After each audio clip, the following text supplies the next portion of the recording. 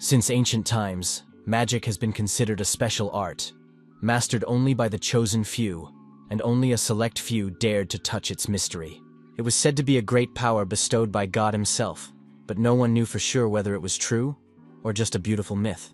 It was extremely rare to meet a magician in society, but many years later, something unusual happened in the history of the Burial Empire. For the first time, a man who had possessed magical abilities since his youth ascended the throne of a great power, and it seemed that this would end the era of magicians, but events unfolded differently. Strange events were taking place in a deep dungeon, with torches on the walls providing dim lighting in the dark basement. Sitting on his haunches, the guard asked the prisoner why magic was needed, and claimed that only weak and insignificant creatures of the lowest order used it. Before him lay a young man in special shackles that were impossible to break, and nothing could help him escape from his chains. His hands were also bound, his body was covered with abrasions, he was exhausted, and his long white curls lay on the ground. The young man's name was Yang. With annoyance in his voice, he told the guard, Kron, that he hadn't changed a bit, and smiled bitterly in response to the cold stare. Puzzled, the guard asked maliciously what the prisoner meant and what he was hinting at, sensing some kind of trick. Recalling his childhood, Yang remembered his opinion that most magicians were born into peasant families, and believed that Crony was simply warning him. At that time, he constantly impressed upon the boy the need to hide his abilities. Otherwise, he could be expelled and humiliated right in the mansion. But now the hero realized that the servant was jealous of lower magic, and when Yang said so directly, the overseer was shocked by his words. Enraged by the truth, he swung his arm, and shouting at the young man to shut up, struck him in the face with all his might, unable to contain his anger. When the boy collapsed exhausted on the floor, he exclaimed that it didn't change anything, because the power was completely in his hands. Stepping on Yang's head with his foot, he declared that Yang was getting in his way, and must finally disappear once and for all. Glaring at him maliciously, Crony said that it seemed the young man wanted to die, and pulling out his sword, he announced that he had to do it, and had no other choice. Without letting go, he said that as a relative, he would ensure a quick death. And John, seeing the sword before his eyes, opened them wide. Suddenly, a draft swept through the corridor, and the candle flames flickered as someone hurriedly ran through the dark corridors of the dungeon. At that moment, a servant entered and informed the warden that there was urgent news from Duke Hillen requiring an immediate response. Gritting his teeth, Kron turned around, angry and irritated, because he had been prevented from dealing with Jan and finishing what he had started. Leaving the young man lying on the stone floor, he told the servant that he would be there in a moment and headed resolutely for the exit. After a while, the hero sat down and could not believe that this was how his life, full of struggles and trials, was to end. Recalling the past, he thought that he had done everything possible, and hoped that at least someone would preserve his memory. About Duke Jan Vorochin, but gradually his body weakened, and he began to lose consciousness. Everything was as if in a fog, floating before his eyes. Through the darkness of his consciousness, he heard someone shouting. A stranger addressed him as Your Highness, and begged him to wake up, her voice trembling. Opening his eyes, Jan saw Naum and asked how she got there, but the girl said there was no time to explain and that he needed to run. Stopping her, he confessed that it was thanks to her that he had become a magician and even an emperor. Looking at the moon in the sky shining through the lattice windows, lowering his head and with tears in his eyes, he said that he was giving up and would not fight, deciding to leave everything as it was. Naum asked in bewilderment if he had forgotten about the building for magicians next to the Second Imperial Palace. As a child, he often hid there and cried, and the girl assured him that if he went there, he would have a chance of salvation. Back then, the young man always listened to her, and they read various books on magic together, trying to understand the secrets of ancient spells. Now she didn't know what had happened, but taking him by the shoulders, she sincerely believed that he could handle everything. Suddenly, everything was illuminated by a bright yellow light, and a protective dome appeared. Yang asked her in alarm what was happening. Noticing the blood running down her arm, he realized that the girl was drawing symbols with it right on the cold stone ground. In horror, he shouted for her to stop the dangerous spell immediately, because it could end in tragedy. But the girl replied that it was too late, because the blood had already been spilled, and the process could not be interrupted even by her power. In an instant, a blinding flash of lightning lit up the space, followed by a deafening and terrifying explosion. Crony burst into the chamber and asked in horror what they were doing, his eyes widening in fear at what he saw. An unusual magical glow filled the space, illuminating the dungeon with bright light, and the spell began to take effect. With a smile, Naum said that God does not send misfortunes that cannot be overcome, while the servant behind him swung his sword to strike. In an instant, the floor was covered with scarlet drops of blood, spreading across the stone slabs, instilling fear and horror in all living creatures. With one blow, Crone killed the girl, and Yang watched in horror as her lifeless body fell onto the cold stone floor of the dungeon. Looking at the corpse, Naum could not believe that all this was really happening, and felt as if he were in some kind of terrible and endless dream. Lifting the bloodied sword, the servant declared that the young man should pray that he would never see the light of day again. The floor was once again covered with scarlet drops of blood. This time, the ruthless guy had dealt with him, but the hero did not know that this was only the beginning. Yan's head was filled with the girl's last words about God, trials, and faith, which now seemed almost prophetic to him. Like fragments, he remembered his past, how he once became a powerful emperor and ruled an entire empire, how he spent time with Naum in a secret mansion of magic, and after everything ended up in this dungeon without understanding what he was guilty of. His last memory was the girl's smile, which vanished in an instant and was now just a bitter memory. Thanks to magic, he seemed to float in a strange weightlessness, feeling his body disappear and his soul gradually reborn. Looking at his reflection, he saw his younger self as he was many years ago, and could not believe his eyes, amazed by the miracle. The sun's rays gently illuminated the tops of the pine trees, breaking through the foliage and creating a feeling of comfort and tranquility. Amidst the forest stood a luxurious mansion with spacious grounds decorated with fountains, gardens, and flower beds.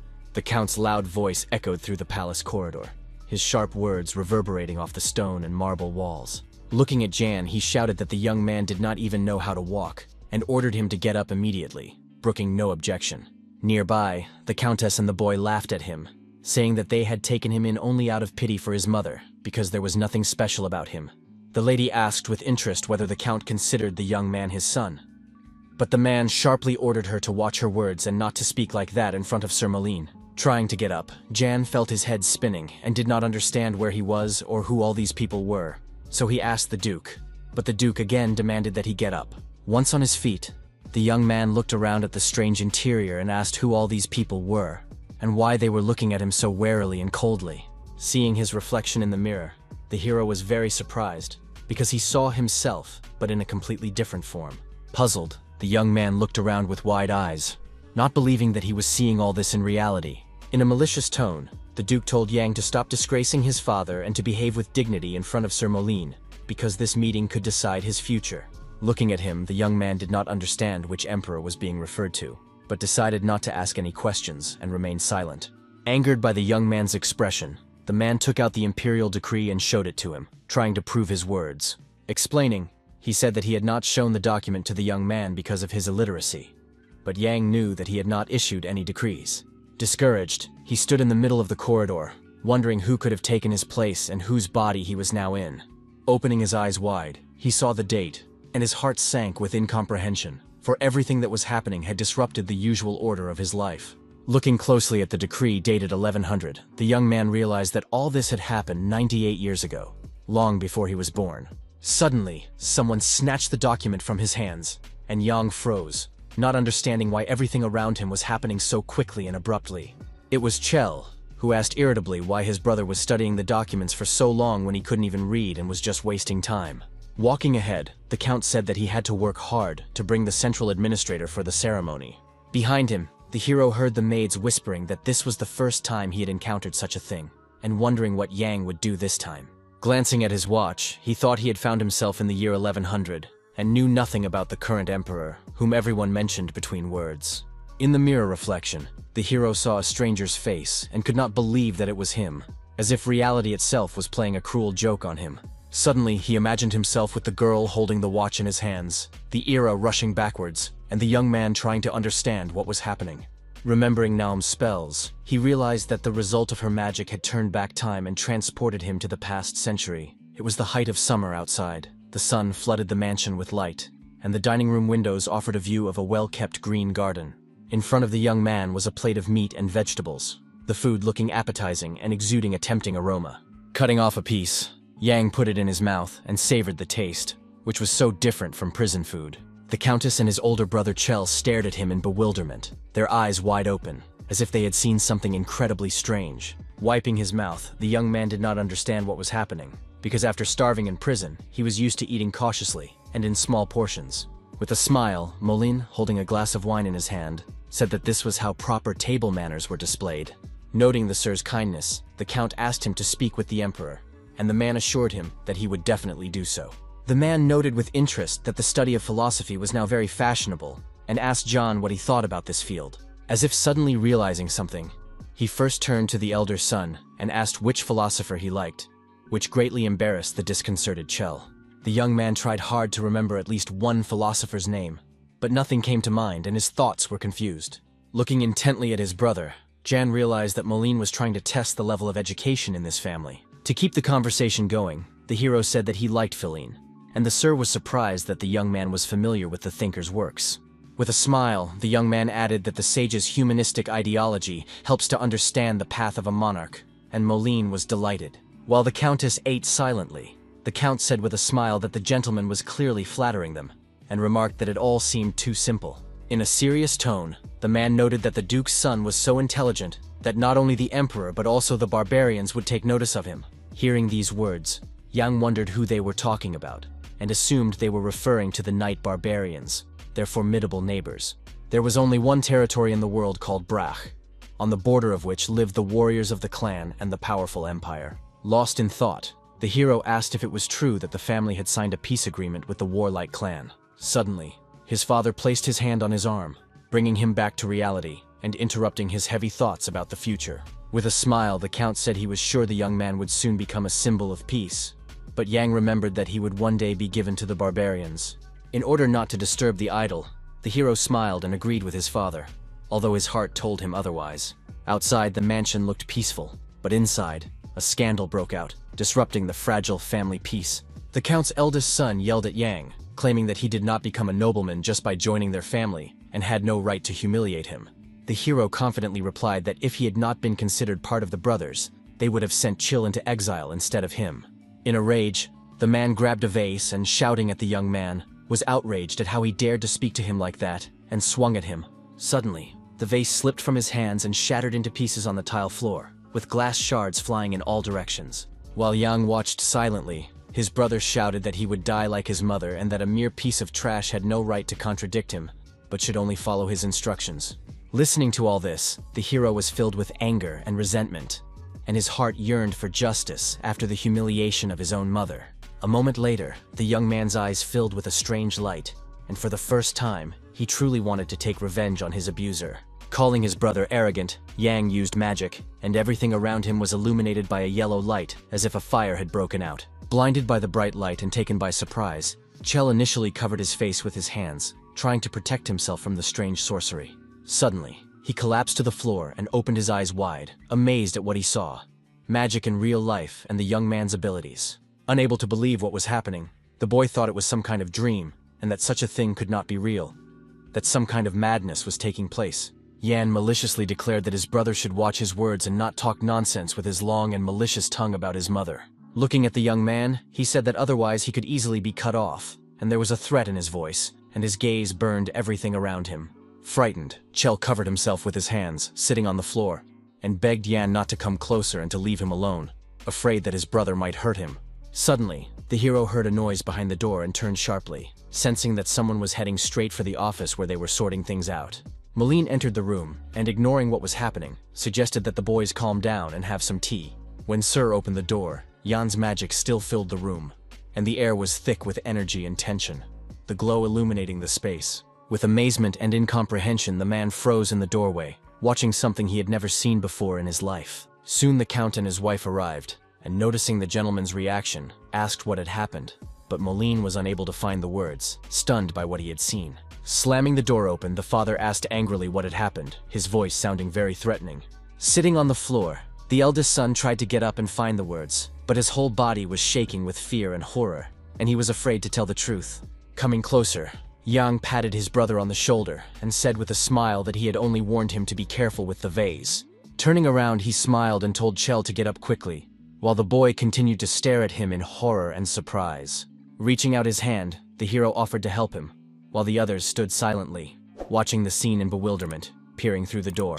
Angered, the count demanded that Hannah take Jan to his room, for he no longer had the strength to tolerate such behavior. The dark-haired maid quickly ran up and obediently prepared to carry out the order, asking no questions and afraid to object. As she led the young man away, the girl asked him why he was so clumsy and strange, and couldn't behave with the dignity befitting a nobleman. Hearing their conversation, Moline tensed up and sensed something was wrong, suspecting that what was happening could turn into an unpleasant and dangerous situation. The young people slowly walked through the corridors of the second building, which seemed much smaller than the main mansion and looked much simpler. Inside was a small room with a bed and a wardrobe, and everything around was made of wood, without any frills or decorations. When Yang opened the door, he immediately noticed the modesty and plainness of the room, for there was nothing special here that reminded him of nobility. As he was about to enter, he suddenly heard the girl address him, and, puzzled, he turned toward her, expecting a question.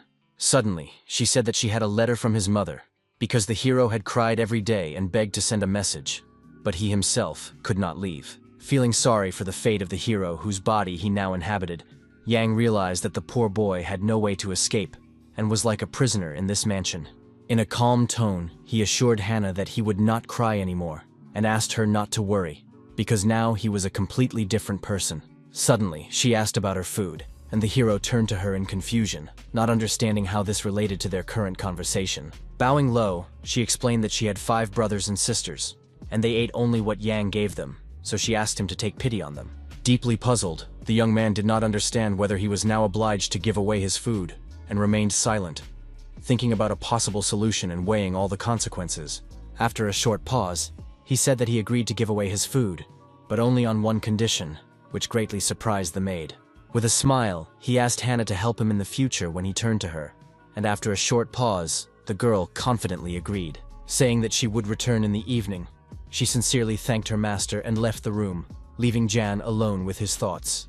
When the door closed, the guy grabbed his head and cursed, realizing what a difficult mess he was in, and not knowing what to do next. Knowing that magic transports a person to the place where they first appeared, the hero wondered why he had been thrown so far away and into a stranger's body.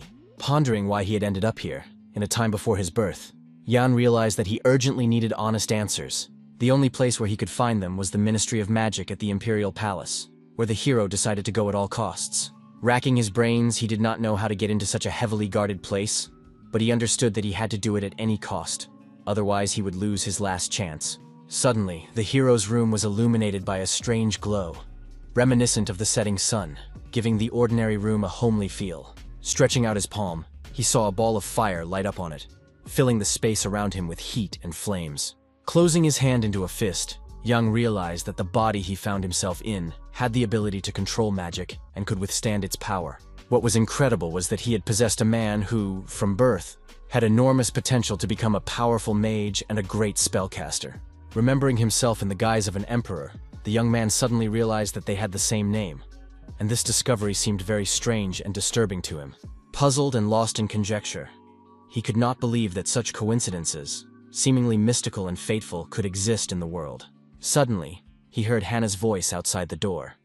The girl had brought food, but the hero replied that she could leave everything right there without coming inside. A little later, he opened the door, saw the food left on the doorstep, and sighed heavily, thinking about how much his life had changed. There was a piece of bread and a glass of milk on the plate, and Yang immediately realized that someone had taken part of his meal as a reward for his hard work.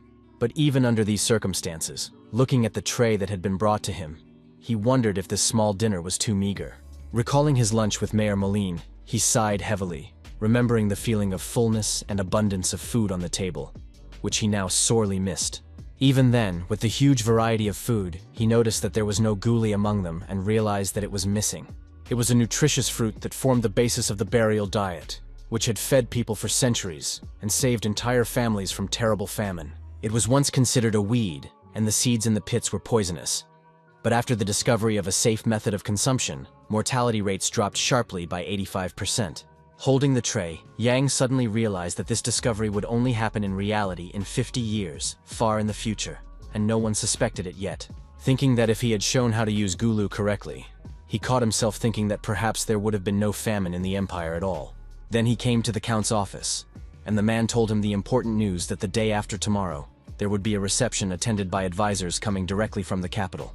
In a serious tone, Yang replied that he would do his best and try not to disgrace the Brock family in front of such important people. Suddenly, his father announced that a package had arrived from his mother, and upon hearing this, the young man was stunned and opened his eyes wide in surprise. From the desk drawer, he took out a small white cloth bag, a gift from a loved one of his adopted son. Explaining that there were a couple of coins and a letter inside, he handed them to the young man and suggested that he ask his teacher to read it aloud.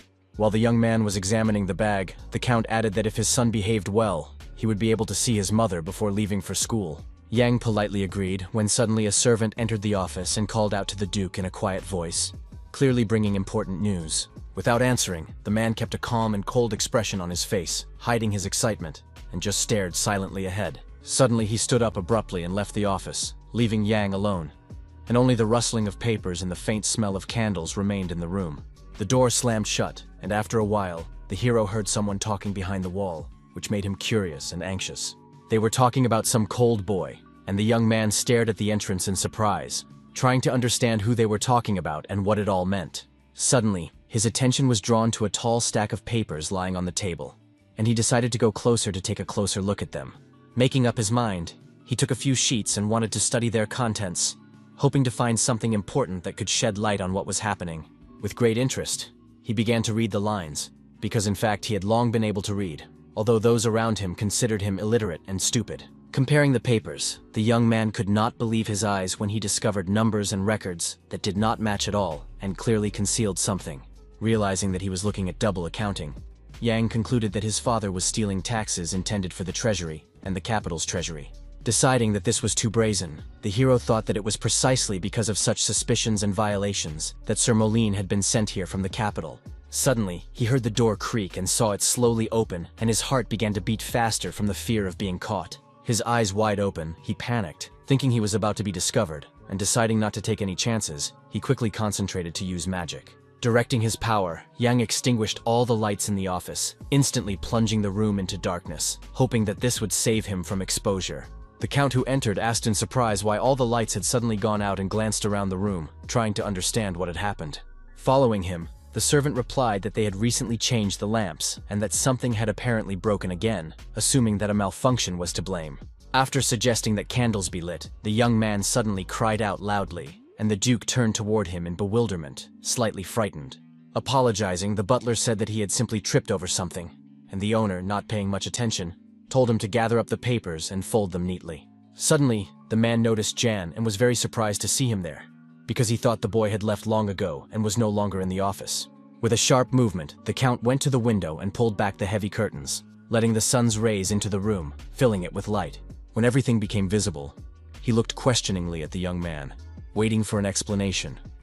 But the hero remained silent, trying not to give himself away with unnecessary words. Stepping away from the table, he continued to stand motionless and humbly, while his father looked straight at him with cold anger and a heavy, suspicious gaze. In his outstretched hands, Yang still held the bag of coins sent by his mother, and it looked as if he was defending himself with the gift as a shield. Suddenly, the Count's attention was drawn to the papers on the table. He noticed that they were lying differently than before, and immediately suspected something was wrong with his son's actions. With irritation and anger, the man asked what exactly the boy was doing there, but he calmly and with a smile said that his father had not told him to leave. Sitting down at the table, the Count announced that the unearthly clan was demanding a letter signed by Jan, and the young man asked in surprise why this was necessary. Saying that the Barbarians were a constant headache, he asked the hero to correspond with them from time to time, assuring him that his teacher would help him write under dictation. After these words, he said that his son could leave, and the young man obediently followed the instructions, trying not to arouse unnecessary suspicion and anger in the Count. When he left, the door creaked shut behind him, and the echo filled the space with this strange sound. Stepping out into the hallway and looking at the letter, he heard the Count wondering why his mother was writing to her blind son on expensive paper and whether she was writing at all. Beginning to read the message, Jan learned that she was doing well thanks to Dirge's care, and she tenderly inquired about his own affairs.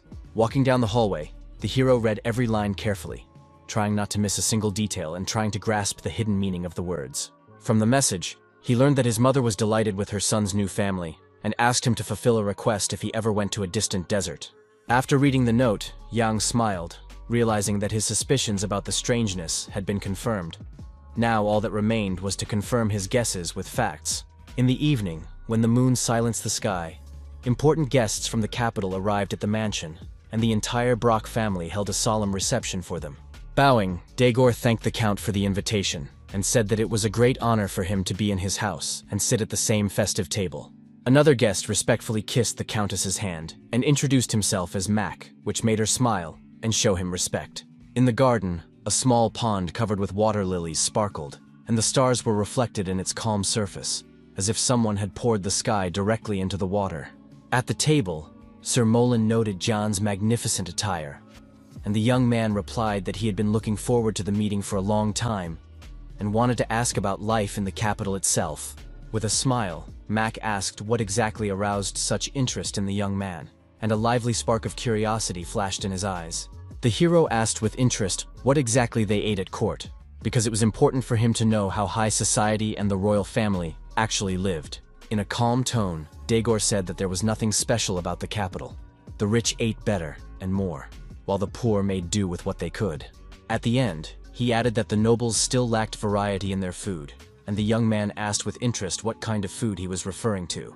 Deciding to express his thoughts, he asked what would happen if a new food, previously considered useless, appeared that could feed the poor. The young man's suggestion left the guests frozen in silence, unable to utter a word, simply stunned. With a smile, Max suggested discussing this unusual idea with the prince himself, assuring them that he would like such bold and innovative proposals. Surprised, Yang asked who exactly he was talking about, as he had never heard of a prince who was interested in food. Explaining, Daegor said that the Empire had His Highness Gale, and he had always shown particular interest in new talented people. Recalling, Yang realized that they must be talking about Gale Varoshan, the very one who raised the Magician's Rebellion and ultimately suffered a terrible defeat. Suddenly he caught himself thinking that all these ambassadors were this man's people and had come here for their own benefit. With smiles, they assured him that the young man would definitely become friends with the prince. But the hero understood that it was better not to get close to enemies, and thought only of using them. Putting his wine glass on the table, Milton noted with regret that time had flown by too quickly, and that he would like to continue the important conversation later. The man politely asked if the Count would consider his request rude, and the host, frowning slightly, agreed to listen to him. Unexpectedly, Milton asked if he could take a walk alone with His Excellency, and the Count asked in confusion if he meant Yana. Agreeing, the man said that he would send Chell with them, but Sir was only glad, and the young man himself did not want to, and was even afraid to stay with his brother. Wiping his sweaty forehead with a napkin, the boy went out into the garden and asked the guests if they had already arrived, trying to hide his tension and extreme fatigue. Turning to him, Mac replied that they were almost there, and noticed that the Count's eldest son looked extremely exhausted. Feeling Milton's heavy gaze on him, he suggested that Chell take a little rest, realizing that he was clearly unwell. Leading the young man to a bench, Daegor said that they would catch up with Sir and Jan later, trying not to let the eldest son collapse in the middle of the walk. With a smile, the hero said that he understood the situation perfectly, asked him to take care of his brother, and headed forward with his guest. Looking at the smooth surface of the lake, the man noticed that the last time he had seen a golden glow in the hero's eyes, which looked very strange and frightening. Stopping at a gazebo overlooking the garden, he asked the young man directly if he was a magician and looked at him intently, waiting for an answer. An awkward silence hung in the air, and Yang wondered whether he should admit his abilities, as it could be very dangerous. Deciding to keep the secret, he smiled tensely and said that he did not understand what they were talking about, trying to hide his excitement and not give himself away. Milton said warmly that Prince Gale was always happy to meet magicians, because magic was a great gift that could change the world and the fate of entire nations. The young man asked doubtfully if that was the only reason Sir was showing such interest, and there was a hint of irony and slight distrust in his voice. Puzzled, Milton asked what exactly the young man meant, and the hero replied that the man was clearly interested in his powers, not only because of the prince. Looking at his reflection in the water, he decided to change the subject, and said that he was sure the guest had other important questions for him. Looking at Jan, Milton remained silent, and his gaze betrayed his hesitation, as if he did not dare to ask what he really wanted to talk about. When the hero asked if Sir was there to investigate the embezzlement of tax funds, the man became visibly nervous. Reassuring his interlocutor, he admitted that he also needed something from Milton, and, putting on a serious face, offered to make a mutually beneficial deal. Surprised, Sir asked if Jan really wanted to bring him Brack's double accounting, because such documents could change the fate of the entire family. With a smile, the hero asked what the man would offer in return, since embezzlement of public funds was a crime that could also affect him. Reminding him that the young man was not yet a member of the family, the man explained that if he delayed the adoption process, the young man would avoid responsibility and conscription into the army. With a smile, Yang turned around and said that his request was completely different, and that the calculations and papers were only a means to an end. not the ultimate goal of the negotiations. In fact, he needed help to protect himself from punishment at the emperor's court, and he also wanted to obtain land for his personal and full ownership. He said decisively that he was ready to join the warrior clan even without adoption, just to stay out of suspicion and gain a reliable rear guard. Milton asked in bewilderment if the young man really did not know where the clan lived and what life was like there, but the young man confidently showed that he understood the consequences. He explained that if he told anyone about the embezzlement, his father would suspect him, so he needed a place where he would be protected and safe. Having a clan of strong warriors at his disposal was advantageous, and the young man asked with interest if Sir would take him and his mother under his protection. Sighing, Milton seemed to decide to change the subject and said that he had to return to Chell, who still hadn't caught up with them in the garden. With a smile, Yang agreed, and realized that the man was not ready for such proposals, as they were too abrupt and direct. Bowing, he said he would stay here, and Sir allowed him to enjoy the views of his native home, leaving the difficult conversation behind. After saying goodbye, the old man left, leaving the young man alone with his thoughts and unspoken plans that could determine his future fate. Recalling this, Yang realized that it was at this time that the Brach family had collapsed, and now he had to act faster than he had planned. Realizing that he would not be allowed into the palace in his current status, he decided to seize any opportunity, even if it was risky and dangerous. After giving the double-entry accounting journal to Moline and framing his family, he knew that his next step had to be to take possession of the Count's estate. Clenching his fist, he was more determined than ever, realizing that he wanted to change his fate and stop being a pawn in other people's games and intrigues. But first, he needed an alliance, and Jan believed that his first task was to befriend the clan of otherworldly warriors, gaining their support and strength. Lost in dreams and plans, the young man gazed for a long time at the smooth surface of the water in the garden, and the reflection of the moon in the pond seemed to push him toward a decision. Turning around, he suddenly saw a woman in a long black cloak, and his heart skipped a beat. The vision seemed unreal and frightening. His eyes wide open, he could not believe what he was seeing.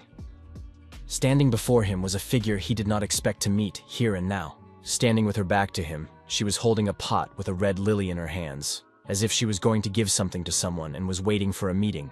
Running up behind her, Yang grabbed her shoulder, his fingers trembling, afraid that it was an illusion, but the warmth of her skin told him otherwise. Shouting in surprise, the woman turned around in fear, and her face lit up with disbelief, joy, and bitter longing at the same time. With a smile, Yang asked how she was doing, and her eyes immediately filled with tears, because she couldn't believe that her son was standing in front of her. With bitterness, she asked how he was doing and said she was happy to see him, even if the meeting would be short and painful. She confessed that Hannah had brought news that she should come to the third pond to meet her son, and at first the woman did not believe her words. But the girl insisted confidently and decisively, saying that the meeting was possible right now, and the mother agreed with hope. Touching her palms to Jan's face, she looked into his eyes, and he said that he was fine and had already received her package. He also apologized for his infrequent letters, because his heart ached for her, but circumstances prevented him from being close and writing more often. Suddenly, he remembered something important, and decided to ask his mother right now, while he had the chance, and she was looking him in the eyes. Showing her the bag of coins, he asked if she had sent them to him, but the woman was surprised because she had never had such gold. Handing her the bag, Yang told her to take the money and prepare for the journey, and that he would let her know the exact date of departure through Hannah. Taking it, the lady asked anxiously if something bad was happening, because her heart already foresaw trouble and separation. Kneeling down, she said that if her son wanted to run away from the Count's house, then let him run away, because she had once sent him there with pain in her heart. Tears rolled down her cheeks, and she said that if it was hard for him, he should run away rather than endure abuse and danger. Taking her hands, the hero tried to calm his mother, assuring her that he would cope and do everything to protect her and himself from trouble. Suddenly, she noticed that her son's eyes lit up, and she excitedly told him about it, as if she saw it as a sign of change. Smiling, Yang assured her that he would not run away, and said that he would stay here because he had a plan and knew what to do next. Holding her hand, he asked his mother to promise to fulfill all his requests, because their future depended on it. At that moment, he heard Milton and his guests calling him, and afraid that they would see his mother, he said it was time for him to leave. As he said goodbye, he asked her to take more guli seeds with her, explaining that they would be useful later and help them in the future. Letting go of her hand, he told her to take care of herself, but the woman suddenly stopped him, as if she wanted to give him something important and personal. Holding out a pot of red lilies, she told him to take them, reminding him that he used to love caring for these flowers. With joy and gratitude, He was happy that she had brought these particular flowers, as they reminded him of his childhood and home. The next day, walking down the hallway with Chell, Yang noticed that his brother looked tired and said that he had seen his weakness yesterday. The guy asked in bewilderment if they were really going to start training today, and the hero replied that their father had allowed them to train together. Reassuring him, Yang said that the first training session would not be difficult, that the captain would take their strength into account, while a stranger listened attentively nearby. Standing up and showing his yellow teeth, the man addressed the young gentleman with a bold look, as if he wanted to test the guy. Coming closer, he asked what brought him there, and the young man explained that he just wanted to see the arena where future fighters trained. Staring at him, the captain asked why, since he had never been here before, and the sharp smell of alcohol on his breath and the coach's arrogance angered Chell. He resolutely admitted that he was not in the best shape and wanted to train to learn how to stand up for himself in the future. As if offended, the man walked ahead and invited the boys to follow him, promising to show them everything that was hidden in the training grounds. First, he showed them a large area, then warehouses and tents where the fighters rested during horseback training and hard workouts. Moving on, he wanted to continue his story, but Yang and Chill heard a loud bang and stopped, looking at each other in confusion. Turning around, they saw a man with a whip and half-naked young men standing on their heads, and asked who these strange people were. Explaining, the captain said that they were orphans, and added that if Yang hadn't been lucky, he could have ended up among them too. Suddenly, Chell asked Theo to stop beating the orphans, and the hero was very surprised by his brother's bold action, as he was usually silent. Among the young men, he noticed a red-haired guy who stood upright and, unlike the others, did not collapse despite the pain and screams. The guard watched them maliciously and shouted, while the captain said that the boy's name was Barrack, and spoke of him in extremely unflattering terms. Suddenly, they heard loud screams, got scared, and moved away, trying to hide and figure out what noise had so abruptly caught their attention.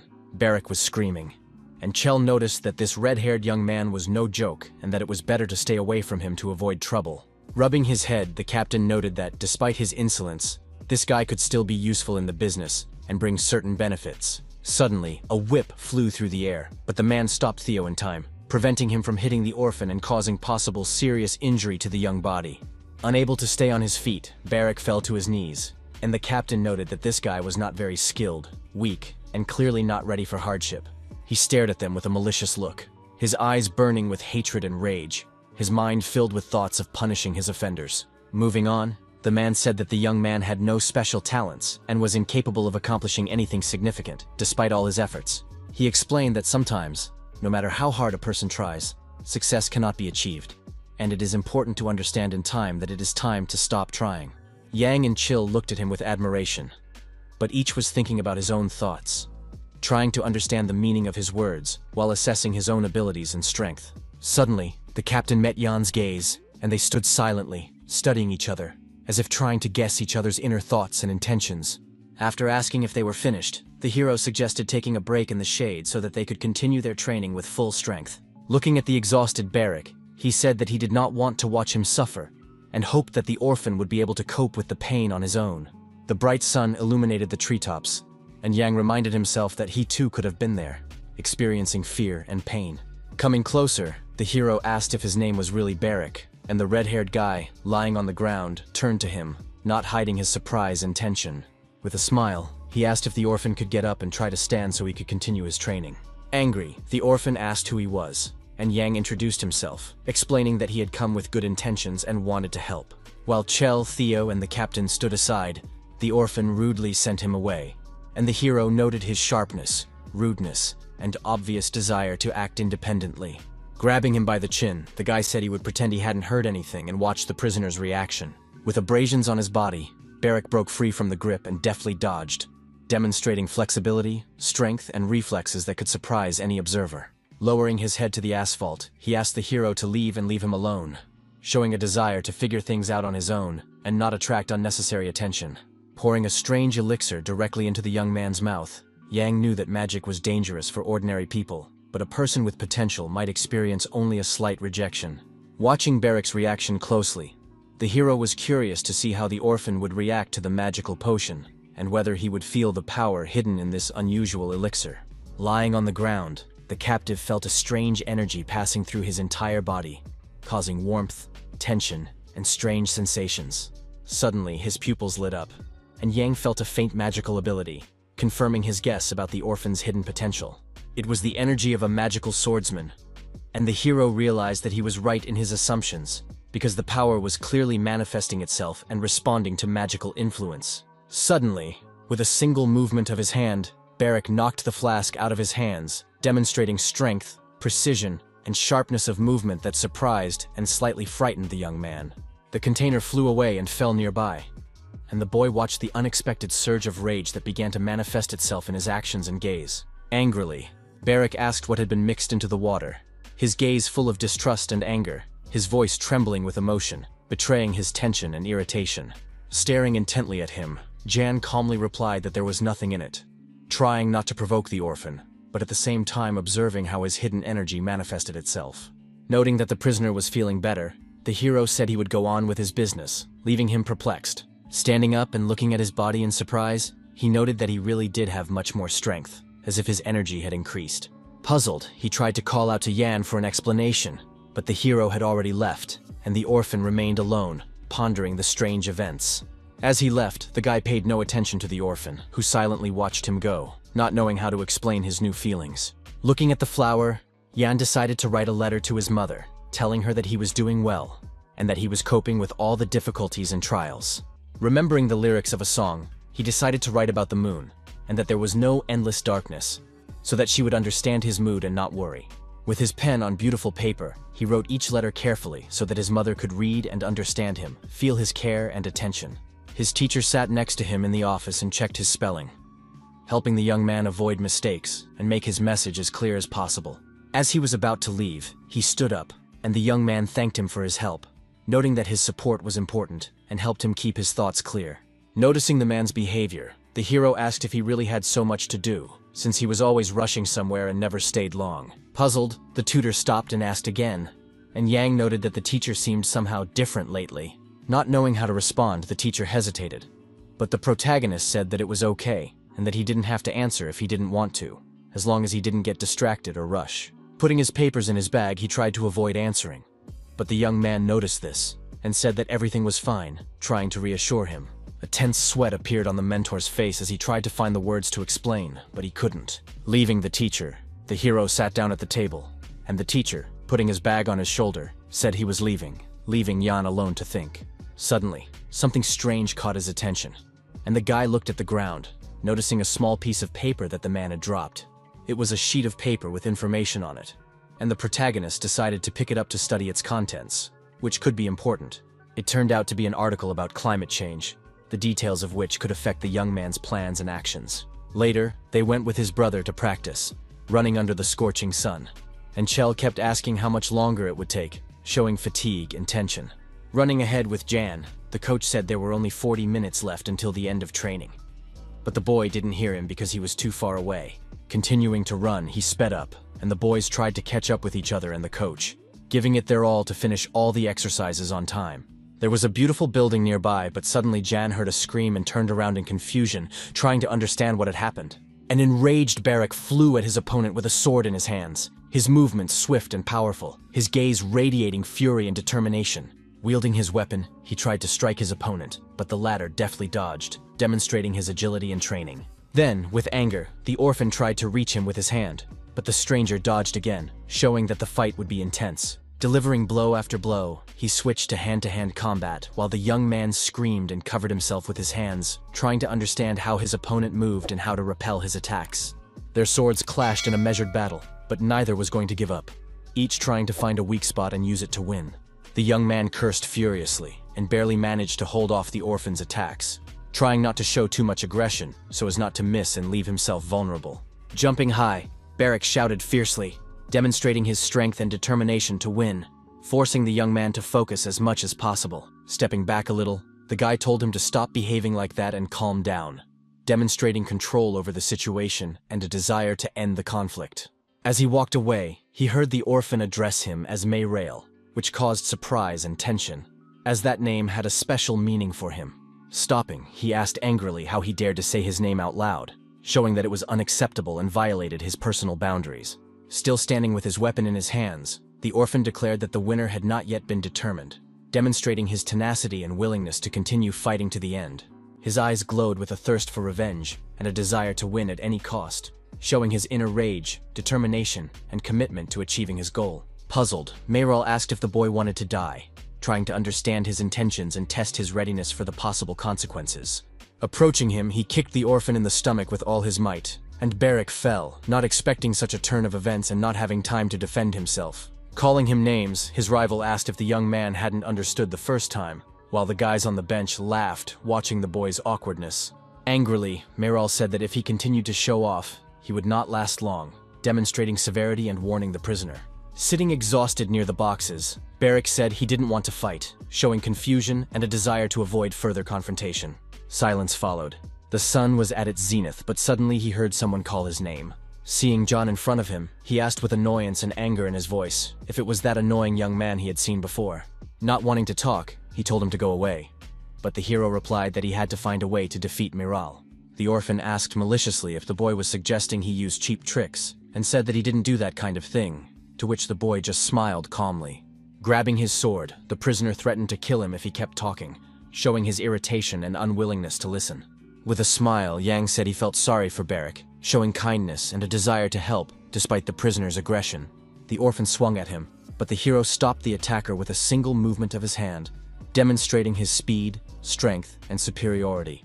With burning eyes, he said he would help him, but in return, the boy must help him, setting conditions and demonstrating control over the situation. Holding his hand on the orphan's head, it suddenly glowed with a strange light, causing Barrick to freeze in confusion, not knowing how to react. His body seemed to be filled with a strange energy that permeated the space around him, and he began to smile, feeling the power within himself.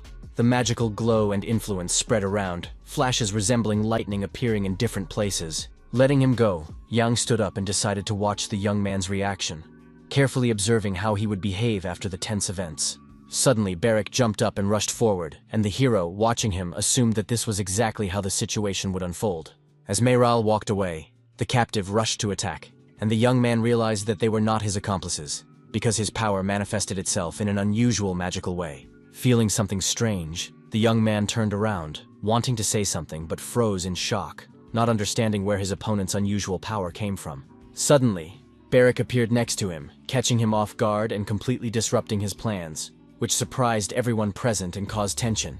The young man's eyes burned with a magical light. He was full of determination and readiness to act, not noticing Mayral's emotions. With one blow, the orphan knocked his opponent to the ground, demonstrating strength and accuracy that no one expected to see from a young but daring captive. Holding him tightly by his jacket, Barrick ignored the boy's protests as he tried to reason with him, explaining that this was not the right thing to do. Unwilling to listen to him, he began to punch his opponent in the face, showing aggression and indicating that he had no intention of stopping. In an instant, the asphalt around them was covered with more and more scarlet drops of blood from Mayral, who was unable to defend himself. The guys sitting nearby, seeing the carnage, were shocked and did not understand how a young kid could display such strength and fury so quickly. Deciding to help, they rushed to his aid, asking what Barrick was doing and trying to intervene. But the young man continued to attack with unprecedented fury. Swinging again, the orphan wanted to strike, but they stopped him, thinking that the young man had completely lost his mind, not believing their eyes. Grabbing him, they knocked Barrick to the ground, trying to calm his aggression and stop the absurd but brutal fight. Lying there like a madman, he raised his head and laughed, showing that he felt no fear or pain and did not care about what was happening. With a smile, he said that he had been waiting for this moment for a long time, and it was foolish to turn away, thinking that it was all over, and not finish what he had started. The guys pushed his head into the ground again, and after hitting it a few times, he calmed down a little, while the captain rushed over to them, trying to restore order. Seeing this, the coach gave instructions to send Mayral to the infirmary, and Barrick into custody to prevent further conflicts and restore discipline. Suddenly, he caught someone's gaze on him and froze for a moment, not knowing what to do next and afraid that he would be punished for the fight between the prisoners. Deciding to turn around, he greeted Sir Jan, who was watching the proceedings closely and hiding his emotions. The concerned captain asked if Barrick had done something wrong, but Jan replied that he had only listened to a bunch of obligations. Noticing the strange atmosphere on the field, the coach suggested ending the training for the day, while the beaten boys were being led away, and the hero agreed. Watching the orphan, he asked how he would be punished, and the man said that first he would be flogged and then expelled, which seemed unpleasant to the young man. Surprised, he asked again, realizing that he wanted a completely different outcome for the captive. But this was also not a bad option. Thinking that if the orphan was on his own, Yang decided that Barrack would be much more useful and would learn to use his skills consciously. After training, he met with Milton and the guests for tea and asked if they had made a decision regarding the deal that could determine their common future. The Sare lowered his head and remained silent, while Mac and Degor looked at him in surprise, not understanding what he was talking about or how it related to their duties. After thinking for a moment, he said that the Count was well versed in such matters, so they needed evidence and would require assistance. Agreeing, Jan said he would gather data on the amount of grain, mineral production in the Mani Mountains, and taxation of farmers. With a smile, Milton said he was pleased to see the young man's determination, appreciating his ability to make important decisions in difficult circumstances. Bowing, he was confident that this would determine their future and expressed his respect for the hero, acknowledging that he had a lot of work ahead of him.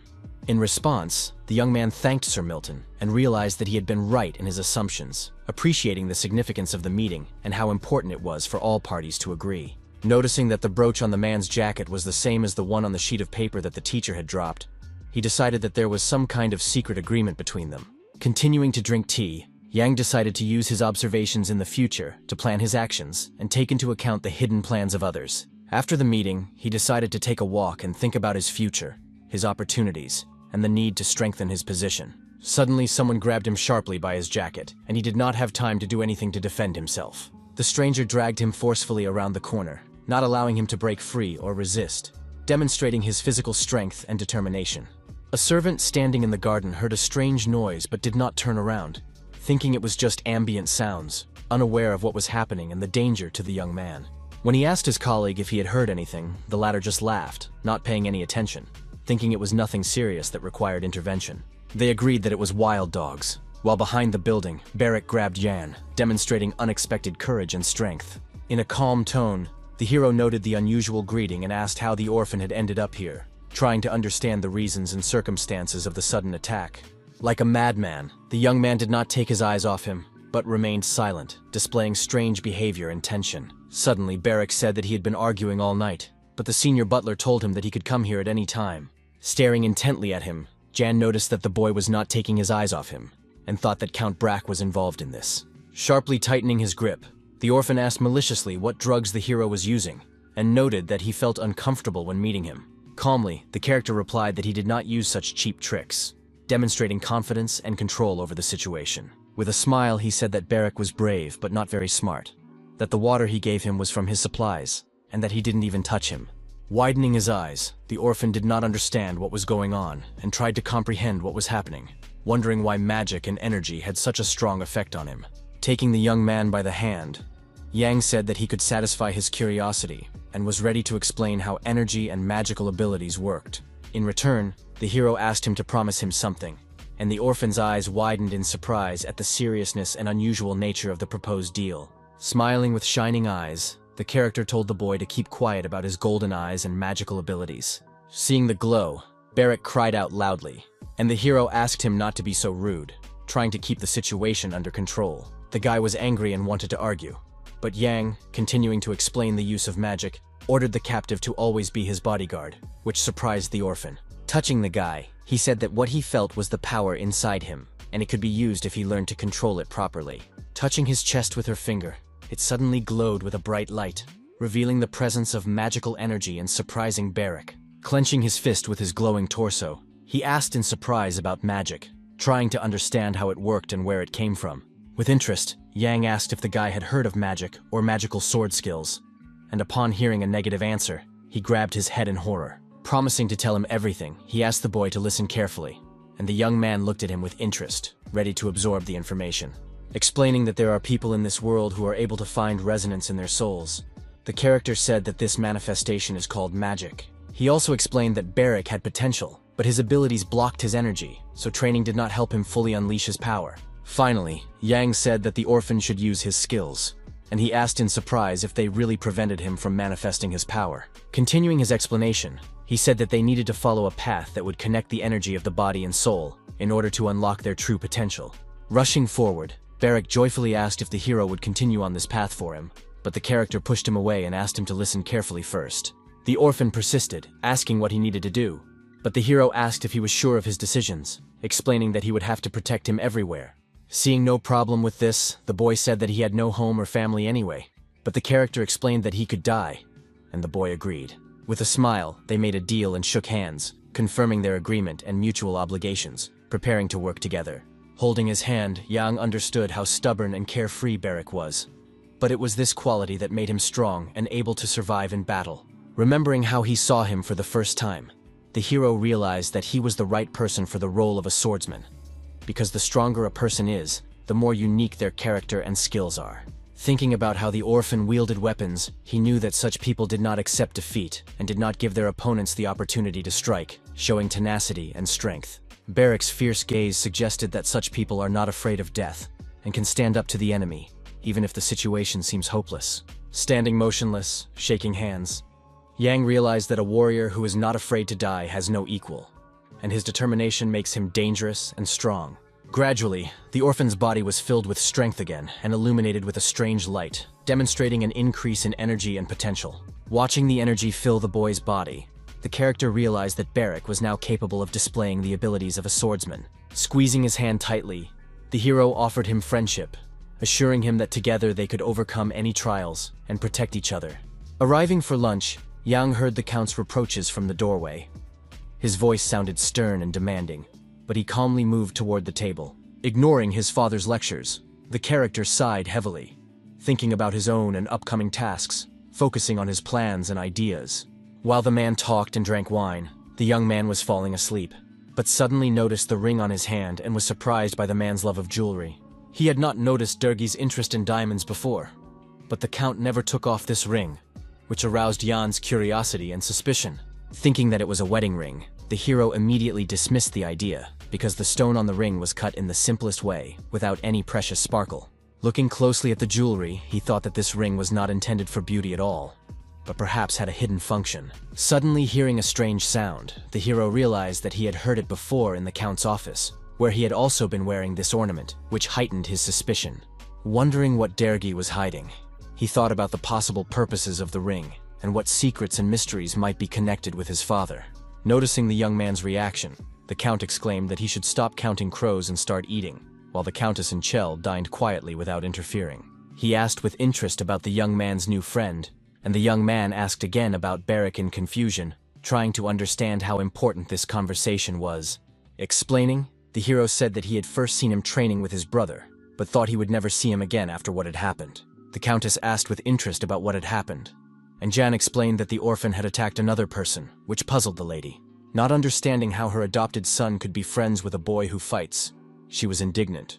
But the hero replied that he didn't care who he was friends with. Smiling, he listened to his new mother's advice not to neglect his studies, agreeing with her words and realizing the importance of education.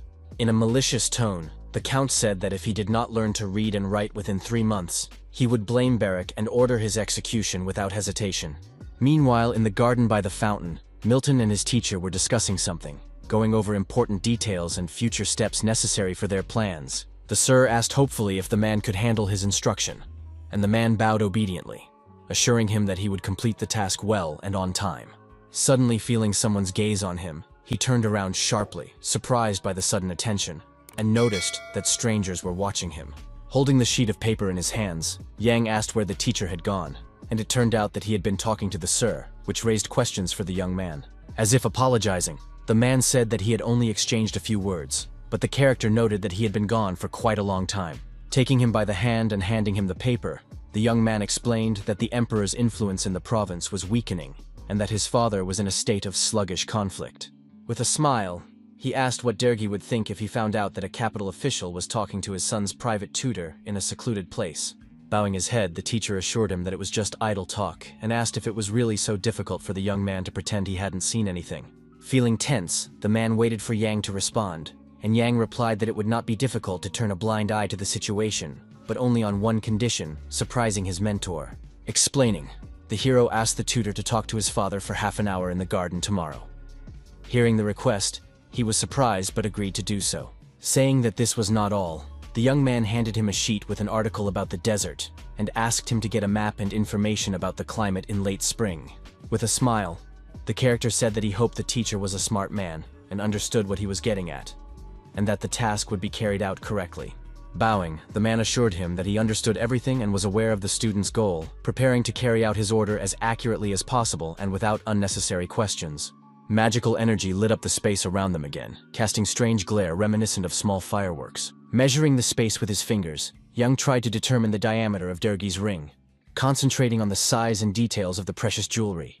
The image of the ring was reflected in the glow, and the young man estimated the size of the stone, but realized that there was one problem with the accuracy of the proportions. Sitting in front of blank sheets of paper, he did not understand how to draw the jewelry so that all the details matched the original and were as accurate as possible. Deciding to give it a try, he began to swing his pen, drawing the image, focusing on the details and shapes to get an exact copy. Suddenly, Hannah entered the room and called out to him, drawing his attention and distracting him from his work for a moment. By that time, John had finished, and she noticed that the hero had drawn a ring and written something. Paying attention to the illustration, looking closely at the sheet, the girl said that the jewelry resembled what the Count wore, marveling at the accuracy and similarity to the original ring. Admitting that she was right, the hero explained that his father never parted with it, even though he did not like diamonds, and that this had caught his attention. He noted with surprise the sharpness of the maid's eyes, marveling at her attention and ability to see details that might escape the ordinary gaze. Still, he found it strange that Dergi had decided to make a key out of a diamond, wondering why a precious stone had been used. Thinking about why there was a diamond ring, Yang suddenly realized that it did not conduct electricity, which gave him a new clue about its purpose. Remembering the secret drawer in the Count's office desk, he realized that it had a protective mechanism that used electricity, and the ring could be a lockpick. With a smile, he said that thanks to Hannah, he had an idea, and asked her to find a carpenter who could make a replica of the ring with a rubber coating on top. The next day, the teacher came to the Count's office to fulfill Jan's request, preparing to distract the man and allow his son to enter the office. With a smile, he said that the conversation would be long and thanked Dergi for agreeing to give him time to discuss important details. Leaving the office, he asked the Count to follow him, and the man obediently followed without asking any questions. In the hallway, he suddenly asked why the teacher wanted to talk and why they needed to go somewhere. Meanwhile, Yang watched them from around the corner and prepared to carry out his plan, thinking through the details and controlling the situation. Silently, they headed for the mansion's doors, saying nothing, only understanding that a serious and important conversation was coming. Hannah was with him, and he asked her to get the fake ring needed to carry out the plan and imitate the key. Taking the jewelry out of the white cloth, the girl handed it to Jan, demonstrating the accuracy of the copy and the neat execution of the details. Examining it in his hands, the hero noted that it was similar in size to the original, and the layer of rubber on top ensured its reliability. Thanking her for fulfilling his request, he gave her a handful of coins, hoping that it would be enough to feed her family, and she was beside herself with happiness. As he left, he asked her to stand guard, and the grateful servant agreed, understanding the importance of the task and the need to be vigilant. Turning around, Yang asked if Barrick was ready to carry out his task, assessing the orphan's readiness and his understanding of the importance of the responsibility entrusted to him. Reluctantly, the boy asked why he had to do such things, showing doubt and concern about the possible consequences. Taking his hand, the hero explained that the guard must not let anyone into the office, demonstrating the seriousness of the task. With burning eyes, the orphan replied that he would cope with the task, showing confidence and determination, ready to fulfill his duties regardless of the difficulties. With concern, Yang explained that Barrick's role was very important, and if he failed, the whole plan could collapse. Entering the office, he approached the table and noticed a strange bowl with contents on top, attracting attention and raising questions about its purpose. Groping for the opening, he finally found it to insert the duplicate ring, carefully manipulating the objects and controlling his actions. With one deft movement, he managed to open the desk drawer, demonstrating his dexterity and skill, as well as his precision in completing the task without unnecessary effort. When the hiding place opened, the hero froze in amazement for a moment, struck by the simplicity of the device and how easily he had managed to overcome its protection. The young man was delighted that everything turned out to be easier than he had imagined, realizing that the task would not require excessive effort. Looking at the papers in the box, he realized that they were letters from the clan of otherworldly warriors, but he did not understand their content, as he did not know their language well. Taking a blank sheet of paper, he decided to rewrite the letters so that he could study their meaning later, focusing on the details and the possibility of understanding the information completely. For a moment, he thought that if he added a date and a seal, it would give the document authenticity and create the impression of an official document. Deciding to carry out his plan, Yang took the Count's stamp from the table and decided to put his idea into action without fear of the consequences. The treasury would definitely check this report against the Count's tax records, which would increase its value and convince the auditors of the authenticity of the information. When he was done, he began to fold the papers, thinking that he needed to put everything back as it was, so that his father would not notice anything. Suddenly, he heard someone outside the door ask if the Count was in his office, and he froze in horror, realizing that he might be seen by a stranger. In an instant, a servant entered the office and, seeing Jan with papers in his hands, was very surprised, not understanding what the young man was doing. Realizing that he was in trouble, the hero decided to use magic to hide his actions and temporarily neutralize the guy's attention. In an instant, everything around him was filled with a strange light and energy, and the secretary began to forget what was happening. When the Count returned to his office, he found the servant lying motionless on the floor and thought he had gone mad, not understanding the situation. Standing by the table, the butler did not understand what was happening to his colleague, while Durgi was furious and thought about what measures to take. Banging his fist on the table, he suddenly gave the order to get rid of the servant, and the man asked in surprise, not expecting such harshness. Suddenly, Durgi shouted for the servant to be removed and all his property confiscated, while the rest of the staff stood frozen in amazement behind the doors. The maid and the boy rushed out of the estate and hurried away, fearing the Count's wrath and wanting to save their lives. Meanwhile, Barak, eating an apple, asked how the conflict between the servants and the Count had ended, showing concern for the course of events. With a smile, Jan noted that it had been dangerous, but everything had been resolved, while the orphan was indignant that he had nearly died because of his risky actions. The young man asked with interest whether Durgi had found out that the assistant had searched his office. And the character, studying the papers, asked what difference it made. Remembering how the assistant had caught him with the papers in his hands, he realized that his father believed that he was the one who had searched the Count's office. Fulfilling the request, the teacher drew a map and made a weather forecast, pointing out important points and possible dangers along the way to prepare John. He also told the young man to be careful, as there was a high probability of sandstorms that could interfere with the journey. He also attached a note, and the hero racked his brains over the question of who would succeed him and how this would affect the future. Looking at the papers, he didn't understand how important it was to put them in the safe and thought about the seriousness of protecting these documents. Realizing that this letter was addressed to someone, he thought that it was about an otherworldly clan of warriors, and he began to guess what his father's next steps would be. Suddenly, Barak approached him and said that he understood that the black thing in Jan's hands was text, and the white paper, and the hero noted the guard's success. Threatening with his finger, the young man told the orphan not to talk nonsense, and asked if he remembered what the hero had told him. The orphan obediently nodded in response.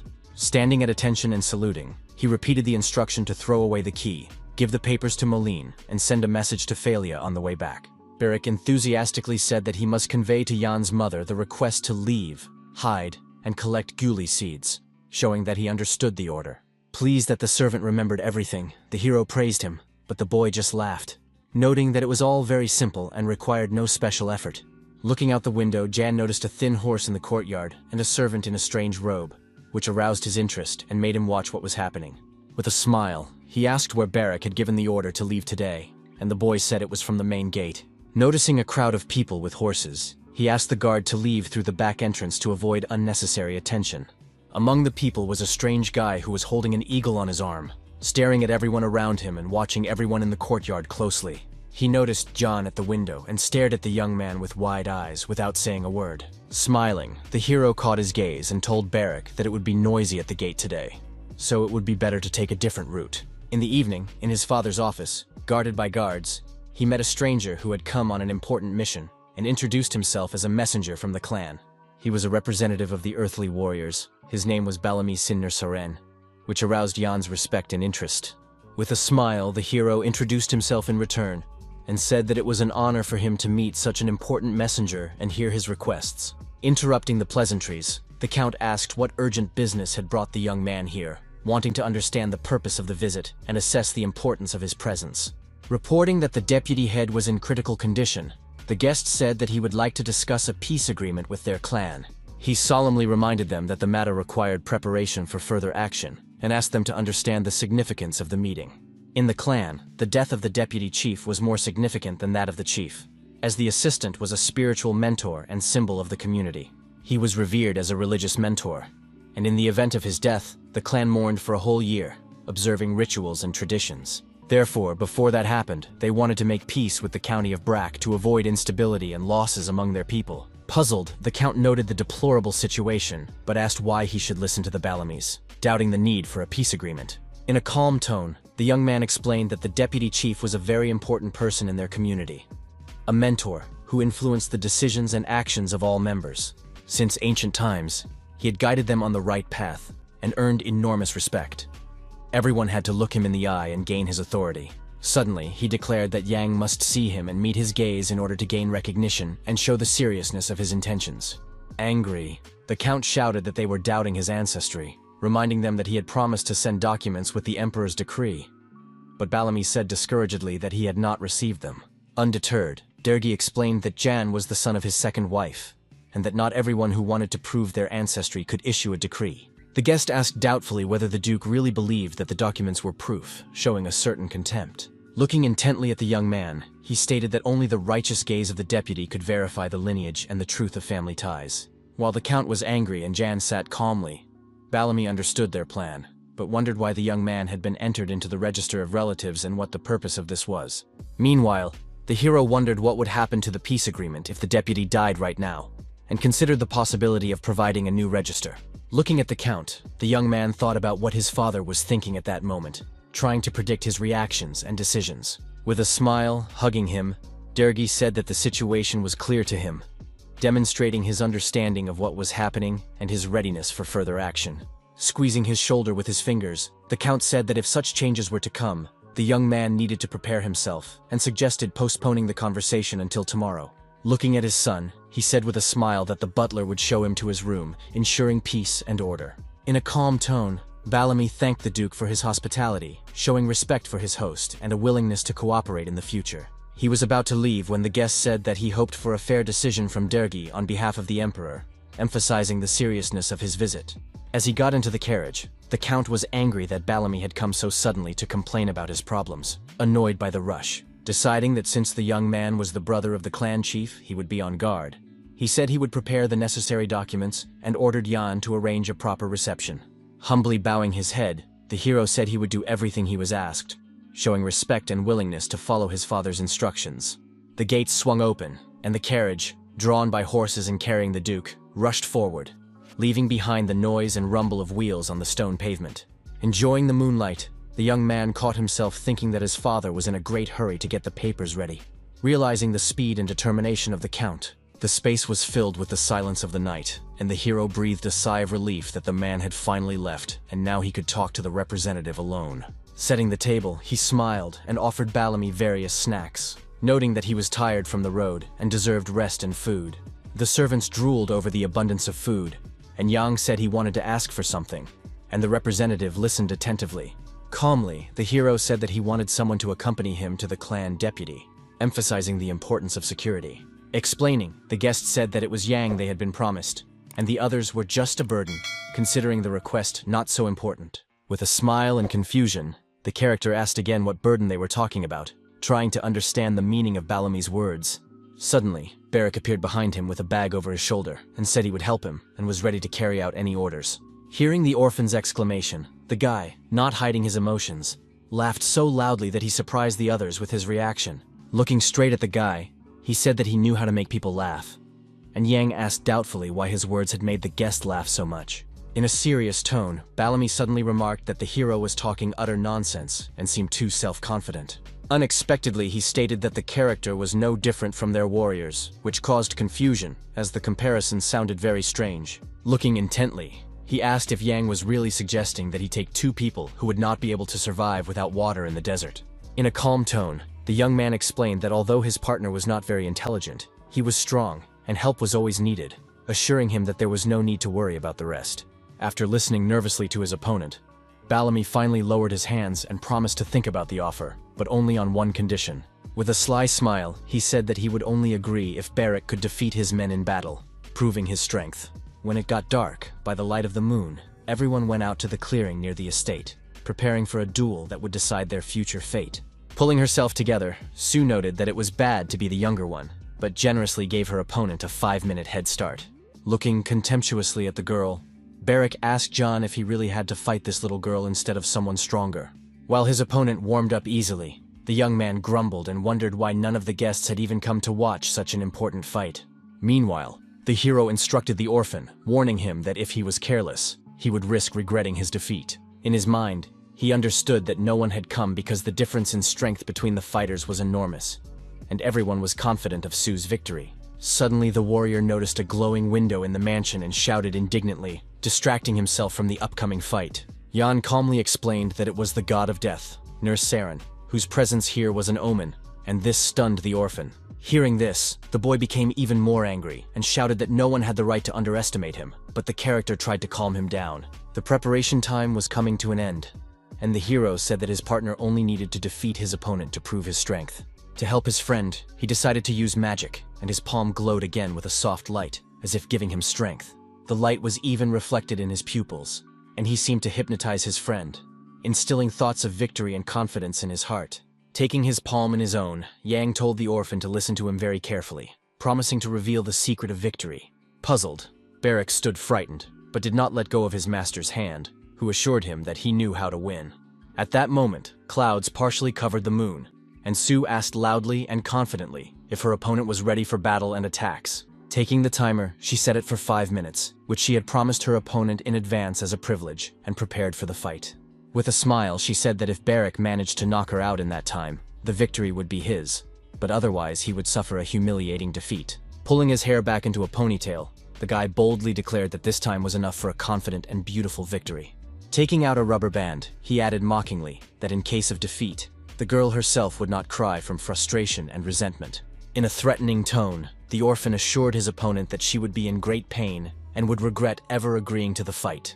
Like lightning, he rushed forward, raising huge clouds of dust around him and rapidly closing the distance. With huge strides, Barrack approached his opponent, who remained calmly standing in place the whole time. When the distance was minimal, he swung his fist to strike, determined to crush this self-confident girl with his first move. Standing on her toes, Su mockingly declared that he would be the one crying, and instantly dodged, avoiding a direct collision. The young man was surprised to see that his punch had missed and did not understand how this had happened, because he had calculated everything correctly. Thanks to her agility and petite stature, the girl easily dodged and even spun around. Turning around, the orphan couldn't believe that his plan had been useless, because he was confident in his speed. Moving nimbly, Su approached for a counterattack, and the guy did not expect her to be so fast. Angered, he began to swing his fists in different directions, but his opponent skillfully dodged all his blows. Realizing that the girl also possessed incredible speed, the young man was shocked and felt confused. Appearing from one side and then the other, as if teasing him, she playfully hinted at her position in the fight. Suddenly, the lady placed her palms on the grass, preparing for a reception, tensed all the muscles in her body, and held her breath. Standing on her hands, she deftly flipped in the air and kicked Barrack hard in the face, forcing him to stagger back. Gritting his teeth, he cried out in pain and anger, barely managing to dodge another blow that threatened to break his jaw. Discouraged, the guy took a few steps back to catch his breath and regain his composure. Blood flowed from his nose, and he tried to quickly wipe it away with his hands so he could continue the fight without losing his composure. Su asked mockingly how he was going to defeat her in this fight with such clumsy moves. Puzzled, she wondered how he would last another 5 minutes, since he was already barely standing. Smiling, Barrack replied that he had no intention of suffering, and that he had plenty of time to achieve the long-awaited victory. In the clearing, where silence reigned, a tense battle was taking place, which Yang watched from the sidelines without interfering. Without emotion, he saw that his partner was clearly losing, as expected, and his strength was gradually running out. Meanwhile, Su continued to strike, and the orphan barely managed to defend himself, crouching down and retreating. The hand-to-hand combat continued, with the girl winning and the boy just trying to hold on and not fall too quickly. Despite the attack, he continued to look her in the eyes, unable to comprehend how such a small body could conceal such immense power. Smiling, Su enjoyed the fight, feeling superior and anticipating a quick victory over her stubborn opponent. Swinging her arm, she angrily aimed her knee at him, intending to deliver a decisive blow to crush her enemy. Realizing that Barrack's defeat was inevitable, Yang decided to use magic to help and turn the tide of the fight in the other direction. Barely moving his lips, he mentally sent a signal, ordering the orphan to fight to the end, and he caught his tense gaze.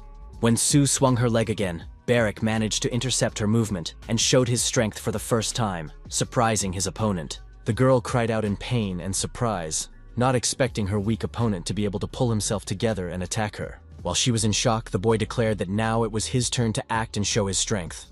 His words echoed across the clearing, breaking the peaceful silence of the night, and blackbirds flew away from the noise, breaking away from the branches. Under the full moon, the girl screamed, demanding that Barrack release her immediately, but he only held her tighter. She struggled to break free, but the orphan said he was following Jan's orders and grabbed her, not intending to let go. With burning eyes, he declared that he had almost killed her, and his anger was so strong that it frightened even the hero who was watching. Blushing and barely holding back tears, Sue cursed, feeling pain and humiliation, because it was the first time she had lost in such a way. Standing opposite her, the character realized that Nursaran had deliberately sent the young woman to avoid bloodshed, and ordered her to report his bodyguard's victory. With a smile, he noted that the bruises even suited her, and with them she looked unusual, as if she had taken on a new appearance. Lying on the grass, she realized that luck had turned away from her, and the defeat was a real disgrace for her.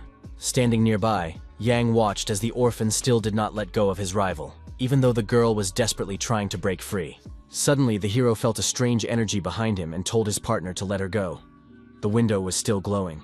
Balam watched the events unfold intently, as if assessing not only the fight, but also the relationship between the partners. Meeting his gaze, Yang was happy to have won the bet. But he understood that the negotiations with the representative were not over yet. Looking at Sue's battered face, the guest was angry. He thought it was just a regular sparring match, but it all looked like mockery and a real insult. Sitting in front of him, the hero apologized for his bodyguard, while the girl herself was angry nearby and could not hide her irritation. In a serious tone, Bellamy asked if the young man dared to mock him, barely containing his anger. Asking again in surprise, Yang wondered what exactly his fault was, since he had not participated in the fight. The ambassador persisted, telling the young man to look at Sue's red face to understand the gravity of his offense. Annoyed, Nursaran asked what would have happened to the girl if Barrack had hit her with full force, as the consequences would have been more serious. The young man smiled silently, while the guest burned him with a cold, piercing gaze, as if wanting to penetrate the depths of his soul. Before him stood an orphan, but suddenly Bellamy laughed loudly, as if it were all just a test and unexpected fun for him. As if giving up, he acknowledged that the young count had a character worthy of respect, and without further ado, declared him the winner. Glancing at the orphan standing behind Jan, the ambassador announced that they would also take him with them to the Great Desert to travel together. Bowing his head in a bow, the hero thanked the guest for allowing him to take a partner, and sincerely appreciated the trust of his allies. Out of anger, Sue yelled at Barrack to give her something to treat her face, or she would make his life a living hell, but he was only joking. The next day, the Count met with his guest and announced that he had accepted his proposal and was ready to conclude a truce and begin an alliance. Bowling, Bellamy thanked Daenerys for his understanding and support, expressing gratitude on behalf of the entire clan and his ancestors. Shaking hands, the man asked that words of respect and support be conveyed to the chief, after which they parted, having strengthened their mutual trust. A week later, in his room, Yang said goodbye to Hannah. They hugged, and the girl asked him to come home alive. She cried on his shoulder, promising that Alan would cook something delicious for him if only he returned, and the young man was discouraged by her words. Suddenly, he became serious and told her to listen to him carefully, because what he was about to say would change her destiny. Leaning over, the young man whispered in the maid's ear that he wanted her to quit while he was away from the estate, shocking the girl. Terrified, she asked why she should do this, but the hero, without explaining properly, said that it would save her in the future. Holding her by the shoulders, he thanked her for everything she had done for him, and Hannah tried to object, but could not find the words. Realizing that he had burned all his bridges at the estate, the hero decided to set off, not wanting to delay and wait any longer. The sun was shining in the sky and he confidently headed for the exit, not even allowing the servants to object and stop his determination. Eagles soared in the cloudless sky, flapping their huge wings as if accompanying the caravan and heralding change. Meanwhile, Bellamy, his allies and Jan were heading across the Great Desert, straight to the clan of warriors. A huge yellow palace rose above the sands, where the ambassador and his companions had long been awaited, and preparations for the meeting were underway. Sitting on his throne, Chief Kakanir welcomed the stranger, expressing his willingness to listen to him and discuss important terms. Raising his hand and bowing, the Count introduced himself on behalf of his family, while the hero stood silently nearby, observing the situation. Not wanting to waste any time, the commander immediately suggested getting down to business and signing a truce agreement to cement the alliance. Carefully studying the document, Durgi was afraid of missing important details, because any mistake could cost him trust and respect. Taking a vial out of his pocket, he said that it was a blood kinship potion that could prove that Yang was his real son. First, the hero pricked his finger.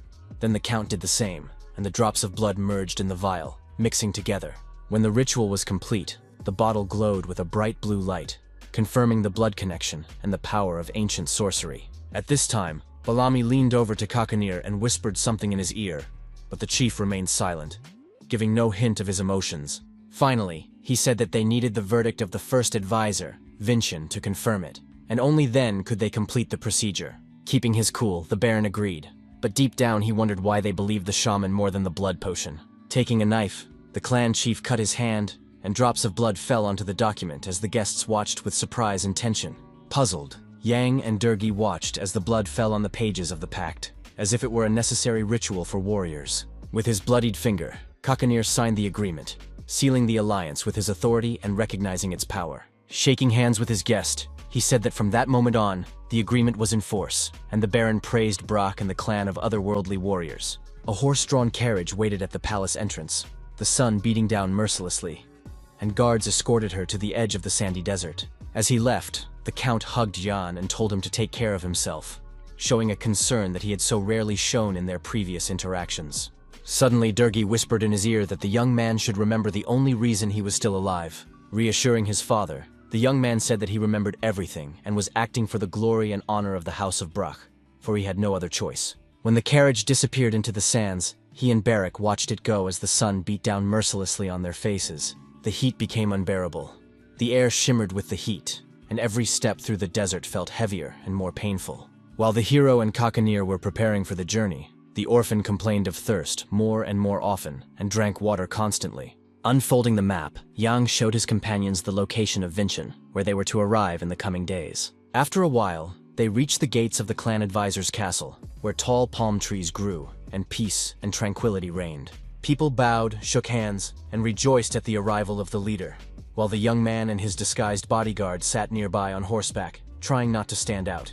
Sweat poured down the young men's bodies, and the crowd whispered, wondering which of them was the Count's son, and made assumptions about them. With concern, the chieftain jumped off his horse and asked his servant about the first advisor's well-being, and he replied that she was already much better. Turning around, Kakanir called the young man to follow him, his gaze piercing, his voice stern and decisive. Calmly, the hero dismounted and followed his guide, trying to remain confident and focused. A few minutes later, they found themselves in front of huge wooden doors that led to the clan deputy's chambers. Entering the room, he saw an old woman lying on a bed, which the chief approached, while Yang himself modestly remained standing aside. While Kakanir explained why the young man had come, he bowed his head and waited obediently for further instructions. Holding her hand, the chief helped Vincent rise and sit down, showing respect for her age and wisdom in clan affairs. Sitting down, she whispered something in his ear in her language, and he nodded, trying to carefully grasp the meaning of her words. Turning to the guest, he explained that the woman had difficulty speaking, and would therefore respond in her own language, and he would translate. Staring intently at the young man, the old woman said that she had to check whether Yang was worthy and asked him to come closer to the bed. With slow and confident steps, the hero approached the advisor's bed, preparing to hear the words that would change his fate. She grabbed his hand with a death grip, showing strength that didn't match her age and frail body. Her eyes lit up brightly, and she asked if the hero was a descendant of Brack or if his relatives were completely different people. Along with the image of John, she saw the Emperor as he was in the past and as he was to become in the future.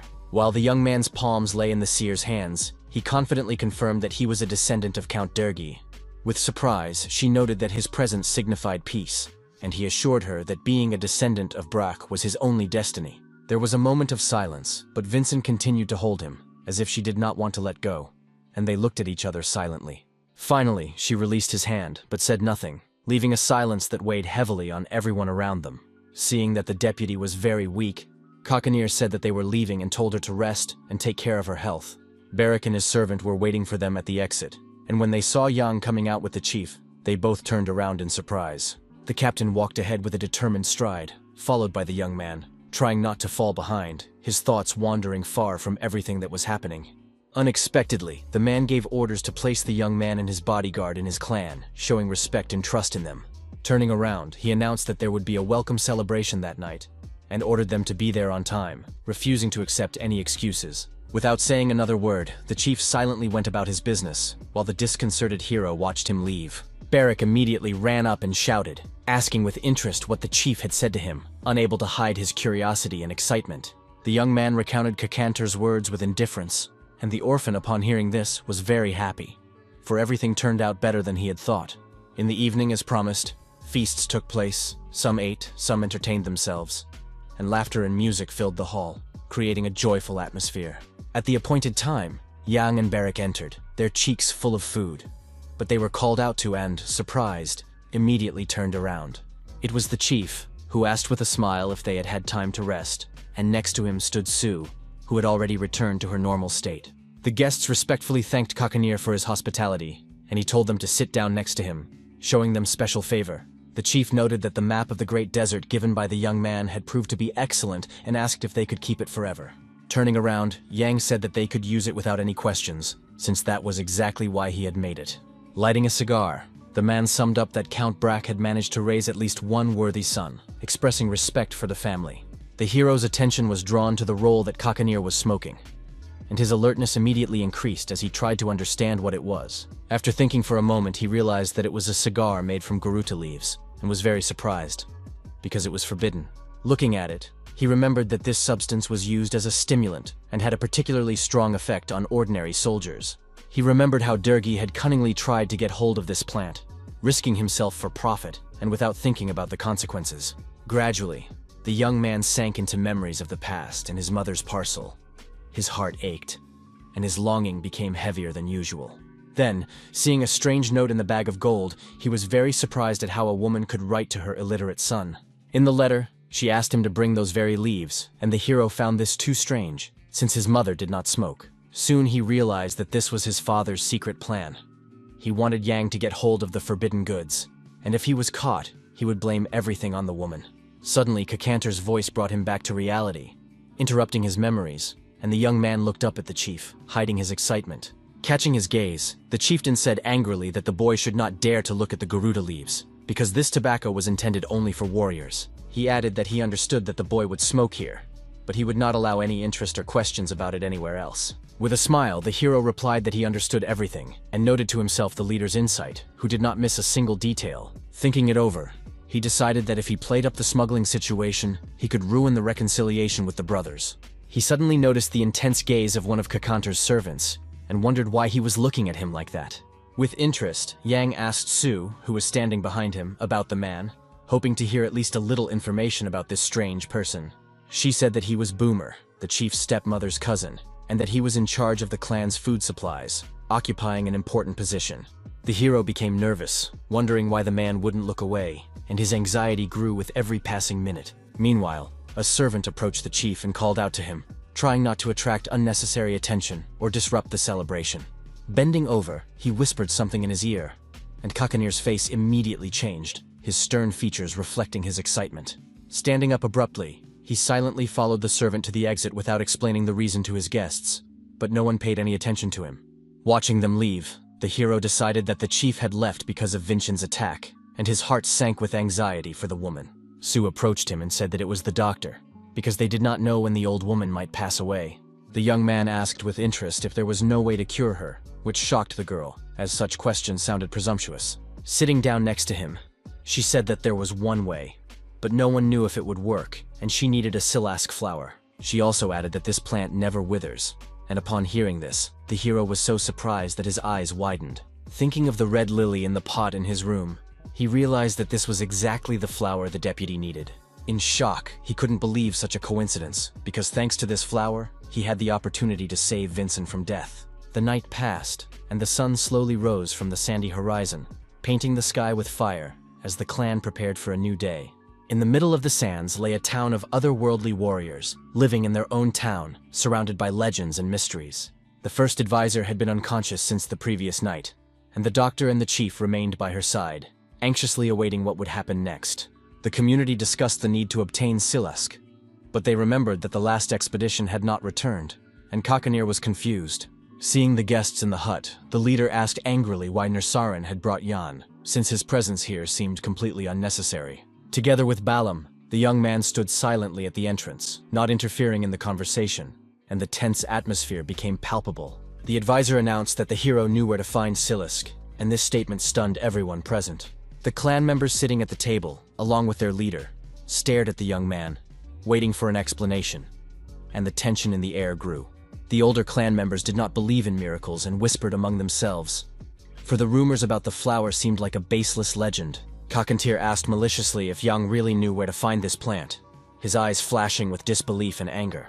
Jumping up abruptly, he slammed his hand on the table and told the boy not to dare interfere in the clan's internal affairs. Irritated, he jumped up from the table and ordered the guest to return to his quarters immediately, without objection. But the hero did not give up and told about a plant that never withers, hoping that this would convince at least the chief. He asked with interest whether the Silask was not red in color, and his words sounded unexpected, and Kakanir stopped. Doubtful, he asked if the young man had really seen such a plant, his voice trembling as if torn between disbelief and hope. Thinking for a moment, the hero said that he might have seen it on his father's estate. But before sharing the information, he had a request. First, he explained that the county of Brak was part of the Barial Empire, and that the emperor knew about the peace pact between the chieftain and the count.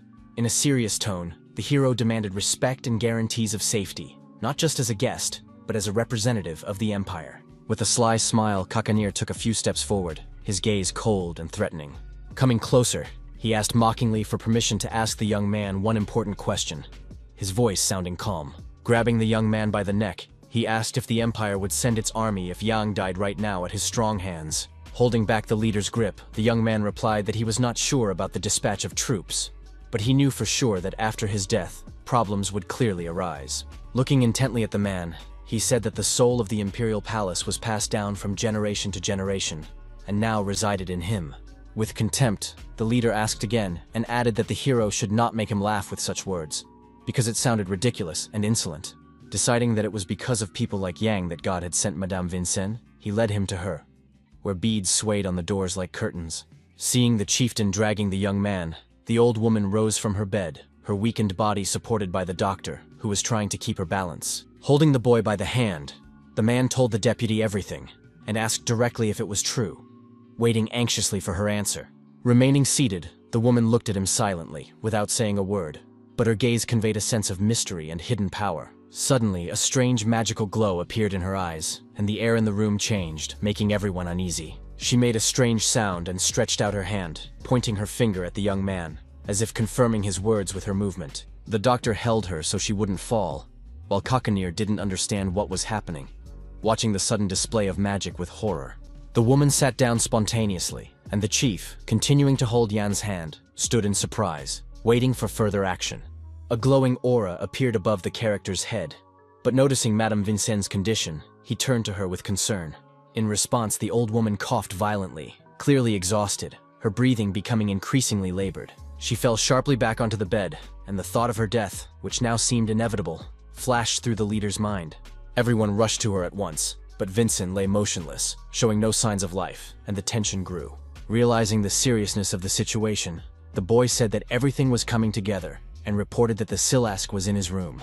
The chief immediately gave orders to go to Jan and bring the flower, hoping that it would save the seer. Barrack stood at the exit and asked in horror why everyone was so angry and what to do now, his voice trembling with excitement and fear. With a smile and calmness, the hero replied that everything was fine, trying to hide his anxiety. But in his heart, he was worried. Thinking about the red lily, the young man noted that this was the first gift he would present to the clan as a guest of the Burial Empire. Later, he met again with Balam and Kakantir at the table where the map lay and the plant stood. Bowing, the chief expressed his sincere gratitude for the help, because without the young man, there would have been no chance of saving their advisor. The character noted seriously that judging by what he had heard, this was not enough, and several more roots would be needed to prepare the medicine. Not wanting to devalue the guest's efforts, the man emphasized that Yang had still helped them, and asked if he could find more Silask. Thinking for a moment, the young man said that he could not guarantee anything, because the plant was very rare and difficult to find. Touching the flower, he said that the pot was his, but he did not remember how to grow it, although he knew someone who could help, but only in a month. The hero thought about his mother, who had remained in the big city, while the chief asked why it would take so long to get help from the mysterious ally.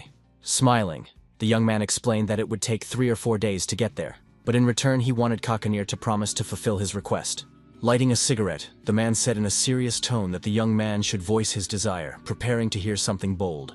Jan resolutely stated that during negotiations with the Brach family, priority should be given to him, not his father, Count Dergi. Suspicious, the leader asked if the young man really wanted to get rid of the Baron, to which he replied that the strongest would become the leader. Understanding what the character was getting at, he grinned in response, guessing the young man's plan of action regarding the county. He then explained that it would be difficult to transfer the right to negotiate to the young man, since he did not command soldiers or control grain supplies. Unexpectedly, Yang froze in amazement, as he had expected the chieftain to accept his proposal without objection. After thinking for a moment and closing his eyes, he decided to tell them what would happen next, hoping that this would convince them of his seriousness. Soon, the imperial palace would send the Inquisition, because the crime would be treason related to tax evasion. Unable to believe what he had heard, Kakanir asked again if this was really true, and how the young man knew such important and dangerous information. Explaining, the hero said that he had learned everything from the central government officials who had arrived before the ceremony to check on him. The leader asked with interest what would happen if the Brach family fell, and whether Jan himself would be in danger because of such events. With a smile, the character noted the important point, and admitted that although he was Dergi's son by blood, according to the documents, this was not the case. Upon hearing that he was not a member of the Count's family, Bellamy and the chieftain were shocked, realizing the seriousness of his words. Folding his arms, the hero calmly stated that the Empire had no reason to accuse him of treason, since he was not part of the family. Recalling the Baron's luxurious estate, he declared that he could become the head of the family if the situation turned in his favor. Realizing that they had sent their son, who was not officially part of the family, Kakantir understood that the Count had deceived them unscrupulously. Deciding to repeat himself, the young man emphasized that he was Dergi's son, adding that he hoped for a wise decision from the leader. Staring intently at the hero, the leader smoked nervously and remained silent, his eyes reflecting doubt, anger, and hidden interest. Suddenly, he asked if Yang had told him everything, or if he was hiding something else from him. Standing up from the table, the young man said that he knew he was not trusted, but decided to tell the truth about what awaited them in the near future without lying. Showing a map, he explained that when his father died and the territories were left without a leader, the clan would have to gather warriors for an invasion. In a calm tone, he added that the heavenly warriors would not have to worry about the imperial troops, as they would not intervene.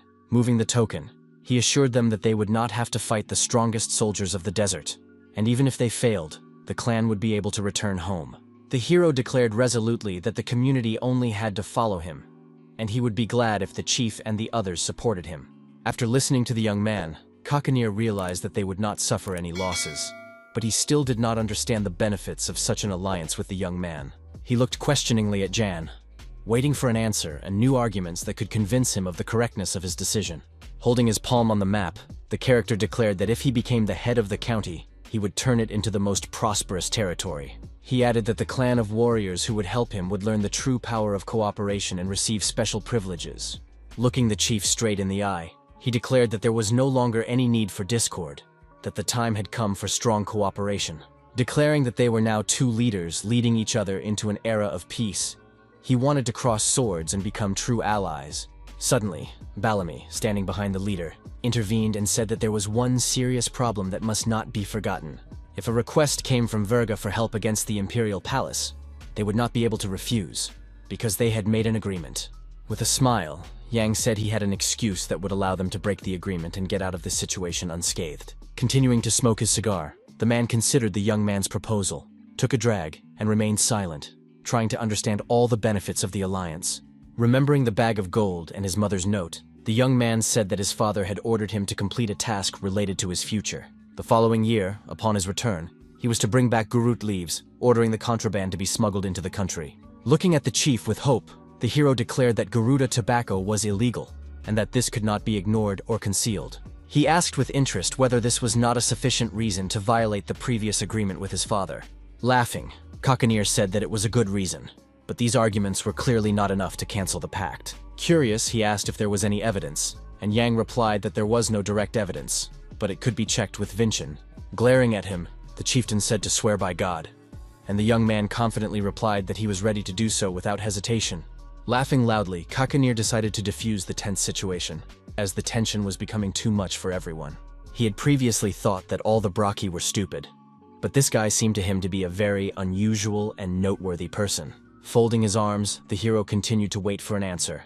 And then the leader asked if he only needed the support of their clan. Receiving a confident answer, he said he would take care of it, and their swords crossed, confirming the strength of the agreement. Then he asked permission to ask a question and clarified why the young man wanted all this, what his hidden motive was. Thinking over his plans, Yang prepared to answer about a future full of danger and new achievements for him.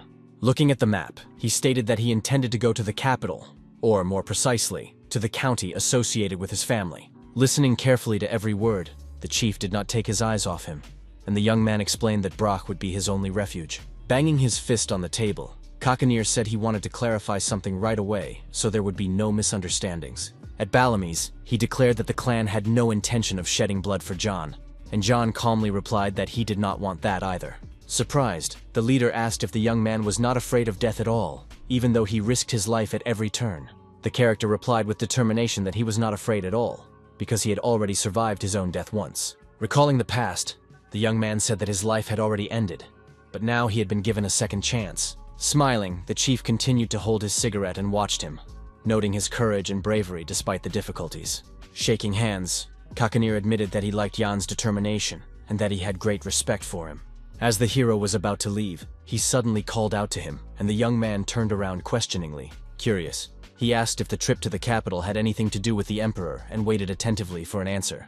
Turning around, Yang said nothing, but his determined gaze in the sunlight spoke volumes without words. When he came out, people marveled at how the stranger was still alive, and even Barrick was surprised to see his partner. Suddenly, the young man began to look around, as if searching for someone, and then shouted Sue's name loudly. Everyone immediately turned to the girl, and she, not expecting any attention, froze in surprise at this turn of events. Coming closer, the hero asked her for help, but she did not understand what exactly he wanted her to do. Suddenly, Yang told her to train Barrick, and the girl blushed, her eyes shining with a special light. After a while, she was swearing and striking blows, and the guy could barely defend himself, receiving each new attack. Swinging back in response, the orphan demanded that she be quiet, but the girl continued to attack fiercely. While Sue was training her partner, the hero sat quietly in the shade, watching the training and gathering strength before the journey. Worried about his friend, he asked if everything was okay, but Barrick got angry and demanded silence during the fight. Watching their battle, the guy found the bodyguard's stubborn behavior very cute and funny, albeit a little dangerous. The hero thought he would slowly win the clan over to his side, but everything worked out faster thanks to Silask. Suddenly, he caught himself thinking that it had been a long time since he had devoted himself so completely to a cause, immersing himself in it completely. But the more he thought about his past, the more gloomy and disturbing the present and his future seemed to him. Later, he went to see Vice-Chancellor Vincent, and sitting down next to the old woman's bed, was ready to listen to her. He noted to himself that the woman looked much better, and this filled his heart with sincere joy. Suddenly, she began to speak in the language of the clan, and Kakanir translated her words, for the conversation was important to everyone. With a smile, the young man confirmed the truthfulness of the words spoken to the chief, and swore by God that none of them were lies. Suddenly, Vincent declared that God himself had told him to change his attitude toward himself, and this confession surprised everyone. Hearing this, Yang froze in amazement and could not understand how to interpret such an unexpected statement and what to do. His eyes wide open, he did not understand this prediction or his future actions and plans, afraid of making a mistake. Folding her hands in prayer, she said that he might have to completely change his whole life in the near future. After thinking about her words for a while, the young man decided that this was a true divine revelation from above. The clan of otherworldly warriors trusted shamans more than temple oracles.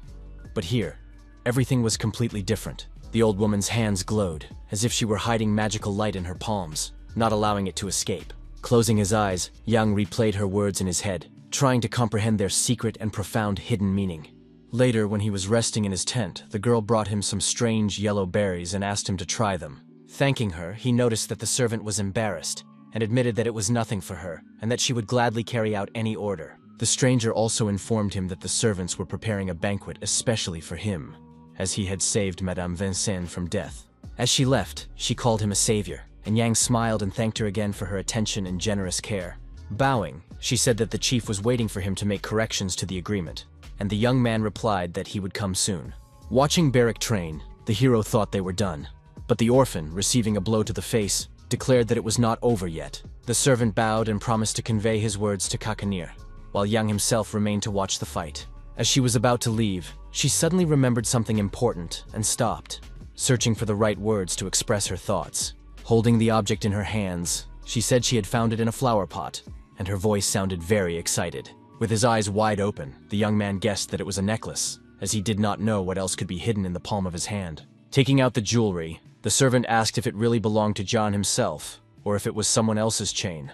Taking the medallion in his hands, the hero examined the stone for a long time, trying to understand what kind of jewel it was and why it was in his possession. Even as a former emperor, he had never seen such beauty, and did not understand where this unusual piece of jewelry had come from. He couldn't understand how a boy living in poverty had grown a silac, and why the necklace was hidden in a flower pot. He suddenly thought that if he had known about the existence of the jewel, he would have sold it long ago for money, and would not have had to live such a hard life in poverty. Looking at the lily, he assumed that the jewelry had been hidden by the person who had entrusted him and his mother to take care of this plant. Recalling the past, he realized that his knowledge was fragmentary, and there was no one to ask except for some stranger who came to mind. He also remembered Hannah and his mother, their words and actions, trying to piece together a complete picture of what was happening in this story. Looking at the stone, he hoped that the jewelry he had found would not interfere with his plans or change his intended path. Suddenly, Barrack approached and asked what he was doing, watching his partner's actions with genuine interest. Deciding not to draw his friend's attention, Yang hid the ornament and asked if his friend had received power from Su. But the orphan replied that they were equals. Putting the chain around his neck, he told the bodyguard that it was time to go to the meeting with the clan chief and his closest deputy. He also caught himself thinking that he should ask his friend about the great warriors of the desert, to find out what he had heard about them and their exploits. Knowing that Barrack dreamed of becoming the strongest in the world, looking at him, the hero clearly understood that he was still very far from that goal. Smiling, he was pleased, knowing that someday his partner would succeed and his dreams would come true. As the sun lit up the clan settlement, he caught himself thinking that everything was going according to plan. Therefore, he decided to focus on the next important point, for which he needed to prepare in advance. At that moment, panic broke out in Brack County, and the butler ran into the Baron's office shouting, breaking his concentration. Indignant, Durgi shouted at the servant not to make noise while he was working and asked irritably what had happened. Stammering, the manager said that the tax police had arrived from the capital, and that it would be better for him to go downstairs and see for himself, which shocked him. Meanwhile, soldiers had already filled the entire hall of the huge estate, and the alarming situation filled the man's heart with heavy fear. At the head of the group stood Batty Erica, captain of the tax police, and her stern and attentive gaze immediately set her apart from the rest. Looking around intently, she noticed the smallest details, as if looking for evidence that something important was being hidden in the house. When she saw the Count, she addressed him, and he calmly introduced himself, although inside he was trembling with fear. Showing her document, Batty announced that they had come on the Emperor's orders to investigate embezzlement and treason. Grabbing the railing, the Baron shouted that it was all nonsense and lies, not believing that the king could have given such an order. Putting his hand on his heart, he assured them that he had defended the Empire from barbarians for years, but what had he received in return? But Erica did not want to hear excuses. She was only carrying out an order that she was obliged to see through to the end, no matter what. She showed him the paper again, and asked if it was not the seal of the House of Durgi, forcing the man to look more closely. The papers contained a statement in which the Count himself admitted to embezzlement and requested an investigation by the competent authorities. Seeing his own seal, the man could not believe his eyes, wondering how the papers could have ended up here and who dared to forge his signature. Walking forward along the carpeted paths, the girl said that the house was beautiful, and deep down she was sorry that everything had turned out this way. While the Baron protested vehemently, she informed him that while the investigation was ongoing, they would live here and manage everything. Batty also added that Durgi himself and all his employees were obliged to obey their orders, regardless of their wishes and personal opinions. Climbing the stairs, Erica ordered her people to start by searching the Count's study on the top floor. Suddenly, someone grabbed her by the arm and told her to follow him, indicating that he knew something secret about the house. Not understanding how people visiting his house for the first time knew the location of the study, the Baron realized that someone had found out about his schemes. In his anger, he did not want to believe that it was Molen, because he was always nearby, but his suspicion grew stronger. He wondered how the old man could have gotten his seal and decided that the traitor was hiding among his closest servants. His former secretary was in a coma, and then the Count remembered that Molly had asked to meet with Jan alone, without witnesses. The image of a smiling boy came to mind, and a cold thought pierced his heart. His son could be the informer. Realizing this, the Count was horrified, for it was impossible to believe that his own offspring was capable of betraying his father. In a rage, he shouted the young man's name, and the sound of his cry echoed throughout the large estate, frightening the servants and warriors. The next day, a messenger from Bracha arrived at the clan of otherworldly warriors, holding a flag, wishing to speak with their leader.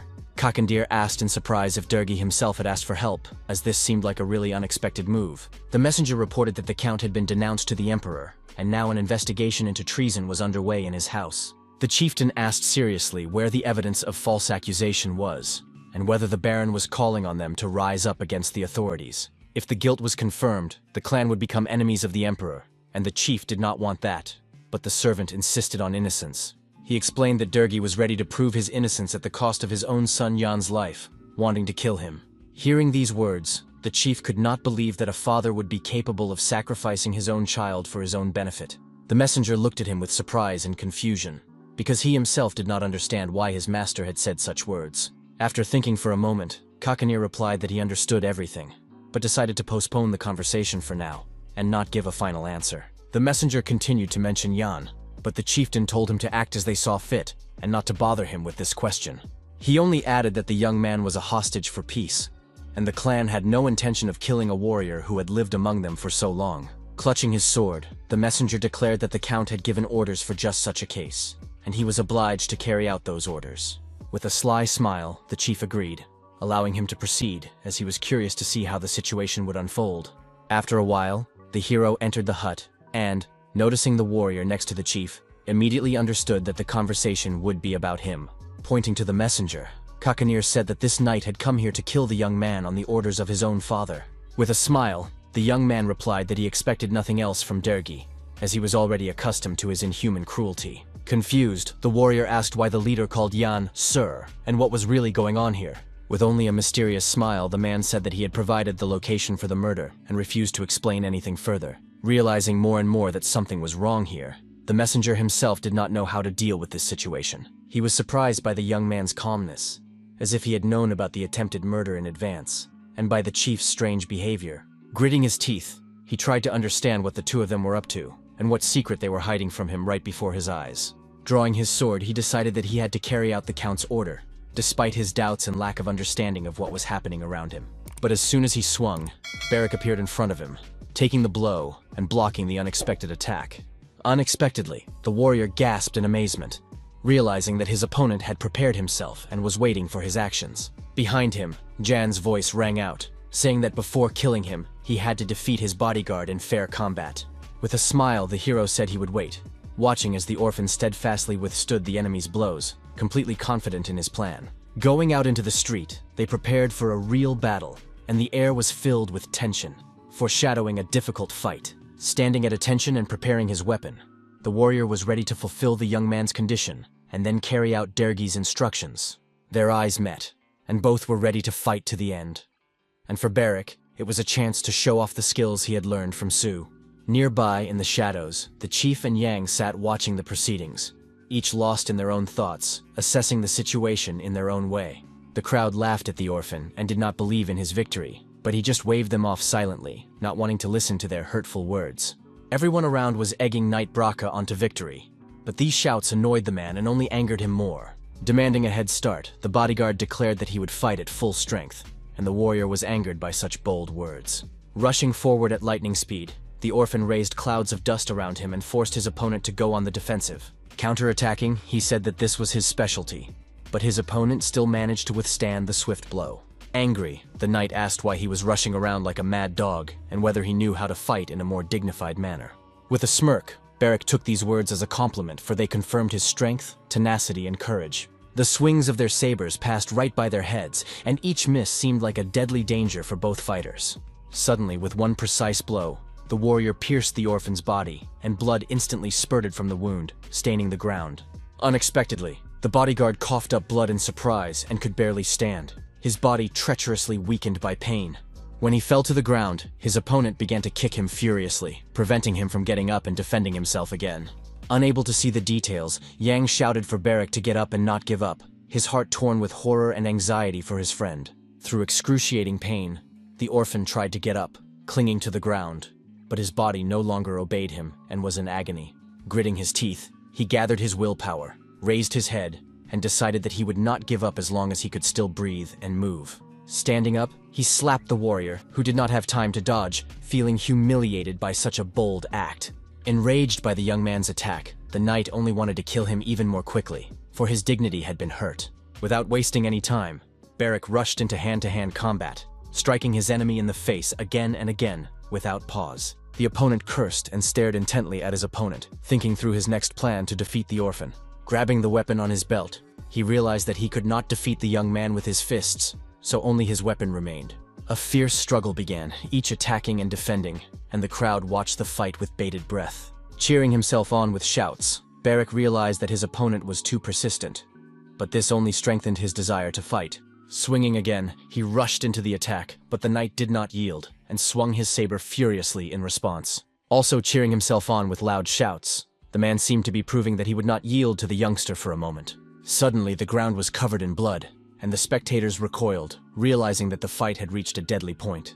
Scarlet drops flowed across the stone floor, accompanied by cries of pain, and the atmosphere grew increasingly gloomy. The warrior pierced Barrack's side with his sword, and the white fabric of his clothes instantly turned red with fresh blood. Seeing the sword in his body, the young man noted that his opponent was fighting well, but did not consider this a reason for defeat.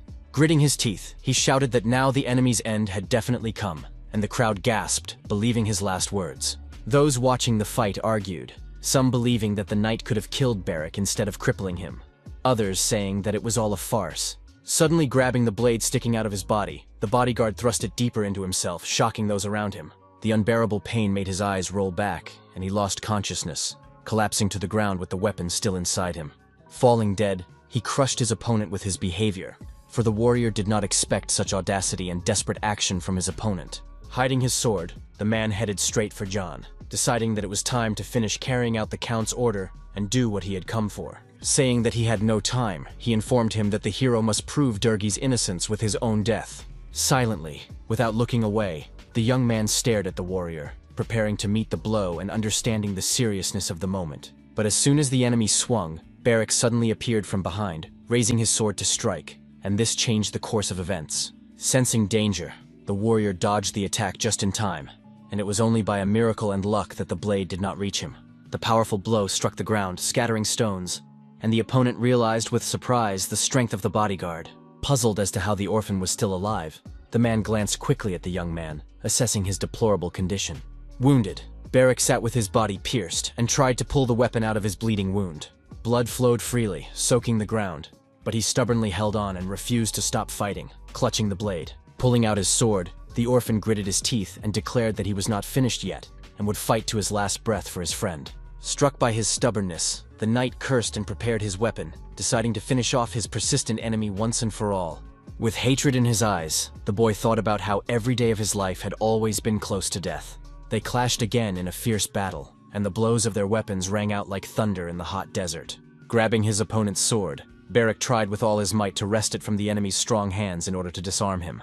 His plan succeeded. He wrested the weapon away and, pushing off, found himself to the side, preparing for a new blow. Pushing off the ground with his boot, he prepared to deliver the decisive blow that would kill the warrior. Jumping high, he understood that in order to grow in combat skills, he had to fight to the end, and fight with all his strength.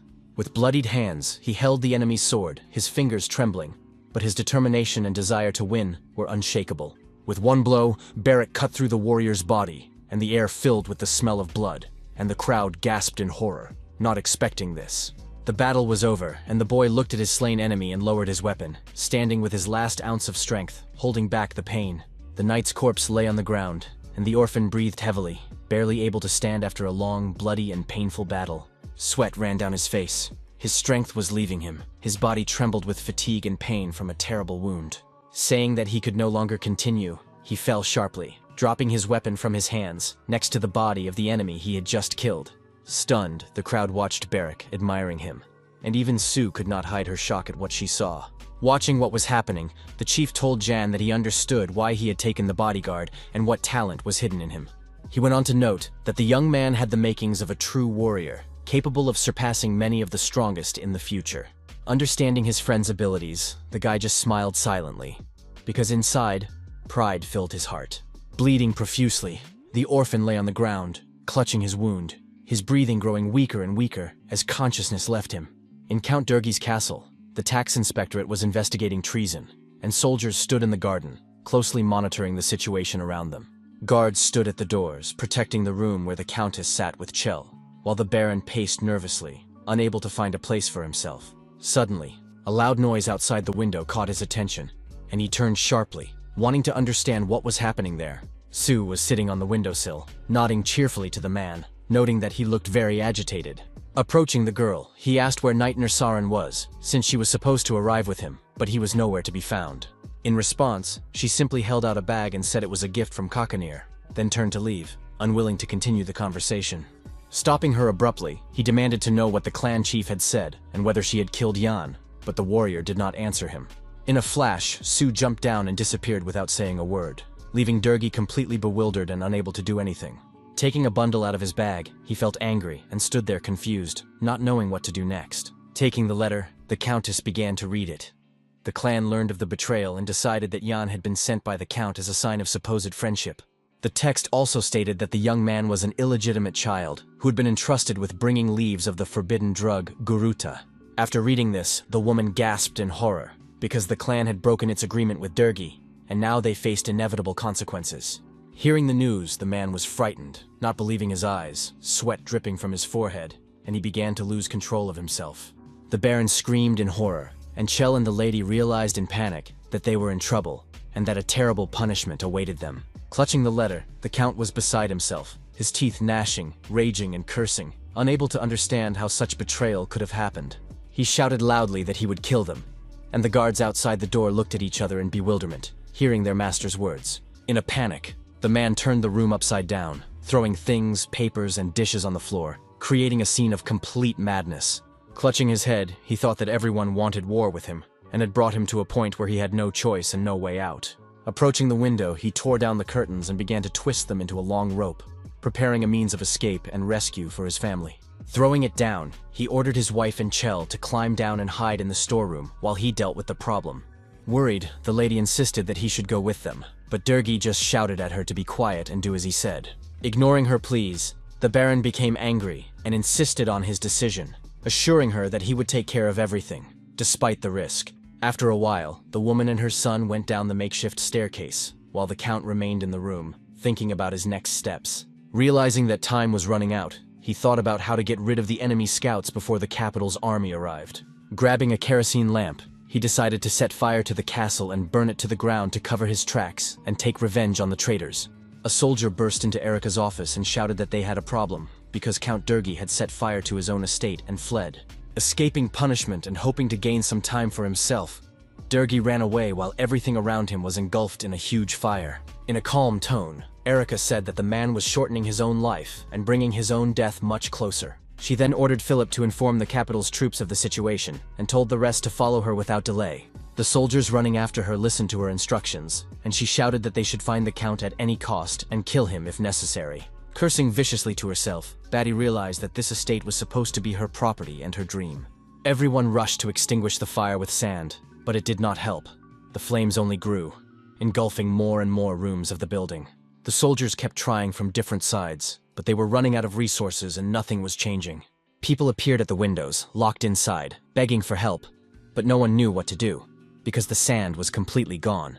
Philip approached and asked Erika what to do next, as the situation was becoming hopeless and the subjects were screaming in agony. Thinking and pausing, she tried to find a suitable solution, but the choices were becoming fewer with every second. Soon, Batty calmly said that these people would have died with the count anyway, and there was no point in saving them now. As she left, she ordered them to continue fighting the fire, but to focus their main forces on searching for Durgi, who had escaped. The flames raged, the soldiers searched for the Baron, and the screams of the dying came from the burning building, adding to the horror of the scene. Glaring at the burning estate, the inspector was furious. It had been her dream, which had now turned to ashes and dust. At that moment, the Baron was galloping through the forest on horseback, joyful that he had managed to escape, leaving his enemies behind along with the fire. Suddenly, he remembered how he had sent letters through the butler, one to the unearthly clan, the other to the first prince. The last letter was intended for Theo, and the man hoped that it would help him escape and get out of the trap. Stopping in a clearing, he dismounted and began calling out to the warrior. Unable to believe that he could have been abandoned and left alone, no one responded, and the Count did not believe that the knight had really run away and betrayed him at such a difficult moment. At that moment, he heard a familiar voice and opened his eyes wide in surprise and hope. Turning around, he saw the warrior and his army coming out of the bushes and felt relieved that he was not alone. Frightened, Theo asked about the clan and the affairs of the estate, as well as information about Jan, hoping for his death. Explaining, Durgi said that the clan had betrayed them, and that they needed to buy time until the prince responded so as not to lose the war. He also suggested seizing the estate before the capital's army arrived, and using their knowledge of the area to their advantage. With a smirk, he said that his soldiers were the best in the world, and was confident of their victory without question. Recalling the seal with a tiger, a symbol of special strength and courage, the Baron assured that his men were specially trained and would be able to fight back. Ready to carry out their orders, the soldiers prepared for battle, and bowing obediently, set off. Believing that victory would make him commander, Theo waited for a battle in which he could demonstrate his strength and skill. Waving his sword, Durgi ordered his men to attack and kill the entire tax inspection army in order to seize the estate. Lining up, the fighters moved forward, unaware that they were being watched, and had already been spotted by the eagle of the clan of heavenly warriors. Flying in the sky, the bird thought about how to quickly convey the news to its master, because everything that was happening had serious meaning. Spreading its wings, the animal felt hatred for the Baron's actions and set off to deliver the news. Sitting in a tree with a griffin on her shoulder, Sue watched the burning estate, knowing that she would soon report this to Kakanir. Meanwhile, in the clan, the doctor was fighting for Barrick's life. A candle burned on the bedside table, and his battle sword lay nearby. Saying that he would bring more medicine, the medic asked Jan to watch over his friend as his condition was critical. Kakandir's voice could be heard outside the door. He stood in the doorway and asked about Barrick's health, wanting to know when the boy would recover. In response, the doctor explained that it would take 3 or 4 months, as the wounds were serious, but Barrick was still holding on. He also noted that a normal person would have died long ago, but the orphan endured despite the pain, which surprised everyone around him. Thinking about it, the chief was worried because without this warrior, Jan had almost no strength left, and his future was in jeopardy. But Jan, hearing the chieftain's words, said that he was wrong, because as long as Barrick had the will, there was a chance of victory. Placing his hand on his comrade's chest, he decided to use magic to speed up his recovery and get him back on his feet as soon as possible. Everything around them was illuminated by a bright yellow light, and the sick man's body was filled with energy. But he did not regain consciousness and lay motionless. Realizing that his strength was not enough, the hero decided to intensify his magic, concentrating his energy and gritting his teeth. Suddenly, a doctor accompanied by Kakandir entered the room, their faces expressing alarm and complete bewilderment at what they saw. Seeing the weakened young man, the doctor approached him and asked if he was all right, and the guy said that he felt a little dizzy. She led him to a seat and assured him that she would check the wounded man's condition to make sure nothing serious had happened. When the woman looked at Barrick, she asked sharply what had happened to him and why he was in such a state. Not understanding the question, Yang asked her again, but the doctor got angry and said that she hadn't asked for the young man's name, but about his condition. She added that he would not recover so easily, and now it became clear to her why he was considered a stubborn fighter, while the hero just smiled beside him. Suddenly, Kakantir lit a piece of paper right above a burning candle, watching how quickly the fire flared up. Noting that this would not be enough, he added that if he had known about Jan's illness, he would certainly have brought much more. The chief abruptly shoved the leaf into his mouth, and the character immediately realized that it was gurut, a well-known medicinal plant. Smoke spread through the room, and the leader noted that the young man was the first stranger to be allowed to use such medicine. Chewing, the guy thanked Kakantir and couldn't believe that he had so easily shared the secret of the treatment used by the warrior clan. An eagle peered through the window, and the chief reported that Sue had sent new information about the alarming situation on their estate. Upon hearing the news, Yang thought that he needed to find out the size of the Empire's army and intelligence forces in order to assess the threat and come up with a plan. Feeling the effect of the Garuda, he pulled the leaf out of his mouth, feeling a strange energy spread through his body. Lighting a new one, Kakanir said that there were still a couple of days left and told the young man to rest and recover a little. But the character was perplexed and admitted that he couldn't sit idly by. The uncertainty and complete inaction annoyed him. Barrick was still unconscious, the doctor was fussing over him, and the young man was lost in his own thoughts. Seeing his weakness, the doctor decided to help and show concern, realizing that the hero needed rest. After laying John down next to his partner, the woman left, and he fell into a deep sleep without realizing it, not thinking about his problems. It was late at night, and the silvery glow of the moon softly illuminated the room where the guys were recovering after the battle. When he woke up, the hero did not immediately understand where he was. His head was spinning, and there was a slight humming and ringing in his ears. Seeing Barrack nearby, he turned to him in surprise, but the bodyguard remained unconscious and silent.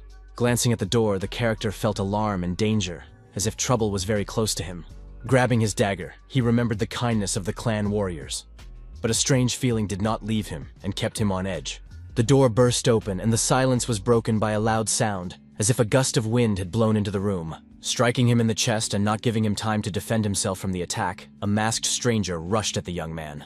Sabers flashed in the air, reflecting the moonlight, and the glint of the weapons momentarily blinded the young man at the moment of the attack. Grabbing the hero by the throat, the enemy began to choke him, squeezing his fingers tighter and trying to completely deprive him of air. In a vicious voice, he said that the young man should not have stuck his neck out, and asked how he dared to plot against him. Squeezing his face harder, the attacker furiously asked if Yang understood what he had done, and called him useless trash. He also added that the boy was just like his father, Durga. And upon hearing that name, the character was surprised and tensed up. Raising his dagger, the stranger shouted that the hero must die and prepared to deliver the fatal blow. Deciding to use magic, the character's body glowed, and his essence was suddenly filled with powerful magical energy. A powerful explosion occurred in the room. The air vibrated with incredible energy and power, breaking the silence around. Hearing the noise, the clan members asked what had happened, and grabbing a lantern, one of them noticed that the sound came from Jan's room. Puzzled, Kakanir wondered if Sir and Barrack had been attacked, and the girl led him straight to the room in horror. Entering the dilapidated room, they asked what had happened, and the young man, pointing to the masked stranger, said that he had tried to attack him. The chieftain angrily ordered his men to help the boy and find out who this man was, then frowned as he looked at the beaten enemy. Looking at the hero, he wondered how he had managed to fight off his attacker alone, without any combat skills, and considering that Barrack was unconscious. While the doctor was helping Yan, the leader tried to understand the cause of such a powerful explosion, since nothing was burning in the room. Approaching the stranger and removing his mask, one of the servants froze in horror when he saw a familiar face right in front of him. Turning to Kakanir, the guy didn't know how to find the words to confess who he had exposed, his lips trembling. The commander looked at the warrior with bewilderment and impatience, waiting for an answer, not hiding his anger and anxiety. It turned out to be Boomerth, and the man ordered him to be sent to the dungeon, saying that he would interrogate the prisoner himself in the morning. Coming to his senses, the criminal saw sand flying into his face and cried out in pain, trying to turn away. Suddenly, he heard a voice asking if he had come too, but fear paralyzed his movements, and thoughts of escape vanished.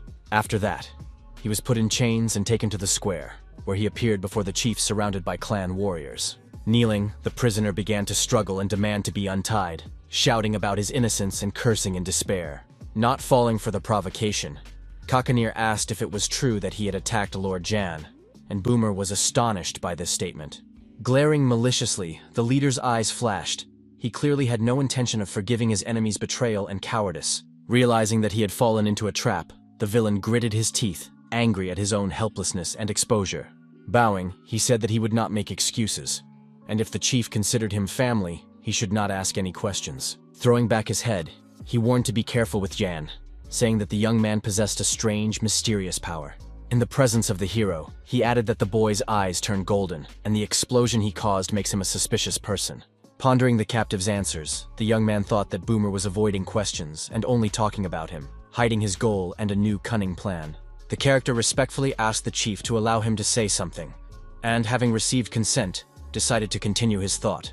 Then Yang reported that during the attack, the attacker had mentioned Durga, and upon hearing this, the young man became even angrier. The hero continued, saying that his proposals to the clan had been called intrigues, and the enemy wanted to prevent them. Horrified by the thought that the villain might be connected to the Count, his eyes burned with anger and doubt. Suddenly, he remembered a letter from his father's office asking who would take the position of deputy clan leader in the future. Staring intently at Boomer, the character asked if it was he who had sent the letter to the Baron, revealing the secrets of the community. Realizing that his plan had been exposed, the suspect was shocked by the young man's deduction and realized that there was no point in hiding any longer. Wondering why the criminal had mentioned the first advisor, Young tried to understand what that could mean for everyone. Meanwhile, the villain stuck out his tongue to bite it off, making further interrogation and confession impossible. Realizing his guilt and looking his enemy straight in the eye, Boomer understood that there was no other way out for him, otherwise death awaited him. Suddenly the servants shouted that he had bitten off his tongue and the chief ordered them to stuff more cloth into his mouth and ignored what was happening. Yan confidently stated that he knew that the villain was responsible for the food, and that Madame Vincent was suffering because of his secret manipulations. While Kakanir was thinking, the hero explained that the criminal wanted to become his deputy, and Durgi hoped to benefit from their alliance. Without saying a word, the leader stood up abruptly, and the young man looked at him with respect and surprise, guessing his decision. Approaching Boomer, he asked about Madame Vincent, and the warrior replied that she was now resting in her room. With his tongue bitten off, the criminal tried to mumble something, but no one could make out a single word he said. Turning around, the chief ordered that no one be allowed to enter the deputy's room without his personal permission. Grabbing the villain by the hair, he dragged him along the ground, ignoring the indistinct moaning behind him. Strange, frightening sounds could be heard behind the closed doors, as if a real massacre was taking place inside. After a while, Kakanir came out of the room, his clothes and hands covered in blood, his face stern. Once outside, he ordered the enemy's body to be thrown out to the vultures and his family to be brought to him. While the criminal was being dragged away, the chieftain confidently approached John, his steps sounding authoritative and menacing, wanting to talk. The leader asked decisively about the explosion during the attack and clarified whether it was the work of the young man himself. Deciding not to hide the truth any longer, the hero replied directly that he had arranged it all, without going into details. Then the commander said that he knew that such people were called magicians, and the young man lowered his head and said that he did not want to lie. Looking into Kakanji's eyes, he promised to tell him everything later, when the time was right. He also added that it would be difficult for the chief to understand him, because he lived in a different environment, and in a completely different time. The man looked at the young man silently, his eyes expressing severity, determination, and wariness. After thinking for a moment, he announced that he was changing his plans, and Yang immediately asked what exactly the chieftain had decided. The leader explained that he had previously intended to take the hero to Braka's estate and give him his full support. But since Durgi had decided to deceive the clan, he would now have to act differently and change all his plans. Since the Count wanted to kill Vincent under the guise of a pact, the leader decided to find him and cut off his head with his own hands. Responding that he understood everything, Jan mentioned that there was one serious obstacle that could completely ruin the plan. The tax police would not allow him to destroy the Baron on his own, because they would execute him for treason. The guy also said that if he gained power over the estate, he would help Kakanter, and together they would achieve their goal. Standing among the clan's buildings, the chief noted that they should help anyway. But the character said that he was asking for their help. Smiling, he called the guy a Demos and said that this is exactly what they would do, acting together. Stretching out his bloodied fist, he waited for Yan to act, who stood there puzzled, not understanding the meaning. Realizing that this was a ritual, he smiled and agreed, showing his willingness to accept the clan's traditions and act together. In response, he struck Kakanir's hand with his own, thus sealing the alliance and demonstrating his loyalty in future endeavors. Entering Barrack's room, he learned that he had awakened and asked how he was feeling, rejoicing at his bodyguard's awakening. Emptying his stomach, the orphan was unable to speak, but Yang understood that he should be happy that his friend had regained consciousness. Complaining that he felt nauseous, the warrior asked if alcohol had been mixed into his food, and the doctor became angry. Coming closer and observing his partner's condition, the hero found it all strange, since mage swordsmen usually recovered quickly. Shivering with fever, the orphan felt cold, but sweat was running down his body, and the character wondered whether his partner would recover quickly or not. He asked with interest if the fighter remembered his parents, and the latter replied that he did, but that they had died a long time ago. Noting that it did not appear as though there were other races in Barrack's lineage, the young man did not understand the reason for such poor regeneration. The bodyguard kept asking when they would return to the county while the doctor prepared a compress for him, and Yang replied that it would be tomorrow. After receiving a bandage for his head, the young man heard that he would not be going with them, and was stunned by this unexpected decision. He jumped up and started shouting and asking why, but the pain overwhelmed him, and he said that it was because of his illness that he would stay behind. Getting up again, Barrack argued that he would be able to walk tomorrow, but John stubbornly stood his ground and refused to be persuaded. Assuring him that there were many battles ahead, he said that he needed to recover, but the bodyguard was angry and offended. Crying, the orphan shouted that he wanted to go and called the hero a traitor, but the guy just smiled and did not take his accusations seriously. Grabbing him by the shoulder, the bodyguard reminded him of his training, but the character replied that the warrior should have a conscience. He also asked if he had forgotten that he already knew how to use his powers on his own and looked him straight in the eye. He reminded him of the battle when Barrack, with a sword in his chest, continued to fight despite the pain, without giving up or losing his determination. Surprised, the young man did not believe that he had done it himself, considering what had happened to be something incredible and impossible. Amazed, he asked John again, and he confirmed his words, explaining that everything had happened exactly as he had said. Suddenly, Bellamy entered the room and asked Sir to step outside for a moment, clearly having some important news but wanting to keep it confidential. It turned out that an eagle had arrived, bringing a letter from Brock that could change all future plans. Touching the bird's head, the chief said that the message had arrived at a very opportune moment and was of great importance. The note said that Durgi had ordered his soldiers to surround the estate, that the tax office was defending itself and waiting for reinforcements. The people gathered at the bank, and Yang noted that this was because the place was considered neutral. The Naiman building was the main center for managing the empire's financial flows and kept everything under strict control. Each region of the empire had at least one branch, and if the building was destroyed, the organization would cease to function. Therefore, the police and Durgi could not harm the people at the bank, otherwise all allied regions would suffer. Kakantir asked in bewilderment if this was a sacred place, and the young man confirmed his guess. Yang also believed that they needed to hurry, fearing that without the bank's protection, the residents would side with the count. The chieftain solemnly declared that they would leave for burial immediately the next day, not wanting to delay such an important trip. The sun was setting over the desert, illuminating the clan's buildings with a soft light that heralded a new decisive day.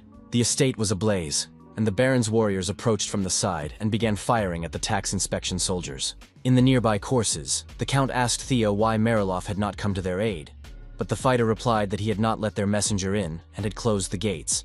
Angered, the man called him a coward, but the young man explained that it was a trading town with a small army, so it should be conquered later. Suddenly they heard the sound of a trumpet rising into the air, cutting through the air with its piercing signal. Turning around, they were puzzled, not understanding what had happened and who could have sounded the alarm. In the distance, they could see an army with raised flags and weapons, slowly advancing along the road, causing the men's hearts to shrink with fear. Noticing them, the Count cursed under his breath, realizing that he had to retreat immediately to save people's lives and avoid a dangerous encounter. Meanwhile, chaos reigned in Portlow Street, and the cries of the people rose straight up into the blue sunny sky. There was a protest near the Heyman Bank, with residents demanding that the gates be opened, and the tension was growing by the minute. The crowd was pushing and shoving, and workers were also trying to make their way to the building, with people shouting that the Imperial Army was killing them. Inside a house with boarded-up windows, a frightened Hannah sat, trembling with fear and hoping that it would all end soon. Her little brother was sitting on her lap when he suddenly pointed to the window, drawing his sister's attention to something flying high in the sky. Through the boards, they saw a large eagle soaring in the wind, as if it were a harbinger of something important. Hope for salvation appeared in the girl's eyes, because the sudden appearance of the bird meant that help might soon arrive. At the same time, Yang, accompanied by a clan of otherworldly warriors, was approaching Burial, with birds accompanying them. Chaos reigned around them. Buildings were burning, and when they entered the city on horseback, they struck fear into the hearts of the inhabitants. Children were crying on the ground, some were fighting for bread, and others lay dead from starvation. Terror gripped everyone around them. Looking around, the leader admitted that it was even worse than he had imagined, seeing the destruction and crisis. Surprised, the young man replied that this was exactly what he had expected, knowing how his father had ruled the city. When one guy saw Kakadir's shadow, he screamed in fear, drawing everyone's attention to the unknown warrior. Running away, he began to shout that barbarians had invaded the city and told everyone to flee, creating even more chaos. Terrified, people ran in all directions, thinking that the clan had decided to attack them in such a difficult situation, lost in fear. Mugurun, a member of the community, was annoyed by these cries, but Kakan calmed him down and told him not to be distracted, to focus on the main goal. A boy was crying on the ground, but when he saw a man on horseback, he opened his eyes in surprise, realizing that someone might have come to rescue him. In an instant, Kakandir gave the order to ride carefully, seeing the child on the road so that he would not be hurt. Amidst the smoldering debris, the boy watched them in surprise, not understanding who these people were or why they had come, hoping that it would all end soon. Suddenly, someone reached out their hand to him, and the child was very surprised, not understanding what was happening and fearing for his life. Sitting down next to him, the character told him to get up from the cold ground, offering help and showing that none of them would harm him. When the hero approached the child, his father arrived with excited cries, asking if he was all right. Seeing the young man, the man asked if he was really Janos, and the hero asked in surprise if they knew each other, and the man explained that he had previously been a stable boy on the estate. Remembering him, the young man was glad that Janos was alive, and the latter decided to ask what was going on in the city. An awkward silence ensued, and passers-by began to watch them questioningly, trying to figure out who these people were. Another man approached the stable boy and asked in surprise how he knew the stranger and why the warriors were here. The man calmly replied that it was Janos, and the other asked in surprise if it was really the Count's son, whom he had sold to a clan of otherworldly warriors. Then Janos said that the tribe had come to save them and hoped that all the inhabitants would understand that they had come in peace. Soon, the young man, along with the chief and the others, stopped at the gates of the estate, assessing the situation. Suddenly coughing, Barak made his presence known, showing that he was there and forcing everyone in the group to pay attention to him. Hearing him, Kakadir asked the hero in surprise why he had brought the sick man with him. And the young man explained that if he had left him behind, there would have been even more problems. Unexpectedly, someone shouted, "Who are you?" raising a sword in the air, showing readiness to defend himself and demanding an explanation. Waving his weapon, the stranger asked why the barbarians had come here, preparing to attack and trying to defend the house. Just as Kakadir was about to draw his sword, the young man stopped him, indicating that now was not the time for battle. Stepping forward, Yang said he was the son of Count Brach, and with him came the great warriors of the desert, who intended to resolve the situation in a civilized manner. Seeing the silhouette in the window, he loudly declared that they had come in peace, hoping that the tax inspector would understand him. Noticing Erica's gaze, he opened his eyes wide and offered to talk, showing that he was ready for dialogue and wanted to resolve the conflict. As the sun was setting, they entered the hall and waited with the chief for the leader of the tax inspection. Suddenly, he heard the girl's voice behind him, addressing him, and he became alert, realizing that the conversation would be difficult. Upon entering, she reported that Sir Molin had told her about the young man and introduced herself as Captain Batty, demonstrating confidence. Surprised, the hero asked if the old man was her boss, and Erica explained that in a sense, yes. But she was the one making the decisions here. The young man asked in bewilderment what was going on, not understanding why the city was in such a dangerous situation. The girl calmly said that they had problems, but everything would soon be resolved, and they had already confirmed the fact of embezzlement of state funds. A blood-stained sword stood nearby, and she added that they had to work hard to deal with the Count's soldiers.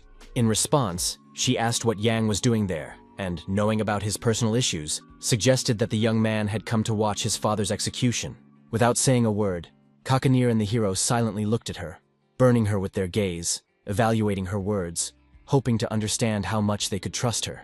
With a smile, the young man said that the estate was his favorite home, and upon learning of what was happening, he became concerned for the safety of its inhabitants. He added that the otherworldly clan of warriors was in solidarity with him, so they had decided to accompany him to ensure that no one was harmed. Pushing off with her heel, Erica said mockingly that the young man's words were nonsense, doubting the true motives behind his actions. After all, everyone in the capital knew that the Barbarians and the Braki were sworn enemies, so she did not believe Jan's words and considered them lies. Looking at him, she also declared that the boy was direct proof of this, an illegitimate son of a commoner sold to the inhabitants of the desert. Without objecting, the young man just closed his eyes, realizing that it was useless to argue, and preferred to remain silent so as not to aggravate the situation. This behavior surprised Batty, because she expected anger or resistance, but the hero remained calm.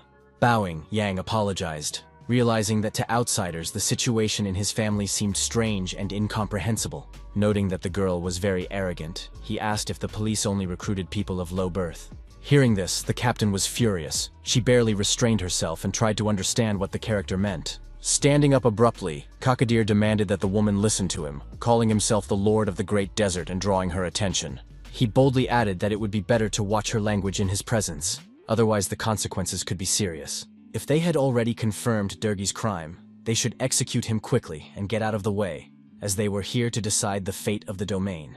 Jumping up, Erica shouted, asking if the chief had completely lost his mind, violating propriety and demonstrating his determination, declaring that she was a representative of the empire, and that his words insulted the authorities. She asked where he thought he was. He sternly repeated that she should watch her language and be thankful she was alive, because he was letting her behavior slide, while Batty glared at him furiously. Clenching her fists, she turned to Jan, shouting, "Do you also want to have your head cut off along with your father?" Saying that everyone knows he is the son of a count, no one will blame anyone who kills the young man, she shocked the hero. She maliciously added that he should not think of digging in and should know his place, calling the hero ordinary. Not understanding her anger, the young man looked at her in bewilderment, discouraged by such statements. Looking at the clouds outside the window, he calmly said that he knew his place, not giving in to the girl's provocation. Explaining, he added that he was not exactly a member of the Brock family, and was the only person in the Empire who had gained the friendship and favor of the clan of otherworldly warriors. Since Erica was a tax inspector, her job was only to investigate crimes and enforce sentences strictly according to the law. Hearing his words, the inspector resorted to insults again and became even more enraged, while Kakanir barely restrained himself. Throwing the scroll on the floor, he declared that the clan had made a peace pact with the county, emphasizing that they were acting in accordance with the agreements. Unfolding the document with a sneer, the inspector considered this to be insolence and a show of contempt, dissatisfied that someone was making decisions without her. Explaining that according to the document, they were supposed to help Dergi, but since he was a criminal, they were not obliged to do so. The chief said that they could help her. Adding that Yang was the liaison between them, the leader stated that they wanted Erica to appoint him as the county governor, and she froze in amazement. With a smile, she asked in surprise about what she had just heard, not believing her ears, and trying to understand how serious these words were. Unable to hide her shock, she asked again if the clan really wanted a bastard to become the ruler of these lands. In response, Jan only smiled and squinted, feeling his superiority and showing that he was confident in his position. Declaring that they had all gone mad, Erica did not hide her indignation and believed that such proposals violated common sense. She realized that the worst thing was that the boy was not clearly guilty of anything except being related to Dergi, and this made the decision extremely difficult. Realizing that the people were out of control and rebelling, she understood that Yang, as the direct heir, could calm them down and restore order. In addition, he had an alliance with the Barbarians, which meant stability within the Empire's borders, as their support provided protection. Sealing the pact, she declared that despite all this, only the Emperor could bestow a title on the young man, and that this was not within her competence. With a smile, Yang added that until the king granted anyone real power over the lands, no one but the girl had such authority. Looking at him, Batty stood discouraged, pondering the possible consequences of her decision. Realizing that no one had power, she understood that many had the opportunity to obtain it and deprive her of her rights. Giving in, she said she understood what he was getting at, acknowledging that the proposal made sense, but she still did not want to accept it. She added decisively that the Countess and Chell had fled, and she was obliged to lead the suppression of the remaining resistance and establish imperial rule. Sitting down, the hero said he would help her catch Dergi, showing his willingness to cooperate and keep his promises. He also added that he would restore order after the tax police and the Imperial Army, so she should complete her tasks as soon as possible and disappear. Angered, Erica told him not to try to deceive her, suggesting that he might switch sides to her father. Looking her straight in the eye, the young man assured her that he would bring the Baron back with his own hands, and then she would see that he had kept his word. Saying goodbye, she closed the hall door behind her and left, leaving everyone tense and pondering the future.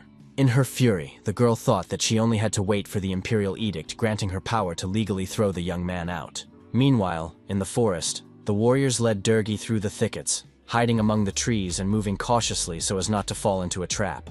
The Count asked wearily how much further they had to go, and Theo explained that Mariloff had closed the gates, so they needed to reach the border with the kingdom of Havan. Holding the bag of gold close to him, the man realized he was in trouble and decided to just wait it out, trying not to show his fear.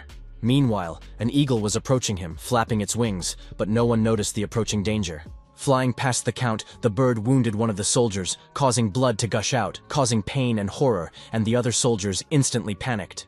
Rushing forward, Theo realized that they were being ambushed and ordered his men to protect the Baron, raising their shields and focusing their attention on guarding him.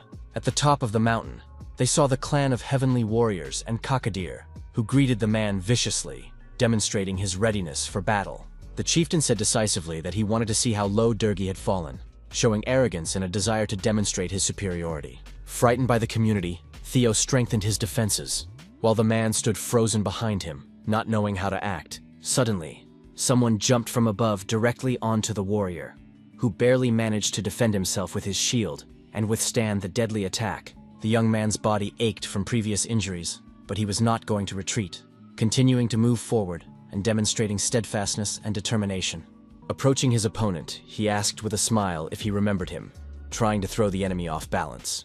Anxious, Yang asked from the sidelines how Barrack was doing, but the young man assured him that everything was fine and that his master did not need to help him, continuing the battle. Stepping out of the shadows, the hero greeted his father with a smile, showing confidence and strength, demonstrating that he was ready to act openly. Seeing him, the Count was horrified and very surprised, not expecting to meet his son in such circumstances, and realizing who his true enemy was. Puzzled, Theo uttered his name and, taken by surprise, lowered his shield, giving the orphan an opportunity to attack. Red blood instantly covered the ground, as a result of the fierce battle, and all the other soldiers felt horror. The shield was also bloodied, and the enemy was defeated. The battle was over, and victory went to the clan and the young man.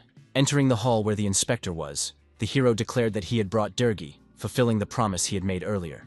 Unable to believe her eyes, Erica was shocked to realize that standing before her was a powerful young man who had managed to capture the Count. The unfortunate man lay on the ground, bound and gagged, and she could not believe that this was indeed the powerful Baron. Reporting that the bodies of the soldiers and Captain Theo had been laid out in the backyard, Yang asked if the girl now believed him, and she noted that he was not so useless after all. As the servants carried Durgi away to the dungeon, the hero reminded them that since he had fulfilled his promise, the inspection should leave after the sentence was carried out. Batty snapped back that the boy was getting out of hand, and that she had not yet finished carrying out the Emperor's order. She was supposed to kill the entire Braca family, and the Countess and Chell had not yet been found, so her presence here remained relevant. While silence reigned in the street, her voice echoed off the walls of the estate, and Yang asked if she really thought Mary was already abroad. As she left, Batty asked the young man to look for them in the settlements and stop somewhere to rest. Together with the chief, they watched her leave, assessing the situation and thinking through their next steps, understanding that every move could affect the outcome. Approaching the warrior, she gave the order to identify the bodies and find the Count's family first in order to begin restoring order. The inspector also added that if the servant succeeded, he knew what to do, pointing out the need to act strictly according to instructions. Bowing his head, Philip obediently set off to carry out the task, understanding the seriousness of the situation and realizing that a mistake could have serious consequences. She decided that until she had the imperial edict in her hands, she would hide the Countess and Chella so that no one could find them. While smoke enveloped the mansion, conversations between the clan and Jan about future plans continued in the hall. Turning around, Bellamy said that it looked like Erica was waiting for an appointment, and the hero replied that he thought so too. Hearing this, Kakadir intervened and noted that if the girl became the mistress of the territory, the clan's warriors would lose most of their investments. Looking at the young man resolutely, he asked if he had any plan that would help maintain stability in the city.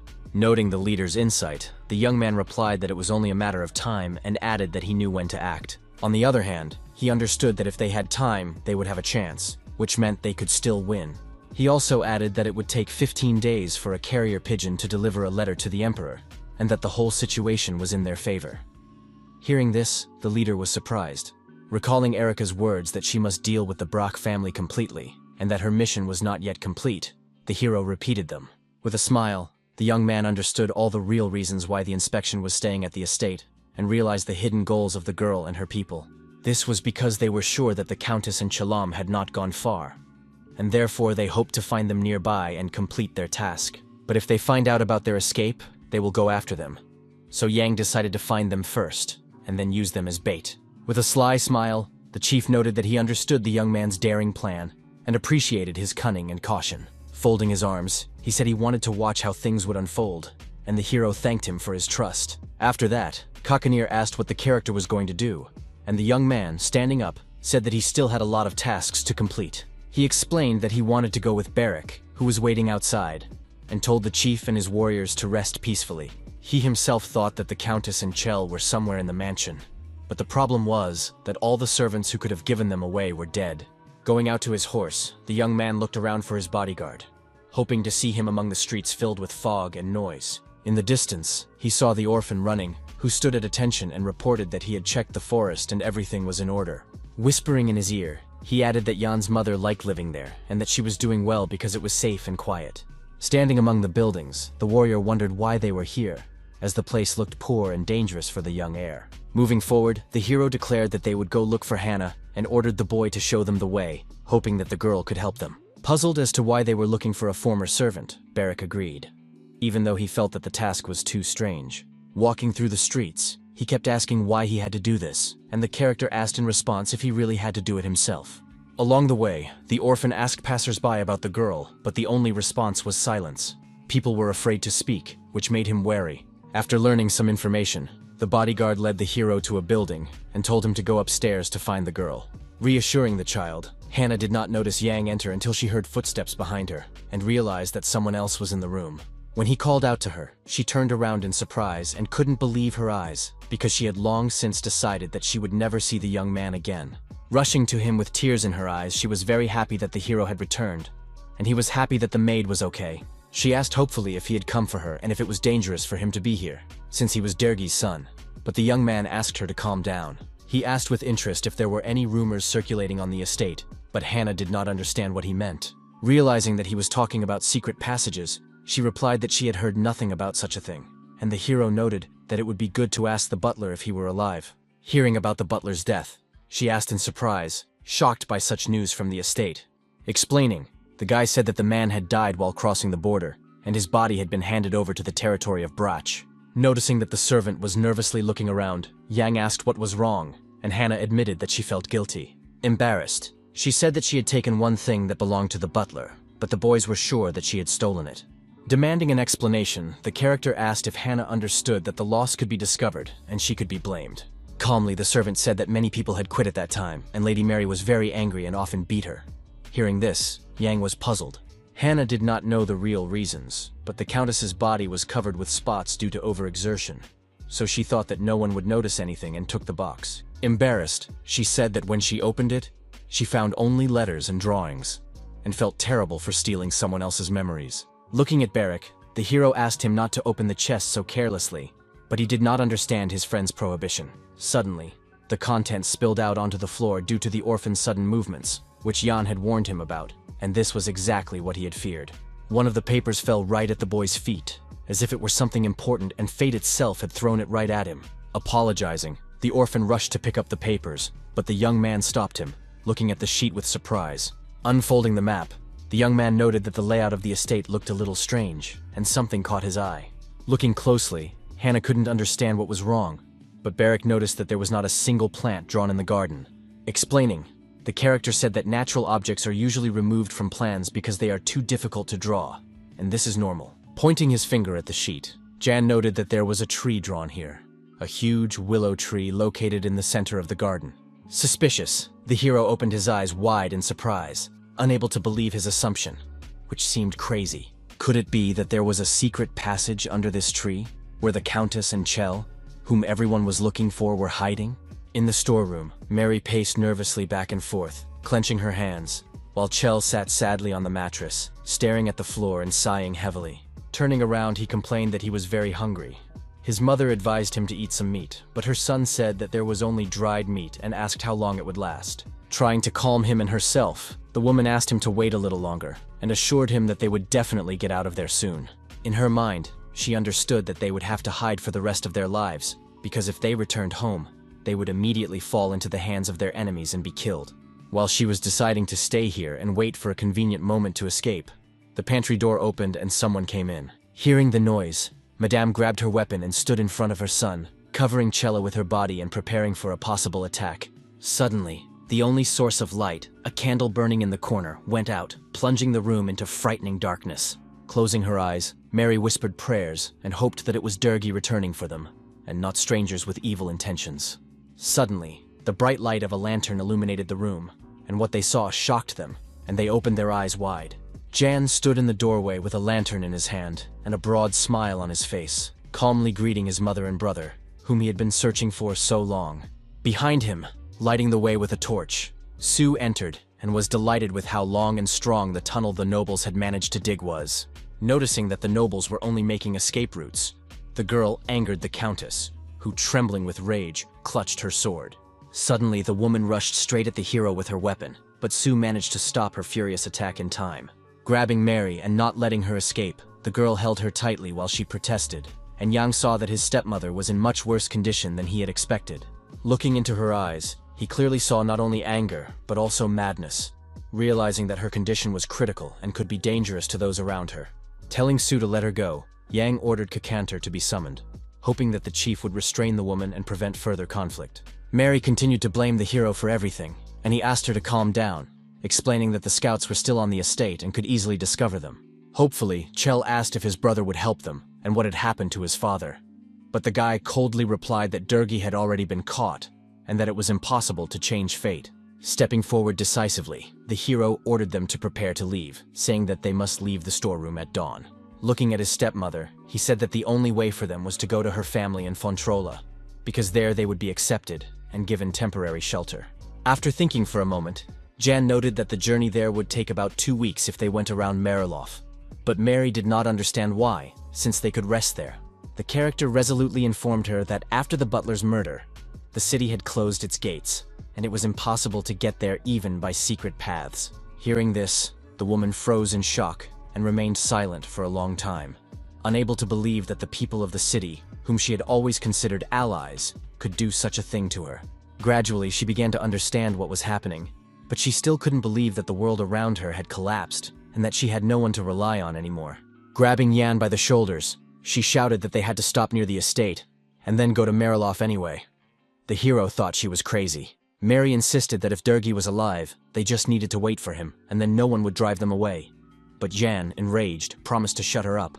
Leaving, he was angry and puzzled, wondering if the Countess really did not understand the whole picture of what was happening, and continued to talk nonsense. Considering her words to be madness, he left, while the woman stood silently by the wall, gradually realizing that there was no way out. In the silence of the night, under the huge shadow of an old willow tree, Kakanir stood and thought about something, breathing in the cold air and listening to the wind. Shaking hands with the soldiers, he thanked them for their work, and realizing that the Countess and Chell were inside, ordered the bodies to be sent away in the morning when the sun rose. He then ordered Shuel and Naru to be in charge and supervise the mission, and they readily accepted the order. Approaching them, the leader ordered them to make sure that the location was far enough away, and to bury it, so that no one else could find it. The warriors worked hard, rubbing their shoulders as they prepared to carry out the clan chief's orders, while their horses galloped forward. Meanwhile, the Imperial troops tried unsuccessfully to break through the city gates, but to no avail. At that time, Erica was in her office when Philip ran in to tell her that the Countess and her son had been found. Shocking and surprising the girl. Rushing to him, she demanded to know where they were, and the boy explained that there were 4 people at the north gate, and they had all escaped together. Thinking hard, Erica tried to guess where the fugitives might have gone and looked at all the directions available on the map. Realizing that Marilof was closed, and learning that the Count's wife was from Fontrul, she ordered an urgent warning message to be sent there. Then the soldier asked how many people to take with him, and the captain thought about what to do so they wouldn't walk right into a trap. She was tormented by doubts, but she understood that she had to act, otherwise she might lose them and her chance to seize the estate. Realizing that too large a detachment could lead to the capture of the estate, and too small a detachment would doom everyone to failure and death on the road, she weighed the pros and cons. After assessing the risks, Erica ordered Philip to take 20 fighters and try to save Mary and Chell's lives, but to kill them if necessary. Clearly understanding that she had many opportunities before her, she only needed to use them wisely to gain a foothold and become the mistress of the lands. If she could catch the fugitives and show results, no one would resist her anymore, and she would be appointed to rule the estate legally. While the warriors galloped forward on horseback, the girl was already making plans on how she could easily eliminate Yan and even the entire clan, bringing everything under her control. The warriors rushed through the thick forest, drawing their weapons as they went, unaware of the attack that was being prepared against them. An unknown army attacked them from behind and began to deliver deadly blows to each member of the troop.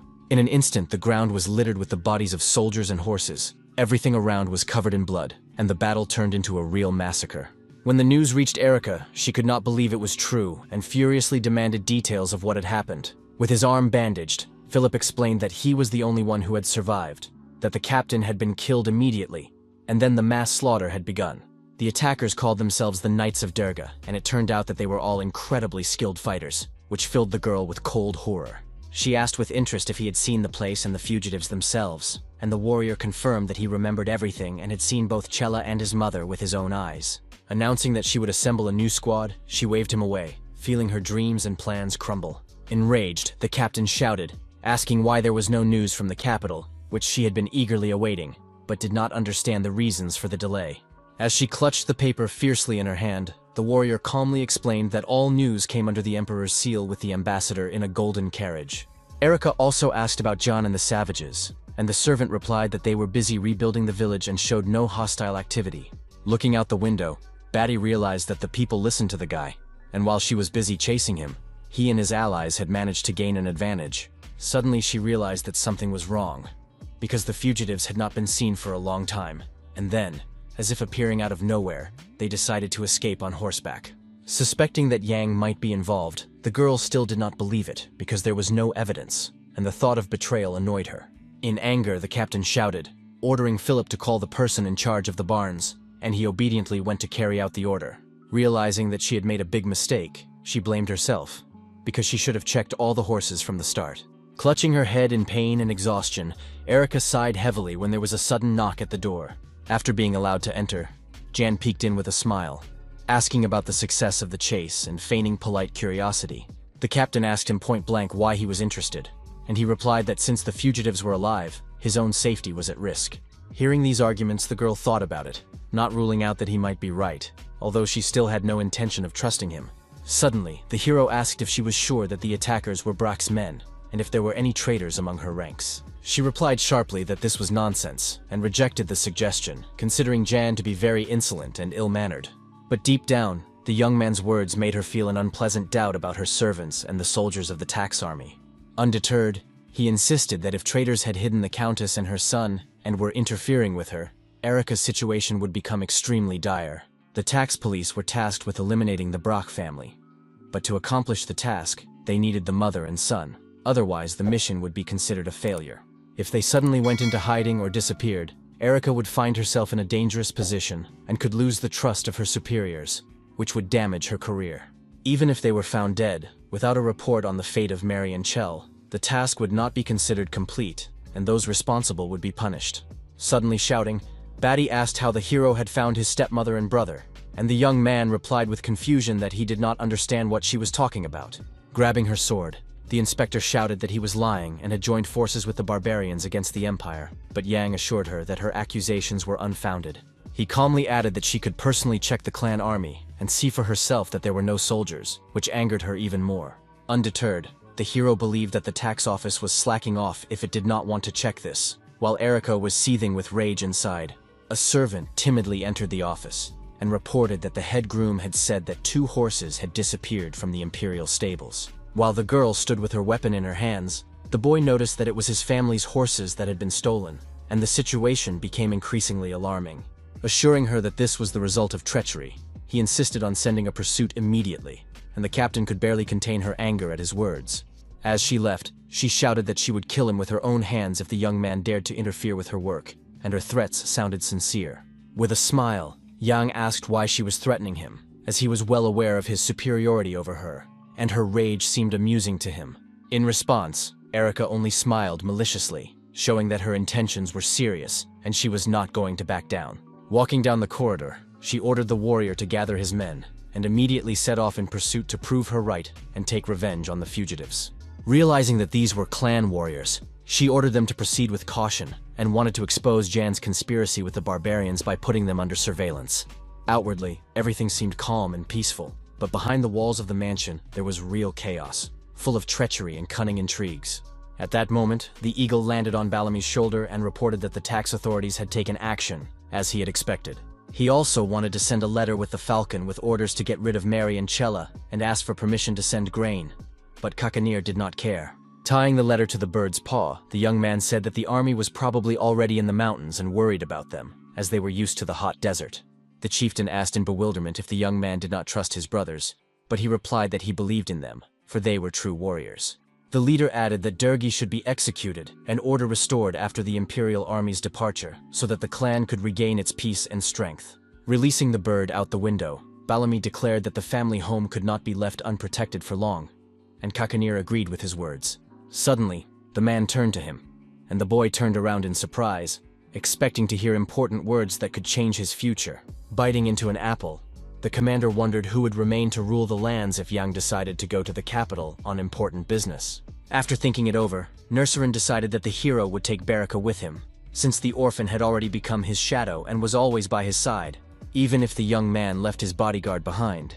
Bellamy believed that this was not a suitable role for a warrior, but the chief listened silently and did not interrupt. Suddenly, he answered in the negative and realized that Kakanir was hinting at him, and the man was surprised at how the servant understood his hint. Calmly, Nursarin said that it was better for the clan if he stayed here, but added that Yang might not agree with this decision. He also said that he would leave because it was cold here, and the chief sarcastically remarked that this was a very respectable reason for refusal. Looking at the sun, Balabi hoped that the letter with his appointment would arrive before the cold weather set in, as the messenger was clearly very late. Gradually, the estate returned to normal, the long-awaited peace reigned around, and people began to forget about the anxiety and past troubles. Meanwhile, in the capital of Burial, events full of mystery and significance were unfolding at night in the palace of the first prince. There were books on the table. A candle was burning. It was a pleasant, quiet evening, and the young man was reading, immersed in the plot. When there was a knock at the door, Marev took off his glasses and calmly told the servant who entered to get straight to the point and not delay with the news. Apologizing for being late, the butler bowed his head in respect, looking a little embarrassed. The prince asked with interest what had brought him at such a late hour, and watched the expression on the confused young man's face closely. On the tray lay a ring and a letter from Count Brack, and upon hearing this, the prince frowned, not understanding why the baron would have contacted him. Taking the note, he wondered why Durgi had decided to write to him, since they had not been close before and had not communicated personally. When he finished reading, he laughed, realizing the true reason hidden behind the words, and handed it to his butler to check. He thought that the butler should also read it and suggest where the truth lay and where the lies were, because the text was very cleverly composed and confusing. Beginning to study the letter, the servant realized that everything was so intertwined that it was difficult to distinguish the truth and determine where the deception was hidden. The prince knew that the alliance of nobles really existed, and the invitation to join it seemed true, because Moline was one of Gale's men. But the refusal to join out of respect for the prince was a lie, because they were barely acquainted, and Durgi also wrote about a false accusation against him. At the same time, the butler thought that the refusal could have been genuine. But Marev decided that the count was avoiding the second prince for fear of his crimes being exposed. He asked with interest who from the tax office had been sent to investigate Brack's affairs, and heard that it was Erica Batty. Everyone knew that she was closely associated with Moline and could be biased, which meant that the investigation would not be fair and straightforward. Fearing the worst, the young man asked if the rumors that Gale was planning a rebellion were true, but Marev was not sure, although he suspected that such a thing might happen. Setting fire to the count's letter with a candle, he ordered information about Brash and especially Molina's reports to be brought to him, so that he could understand the whole picture more deeply. The note burned in his hands, and he also said to convey that he would definitely be at the council tomorrow, preparing for decisive action. In his heart, the prince hoped that Gale would not do anything foolish, otherwise it would become a big problem and lead to new conflicts. In the morning, a meeting began in the palace in a beautiful hall with arches, and everyone wondered why Marev had decided to participate, sensing the tension. The attendees were puzzled, as his presence was unexpected and unsettling for them, and many whispered about the emperor's invitation. Listening to all the words addressed to him, the prince remained calm, and only smiled silently, showing that he was aware of their opinions. The last topic of the meeting was Count Brack's case of tax embezzlement. Control over the estate was established, but Durgi resisted.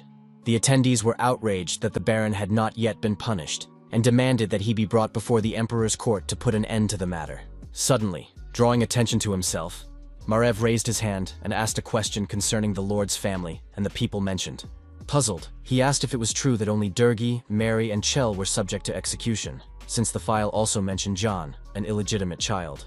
But those present said that the young man had been deemed unworthy of succession and had been sold into slavery, and the count had given him as a hostage to the Barbarians. The participants in the meeting asked with interest whether the prince had made a decision, but Marev replied that it was simply curiosity. He thought to himself that if John and Moline united against the prince, they would side with Gale, and that would be a serious threat. The others discussed the future of the county after the execution of the Brack family, and considered appointing someone from the court to manage the lands. Folding his arms, the prince said he was concerned about what was happening, because the people might react negatively to the appointment of a capital official. The tax police had previously had conflicts with the residents, and therefore an attempt to install a foreign administrator would cause a loss of trust. The county also bordered a clan of otherworldly warriors, and the prince asked if anyone knew their language or culture. Everyone at the table exchanged glances, but no one answered, because they understood that this was a serious problem for the future alliance. Suddenly, the Minister of Magic broke the silence and decided to ask Marev a question that had been bothering her throughout the meeting. Smiling, the dark-haired Wesley asked if he had any suggestions for solving this difficult task. Catching her gaze, the prince smiled silently in response, showing that he had some thoughts, but was not yet ready to reveal them. Folding his arms, he suggested temporarily postponing the appointment of the owner of these lands in order to avoid mistakes and buy time.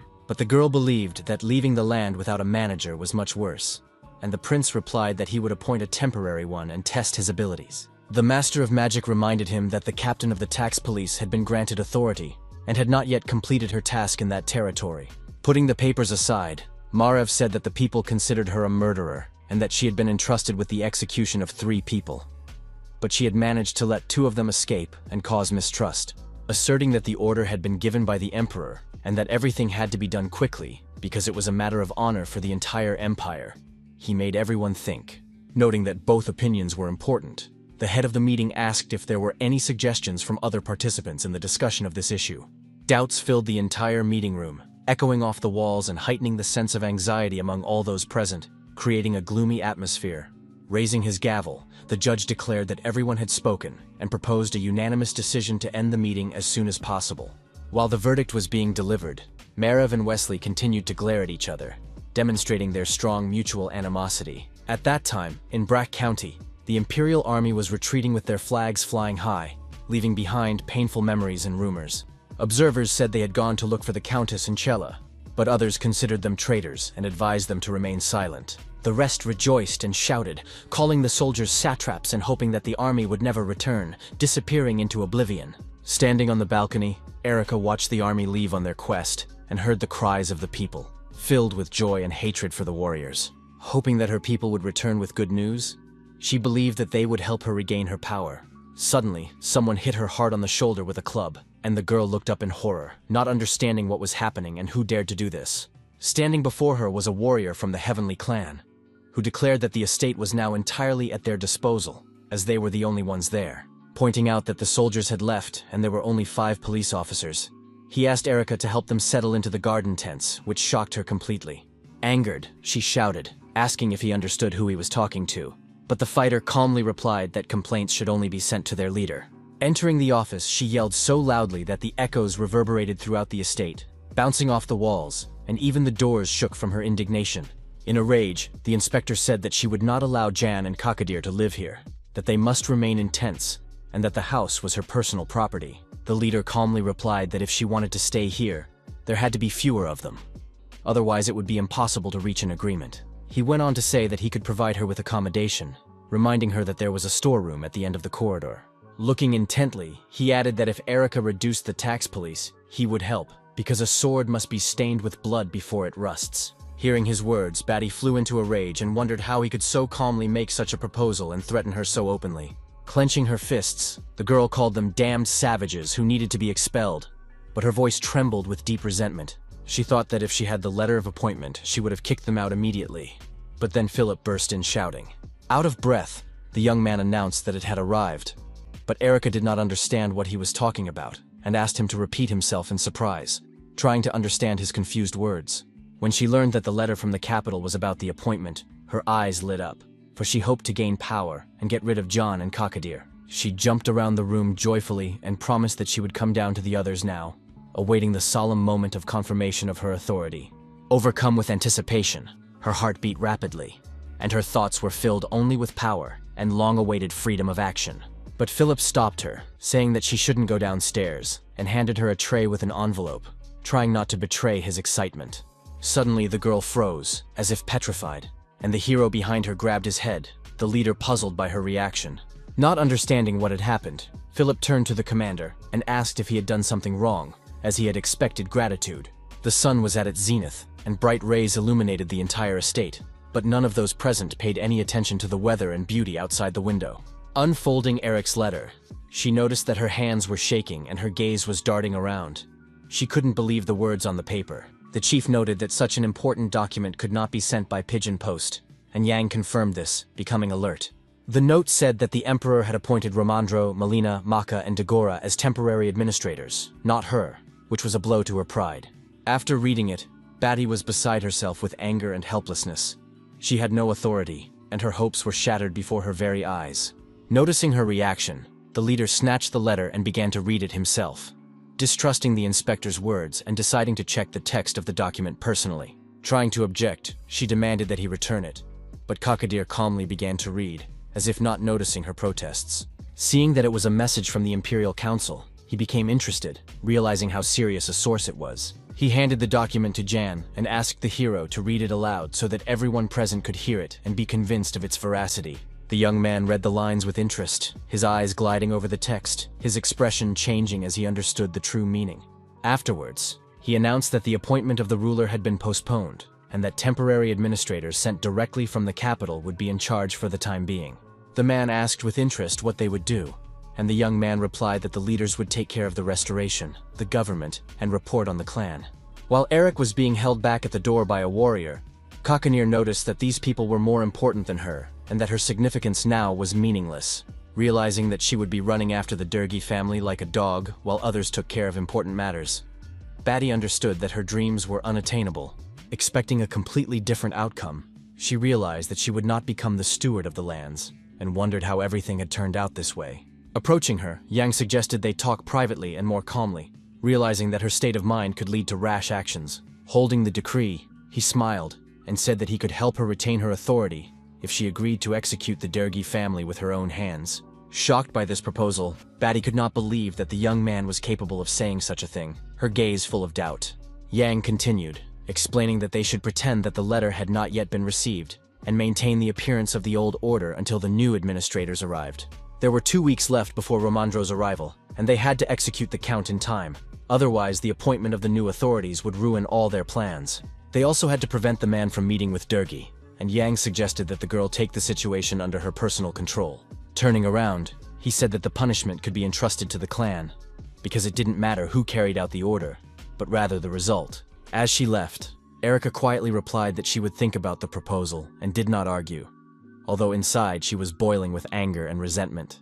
At the door, she ran into Sue and realized that she had no choice, and that circumstances were cornering her, leaving her with few options. Seeing the girl, Kakadir asked what she was doing there, and her face broke out in a sweat, betraying her inner turmoil and fear. Opening her arms, she showed him the wounded pigeon, and the chieftain asked with a smirk if it was also a messenger from the palace. Angered, he remarked that the girl couldn't go a day without causing trouble, and she apologized as they pulled the paper out of the bird's claws. Unfolding the letter, Jan saw that Moline had written to Erica personally and immediately became wary, because mail of this kind could carry hidden meaning. The note said that Durga had sent the message to the prince earlier, but Marav had spoken up in the council and ruined all plans for the appointment of the county administrator. After reading it, the hero said that he had a suspicious feeling, and the chief added that a power struggle and a fight between influential people had begun. Burning the letter over a candle, they realized that the first prince had stirred up a hornet's nest, and now everything was playing into their hands, but the risk remained enormous. Jan decided that he needed to meet Romandro and make an impression, because the prince surely thought that he and Moline had entered into a secret alliance. The chieftain asked doubtfully whether they would now become an obstacle for the old man, and the hero replied that this was precisely why they needed to make their position clear. Looking intently, the chieftain asked if the young man really wanted to side with the first prince, testing his determination and political flexibility. Recalling the image of Marav, the young man thought for a moment and folded his arms, imagining the possible consequences of such a choice and its impact on his future fate. Then he said that the prince was not only intelligent, but also the legitimate heir to the throne, which meant that his position was significantly strengthened. Noting that the governors were important for the restoration, the young man understood that it was their decisions that would determine when the clan could return home. While the chieftain was saying that he would send some of his brothers home in the fall, and that the goal would be achieved when Durgi's head fell, peace and tranquility reigned in the garden. With a smile, Kakadir noted that whether Yang would become a lord in the future depended solely on him and his ability to weave intrigues. In response, the character smiled silently, thinking about his next plan of action and wishing to get what he wanted. A few days later, a falcon arrived with news of the deaths of Mary and Chella.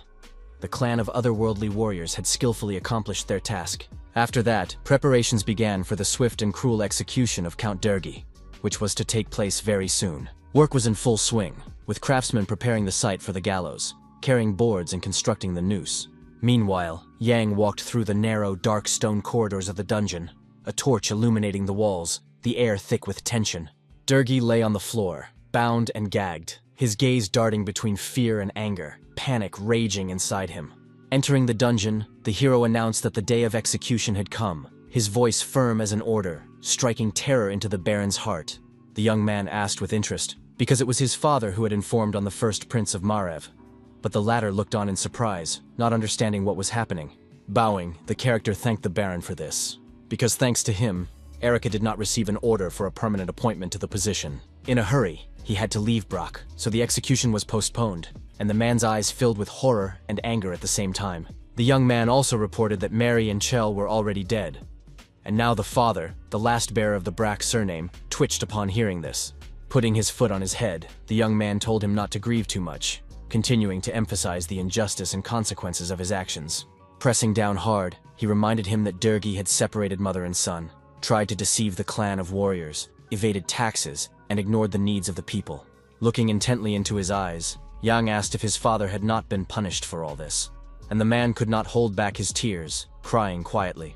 With a torch in his hands, the servant told the hero that it was time to go, and the young man headed for the door, wanting to leave this terrible place as soon as possible. Taking one last look at the unfortunate Baron, he felt no remorse whatsoever, even though he was his father. Bound and pitiful, Durgi lay on the cold stone slab, no longer having the strength or ability to change anything. With a determined step, the character went to watch the execution, feeling the historical significance of the moment. When he left the dungeon accompanied by a warrior, the sky was gray and gloomy, and the rest of the clan members were waiting on the street. Silence reigned around him, and the young man himself was also silent, trying to comprehend that soon the matter with Durgi would be closed forever. Suddenly, his attention was drawn to the manor house, and he glanced at it, realizing that soon there would be no more brothers. A silhouette was visible in one of the windows, which attracted his attention, but otherwise the building was completely empty and quiet.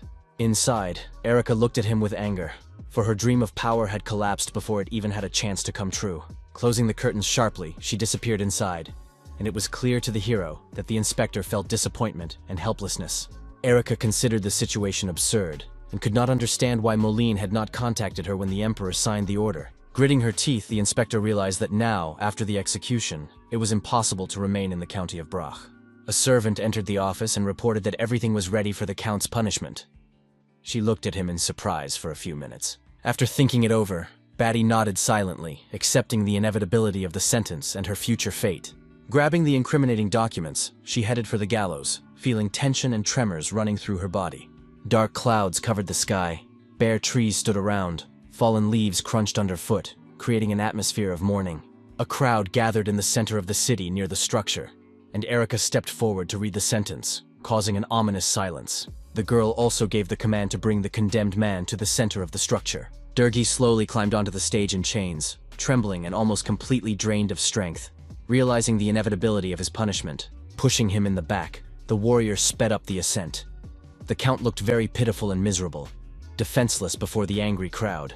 The crowd began to discuss his appearance animatedly, for without his luxurious clothes, the man looked much worse than a commoner. People were also shouting about the fate of the Countess and Chell, unaware that they were already dead, and dreaming that the strangers would finally leave their lands and go in search of them. In the middle of the square, the crowd sighed with relief, anticipating that everything would soon return to normal. Meanwhile, the Count was led to the center, right to the noose. The crowd froze in anticipation of the verdict, and a tense silence hung in the air. Suddenly, trumpets sounded, their loud noise announcing the beginning of the execution and making people's hearts beat faster with excitement. Unfolding the scroll, Erica introduced herself, said she was speaking on behalf of the Emperor, and read out Durgi's crimes to the people. The first charge was falsification of tax reports, and the people realized that they had been brazenly and cynically deceived all this time. The inspector then read out that the mine produced 60,000 tons of coal, but the document stated half that amount, and their faces filled with anger. Stones and rotten eggs were thrown at Durgi. The crowd was furious because the taxes he demanded from them were unbearably high. Some had sold their homes to survive, worked hard in the fields, and now shouted this in the Count's face, even though his eyes were blindfolded.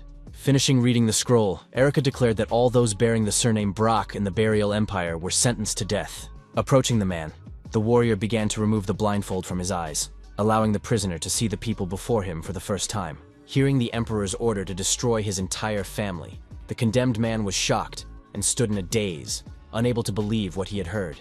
As he stood at the gallows, the crowd around him chanted joyfully, and death was very close.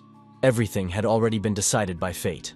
The crowd hated him because he was the one who had been robbing them all this time, depriving the common people of their last piece of bread. Listening to the shouts, the Count was struck by such intense anger because no one had dared to show it before. In the crowd, he noticed John, who was staring intently into his eyes, not looking away, and this struck him even more. The boards beneath the Count's feet collapsed, the noose tightened around Dergi's throat, and he began to choke, gasping for air. The execution was carried out, the gallows worked properly, and death drew closer to the condemned man with every second of his torment. Erica declared that anyone dissatisfied with the Count could throw a stone, and they would become the symbolic foundation of the values of the Burial Empire. Feeling his impending doom, the Baron wept, tears streaming down his cheeks, and fear filled his soul, leaving not a shred of hope. From afar appeared a clan of otherworldly warriors led by Kakanir, their steps confident, their faces stern and determined. In his hands, the leader held a huge arrow, glistening in the sunlight, as if symbolizing the end of the Brach family. Wielding his heavy weapon, he prepared to deliver the decisive blow, and the tension in the crowd reached its peak as everyone held their breath. With a swing of his arm, he hurled the arrow, and the people watched in horror and curiosity, stepping back and freezing in place. It flew straight at Dergi, leaving a whistling sound in the air, while the man hung motionless on the noose, breathing his last breaths. Piercing his body, the spear stuck, the body swayed in the air, the crowd screamed, and a terrible silence hung in the air. The tip of the arrow protruded from his back, and blood flowed profusely onto the ground, staining it scarlet and causing horror among the spectators. The wounds were fatal, and the Count had no chance of survival. His life faded away before the eyes of the people. Watching the result, the chieftain saw blood dripping from the hanged man's body, and the sight gave him satisfaction.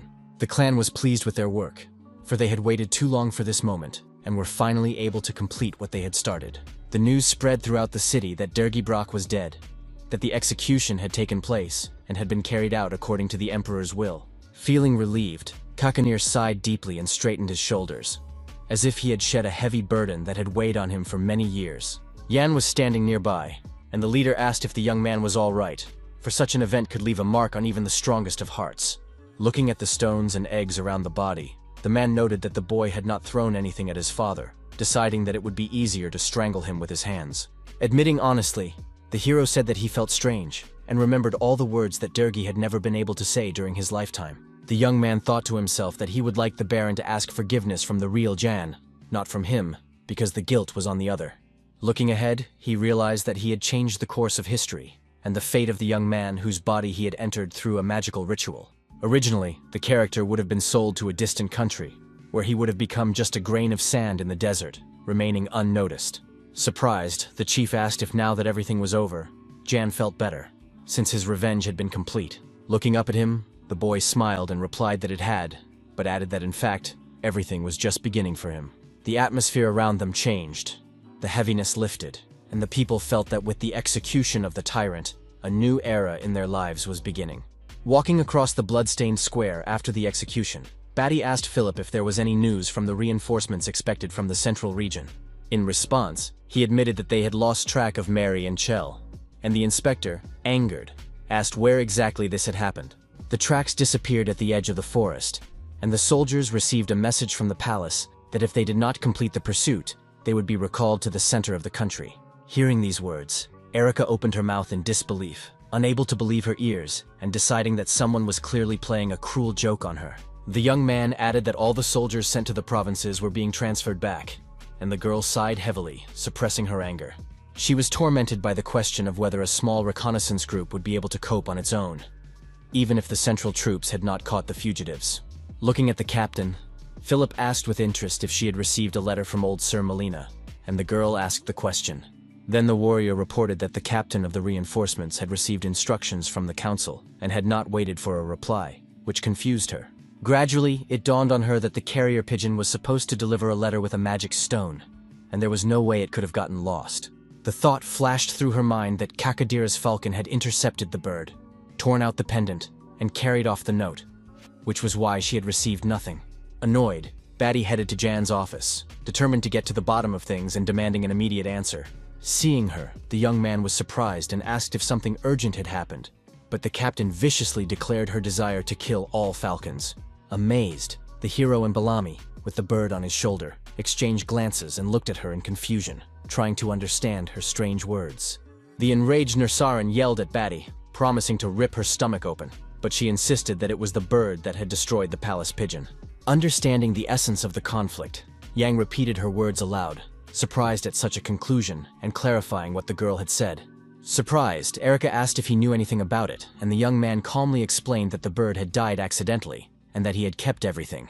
Opening a small box with a letter and a magic stone, the young man calmly handed it to the girl, causing her to be shocked. In a rage, Batty exclaimed how he dared to steal the palace pigeon, but the guy replied that it was a personal message from Sir Melina. Hearing his words, she froze in place, completely shocked.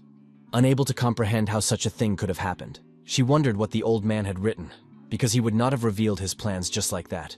And this letter could be evidence of his betrayal of the Empire. Frowning sternly, she demanded that the note be given to her, brooking no objection, her gaze expressing fury and determination. In return, the hero firmly told her to finish her business in 3 days and leave the land, not wanting to see her here and further conflicts. Handing her the envelope, he noted that Moline had sent it in haste, and admitted that he would be glad if Erica left as soon as possible. Closing her hands, the captain realized that the young man was dictating the terms, and understood that she had no way out. Her plans were falling apart before her eyes. Snatching the note from him, she said that tomorrow they would take the body and leave, and Yang calmly noted the wisdom of such a decision. Suddenly, she declared that it would be better for the hero himself to leave before the advisors arrived, which shocked him greatly. Finally, she said that she considered his opinion about his own safety to be foolish, simply because he did not belong to the Brach family. She added that the advisor had been appointed governor of the territories, and a guy from a brothel would not be able to cope even with the alliance of the clan chief.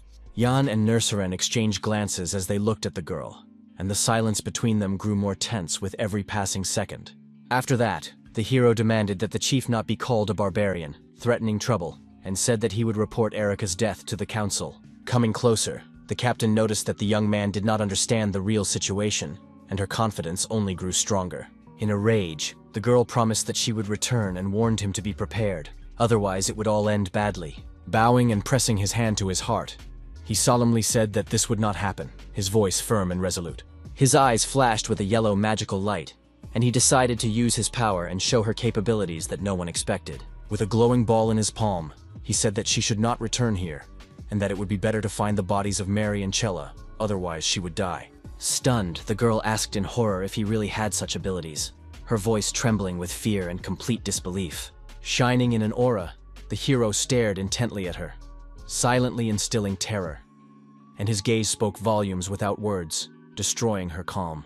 Closing his eyes, he let her go, but warned her not to go too far, or the consequences would be dire. Leaving the office, Erica lowered her head, and Philip immediately ran up to her, wanting to know what exactly Jan had said to her. In her mind, she understood his self-confidence, and decided that she did not want to be a slave when the Central Army came to the county. Without emotion, she ordered her things to be packed, which surprised the soldier, and, approaching her horse, said that after the body was handed over, they would go in search of the fugitives. Deep down, she knew that difficulties were inevitable, but they had to show their loyalty to the center and take at least one step toward it. When the gates opened, the tax police troops rode out of the estate on horseback, with Erica riding at the head of the detachment. Looking out the window, Jan watched them for a long time and breathed a sigh of relief, realizing that one threat was finally behind them. Deciding that one problem was over, he got ready for an important meeting that awaited him. He clutched the pendant that Hannah had found earlier in a flower pot, and thought about how it was connected to his future. Passing through the forest, the young man asked Barrick doubtfully if this was the right road, and the boy replied uncertainly, but still confirmed it. After asking again cautiously, Jan received the answer that the path was correct, because the orphan noticed his marks made of black stones left earlier. Suddenly, the bodyguard announced that they had arrived at their destination, and the young man opened his eyes in surprise, not believing that it was true. There was a small house in the clearing, with a fire burning nearby with a cauldron, and Barrick moved forward decisively, preparing to enter first. Looking around, they saw no one, and the orphan assumed that the woman had left the house empty. Approaching the entrance, Yang pushed the door and entered the room, ready to find out what the hut was like inside. In the corner stood a wooden bed with a blanket, and the sun's rays fell on it through the window, illuminating the room with light. The young man thought to himself that there was no Salaska flower here, and a slight shadow of disappointment crossed his face at that moment. Suddenly, there was a noise behind him. Someone had dropped a picture of berries, but the hero did not hear it, absorbed as he was by the clearing. Behind him appeared a woman, stunned to see her own son, whom she had missed so much. Uncertainly and a little frightened, she uttered his name aloud with a tremor, doubting that it was really Yang and not someone else. Turning to her, he asked with a smile how she had been all this time, his voice soft and warm. With a cry of joy, his mother rushed into his arms and thanked him with tears in her eyes for finally coming to her. She asked anxiously how he was doing and why he looked so thin, but Barrick intervened, pointing out that it was just his normal build. Holding her son's face in her hands, she listened as he said that it would take a long time to explain and suggested they sit down and discuss everything calmly. Peace and quiet reigned in the thick forest, with rays of sunlight filtering through the treetops, filling the air with soft light. Sitting by the fire under the clear sky, the mother said that the Count's entire family had turned out to be traitors who had betrayed the Emperor and the people. In response, Yang quietly remarked that he had something important to tell her, and the woman listened attentively and caringly to her son's words. Placing his hand on hers, the hero said that even though the flag of Dergi had fallen, there was still much to be done, for officials from the center were already on their way to them. He stated resolutely that he would go there with them and did not know if he would be able to stay with his mother any longer. With tears in her eyes, the mother bowed her head and wept bitterly, losing strength and realizing that the minutes of their meeting were passing too quickly.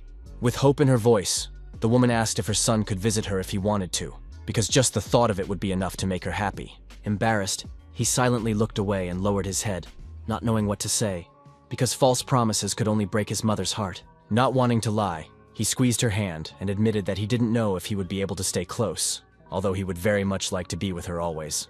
Throwing herself into his arms, she held him tightly to her chest and whispered that it was enough for her to know that he was alive and well. She happily admitted that she did not want to live in the village, and that she was much better off in this valley than in the basements of the poor, where eternal darkness reigned.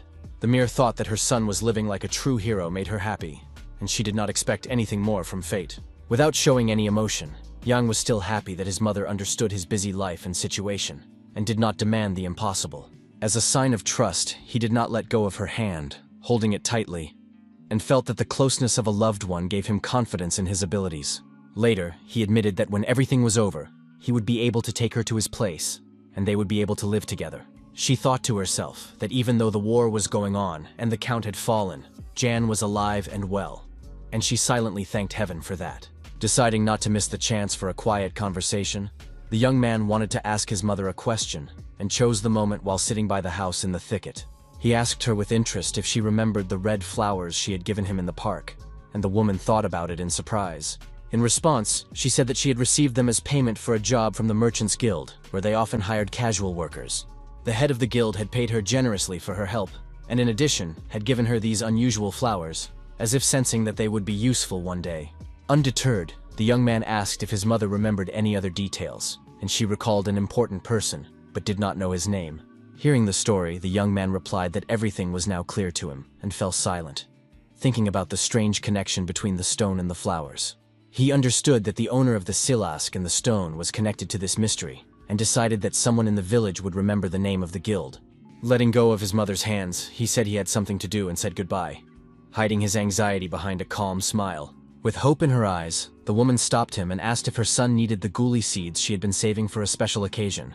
Taking out huge bags, she amazed the young man and his bodyguard, because no one expected the lady to have so many supplies. Smiling as she recalled his request to collect seeds, the mother admitted that she had 2 bags, and Yang called her a talented gardener. She explained that she passed the time caring for the plants, but did not understand the point until the young man opened the bags and explained that the seeds were edible. With a smile, he put 1 seed in his mouth and began to chew it with relish, while his mother and Barrick cried out, fearing for his health.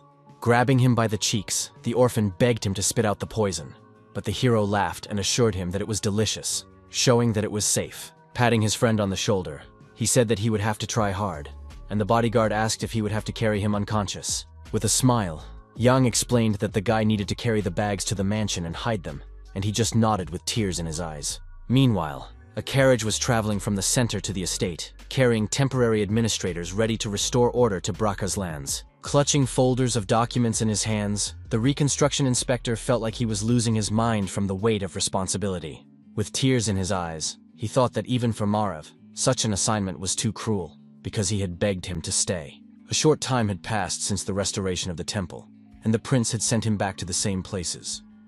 Tears flowed as he missed his wife. Someone called out to him, and he turned around, hiding his weakness, while Molin asked his colleague with interest about the future of Brach. After thinking for a moment, the inspector said that according to Erica's report, the situation was serious, and if they raised the flag and were not pelted with stones, it would be lucky. After listening to his colleague, the old man nodded in agreement, but in his head he was thinking through his own plan for further action. Gritting his teeth, he realized that Batty should have taken everything into her own hands, but their plan had collapsed because of the stubborn bastard. At that moment, powerful otherworldly warriors stood in the estate's garden, guarding the courtyard and keeping order around it. Seeing them, Romandro was struck with awe, his eyes widening with fear, for he had never encountered members of the community before. Frightened, he grabbed the folder and trembled, realizing that the old man had not warned him on purpose, believing it better to hide this fact. Suddenly, someone knocked on the carriage window, and everyone jumped, turning questioningly toward the sound to find out what had happened. Unexpectedly, the inspector saw John, who calmly clarified his position and greeted all the arriving deputies. The young man greeted them politely, while the men looked at him with malice and confusion, not understanding what this youngster was doing there. With a sweet smile, the hero bowed low, and they were amazed to see him so friendly, although they had expected insolence and resistance. Hearing himself called brother, the young man told them to be careful, because he had renounced that surname and no longer bore it. In the peaceful garden, he admitted that he did not want to discuss matters in letters, and promised to explain everything in detail personally and openly. When everyone got out of the carriage, he introduced Romandro Kakadiru and Nursaran, explaining that they were members of the community. While the falcon sat on the window, negotiations were underway in the hall, and the young man talked about the alliance with the clan that had signed a peace treaty with him. Recalling the events, he talked about how he learned about Durgi's atrocities, and how the clan wanted to prove its loyalty by supporting him. While Yang was explaining, the old man watched him closely, trying to catch him in a lie and find a weak spot to use later. Studying the documents, Romandro noted that this was not in Erica's report, and asked where she was, and the hero replied that the girl had gone in search of the fugitives. Mullen took a scroll from his bosom, while the young man explained the situation and the reason for his arrival. Throwing it sharply on the table in front of the man announced that it was an order for the young man's further actions. He asked maliciously if Durgi blood ran through his veins, because according to their laws, he was a slave living in luxury, and asked what the guy had done with Bati. Pushing the note aside, Yang said that he had crossed the border and now his heart was in burial, but according to his documents, he was a resident of the desert. He confidently added that if they decided to punish him, he would still be able to return to the clan, where the laws were completely different. Mullen shouted, asking who would allow him to do so, and tried to prove that the power of the center was absolute and indisputable. Suddenly, the chief's voice rang out, saying that he would allow the young man to return, and the old man froze in surprise. Kakadir pointed out that things were calm in the area right now, so the clan would soon leave, leaving only a few warriors behind. Realizing that the dispute was heating up, Romandro suggested not rushing to conclusions and seeking a compromise to avoid bloodshed. With a smile, Yang admitted that he had been waiting for the reconstruction expert, who noted that the situation was much better than he had imagined. In a rage, Moline shouted that bringing barbarians into the Empire's lands was tantamount to treason, and asked if the controller really agreed to leave things as they were. Standing up, the old man declared that only their laws would apply in burial, and if the hero decided to leave, he would make him answer for it.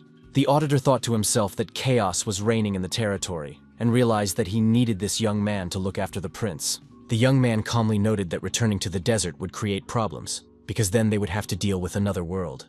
Internally, Mullen understood that getting rid of Jan was the primary goal, and noted that the clan's help had already reached the palace. He abruptly declared that Jan and the chieftain should leave and not get in the way, while Kakadir silently pondered each of his words. Suddenly, the young man threw the papers up in the air and used magic, terrifying the deputies, who did not expect such a spectacle. With eyes burning with rage, he repeated that returning to the desert would cause problems, and that was his last argument. As if in a daze, Romandro asked if the young man really possessed such abilities, because to him it seemed impossible and frightening. Looking at them resolutely, the hero shone with a bright yellow light, not hiding his inner strength and calm at this important moment. With admiration, the inspector asked when Jan's abilities had first appeared, but he replied that it had been a long time ago, and naturally, the man admitted with delight that he could not have imagined meeting a person with magical abilities outside the walls of the Imperial Ministry. Previously, he had considered Jan unusual for his age, but now the young man found himself at the center of events that changed the history of Braca. Jumping up to him, he asked to shake his hand, because not everyone is lucky enough to meet a magician, and the boy laughed and agreed. Taking the young man's hands, the controller struggled to hide his excitement, while Moline couldn't stand such behavior and was angry. The old man realized to himself that the hero's abilities, which he had seen for the first time, were not a deception of his eyes, but were true. At that moment, Yang simply changed the subject, not wanting to admit it. But now his origins no longer mattered. Looking puzzled, Moline wondered if the young man wanted to become the next Count of Braque, as the young man's behavior seemed bold.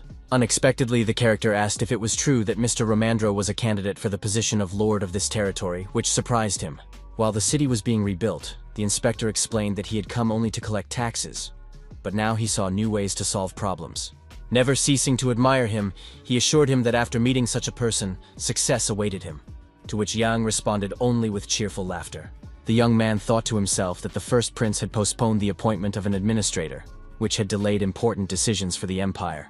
The second had sent Molina here, and the hero wondered on whose orders he was acting, as it seemed extremely suspicious. Surprised by the young man's insight, the controller explained that it was Prince Marev who was very interested in this territory and its people. With a smile, Yang said that it was a great honor for him and promised to help the inspector, while Moline restrained his irritation. He also suggested discussing plans in the evening and allowing the deputies to rest a little, and the man willingly supported this decision. The clan representatives and officials left the office, complaining wearily about the 2-week journey in a cramped, bumpy carriage. Suddenly, the hero heard someone call his name, and turned sharply to see who was trying to get his attention. Moline remained in the office, intending to have a serious talk with the young man, and his gloomy tone did not bode well. Alarmed by this mood, Cockadeer stopped at the door and looked closely at the hero, but the latter told him to leave. When the door closed, the young man and the old man were left alone, and the tension between them immediately filled the space around them. Clutching his knee, the man asked bitterly why the young man was doing all this and why he was deliberately complicating his own life. Puzzled, the character replied that he was acting honestly, that he had reported his father and received freedom in return, so the accusations were strange. He also reminded him that they had not made any agreements for the future, and upon hearing this, Moline barely restrained his anger. Breaking into a shout, the old man declared that the young man had once claimed to know nothing about people with magical powers. Continuing maliciously, he reproached Yang for wanting to take over the territory, and said that if he had told the truth earlier, the trouble could have been avoided. With sincere bewilderment, the young man asked if he was obliged to report his intentions, since he had no intention of hiding anything. He confidently added that all his past actions had been the only correct course of action. And now the old man's words were meaningless. Staring intently at him and clenching his hands, Moline clarified what exactly he was after, his voice tinged with a veiled threat of violence. Kicking the table aside, the hero sat down opposite him, deliberately closing the distance and showing his readiness for an open conversation. Burning him with his gaze, he asked in response what the man really wanted, because his words sounded suspiciously dangerous. Then Moline demanded complete control over the territory and offered to negotiate.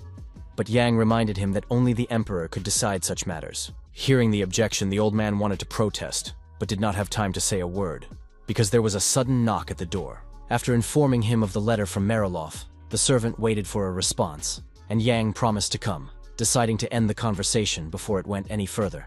As he left, the young man wished the man well, and promised to take care of the needs of the people in the palace, so that they would lack nothing. Watching him leave, Moline was overcome with rage, and could barely contain his desire to scream in frustration, for his plan was finally falling apart. Gritting his teeth, the old man barely managed to keep himself from losing his temper, realizing that defeat in such a struggle was unbearable for him. When the first stars lit up the sky, Monsieur Romandro sat at his desk and wrote intently in neat calligraphic letters. He worked, writing lines with his pen, until a servant appeared with a tray of dinner to interrupt the inspector's work. Distracted from his writing, the man looked up and invited him in, deciding that the note could wait and that food would help him regain his strength. The butler carefully brought in a tray with slices of cheese, pieces of sausage, and a glass of plain water.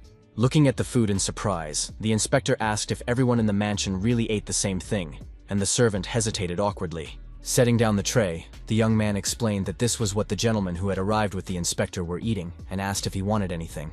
Noticing the absence of vegetables and fruit, the man realized that food supplies had not yet been restored after the war, which had devastated the fields. Chewing his simple meal, he was glad that he was having dinner under a roof and sleeping in a warm room, rather than wandering the roads without shelter. When the moon rose, he finished his meal, and Yang knocked quietly on the office door, wanting to discuss important issues of the day. Entering with a smile, the young man asked if Romandro liked the food that had been served and wanted to know his opinion about the dinner. Seeing the hero, the man invited him in and asked about Molina, to which the young man replied that he was also having dinner and was busy eating. Holding out a red folder, the hero said that he had gathered information about the restored territories and asked the inspector to study it.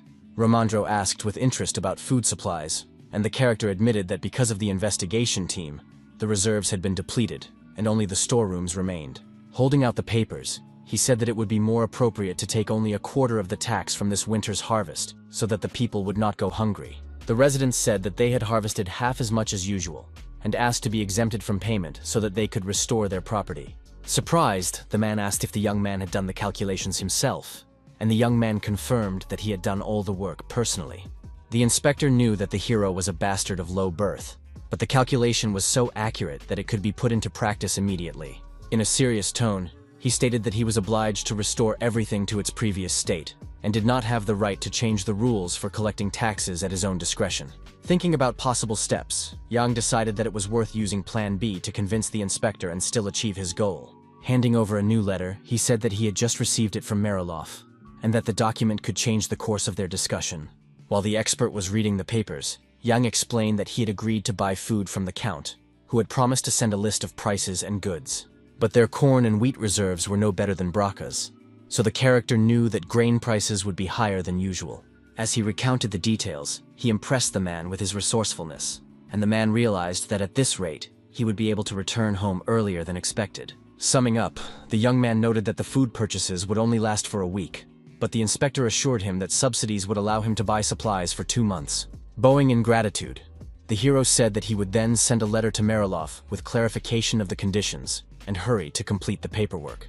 After finishing the conversation, the young man went out into the corridor and closed the door tightly behind him, leaving the man alone with his thoughts. He thought about the conversation for a long time, realizing that the inspector had trusted his words, but the situation was still fragile. Turning to Nursaran, Kakanir, and Barik, he announced that a serious problem had arisen that required their immediate attention.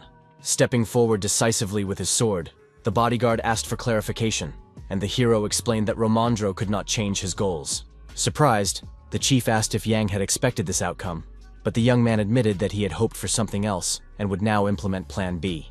The frightened orphan asked if they had been allocated subsidies, and the young man replied that the amount was approximately 3,000 gold coins. Turning to the chief, he said that they would have to contact the neighboring county ahead of schedule and prepare for negotiations. Walking down the corridor, the leader noted the expert's friendliness and asked what the hero thought of him, since his behavior surprised everyone. Agreeing, the character noted that Romandro had sent Marev, and he acted completely differently than Moline or Lord Gale. The man had the impression that Jan supported the first prince, because his father had pushed for an alliance. But when he saw the hostility, he realized that it was all an act. Walking through the dark corridors, the young man assured that if they managed to finally win over the inspector, everything would go according to plan. The commander noted that he was surprised by such an attitude toward mages, as he did not believe that they could be treated with such respect in the Empire. He decided that it was quite possible to lead this clan and ordered Nursaran to keep an eye on Moline and his companions. Turning around, Yang asked if the task had been completed, and the orphan replied that the magic stones had been successfully planted for surveillance. After saying goodbye to each other, everyone went about their business, and deep night spread across the street, lit by the full moon.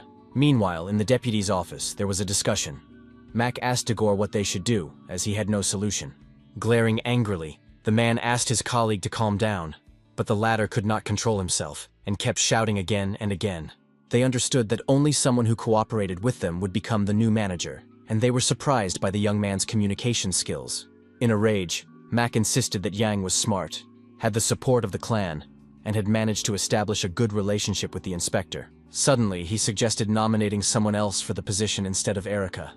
But Dagor considered this nonsense, remembering the girl's character. She was driven by a thirst for power and loyalty to Prince Gale, and if she was not given the post, no one could predict how the situation would turn out. After listening silently, Moline said nothing, only pondered what he had heard, and looked gloomily at his colleagues, hiding his inner rage. Turning around, he said that whoever was interfering with them was not going to stop and would soon become a real threat. With a bottle of wine in his hand, he remarked that there was no turning back, that there was only one way forward, and Mac looked at him in surprise. Pouring the drink viciously, the old man added that the only thing left to do was to eliminate the one who was interfering. Otherwise, everything would collapse completely. He continued, emphasizing that if the magician was hostile, they needed to get rid of him before he grew stronger and developed his powers. Agreeing, Mac said that if they failed to control the young man's development, it would greatly harm Prince Gale's interests. To himself, Molin thought maliciously that without the boy, the clan of otherworldly warriors would not remain here and would not interfere in Brock's affairs. In that case, Romandro would have no one to rely on and would not be able to fully exercise his newly acquired powers. Raising his glass, the old man insisted that they could not allow the bastard to prevent the prince from carrying out his long-awaited plans. Noting that there was always a way out, he suggested calmly assessing the situation over the next few days without rushing to make a decision. While everyone agreed, no one even suspected that they were being watched, and that every word of the discussion was being heard by prying ears. There was a listening device under the table.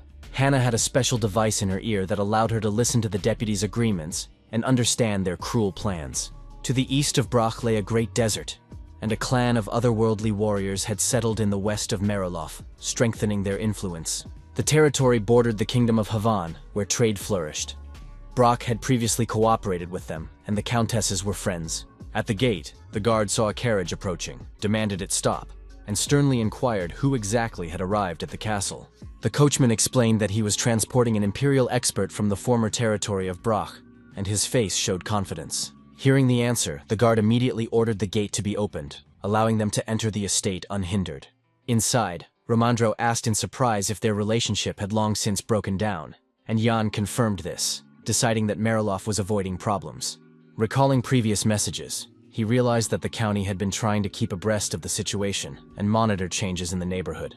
Passing by the buildings, the hero thought that without the arrival of the Imperial advisor, they could well have tried to seize the territory. The weather was clear, the castle was peaceful, the decorations were gilded, but the whole atmosphere remained restrained and austere. Bowing, Count Carlo Meroloff warmly welcomed the guests, showing respect and readiness for constructive conversation. In response, Romandro introduced himself as an expert of the Imperial Court, emphasizing that he had come here on an official mission. Noticing that the Baron was looking at the young man with a questioning and puzzled look, the controller introduced January. Bowing low, the hero greeted the man, showing respect and gratitude to the neighboring county. Carlo noticed that the young man was not at all like Dergi, and the young man took this as a compliment, then invited him to discuss food supplies. Romandro reported that there had been a poor harvest in Bracha, and it was unknown when the situation would change, so they had asked Meroloff for help. Listening attentively, the Baron noted that there were no other problems, and the inspector explained that the recovery was proceeding faster than expected. The man also admitted that the young man's message had alarmed him, and said that they could not help by depriving themselves of their last resources, handing over the papers. It was a list of goods and prices that they offered, and the instructor began to study each line carefully with tension. Suddenly, he asked if they could discuss the terms in private, as the situation required confidentiality and caution. Laughing, Carlo was surprised that Romandro wanted to discuss important matters with an ordinary young man, not considering it important. Surprised by this reaction, the hero noted to himself that perhaps people in the center really had no prejudices at all. As he left, the Baron ordered lunch to be prepared for the guests, so that they could eat and discuss matters in a more relaxed atmosphere. Clutching the papers, the expert seethed with anger, and Jan cautiously asked if he could take a look at the proposed list. Handing over the documents, the man agreed, allowing the young man to carefully study all the items listed and their prices. The character carefully leafed through the pages, trying to understand how well the proposal met Brack's real needs. It turned out that there was no wheat, no corn, no root vegetables, and the remaining products were 5 times more expensive than usual. Clutching his head, Romandro was horrified, because even with the losses after the war, Meroloff's prices seemed too high. Putting the papers aside, Yang turned to him with his own proposal, which could change the course of further negotiations. Smiling, he said that if the expert trusted him, he could tell him how to use the allocated subsidies much more rationally. The controller looked at the young man in bewilderment, but he put his hand on the man's shoulder and told him to listen carefully to every word. Upon hearing the proposal to hire workers from Meroloff, Romandro was surprised and did not understand why such a step was necessary. A heavy silence hung in the room, as the conversation had clearly reached an impasse and the parties could not reach a mutual agreement. After a while, Carlo entered the office and froze in amazement, wondering if the guests had left without even saying goodbye to their hosts. The butler noticed that they were pretending that the negotiations had never taken place, and the Count decided that their stomachs were already full. Looking at the fragrant dishes, he noted that it would soon be cold. The clan of warriors would leave, and the hungry people would have no choice. Bowing, the servant asked if the man was going to see them off, but the Baron abruptly decided to change the subject, avoiding conversation. Looking out the window, he watched Romandro and John, who were already preparing to leave Meroloff's estate without further ado. Realizing that the county was far from the palace, he understood that the local lands were not so susceptible to imperial influence. But if Brack was led by someone from the palace, the power of the center would grow, and new restrictions would inevitably intensify over time. Carlo thought to himself that he had to take over this county, because that was the only way he could keep his position and power. At the same time, Jan assumed that Marilov himself was planning to seize his territories, hiding his true intentions. Reflecting on this, the controller reminded himself that a clan of otherworldly warriors lived nearby, and the damage would be significant. But the hero thought otherwise. Judging by the butler's delay, the young man realized that no one was going to see them off and suggested that they set off immediately. Suddenly, surprised exclamations rang out behind them, and they turned sharply to see what had happened. Surprised, the young man asked if it was really Countess Marilov herself who had appeared completely unexpectedly. With a smile, the woman asked if he was indeed Jan, her voice sounding confident and gentle at the same time. Her face expressed confidence and calm, creating the impression that she was completely in control of the situation and herself. Bowing, the character kissed her hand, delighted to meet her, and the Countess just laughed, saying that the feeling was mutual. Knowing of her closeness to Mary, he assumed they were the same age, but it turned out that Madame looked much younger. Looking at her manners and the fan in her hands, he noted that the woman resembled a true aristocrat with refined habits. Surprised, she asked about the expert sent from the palace and introduced herself as Rien Marilov, smiling reservedly. Romandro bowed and introduced himself in return, and the woman asked in surprise if they had just arrived and were already leaving.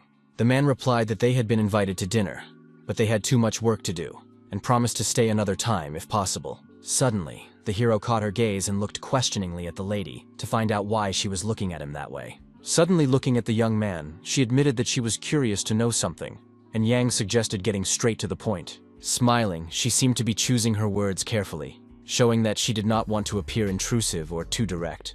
A little embarrassed, she asked if the young man knew who now lived in Mary's chambers, referring to her former rooms in the castle. Surprised, he asked if she was really talking about Lady Brack's room, as he hadn't expected to hear such a question. Coming closer, Rien explained that she had once lent the Countess something, but had never gotten it back, and asked if everything was all right there. Jan remembered the moment when his stepmother insisted on returning to her room for a moment before leaving. Silently, he realized that these events were connected, although he did not fully understand how and what secret united them. With a smile, he assured her that no one had entered the room, and suggested that she come and check it herself. The butler, who had arrived, asked in surprise why the lady had come out, but Rien explained that she was seeing off the guests. Apologizing, the man said that Carlo was too busy to come out, but as neighbors, they could always turn to him. In response, Romandro asked him to convey their gratitude to the Baron for his hospitality, and remarked that it was time to set off. As the carriage drove away from the castle, the servant and the Countess watched the guests with a long, attentive, and thoughtful gaze. Rien kept her eyes on Jan, clearly showing that she liked the young man, and he noticed it perfectly well. The hero looked at the woman through the window and wondered what the Countess had once entrusted to Mary and was now remembering. Suddenly, Romandro noted her extraordinary youth, and the young man replied that he himself had not expected to see such a young baroness. Noting that this was not so important, the expert asked the young man to tell him about the agricultural crop that yielded a harvest all year round. Admiringly, he exclaimed that it was an incredible discovery, and asked where the character had found it, since it was drought-resistant.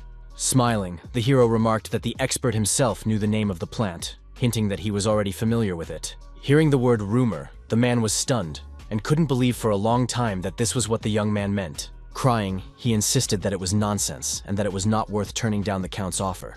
But Yang assured him that it was true. All the way, he argued that it could be used to prepare many dishes, and that the seeds contained many nutrients. The young man persisted, admitting that he had been eating them himself lately, and assuring him that even in winter, Brock would not go hungry. Suddenly, the coachman announced their arrival at the town square, and the character asked them to wait a little while they took care of some business. The carriage doors opened abruptly, and Barrick happily announced that the task had been successfully completed, and there was no need to wait any longer. Seeing his condition, Jan noted with embarrassment that the bodyguard was drunk and had done nothing, but the latter assured him otherwise. The warrior talked about a popular pub and said that he had even posted an advertisement there, although the expert did not understand the point. Then the young man explained that he was going to hire workers, and had deliberately left the notices there and in the center of Marilov. He promised to pay 1 gold coin for every 3 bags of guli, and upon hearing this, the inspector was extremely discouraged. Indignant, he asked if the young man was serious, and Barrick replied that the reward was too high for people, Nevertheless, the character considered the price justified, because the promise of such a reward should motivate the people. But the main thing was that if he did not limit the harvesting process, the peasants would start growing ghoul, and it was still too early for that. He inquired with interest about the state of agriculture in Marilof, and Barrack replied that things were worse than last year. The battles in Brach had polluted the river. Foreign merchants had raised food prices, and life had become even harder than before. Reflecting on this, Jan decided that if the residents collected more seeds, the county itself would soon come to them with an offer. Ramandra was tense and did not understand the young man's actions, because collecting poisonous plants for gold seemed completely absurd to him. Passing by the houses, their carriage headed back to their native county of Brach, slowly approaching the castle. When night fell, they finally reached home, and were able to recover from the difficult and long journey. In the dining room, they were greeted by the cook, who noted that Ramandro had not eaten for a long time, and that it was time to bring him some food and refreshments. At Jan's command, the cooks prepared dishes of goulash, soup, fried grains and butter, and seeds and honey. Crying, he said that he was only following orders, and if anything happened to the inspector, let them punish him, not his daughters. The inspector asked anxiously if the doctor was on duty, but the hero smiled and said that at this hour the doctor had already gone home. Angry, the man shouted that he had told him to wait, but Yang laughed and assured him that there was no danger, offering him some food. Looking at the spoon, the expert hesitated whether to eat it because he did not trust the strange dish and was afraid of being poisoned. Finally, he made up his mind and tried the prepared food, trying not to show his doubts to the young man. Suddenly the spoon fell from his hands and his whole body shook, as if the food had had an unexpected effect on him. Clutching his head and not hiding his emotions, he exclaimed loudly how delicious and amazing it was. Turning to the cooks and servants behind the doors, the hero ordered them to come and try the unusual treat, and everyone looked at each other in amazement at the surprise. With a smile, the guy confirmed that he was addressing them. But the whole team already had beads of sweat and heavy nervous perspiration on their foreheads. Suddenly, Hannah's voice came from behind, quietly asking if she could try the ones with honey, and everyone turned around in surprise. Handing her a plate, Yang told her to help herself. And taking one seed, the girl thanked him and began to examine it with interest. Putting it in her mouth and chewing, she unexpectedly called it a real delicacy, which made everyone around her freeze. The young man asked enthusiastically if it was true, and she confidently confirmed that the taste was very rich and pleasant, whetting the appetite of the others. Puzzled, they asked if it was really edible and safe because they also wanted to try it, and the young man confidently told everyone to help themselves. Taking a grain, people slowly began to chew, carefully tasting and listening to their sensations, trying to recognize the subtle and amazing taste. Afterwards, everyone marveled at the fact that it really was gula, expressing their delight and surprise that they could have been eating it all this time without knowing it. Yang smiled. Hearing loud exclamations that everyone wanted to try the seeds, he felt real pride in himself and his small discovery. Realizing that his connection with the residents of the estate was an important factor in spreading the seeds, he decided to start with the servants. Gradually, everyone learned about the miracle plant, which had previously been considered poisonous, and no one had guessed its usefulness. Continuing the meal, the inspector wondered how the young man had managed to make such a discovery. But he replied that he had simply been incredibly lucky. He loudly declared that a greenhouse for the Guli should be built immediately, and then this winter they would be able to feed on its harvest, his voice echoing off the walls. He thought to himself that while they were planting seeds and preparing for the cold weather, they would also gather all its fruits in the territories of Brach and Marilof. Romandro cautiously asked if he could share this information in his report to the Imperial Palace, and the hero approved the idea. Promising to tell everything as it really was, the expert asked for more, but Yang calmly explained that their supplies were still small. Seeing that the servants were also chewing, he addressed everyone and ordered them to strictly control consumption until the storehouse was replenished with the necessary provisions. In response, the maid and cooks just smiled silently, agreeing with his words and showing they were ready to follow his instructions without any arguments. A dark night fell over the castle. A full moon rose in the sky, and its cold light flooded the palace walls and illuminated the tops of the towers. Meanwhile, Prince Marev, looking thoughtfully at the flower, went to his father's chambers to check on him personally and find out if he had summoned him. Standing by his father's bed, he calmly asked if the emperor had summoned him, and in response heard an affirmative answer, full of fatigue. Turning around, Clay confirmed that he wanted to see his son because he had not spoken to him in a long time, and his voice sounded quiet and a little sad. The man seriously noted that he had not seen the young man for a long time, as he had been constantly busy lately, and the prince calmly agreed with this. Falling silent, he suddenly thought that he had been too harsh in his answers, and therefore softened his gaze slightly, trying not to offend the emperor with his behavior. Noticing that his father had turned away, he cautiously asked what had happened and what was troubling him, as the old man looked very tired and gloomy. Touching his son's hand with his old, wrinkled palm, he quietly asked if he had heard anything about Gale and his affairs. For a moment, the young man froze in confusion, not expecting such a question, and just looked at his father silently, not knowing how to respond. Then he said he knew nothing, and asked why Clay was suddenly asking him about it, since this had never happened before. The emperor then explained that he had recently dreamed of the prince's mother, Carolyn, a beautiful brunette with dark hair. She rarely appeared in his dreams, but this time she asked him to call Gale to her, and so Clay remembered her words very clearly and distinctly. Wanting to object, Marv wanted to address him, but the man said that it was just a dream, unworthy of attention, and did not want to delay him. Thinking about what to do next, the young man remained silent and smiled slightly, because he did not want to show his inner excitement.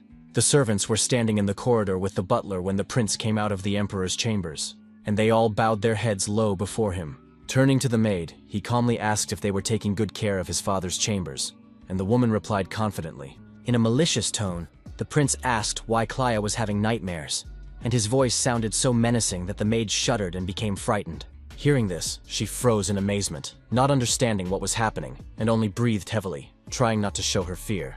The prince's rage spread throughout the castle corridor, his presence making it cold and unbearably difficult to be near him. Clutching her head, the maid fell to the floor and began to cry.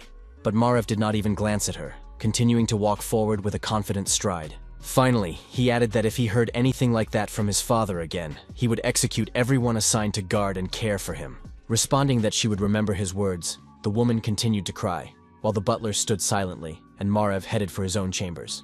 On the way, he asked the manager if the day's business was finished, but the man calmly replied that a report had arrived and needed to be read.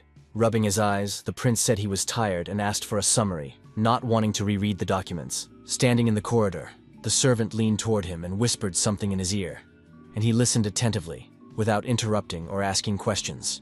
After listening to the butler, Marv suddenly cried out in delight and could not believe what he had heard. The information turned out to be incredibly important. In fact, the bastard John possessed magical abilities and had taken control of the territory of Brach, restoring it together with the clan. They expelled Captain Eric, and the inspector rode off on horseback in search of the fugitives, who had left in an unknown direction. Tying his long, thick hair, the prince noted with anger that this was true lawlessness, and that no one should be allowed to commit such acts with impunity. Turning around, he ordered the manager to follow him to his office to discuss the details, and his footsteps quickly echoed in the castle corridor. The sky around him resembled the surface of the sea. The night was quiet and calm, and only the rare lights of windows and the glow of the moon flickered on the ground. The next morning in Mariloff, people on the streets discussed whether Brock was now exchanging ghoul for money, and rumors spread quickly. Puzzled, the young men did not understand why the county needed this weed. No one outside the mansion knew that the plant was completely edible. Looking ahead, the merchant noted that the harvest would continue for a long time, because the nearest areas had already been cleared, and now they would have to go into the forest. On the territory of Brach, the builders, hammering away, discussed the collection of seeds, and could not believe that 3 bags would earn them a whole gold coin. Some thought that Jan simply had nowhere to spend his money and were puzzled by what was happening, not understanding the logic behind his strange actions. One worker was indignant, saying he would never have thought that people would pay money for grass, but his partner said it was good work. When Jan went out to check on the construction of the greenhouse, he saw many bags of guli in front of him, and the sight amazed him. When he asked the servant how many there were, he was told 49, and the hero noted that the supplies were accumulating much faster than he had expected. Meanwhile, the gardener claimed that the growth rate depended on watering and suggested trying different soil, while Hannah suggested collecting silt from the river. Turning abruptly, the maid shouted for the expert to stop eating the ghoul, as there would not be enough for planting, and her voice was angry. Hearing the noise, the hero turned questioningly toward the conflict, but said nothing and only watched intently. His thoughts were far away, but suddenly he heard Barrick, the bodyguard, addressing him with a question. Puzzled, the bodyguard wondered if the young man was thinking about Milton, and added sarcastically that the old man was quieter than a dead rat. In a serious tone, the young man admitted that the warrior was right about his thoughts, but did not explain anything else. He noted that after arriving from the palace, the man never left the castle, staying in his chambers the entire time. But judging by the way his subordinates bustled about the grounds, it was clear that he was not idle and was making some plans. Remembering the magic stone for eavesdropping hidden under the table in Milton's office, the young man said that he would have to retrieve it soon. He also instructed Romandro to tell the officials that they could have lunch together, and Barrick asked what to do if they refused. Turning around, Yang said firmly that they should be told that it would be in their best interest not to miss this lunch. At that very moment, the bodyguard was supposed to retrieve the listening device from the official's office without being noticed. Gathering later in the dining room, Milton wondered what was going on and why the young man had arranged such an urgent meeting, as nothing like this had ever happened before. With a smile, the hero said that he hadn't seen his guests in a long time, wanted to know how they were doing and had something to tell them, but Daegor demanded that they get down to business. Folding his arms, Jan calmly noted that the news he was about to share was not as grand as everyone might expect. He had simply discovered a completely new culture that could help them get through the approaching winter without unnecessary difficulties. Milton asked in surprise if he was talking about the ghoul, and the hero immediately confirmed that Sir was absolutely right, and that was exactly what he meant. Glaring back, the man said he couldn't help but know, as he had heard various rumors and gossip about the matter. The mansion paid gold for useless weeds, and this happened not only in Brach, but also in other places, including Mariloff. He also asked if the young man knew about the rumors that the reason for buying up the grass was to launder money received from the sale of land. After hearing the accusation, the young man firmly stated that such gossip was too silly for anyone to believe or take seriously.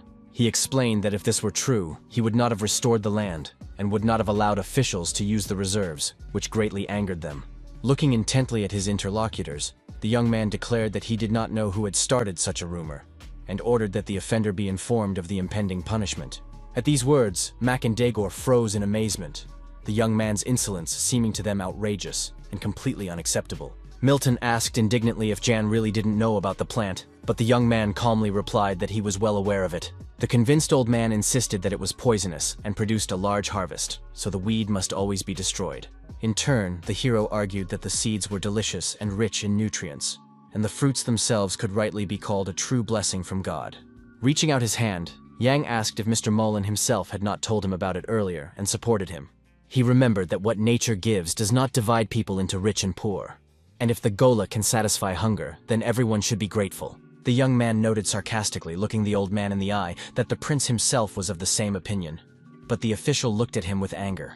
As if giving up, the Sir pushed himself away from the table with his hand, stood up, and reluctantly admitted that, perhaps, the hero was right, although it was difficult for him to agree. He insisted that people would not accept this, and unless Yang convinced them that the ghoul was not poisonous, no one would take the food. With a smile, the character replied that he already had a suitable idea in mind, which he was going to put into practice. Waving his arms, he began to talk about his plan, while his deputies looked at each other in surprise and silence, not interrupting him.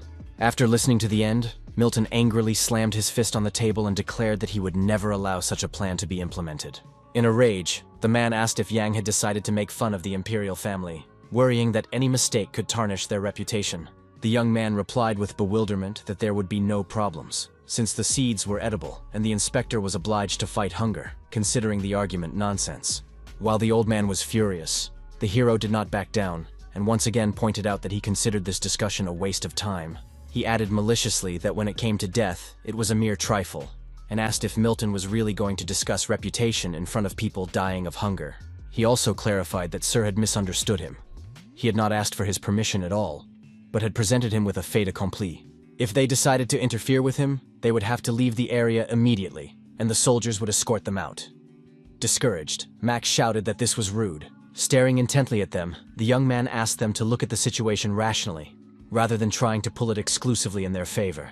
As they stared at him with stony faces, he asked what they had been doing all this time, how they had helped people. Wanting to remain neutral, Romandro asked everyone to end the argument and calm down, then said that ghouls had a pleasant taste and could be used in a variety of recipes. Suddenly, the young man's gaze fell on the door, and he was slightly distracted from the tense conversation, which he did not want to continue. Barrick stood in the doorway, smiling and gesturing with his hand to indicate that the plan had been successfully carried out. Standing up, the hero said that he had said everything he wanted to say, and would not allow anyone to interfere in such an important matter as this. Wishing everyone a pleasant appetite, he invited the expert to come with him, while Max shouted indignantly that it was not right to talk like that. Stepping outside, Barrick noted that the young man had said everything very correctly, and Jan immediately asked him if he had managed to retrieve the magic listening device. Taking out the stone, The bodyguard replied with a smile that, of course, he had completed the task, and his eyes sparkled with obvious pride. Tossing the device in his hand, the hero was pleased and proud of his cunning, and wanted to test the device. Going into the office, he threw it into a glass of water to see if the stone worked and if voices could be heard.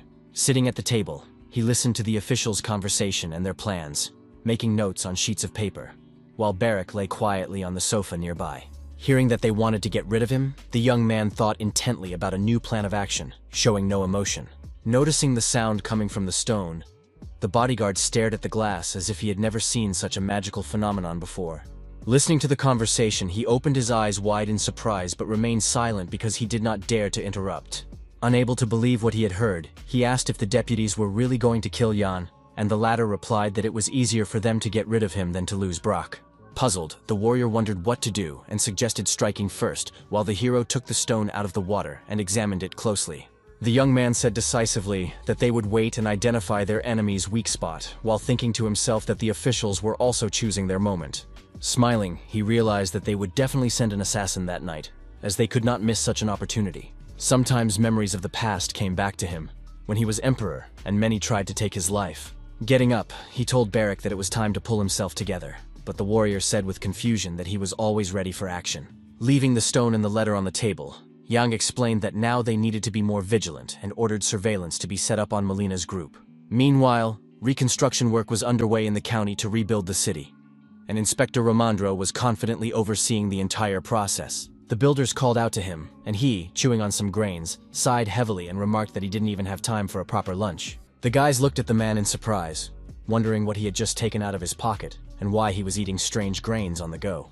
Another young man approached them and asked if they had heard anything about Ghouli's seeds, but the guys were surprised. Then the guy whispered in his ear that he had heard about Ghoulie from a friend, but his friends continued to doubt his words. At the same time, Yang decided to use all these rumors to spread information and strengthen the reputation of his new product. Previously, the Imperial Palace had conducted extensive research on agricultural crops to find a worthy alternative. As a result, it turned out that Gulu seeds were incredibly tasty and nutritious, which meant they could be safely adapted for farming. That is why Romandro, an inspector who arrived from the palace, personally began to organize the collection of grains and monitor the process of their storage. The man asked Jan with some doubt whether this would work, and Jan replied with a smile that the emperor only heard rumors from his letters and Molina. After thinking it over, the young man decided that he could share the results of his research to strengthen trust and respect. Meanwhile, the guy on the street said that the seeds improve skin and blood circulation, but they are not eaten in the capital because Gola does not grow there. While the builders discussed whether it was worth collecting them themselves, the hero and Barrack watched from the sidelines, and the bodyguard shared the news. In the tavern, people whispered that the emperor ate Gola for eternal life, and the guy said that was enough and it was time to prepare for the next step. Meanwhile, at the greenhouse, guards were protecting seedlings that until recently had been considered ordinary weeds and destroyed without hesitation. Sneaking in, the thieves made their way inside, bypassing the rows of plants and carefully hiding in their dark hoods. Walking between the rows, one thief said he was right about growing them, and the other confirmed his partner's words. Filling their hands with fruit, they discussed the valuable harvest for the Imperial Palace and planned to sell it to the center to earn some money. Suddenly, a guard with a spear rushed at them, and they froze in horror, not knowing how to avoid punishment for attempted theft. Threatening them with his weapon, the man said he had recently caught others, and the boys raised their hands and begged for mercy. But the guard ordered them to follow him. When they were taken out into the street and their hoods were removed, a man in a robe stood before them, noting that the guards had done a great job. Behind them, Barrack yawned, bored, while John stood and smiled in the moonlight. Everyone recognized him immediately, surprised by his calmness and confidence. The servants asked in surprise if the sir had decided to take a walk at this late hour without guards, and the young man replied that his own bodyguard was enough for him. His eyes flashed sharply, and he asked angrily about the two captured men, whether they were thieves or just random residents who had disturbed the peace in the county. Fearing reprisals, they trembled and were afraid to move, realizing that any words could be wrong and lead to severe punishment or imprisonment. Falling to their knees, they began to beg for forgiveness and justify themselves, saying that work was scarce and it was difficult to feed their families, so they had made a mistake. Jan casually praised the guards for their excellent work and ordered the criminals to be put behind bars, while he himself received wishes for a safe journey. Yawning, Barrack objected, saying that the original idea was to relax security and allow those who wanted to steal to do so, But now everything was the opposite. The hero calmly noted that this could have been done in other territories, but there was no ruler here, and crimes could cause security problems. Passing through the open gates, he noted that a more effective way of dealing with such situations without risk to the population and crops needed to be devised. While the moonlight illuminated the area, the bodyguard looked closely at the young man, wondering how he managed to control everything and remain calm. With a bag over their shoulders in the middle of the night, they began knocking on houses in the center of Brach, walking the streets to distribute seeds and help residents prepare for winter. Noticing that no one was responding, the hero began to knock harder on the wooden door, showing determination and confidence. A sleepy man with a child on his back asked who had come to visit them late at night, slowly walking towards the exit. Taking off his hood, Yang said it was him, and the man, seeing the gentleman, was taken aback, but realized that the visit had a good purpose. Putting his finger to his lips, the young man asked him to be quiet, as the children were sleeping in the house. The man came to his senses and fell silent, trying not to wake the little ones. With tension, he asked what had happened, fearing that he had made a mistake that could cause trouble for the family. Holding out a small bag, the hero told him to take it, explaining that the seeds were nutritious and would be beneficial if used and planted correctly. Surprised by the gift, he listened as he was told that it was delicious food, but it did not heal or rejuvenate as rumored. Unfolding a large bag with other bags inside, Yang explained that they were now under strict control and should be distributed. Since the man was raising 5 brothers and sisters on his own, he decided to give him the seeds first, so that they could prepare for the cold weather. With tears in his eyes, the man did not know how to thank the hero for saving his family and helping the residents, realizing that this was a chance to survive difficult times. Holding the man's hands, the hero said that one seed produces about 10 fruits, told him to eat some, plant the rest, and share them. Bowing low, the young man sincerely thanked the guy, and Yang walked away, waving goodbye, continuing to help others. Walking through the streets, he noted that he did not know the bodyguard and his habits very well, but nevertheless trusted him completely. Surprised, the hero asked if Barak was already almost asleep, and the sleepy warrior replied that he really wanted to be, but had to stay close. Walking on, the character claimed that while the Empire had a monopoly on growing ghouls, their supplies were dwindling. Turning around, Yang asked if they were going to distribute the seeds as Barak thought. Would people perceive it as help or strangeness? After a moment's hesitation, the young man replied that everything had been carefully thought out so that the people would see him as a caring person, not an authoritarian boss. Walking through the center of the village, the young man believed that people would see him as a good guy, and told them to hurry up, as they still had many families to visit. At the doorstep of another house, he was greeted with admiration by a woman with a bunch of surprised kids who happily accepted the gifts. Handing her a bag of seeds, Yang told her to be quiet so as not to wake the others, and explained that the grain had to be distributed properly. Next, they visited a young man with a broken leg, who gratefully accepted the seeds, realizing that he would be able to survive the winter. People sincerely accepted the grains brought by the hero, rejoicing in his care and help, and realizing that this would help them cope with hunger. The elderly were also happy and thanked him, seeing him as a kind person who cared about the future of the village. Suddenly, Barak's attention was drawn to someone's gaze, and he turned around questioningly, noticing someone standing around the corner of the neighboring building. At that moment, Dagor was quietly watching from his hiding place, recording every step Yan and his bodyguard took, trying to remain inconspicuous. Peeking out a little and afraid that he might be noticed, he decided to leave, and his silhouette just slipped away, disappearing into the alley. With quick steps, he went to his colleagues to report that the guy was handing out seeds to the people. With one deft movement, he threw open the door to his chambers, entering with determination and tension. Awaiting the report, Mac asked excitedly what his colleague had seen and listened attentively, trying to understand its importance. Removing his hood, the man remained silent, choosing his words carefully to accurately describe what he had seen, his face expressionless. Stepping forward, he reported that Yang had gone out at night to distribute the gulu, which shocked Mac and made him realize how serious the young man's intentions were. Turning to Milton, he noted that the boy was indeed very strange, but his actions were for the good of the people. The old man thought to himself that the discovery would be attributed to Romandro, not the hero, so he could be sure of the trust of the people and the palace. Sipping his wine, he thought that if Yang and his bodyguard had left at dawn, everything could have turned out differently. It would have been a great opportunity to get rid of the young man forever by killing him, but the boy acted cautiously. Returning to his office, the character noted that the restoration of the village of Gilsum had been successfully completed. Romandro asked with interest about the supply of guli, and Yang assured him that it would be sorted out in time, as the seeds were selling out quickly. The expert asked if the young man was going to continue his charitable work. Looking at the bag, and the hero confirmed that he would be distributing it for 3 days. The inspector noted with concern that the young man was busy day and night, and that his magical abilities explained his unusual endurance. In response, the hero asked if it was time to end the meeting, since they had already clarified all the issues regarding the supply of ghouls. Raising his hand, Nirsuran reported that people from the Great Desert had contacted him, providing important information about the state of the regions. News came that the health of the advisor Vincent was deteriorating, and Yang tensed, realizing that he needed to act quickly. Remembering the old woman and the Silask, thanks to which she had been able to heal her a little, the hero decided that it was necessary to carefully think through a plan. Noting the difficult situation, Bellamy reported that they had decided to stop cultivating the flower and use all the remaining roots for their needs. Raising his hand, Ramandro asked to be enlightened about the advisor and the plant, while Nirsaran and Yang looked at each other. The sunset was already turning crimson outside the window, and the guys decided to fill the inspector in on the situation so that he would understand the current situation. After listening to the story, the man repeated it to himself, pondering the correctness of the decision and its impact on the estate and the village. Staring intently at the hero, Kakanir said that the verdict had been made because of the current situation in Brach, and asked if Yang knew their funeral customs. Tapping his fingers on the table, the hero replied that he knew everything about the clan's culture, including its rules, rituals, and traditions. When the chief or chief advisor died, everyone had to spend a year in isolation, observing traditions and waiting for the mourning period to end.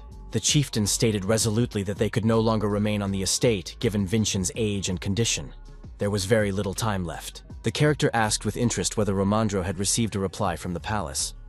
The man replied that he had not yet, but hoped for news soon. Hearing that the hero wanted to ask the first prince for an answer, he wondered if it was a good idea and weighed the consequences. Closing his hands, the inspector reported that he had sent only one report, which he had been asked to make to convey information about the situation on the estate. He calmly added that he needed to verify whether Yang possessed magic, as this was important for the entire empire. Puzzled, the hero asked if His Majesty really wanted the new Margrave to have no connection to Molina's group and no ties to the second prince. Yang also admitted that he shared Malov's opinion and was also at odds with the old man, as the expert had already noticed. Placing his hand on his chest, he sincerely asked Romandro to recommend him as a count, explaining that this would ensure safety for Brach. Hearing this, the man was very surprised and thought that the guy had gone mad, because the request was too bold for an ordinary person. Reassuring him, the young man explained that if he did not become a baron, he would have to return to the desert, and the palace would use his abilities and turn him into a slave. Considering this to be the only way to ensure safety for himself and Brach, and seeing the inspector's puzzled look, he assured him that there was no one better than him. Looking at the bag of ghoul on the table, the man realized that the hero was right, because he was at the center of the reconstruction and had obtained edible seeds. Resolutely placing his hand on the papers, he decided to tell the truth and hide nothing from the young man who craved power. The prince sincerely did not understand John's connection with Molan, and may have misinterpreted his actions, not taking into account all the nuances of what was happening. Recalling the young man's stories, the expert knew that through the old man, he had denounced his own father to protect himself and the county. In this way, he gave himself the opportunity to make his man a Margrave. But Captain Erica was also claiming this position, which complicated the choice. Moreover, he believed that since the young man was a magician, he would be able to join the ministry and demonstrate his abilities. Gale also thought that the hero could help them fight the conspirators using his strategic mind and strength, as well as his influence over people. Calmly, Yang said that if that was the only reason, he could explain everything, but the inspector was puzzled as to how. In his chambers, he promised to personally convey all the information to the first prince, and noted that there were things that could not be communicated in a letter for security reasons. Clenching his fist, the hero declared that he could prove that he and Moline were on opposite sides of the barricade and were performing different tasks. Staring intently at his allies, the hero assured them that this would be the case until his death, and even beyond, his eyes shining. Even when he died and only ashes remained, he would remain true to himself, his ideals, and the promises he had made to his people. His words shocked Romandro, while Nirsaran and Kakandir smiled, seeing that the young man was serious. Looking at the papers on the table, the inspector replied that he would convey everything to His Highness, confirming the importance of the assignment. Rising from the table, he suggested ending the negotiations for the day, and Yang thanked him for his understanding. Almost forgetting, the young man asked with interest if there were people in the center who dealt with Silask to set up production. The expert replied doubtfully that he would check, but he was not sure he could find a flower he had never heard of before. Considering that no one knew about this plant, the hero thought about how difficult it would be to find it in burial. As he left, the man noted that the young man would do well to get some rest, and the young man said goodbye, saying that they would meet again tomorrow. Left alone with Barrick, he suggested leaving early today, and the bodyguard asked if the hero was tired. Leaving the office, illuminated by the last rays of the setting sun, the character noted that his eyes were simply closing. When the stars appeared in the sky and the moon rose, they found themselves back in the center of the village, and the people joyfully greeted Jan. Seeing a familiar woman, he asked in surprise why she was still awake, since there hadn't been much preparation today. Approaching her from behind, the man asked her not to cause trouble for the gentleman, explaining that he was hiding from the palace officials, and she gasped in fear. Lining up, the people demanded that the young man bring them more seeds, because they understood the importance of the harvest for the coming winter. Having finished distributing the seeds, Yang waved his hand and told his bodyguard to go, continuing to check that everyone had received help. Noticing that the warrior was staring intently at something, the young man asked what was wrong, observing that Barrick was paying unusual attention to the surroundings. The bodyguard anxiously reported that there were 3 attackers, and the hero realized that he had fallen into a trap that required quick reactions and tactical decisions. Realizing that they needed to hurry, they quickened their pace toward the estate, knowing that time was against them. As they walked through the dark streets, the strangers followed them, trying not to attract attention, but closely monitoring their movements. Moving forward, the hero and his bodyguard walked confidently, the shadows following them but not taking any action. Stopping, the attackers shouted, asking which of the boys was Yang, trying to figure out which of the heroes was their target. Turning around, the character asked what would happen if he was the one they were looking for. Preparing for battle and assessing his chances of success, stones flew sharply off the walls in different directions, creating chaos and distracting everyone present. Finding himself between the attackers, Barrick used his skills to deliver a deft blow directly to his opponent's faces. Suddenly, his attention fell on a blade that flew very close to his body, but thanks to his quick reaction, he managed to dodge it. As they tried to surround him, he deftly dodged and counterattacked, demonstrating his mastery of combat skills. Suddenly, Yang shouted that they were being attacked from above, and the bodyguard looked up, assessing the situation and preparing to defend himself. While he was fighting off the attack, another enemy flew at him from above with a saber in his hands, ready to deliver a fatal blow. Dodging at the last moment, the blow struck the asphalt, sending stones and dust flying in all directions. Without a moment's hesitation, the young man decided to counterattack, using strategic techniques to protect himself and Yan. But the attackers also dodged skillfully, demonstrating a high level of training and understanding of combat tactics. Watching the fight, the hero noticed well-trained warriors who knew about Barrick's abilities, and realized that they had been hired by Mullen or someone from his group. While the bodyguard was striking the attackers, the guy shouted for the young man to leave at least one alive. Shouting back, he agreed, and the character realized that something was clearly wrong, because the behavior of the opponents was different from his expectations. If the attackers knew about the bodyguard's abilities, they should have known that he also possessed magic.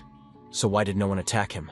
Meanwhile, people with various weapons in their hands approached them from the other side, surrounding Yan from different sides. Seeing them, the hero noted that this was quite expected, and that he needed to act to protect himself and save his life. As the crowd blocked their path, he realized that they had a lot of work ahead of them today and needed to mobilize all their strength. With a bat in his hands, the leader viciously told Yan to talk less, trying to psychologically pressure the hero. Smiling, the young man knew that he would not allow anyone to attack him and decided not to show weakness. Using magic, his body glowed, and a fireball appeared in his palms. Then he said that he was the one they were looking for.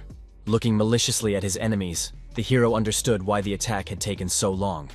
They had been gathering people, preparing for a mass attack. Standing in front of the crowd, he asked why they were doing this. Didn't they value their own lives, considering that the attackers were taking unnecessary risks? Unwilling to listen, the leader wished him death, and asked if Yang knew how much money they would get for his head. With these words, he rushed into the attack while the young man held a fireball in his palm, preparing to counterattack. While the enemy swung his club, the young man deftly moved closer to strike and use his magic. The fireball in his hands gradually grew larger and shone brighter as the character prepared for the decisive blow. With one deft movement, Yang slammed it right into the attacker's face, instantly blinding him and inflicting damage. Feeling the power of magic, the guy froze in horror, his eyes wide open, not knowing how to resist the hero. The bright light gradually engulfed him, and the character did not weaken his grip, demonstrating complete superiority. With a cry, the attacker recoiled, his face covered with small burns, pain and fear overwhelming him. Falling to the ground, the guy started screaming when he saw Yan, who was preparing to attack again. demonstrating his control over the situation. Meanwhile, another man rushed towards him, waving his weapon and shouting, hoping to help his comrade. Deftly dodging the blows, the young man remained on his feet, demonstrating skill and quick reactions. With one movement, he knocked the dagger out of his opponent's hands and delivered a fiery blow straight to his stomach, neutralizing him. Coughing up blood, the attacker fell to the ground screaming in pain, unable to continue resisting and fighting. Looking at his enemies, Yang noted that they resembled ordinary residents of Bruch, but they all shouted that he had no need to know that. Concluding that he had less control over the situation in the city than he thought, he told them to try attacking again if they dared. Some were afraid to approach and trembled with fear. Some lay beaten on the ground, and some called him a mere child. While one opponent lay at the young man's feet, the others rushed into a new attack, ready to risk their lives. Standing and assessing his surroundings, the hero noticed that help had arrived in the form of a bodyguard, and stones were ricocheting off the walls. Barak appeared right in front of the attackers, blocking their path and protecting Jan from a direct attack by rushing into the fray. His eyes burned with anger. He was not going to show weakness and was filled with determination and confidence in his own victory. Striking blow after blow, he demanded to know who dared to bother a man late at night, blood flying in all directions. Raising his bloodied hands with the sword, he wondered who had prepared the attack on them in the dark streets. Deftly dealing with his enemies, the warrior was angry that he had to do combat exercises when he was just going to relax.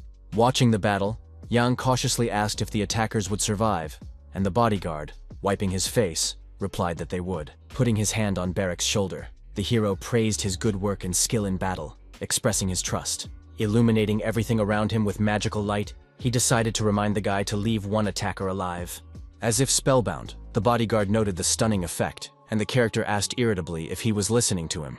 Jumping up and swinging his saber, the warrior shouted that he was listening and warned that all the attackers would meet their end. Deciding that the young man had lost his mind, the criminals rushed to flee, not expecting such a turn of events. Deftly intercepting them, Barak delivered deadly blows, blood spurting in all directions, disarming his enemies. Some managed to escape, but they noticed the orphan's frenzied fight and decided not to fight for Jan's head anymore. Watching from the sidelines, the young man wondered why they considered the bodyguard evil, since he was only defending himself. A happy smile lit up Barak's face, his eyes burning with the fight, and even though he was covered in blood, he still enjoyed his fighting skills. After the battle, the young man laughed, standing among his defeated opponents, bleeding, feeling his own superiority. As Yang walked toward him among the corpses, the warrior noted that, fortunately, one attacker had survived and could be used for interrogation. Approaching the stranger and looking at his bloodied face, the hero wondered what to do with him and how to use him in the future. Turning to his bodyguard, he admitted that he had a feeling he had seen this guy before. Turning to Barak, the young man asked if the criminal's face looked familiar to him, but the warrior called him some kind of scarecrow. Covering his face with his hands, the ring on the villain's finger sparkled, attracting the character's attention and arousing suspicion. The hero's gaze fell on the strange phenomena before his eyes, causing his eyes to widen in surprise and astonishment. Strange iridescence appeared, as if the result of a magical effect, causing unusual visual effects. Screaming in pain, the criminal's face seemed to be straightening out, while Yang and his bodyguard watched in amazement. Barak noted with surprise that the villain's face had turned into mush. He did not recognize him at all. Everything looked terrible and strange. It was like a poison that completely destroyed the skin, used by hired killers so that their identities would not be recognized. Among the corpses lay the still-living leader, who heard the hero order a soldier to bring someone to take the survivors to the mansion. Otherwise, the village was completely peaceful and calm, the residents unaware of what was happening outside. Meanwhile, late at night in the official's office, the men discussed the consequences of the attack and their plan of action. Nervous, Mac worried whether they had managed to get rid of Jan, and what if everything had not gone according to plan. But Dagor assured him that there was nothing to worry about. Angry, the man shouted that his colleague was too calm, that they needed a plan in case Petrio failed. Suddenly, Moline told the guy to be quiet, otherwise the servants might hear their conversation and report the information to the young man. In a serious tone, the old man noted that the leader possessed excellent abilities, which made him a dangerous opponent. Although he was old, he had been captain of His Majesty's Guard, and what's more, he was a man of faith and would not make mistakes in his actions. While they were discussing the planned attack on John and Barak, an uninvited guest was walking quickly toward the office. The orphan walked confidently down the corridor, his presence unnoticed, but the atmosphere around him was tense. Hearing the noise behind the doors, the officials fell silent and turned around questioningly, trying to understand what was happening. The tension was palpable, and the men froze in horror. realizing that the situation was out of control. Staring intently at the door, Mac asked in a trembling voice who was behind it, assuming it was the leader with positive news. Slowly, the door opened, and the bloodied body of Jan, the bodyguard who had come to carry out the young man's orders, appeared in the doorway. Barrick asked in a vicious voice if the one they were waiting for was really named Petrio, a bloodthirsty and insane smile on his face. The disconcerted managers were stunned by the unexpected turn of events, not knowing how to react to what was happening. Entering the office covered in blood with a saber in his hands, the warrior ordered them to follow him, and Degor jumped up and shouted that the boy was taking liberties. Placing the tip of his sword on the official's shoulder, he ordered him to be quiet, otherwise he would scalp him, because Yang had given such an order. Terrified, the man screamed, calling himself a man from the palace, but seeing the blade too close to his throat, he was afraid to move. Barrick stated decisively that they were at the border and that no one cared about their origins. In the morning, the residents discovered the bloody scene of the massacre in one of the fields, blocked off with threads. People believed that it had happened when Yang was returning to the palace. The girl screamed in horror, asking how this could be possible, and the young man whispered that this was exactly what he was trying to find out. Meanwhile, in the dungeon, chained to the wall, Barrick wiped the poison-melted face of the criminal, and the hero asked if his name was Petrio. Lowering his head, the villain remained silent, not uttering a word. But the character noted that this was what everyone called him. The guy cried out in pain, and the bodyguard, horrified, said that he was washing the wounds and that he could endure it. Lost in thought, Yang remained silent, recalling all the details of the attack and the events that followed. When they searched the villain, even the tattoos that could identify him had been erased. He was clearly hiding his identity. The young man asked decisively if the criminal knew how terrible he looked now, and the doctor said that at this rate, he would not last 3 days. Claiming that the guy would soon die, Yang asked him to confirm his name, offering to make him a member of the council in return. But the villain remained silent. Lifting his head slightly, tears welled up in the prisoner's eyes, but it was unclear whether they were from pain or shame. Catching his gaze, the hero stared at him intently without saying a word, thinking about his next move.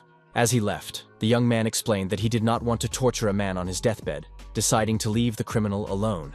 Outside the doors, a warrior from the clan of otherworldly warriors awaited him.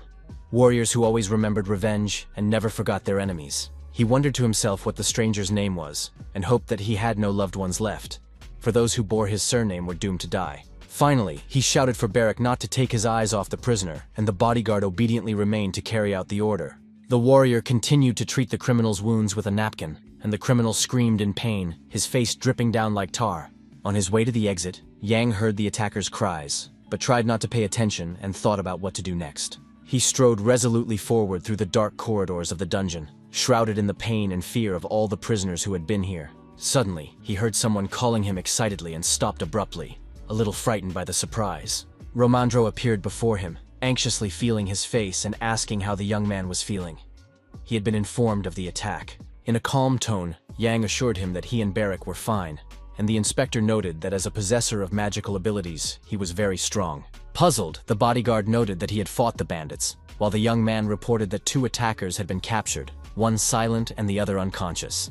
He took a ring with a spike from his bosom and asked the man if he knew what kind of poison it was, because as soon as the guy pricked himself, his face seemed to melt. Taking a handkerchief, the inspector noted that such symptoms indicated T-barfine, a very strong drug. It was often used by mercenaries and merchants to conceal their identities. Hearing this, the hero looked at the ornament in surprise. Romandro asked with interest what had happened to Molina's group, but the young man replied that they continued to claim they knew nothing. He cautiously asked if Yang was going to kill them, but the hero had no such plans. Otherwise, the palace would send another group to investigate. He firmly stated that he had no right to decide who to kill, believing that this was the Emperor's job, which greatly surprised the inspector. Smiling, he clutched the handkerchief with the ring in his hand and ordered that it be conveyed that he would follow Prince Marev's will, thus proving his loyalty. Meanwhile, an ominous silence reigned in the other cells of the dungeon. Time seemed to slow down, and only the dim light of the torches illuminated the walls. Suddenly, a plate of liquid porridge flew straight to the side, spilling in different directions from the sharp movements. Seeing John at the door, the officials shouted insults and nearly hit him in the face with the dishes, as if they intended to do so on purpose. Entering the cell, the hero asked decisively if the 3 of them had managed to sleep, ignoring the aggression and insults directed at him. Max shouted that they had come on the orders of the palace, and Daegor claimed that the young man's behavior was insulting to the emperor. Addressing the warriors of the Great Desert, he asked if they really did not know what would happen if someone from the palace was harmed. Yan said maliciously that this was the only reason the men were still alive. If they were ordinary people, the same thing would have happened to them as to Petrio. Angered, Mac asked what the young man was talking about, pretending not to understand what the hero was getting at. With a sharp movement, Yang took out a flask of water and a magic stone for eavesdropping and demonstratively threw it in. Suddenly, the officials heard their own voices and their agreement to kill the young man, and they were dismayed. Hearing his own threats, Milton felt horror and tension throughout his body, realizing that he had fallen into a trap and their plan had been exposed, shouting that the recording could not be used as evidence. Daegor insisted that a formal trial was necessary, but the young man only laughed. With determination, Yang explained that this was only the borderlands, not the capital from whence they came, and no one would investigate. Lifting his plate, he confirmed that he was now a member of an otherworldly clan of warriors, and the warriors of the Great Desert did not take revenge lightly.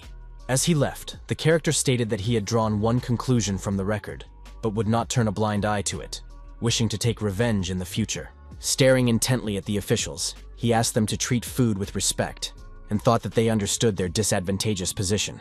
Mac and Daegor gritted their teeth in anger, while Milton showed no emotion. Their plan had failed miserably. As he left, Yang felt his superiority over his rivals, and realized that he would soon be able to dot all the I's and cross all the T's. Suddenly, he heard someone calling him again and stopped, wondering who it could be this time. Hannah ran up to him excitedly, and said that a whole crowd of people were waiting for him outside, all calling for the hero. Hearing that everyone wanted to see him, Yang was very surprised and a little scared, not understanding what he had done wrong. Running after the girl, he asked why, surely not to steal the ghoul, but remembering that the greenhouse was guarded. Receiving no answer, he decided that perhaps Moline had set them on him in order to carry out his plan and kill him. Approaching the exit, he thought that during the restoration of the territories, problems or conflicts with the unearthly clan of warriors could arise. Frowning at the bright light, he thought apprehensively, what if discontent had broken out among the inhabitants, which he did not even know about? Noticing the young man, the people with flowers in their hands froze in amazement, as if they themselves had not just called him and were seeing him for the first time. Rushing to him, the people anxiously asked about his well-being and told him that someone had spread a rumor about his injury. With pure hearts, they began to bring him bouquets, and the hero, not expecting such a reaction, froze in bewilderment. With tears in their eyes, the people expressed their concern and fear for his life, as they had seen a lot of blood in the alley. Suddenly, Yang remembered something, and his gaze froze. A small glow appeared in his pupils, but he restrained his abilities. Feeling the touch of the citizens' warm hands, the grateful exclamations and flowers around him, he remembered his past life. It was only because of this that he endured those 3 terrible years, and the enormous pressure of the throne when he was emperor. With a smile, he realized that he was on the right path and would soon achieve his goal, regaining his former glory and power. Noting that it was very good that everyone had come, the young man asked if the people could gather the horses in the square. The hero joyfully announced that Lord Romandro had finally allowed the distribution of seeds and the cultivation of gully by hand. Thanks to this decision, they would be able to restore the estate and the surrounding areas more quickly and overcome hunger. The next day, people lined up for the ghoul, and the inspector announced that the amount of seeds and seedlings would depend on the size of their gardens and the number of family members. The hero announced that the distribution was free, but that next year, 1/10 of the harvest would have to be given as tax, hoping that the people would share their experience of growing and preparing goulash. The purchase and sale of seeds to residents of other territories is only possible through the mansion. Violations are punishable by a fine of 50 gold coins, and reporting violators is rewarded. Raising his hand, the man asked about trade between his own people. This was permitted, but selling to residents of other territories was strictly prohibited. The hero also said that if people didn't get anything today, there would be a new delivery tomorrow, saving them from unnecessary worries. Suddenly, Barrick called out to him and said that he needed to return to the mansion for a moment, as important news had arrived. Turning around, Yang waited for an explanation, and the bodyguard said that one of the captured criminals had regained consciousness. With determined steps, the warrior and hero walked to the dungeon to interrogate the attacker and learn new information. The servant noted their return, and Yang inquired about the condition of Petrio, the leader, who was sitting in another cell. There was little hope for recovery. The guy was unable to utter a word, and was unlikely to survive even today. The character asked anxiously if the other criminal was in the same condition, not knowing what the future held for them. Upon entering, they saw the young man sitting on the floor, screaming and crying, begging for mercy, in a state of hysterics. Noting that the criminal was not quite right, the servant left, and the noise was so overwhelming to Yan that it felt like blood was pouring from his ears. Calmly, he asked the villain's name, and the man tearfully introduced himself as Colin. He was 22 years old and came from a large family. Clutching his head, the hero said that he was not interested in any of this, and Barrick viciously threatened the prisoner with violence. Then the young man asked where he was from, and the guy explained that the guards at the gambling house had promised to help him earn money and sent him to the right person. The hero thought to himself that this was quite expected, as the customer was looking for performers among the poor who would not refuse. With interest, Yang asked who the customer was, and Colin, stammering with tears in his eyes, said he knew nothing. When Barrick swung his arm, the criminal covered his ears and shouted that the guards had paid him personally, so he had not met the customer directly. Touching his shoulder, Jan decided to use the guy to establish trade relations with Mariloff. As he left, he ordered Barrick to take Colin into custody.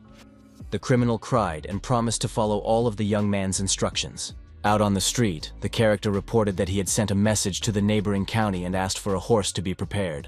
Working in his office, Romandro heard a knock on the door and, looking up from his papers, ordered the person standing outside to enter. Seeing John, he asked if something had happened, assuming that Petrio had died, but the hero replied that he was still breathing.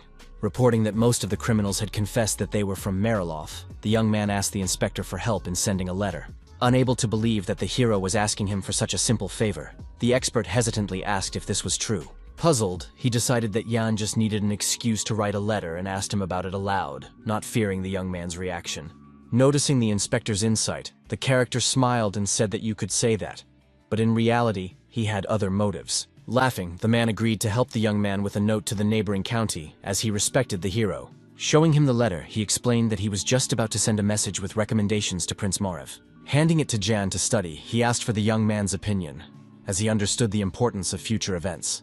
With a smile, the hero replied with hope that the emperor and the prince would like the letter and take the expert's opinion into account. Hesitant, the inspector asked whether it was worth including it in the mailing, and upon receiving a positive response, clarified that John wanted to write to Mariloff.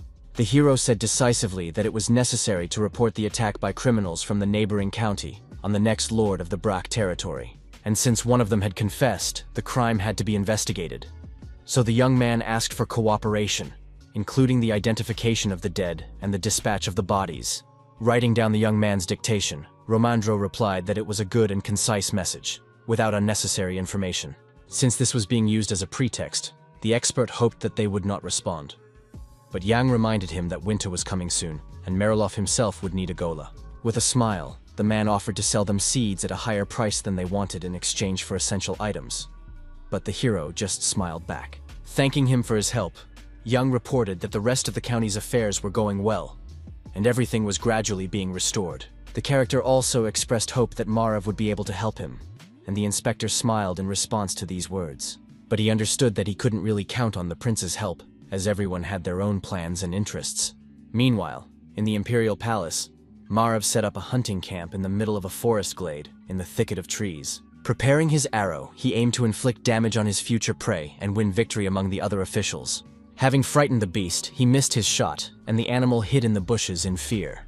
Behind him stood other administrators, looking with annoyance into the distance and at the young prince's unsuccessful attempt. Holding bows and arrows in his hands, he noted that all the failures were due to the strong wind, as no one could hit the target. They discussed among themselves that Mr. Dorenzio would take first place, believing that he would win, and that luck would smile on him.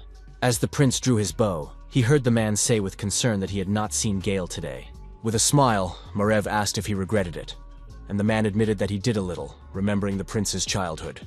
Aiming at the deer, the prince missed again, and the animals scattered in different directions, hiding in the thicket of the forest. With a smile, the prince said that he had been the same as a child, and the man, not understanding his question, looked at him in bewilderment. Turning around, Marev said that he was sorry that the ministers were not satisfied with his hunting skills, not knowing what Gale was doing. Feeling the tension, the official began to justify himself, worried that the prince might get angry and punish him. Leaving the ministers alone, the prince ordered them to continue hunting, while he wanted to rest in the tent camp.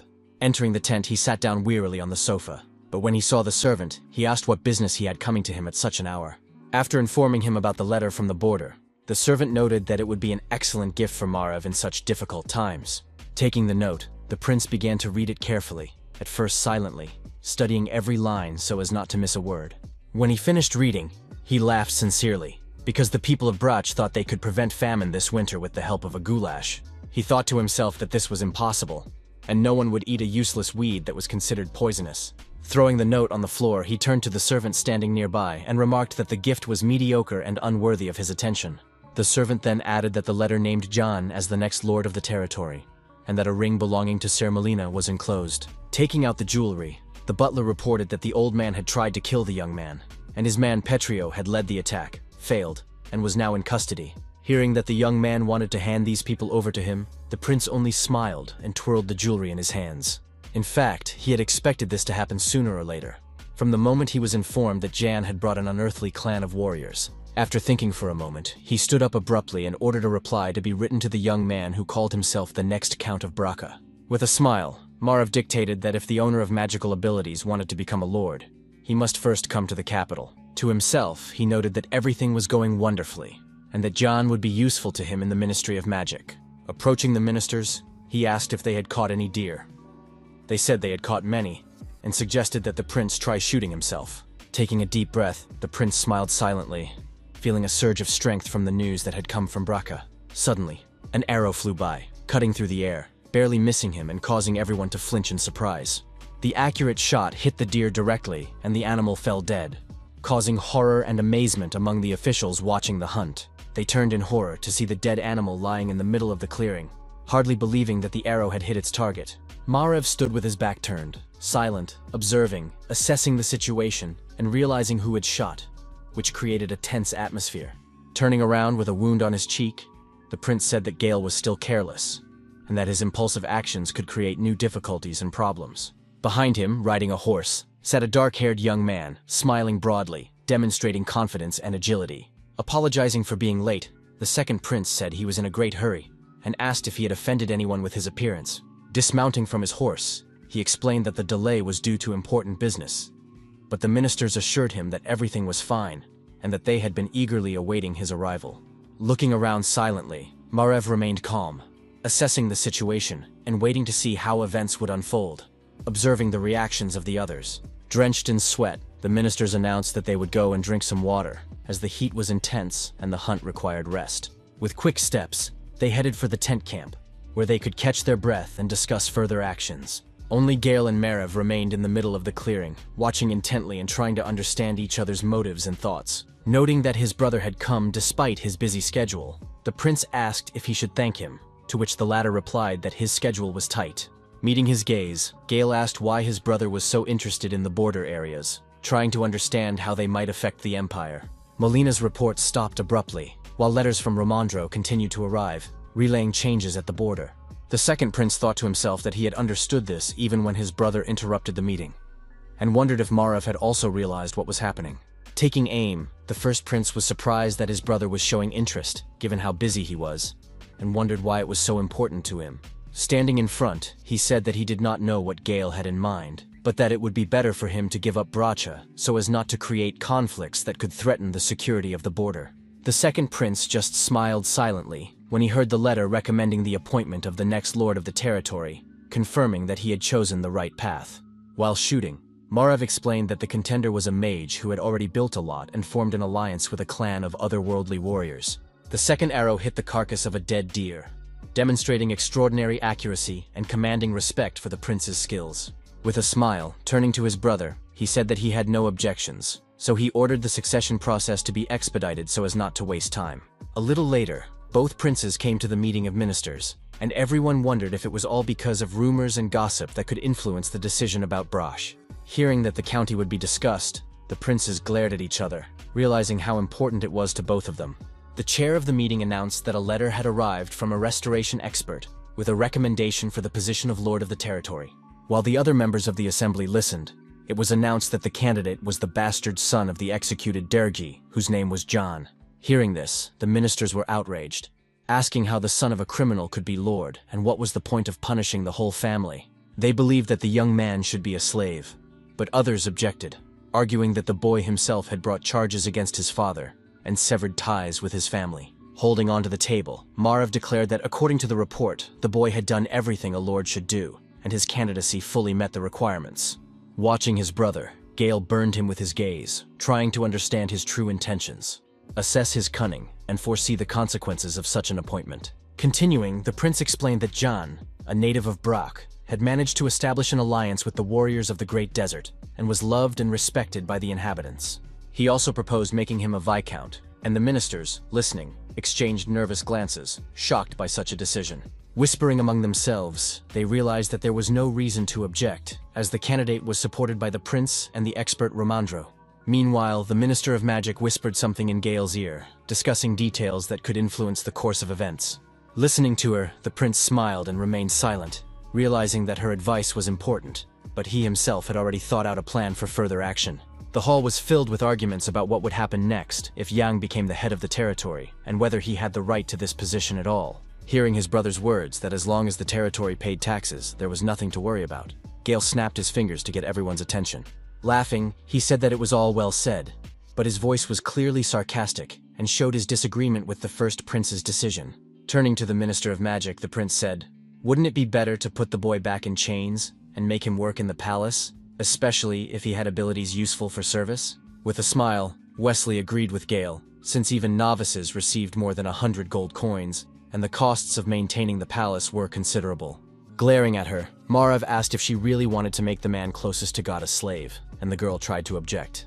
Slamming his hand on the table, the prince declared that, whatever the case, he believed Yana should be made a lord, considering his actions worthy of the title. If you count the taxes that the young man could provide as a manager, they amount to 10,000 a year, specifying whether everyone would be satisfied with such a payment. Giving his brother a nasty look, Gale said that if Jan broke the terms, would it be fair to return the young man to slavery? While privately realizing that Marev had thought everything through. The Brak territory would be able to pay such an amount only if it did not keep the taxes from the residents. Otherwise, the budget balance would be disrupted. Otherwise, Wesley would claim the territory, and if Young managed to pay the taxes, the territory could become mired in debt. The head of the meeting noted that this was a good idea, because the payment would justify the young man in the eyes of others, and then there would be no protests. The others supported him because, despite the young man's abilities, not many would like the fact that he had the blood of a criminal running through his veins. Marev thought to himself that his plan had worked, but he remained calm, trying not to show his emotions. Breathing a sigh of relief, the ministers decided that now it was imperative to appoint Yana as lord of the territory, in order to finally establish order. Meanwhile, Gale and the Minister of Magic continued to whisper, discussing the bastard's appointment to the post. The girl was saying something fiercely in his ear, and the prince listened attentively, smiling and pondering what he had heard. Closing his eyes, Marev thought about his own affairs, while his brother was curious about what he was thinking, believing that everyone would defend the magician more fiercely. It didn't matter to the first prince whether Yang would get into debt or not. It was much more important that none of his brother's supporters became lords. Smiling, he believed that the young man was capable of ruling Brak well, taking into account all the political nuances and finding common ground with the inhabitants. The next day, the imperial carriage rushed straight to the estate, surprising the residents and servants, and everyone understood that the arrival was connected with important news for Yang. Seeing it, the people in Hana panicked and ran to call the hero, realizing that this was extremely important and could radically change the young man's situation. The instructor reported that a carriage from the palace had arrived for the young man, and the hero asked in surprise if it was because he had put Molina and his men under arrest. With burning eyes, Romandro said that it was a golden carriage, which meant that people had arrived with a decree from the emperor himself. Surprised, Yang silently looked at the expert, not expecting such a turn of events. He couldn't believe that they had brought a letter appointing him to the position of lord.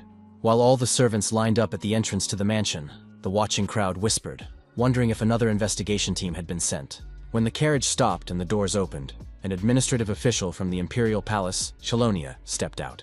In a stern voice, the woman introduced herself and stated that she had come with orders from the palace to convey the emperor's will. While Yang and the servants knelt before her, she demanded respect and compliance with the rules, emphasizing the seriousness of the visit. Unfolding the document, she announced that the letter of recommendation from Prince Marev and expert Romandro had been approved by the council. In recognition of his contribution to the restoration of the territory and the defense of its borders, Yang was granted the title of new Viscount of the territory of Brak. The surprised servants and people outside the gates whispered among themselves, considering it a remarkable decision and discussing how the new ruler would change their lives. Continuing, Chalonia added that because the young man was the illegitimate son of a criminal, he was obliged to fulfill the conditions, otherwise the title would be revoked. Within a year of receiving the title, the young man was required to pay 10,000 gold coins as compensation for Dergi's unpaid taxes. Hearing that this would secure his right of ownership, and that his fame would be passed on to future generations of the family, Yang continued to kneel with his head bowed. He thought to himself that he had become the steward only temporarily, and that fulfilling the conditions would determine his future position. When she finished, the minister rolled up the order, folding the papers neatly, signaling the end of the official part. She then turned to the young man and informed him that he had the right to refuse, giving him freedom of choice, which added to the tension.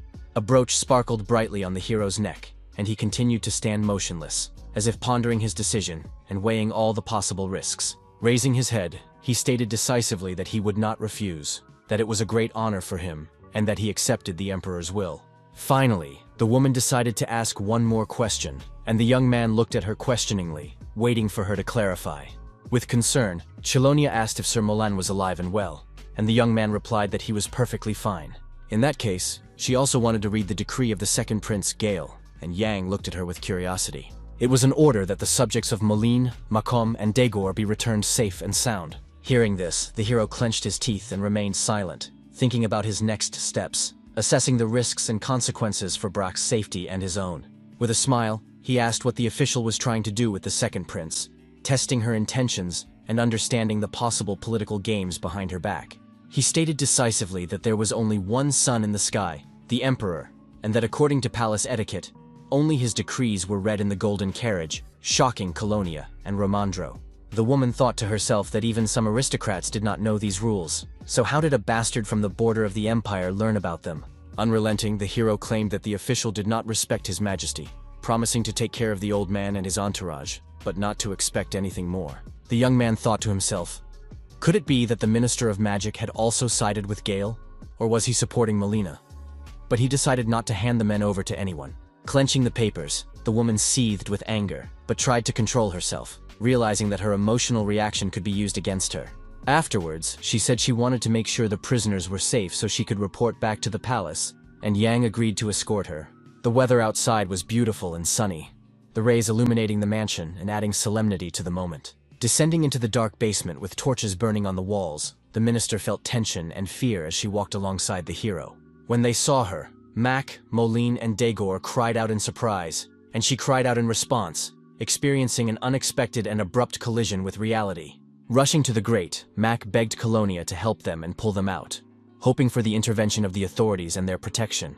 Suddenly his gaze fell on the bundle in the woman's hands, arousing curiosity and fear, for its contents could influence their fate. Then Mac asked if she had come with a decree appointing Jan as lord, wanting to refute or confirm his assumptions. With a smile, the young man replied that it was true, he was now a viscount, and demanded that they address him appropriately from now on. Turning around, Chelonia asked permission to speak privately with Sir Molan, intending to discuss the decision that had been made. Stepping forward decisively, the young man declared that they were suspected of conspiring to murder him. While the minister and Mac looked at him in surprise, he explained that as a lord, he was obliged to watch over them for his own safety. Approaching her, he took her by the hand and began to lead her away, showing confidence and control over the situation, leaving her no opportunity to resist. Reporting that the deputies were safe and sound, he said that he did not consent to negotiations, so Colonia had to leave. With a smile, he asked if the minister would now like to go upstairs, showing goodwill and light irony. When he returned to the castle grounds, celebrations began for his appointment as lord, with people drinking and having fun, creating an atmosphere of joy and celebration. Laughing, people asked the otherworldly clan of warriors to join them, while Sue and Barrack stuffed their cheeks with delicious food. The people approached Jan with congratulations, and he greeted them with a smile, showing friendliness and a willingness to maintain contact with his subjects. Suddenly, he heard Kakanir's voice and turned around in surprise, not expecting to meet the clan leader at such an event. Shaking hands with the chief, he thanked the man for his congratulations and for the clan's help in his becoming a lord. While the people rejoiced, the leader announced that in a couple of days they were going to return to the Great Desert, and Yang asked in surprise why so suddenly. It was already getting cold. The warriors missed the desert, and Nurse Saren and a few guys would stay in Brock to keep order. With a smile, he said that supporting the boy was the best decision, as now they were treated as allies, rather than barbarians. Suddenly turning around, they saw Romandro pouring himself a glass of wine alone, expressing his dissatisfaction and personal feelings. Muttering under his breath, The expert said that the emperor had only given him the title of Viscount, Lord of the Border Territories, assessing the political balance. With tears in his eyes, he was indignant, began to calculate the 10,000 gold pieces in taxes that the young man would have to pay, and drank in one gulp.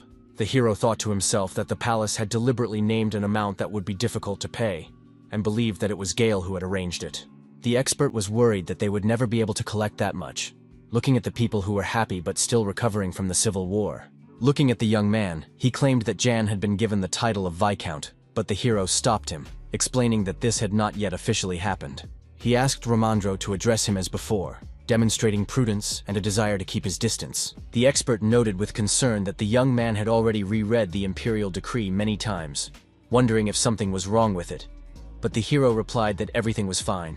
Still, something in the document bothered him, causing internal doubts and the need to double-check to make sure the information was correct. The empire was ruled by Clive Varotzian, but the hero could not remember anything special about him. Yet the seal with which the document was certified was different. The emperor had used it for many years and could not have simply changed it, and if he had, the young man would certainly have known about it. He wondered why the seal, which had remained unchanged since the beginning of the empire's rule, had suddenly changed. Looking at the decree, there was only one conclusion to be drawn. In the midst of everything that was happening, the emperor's seal had been changed. Even despite the different time and all the details of what had happened, it seemed rather strange. The changes were sudden. He couldn't have been unaware of such an event when he himself sat on the throne and watched over all the processes of governance. Suddenly, someone called him, and Yang seemed to return to reality from his deep thoughts, focusing his attention on those around him. Romandro noted with concern that the young man had become gloomy and asked if something was bothering him. Puzzled, the hero asked what had happened, but the expert simply explained that he just wanted to know the reason for the change in his mood. With a smile, the instructor noted that since the character had received a letter of appointment, perhaps they should inform their neighbors. Realizing that he was referring to Mariloff, the hero happily replied that of course they should tell them, confirming his diplomatic foresight. The next day, Carlo had already received the notification and, studying the letter, wondered if the bastard had really received a title.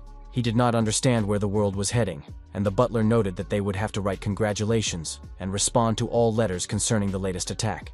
Lighting a cigar, the count clicked his tongue to silence the servant, showing his irritation at the bureaucratic formalities. Noting that it was a waste of paper and ink, he ordered him to just write something, and the servant obediently bowed in response, obeying the order. Suddenly remembering an important detail, the lord looked seriously at the butler, assessing the need to clarify the current situation. He asked with interest whether anyone from Brasha had written about food supplies, and the manager replied that no letters on this subject had been received. Shaking off the ashes, the lord wondered what Yang was going to do with the devastated territory, even if they found themselves in a difficult situation due to the crop failure. Gritting his teeth, Carlo sarcastically suggested that the young man would probably start eating carrion and weeds. Waving his hand, he told the butler to leave, and the latter bowed and left the office, not wanting to argue. Closing the door behind him, the servant breathed a sigh of relief. The conversation with the lord had been tense and emotionally difficult. Suddenly, he heard someone address him and turned around in surprise, expecting an unknown guest or news. Seeing the countess in front of him, he asked excitedly if something had happened, trying to find out why he had been called. With a smile, Rian asked if there was any news from Brach, showing interest in the events and fate of Jan. Lowering his head, the butler reported that they had been informed that the young man had received the title of Viscount, and upon hearing this, the woman cried out in surprise. She asked with interest what her husband had said about it, but the steward looked at her with alarm, fearing his reaction. Hiding her face with a fan, she realized that Carlo was not thrilled, but noted that since Brack was their neighbor, they should send their congratulations. The lady said that she would write and send the letter herself, and if the count complained, the servant should say that she had ordered it. Folding her fan, Madame said that something else needed to be done, showing determination and thoughtfulness in her actions. Entering the study, she said that some kind of gift should be sent to Jan, and asked that the treasury be left open, while she herself wanted to ask the count's permission. The butler shouted after her in horror that she was not obliged to do so, trying to keep the woman from her husband's wrath. Stopping, Rian replied with a smile that this was exactly what she had to do, showing confidence and determination. Meanwhile, in the county of Brach, the hero came to breakfast, and Romandro asked him how he had slept that night. Replying that he had slept quite well, the young man ordered Hannah to pour him some water, sitting down at the table, observing the usual order and ritual. He was overwhelmed with new feelings, as if with the help of a single title he had managed to overcome a great mountain, feeling an inner strength. The expert wanted to talk seriously about the support received from the palace, and the guy asked in surprise if the remaining subsidies would not be returned. The man confirmed that this was customary, and that he could use them at his discretion, wishing to draw up an estimate for all expenses. Surprised, the character said that he would be very grateful if Romandro did so, trusting the expert to manage the financial aspects. Calmly, the man noted that this would be the right thing to do, and if Yang was unable to open the gola, the 3,000 gold coins would be wasted. He added with confidence that he was sure the young man would also spend the rest of the money wisely, showing his trust in the young man's wisdom. Smiling, the character thanked Romandro and said he would keep his opinion in mind when accepting advice and recommendations. In turn, the inspector was glad that the hero had allowed him to return to the capital in the middle of winter, and he would not have to wait for the warm weather. The young man asked with interest if the expert was talking about his wife again, and rubbing his mustache, he just smiled without revealing all the details. With unconcealed joy, he announced that they were expecting a child, and Yang congratulated him on the addition to his family. Suddenly, interrupting the conversation, a servant announced that news had arrived from Mariloff, and the young man and the expert turned around in surprise. The hero gave a serious order for the messenger to enter immediately, wanting to know all the details of the message as soon as possible. The messenger entered with a box in his hands, and announced that he had come to convey congratulations from the neighboring county on receiving the title. Noting that it was strange that the congratulations had come first, Yang asked if anything had been said about the complaint they had sent earlier.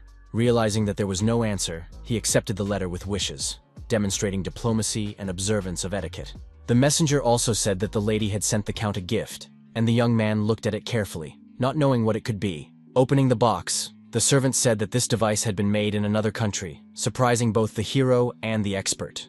Romandro asked with interest what the device was used for, but the messenger himself did not know its name. Examining the gift, Yang said that it was called a dripper, demonstrating his quick wit and powers of observation. The messenger and the expert were surprised by the young man's curiosity and impressed by his attention to detail. The young man asked again if it was really a gift from the countess, and the servant confirmed it once more, leaving no room for doubt.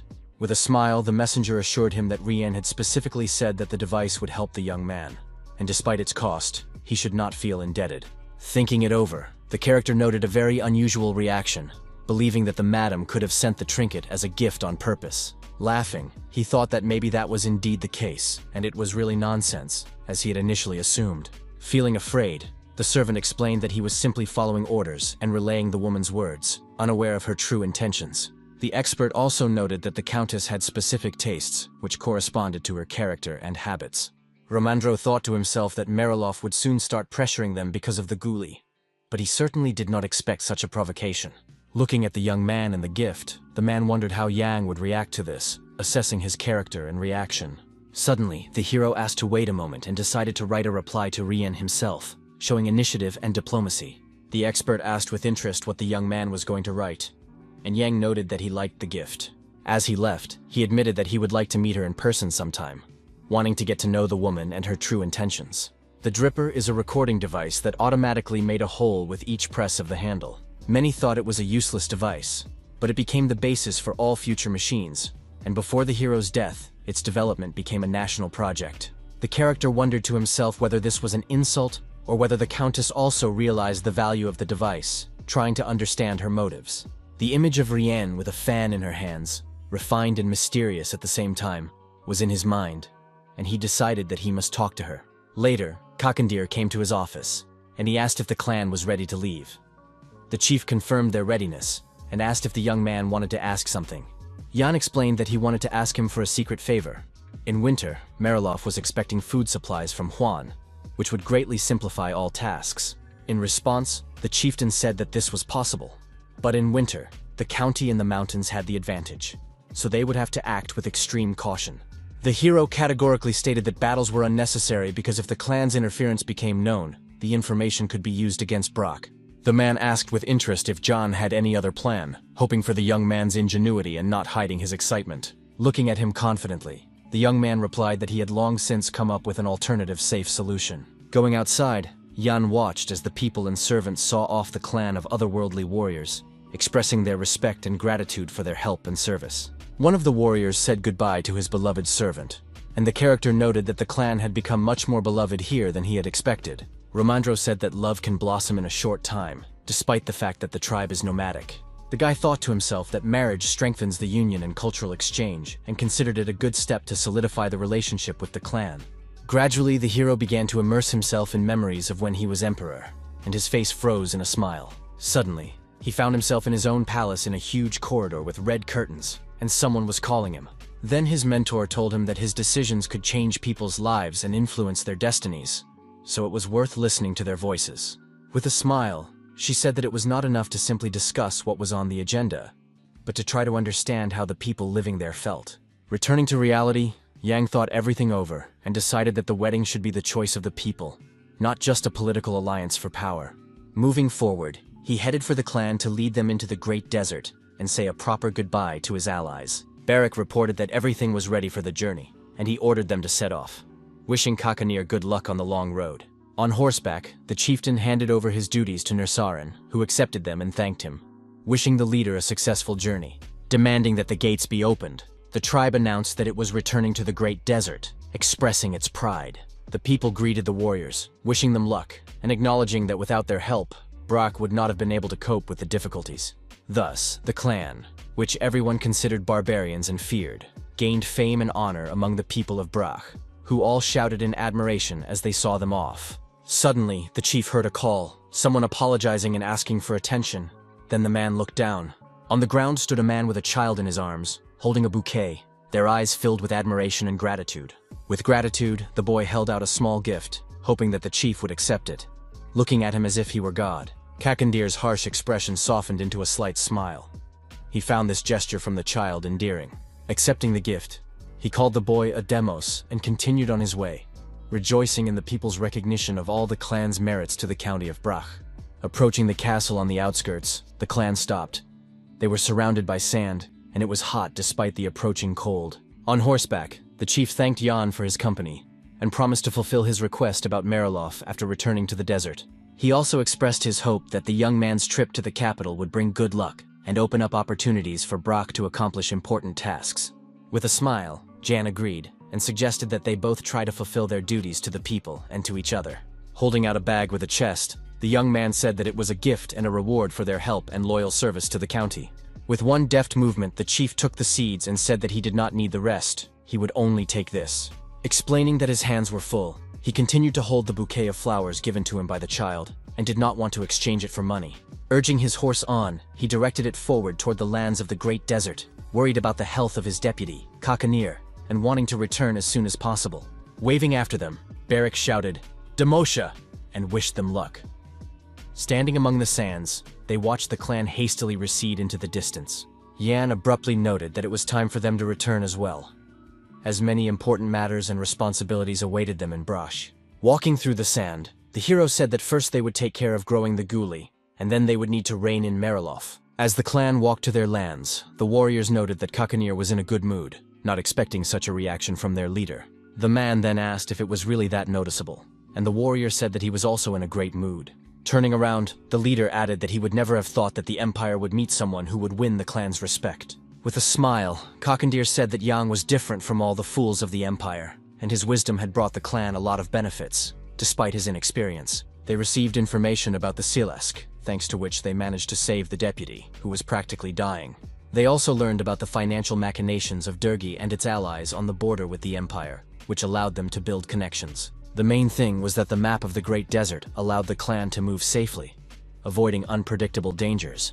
Now they were returning home after the peace ceremony, and one of the participants was holding a branch with a red ribbon in his hands. Suddenly, someone asked everyone to stop, and Kakanir turned around and asked why they had stopped. Approaching him, a woman from the clan warned that the wind had changed direction, and the sandstorm would arrive earlier than expected. She explained that the guiding branch was damaged and its energy had been depleted, but judging by the wind, it should come from the north. Kakandir thought to himself that at this rate, they would soon have to return to Brack County and postpone their return.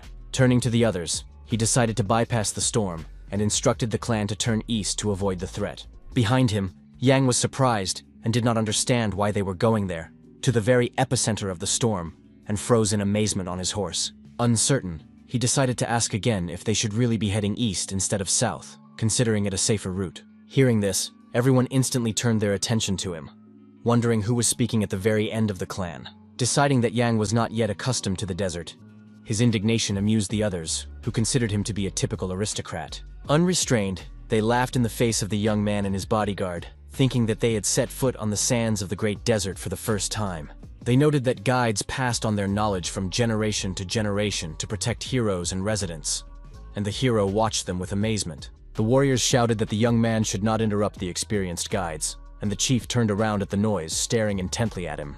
After a short pause, the leader asked whose hands the map was in, assuming that it was with the character. Holding it in his hands, the young man explained that it had been drawn up by the great explorer of the Burial Empire, who was interested in the desert.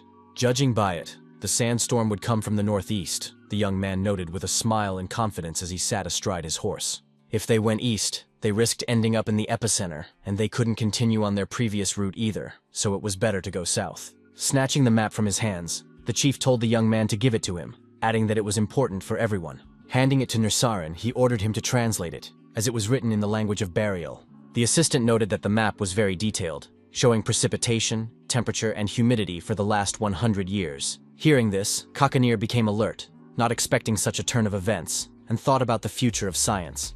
Balam noted that they had learned all this information on their own, and that there was even a recently discovered oasis marked on the map.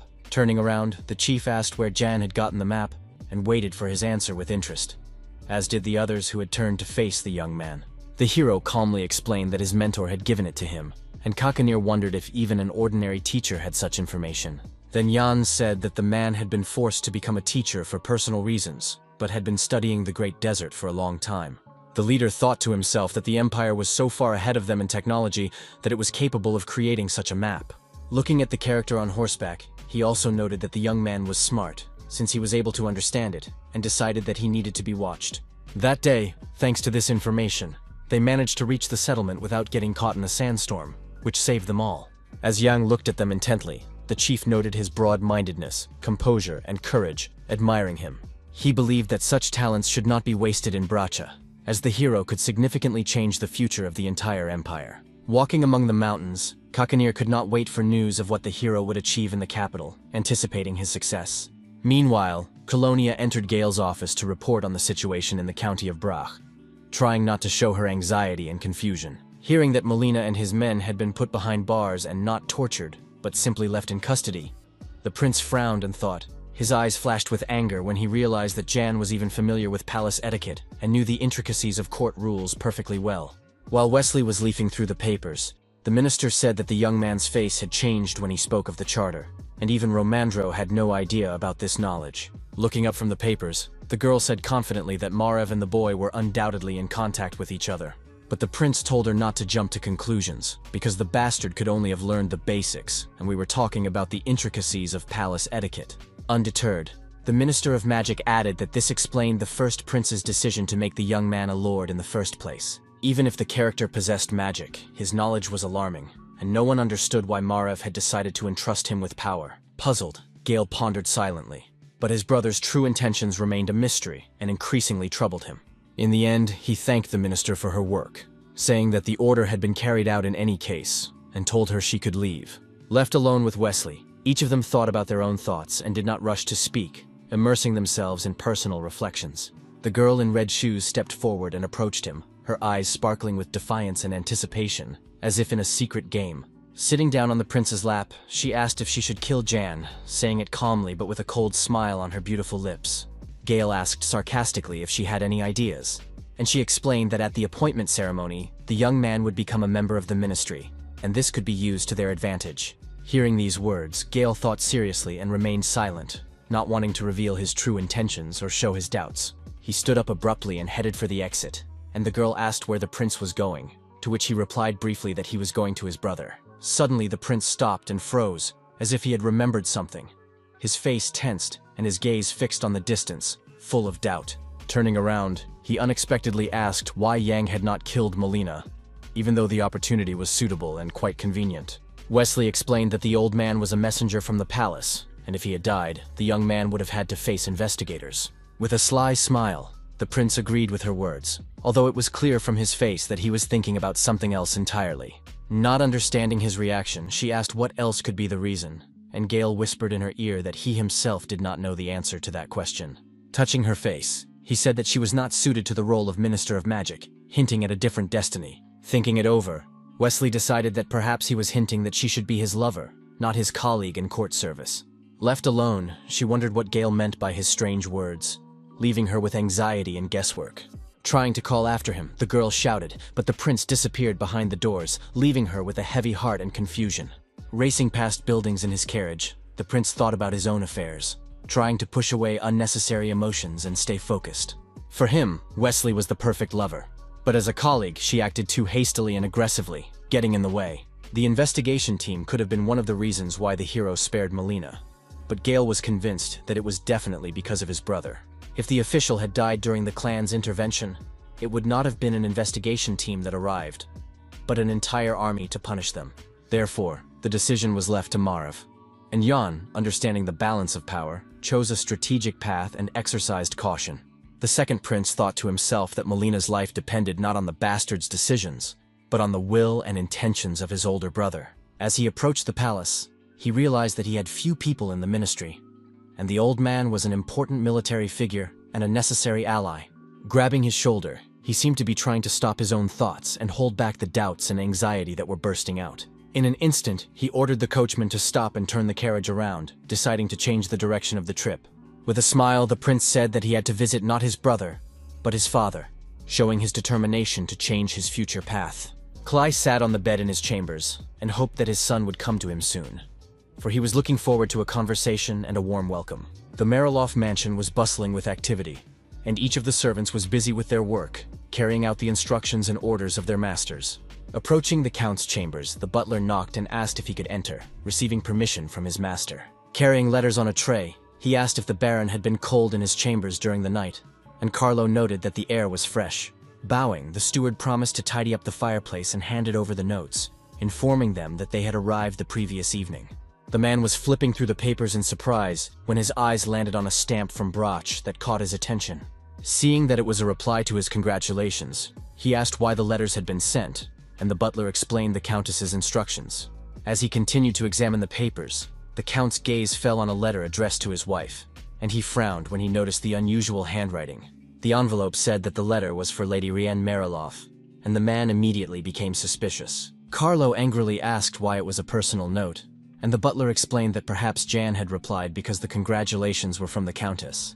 Judging by the telegram, Carlo understood that the Countess liked the gift, but the servant added that he had chosen it himself and sent the old device. He asked with interest whether they had met in person, and heard the answer that they had only met at the farewell party and had hardly spoken. Suddenly, the Countess appeared behind him and quickly snatched the letter from his hands, angry that he had read it. She asked with interest why he was studying a note addressed to her, and the Count coldly ordered her to look at the contents. Seeing that Jan was pleased, Rian did not know whether to be happy about it or not, her face expressing doubt and hidden excitement. After that, Carlo ordered dinner to be prepared, and the woman said there would be venison steak, and the servant went to pass on the instructions to the kitchen. As she left, she noticed that the manager had forgotten her preferences, and the butler apologized, promising that it would never happen again. Thoughtfully, Rianne approached her husband and took him by the shoulder, trying to speak softly so as not to cause irritation. Hugging him, she said that they eat goulash and brace, and Carlo replied sharply that John had become a beast, living with barbarians in the desert. Calmly, she added that the boy wanted to thank them and visit them, and asked if perhaps she should go to the neighboring county herself. Angered, her husband told her not to talk nonsense because the people were complaining that they had nothing to eat, and a large trading organization was due to arrive soon. So he told her to be patient and just wait, without making up pointless plans, and Rian remained silent. In fact, she understood that it was because of Brach that agriculture had weakened and their own lands had begun to rapidly decline. At the same time, the hotel and entertainment industry was thriving, and the Countess realized that the balance between them had been completely disrupted. The woman calmly noted that there were problems both inside and outside, hinting to her husband about the danger that lurked around them.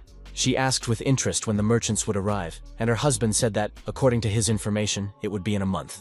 As she left, Rian noted that the journey would take a month or a little longer, as mountain passes were always difficult and dangerous.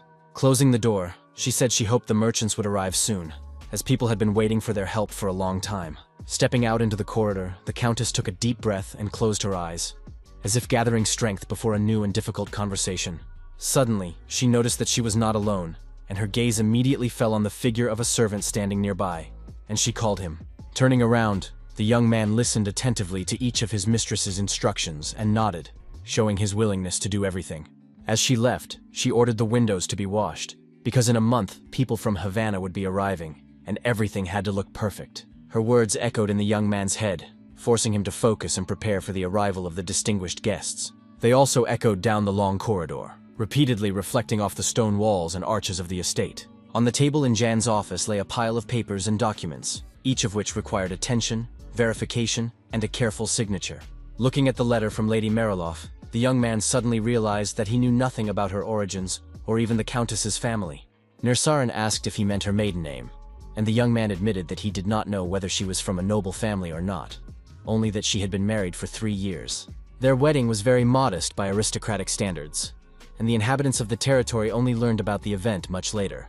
After hearing the story, Romandro suggested that there was a difference in status between them, and that the woman was a commoner, to which the hero nodded and agreed.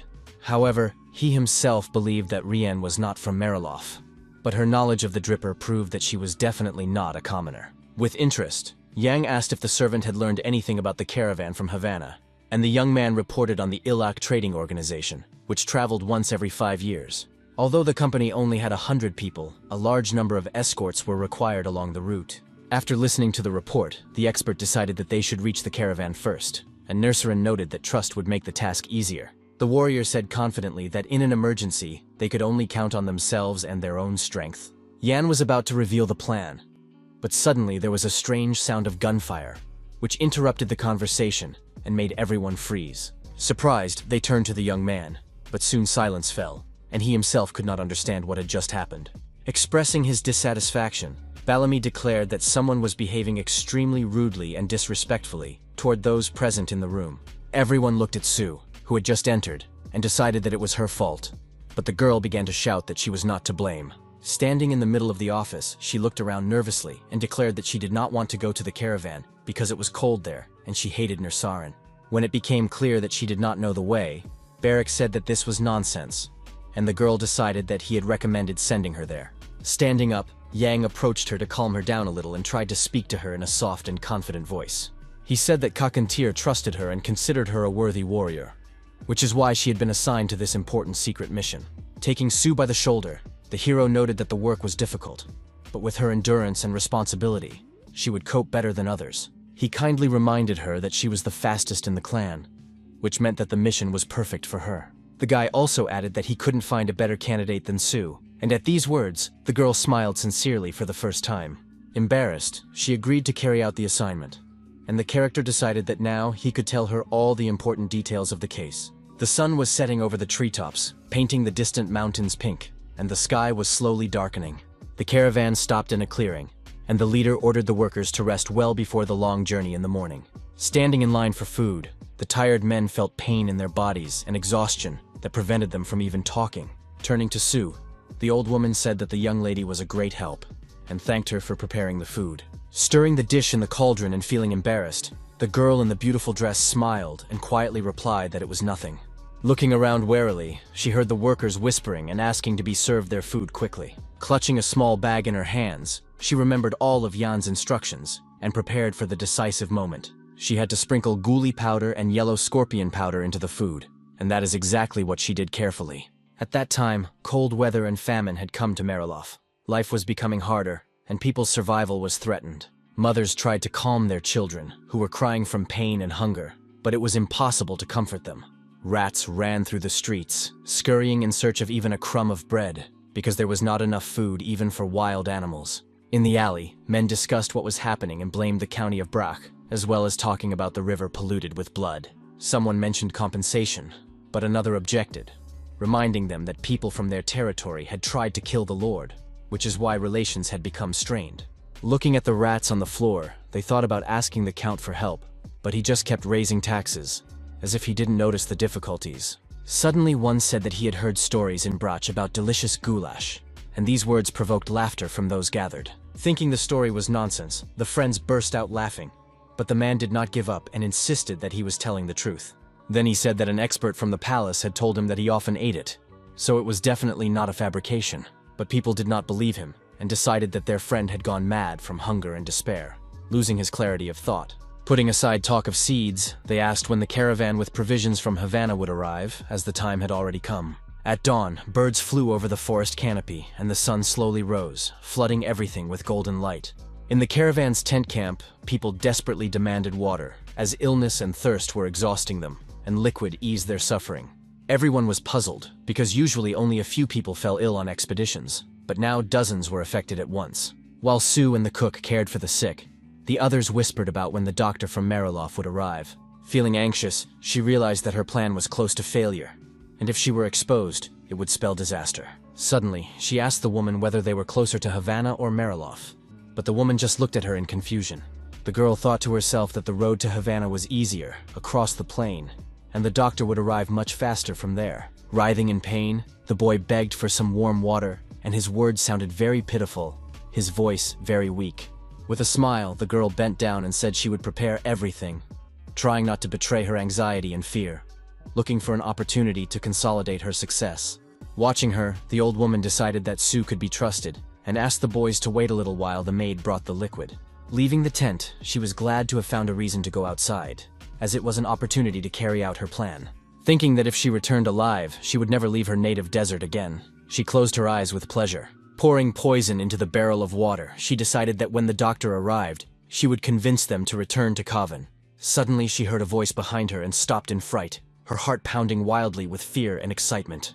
Grabbing her arm sharply, the man pulled her toward him, not letting the girl escape his powerful grip.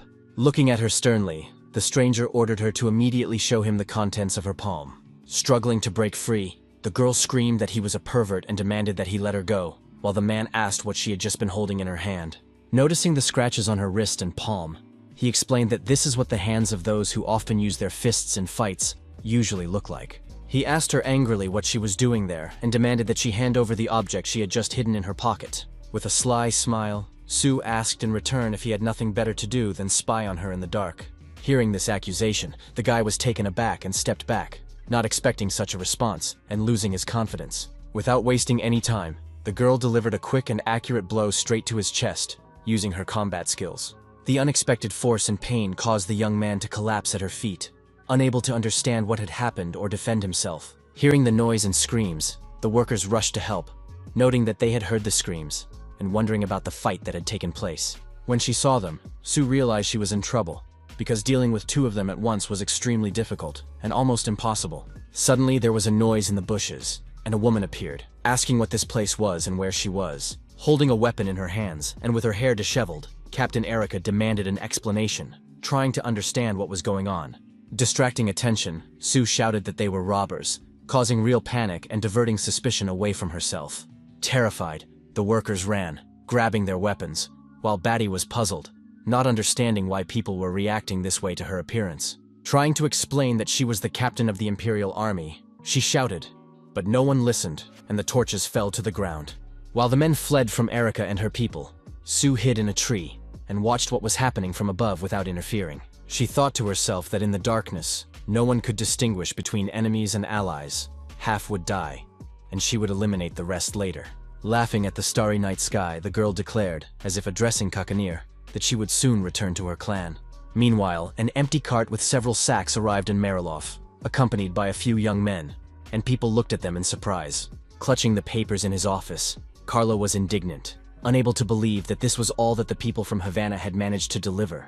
In a rage, he couldn't believe that only 3 people had arrived in an empty cart and refused to listen to any explanations from the servants. Trying to object, the butler suggested that perhaps they had been attacked by bandits, but Carlo, banging his fists on the table, called it all nonsense. Then the manager reported that he had gone to the camp with a guide and saw that most of the people there were wounded or completely unconscious. The leader of the caravan had suffered the most, which was why he had not stayed but had immediately returned to Havana, abandoning the rest. Upon hearing the report, Carlo swept the documents off the table with one movement, scattered the inkwell and papers, unable to contain his anger, and shouted furiously. Cursing, he wondered why he had to eat porridge alone, while everything around him was flying apart, and the butler remained silent, trying to keep his composure. Calming down a little, the Baron breathed heavily, standing over the table and clenching his fists, trying to think about his next move. He asked with interest what the prices were in Chiron, and the manager reported that a bag of flour cost 6 silver coins. Deciding that there was nothing to be done, the the Count ordered to find out who exactly needed supplies and to assemble a trading group to send people there. With a trembling voice, the butler apologized to his master, and plucking up his courage, decided to express his own opinion.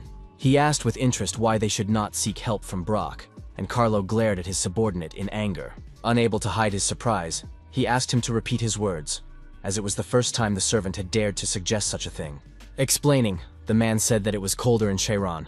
The snow would come earlier, and transporting the cargo would become much more difficult and time-consuming. Not giving up, he added that they could try to get some guli, which was currently being eaten in a neighboring county not far from there. Slamming his palm on the table with all his might, Carlo declared that this was nonsense, and that he was not going to buy weeds that even pigs would not eat. Declaring that he would not waste money on useless things, he finally abandoned the idea and ended the conversation with the butler. Waving his hand, he ordered the servant to leave, and once again instructed him to find out the exact prices from Cheiron, hoping for more reliable information. The manager realized with tension that his proposal had failed miserably, and that the Count had completely rejected it. Deciding that there was no other way, the man secretly planned to write a letter to Brock, hiding it from his master, to try to help the estate. The next morning, the sun shone brightly on Jan's castle, and everything around it sparkled with gold, evoking a sense of calm.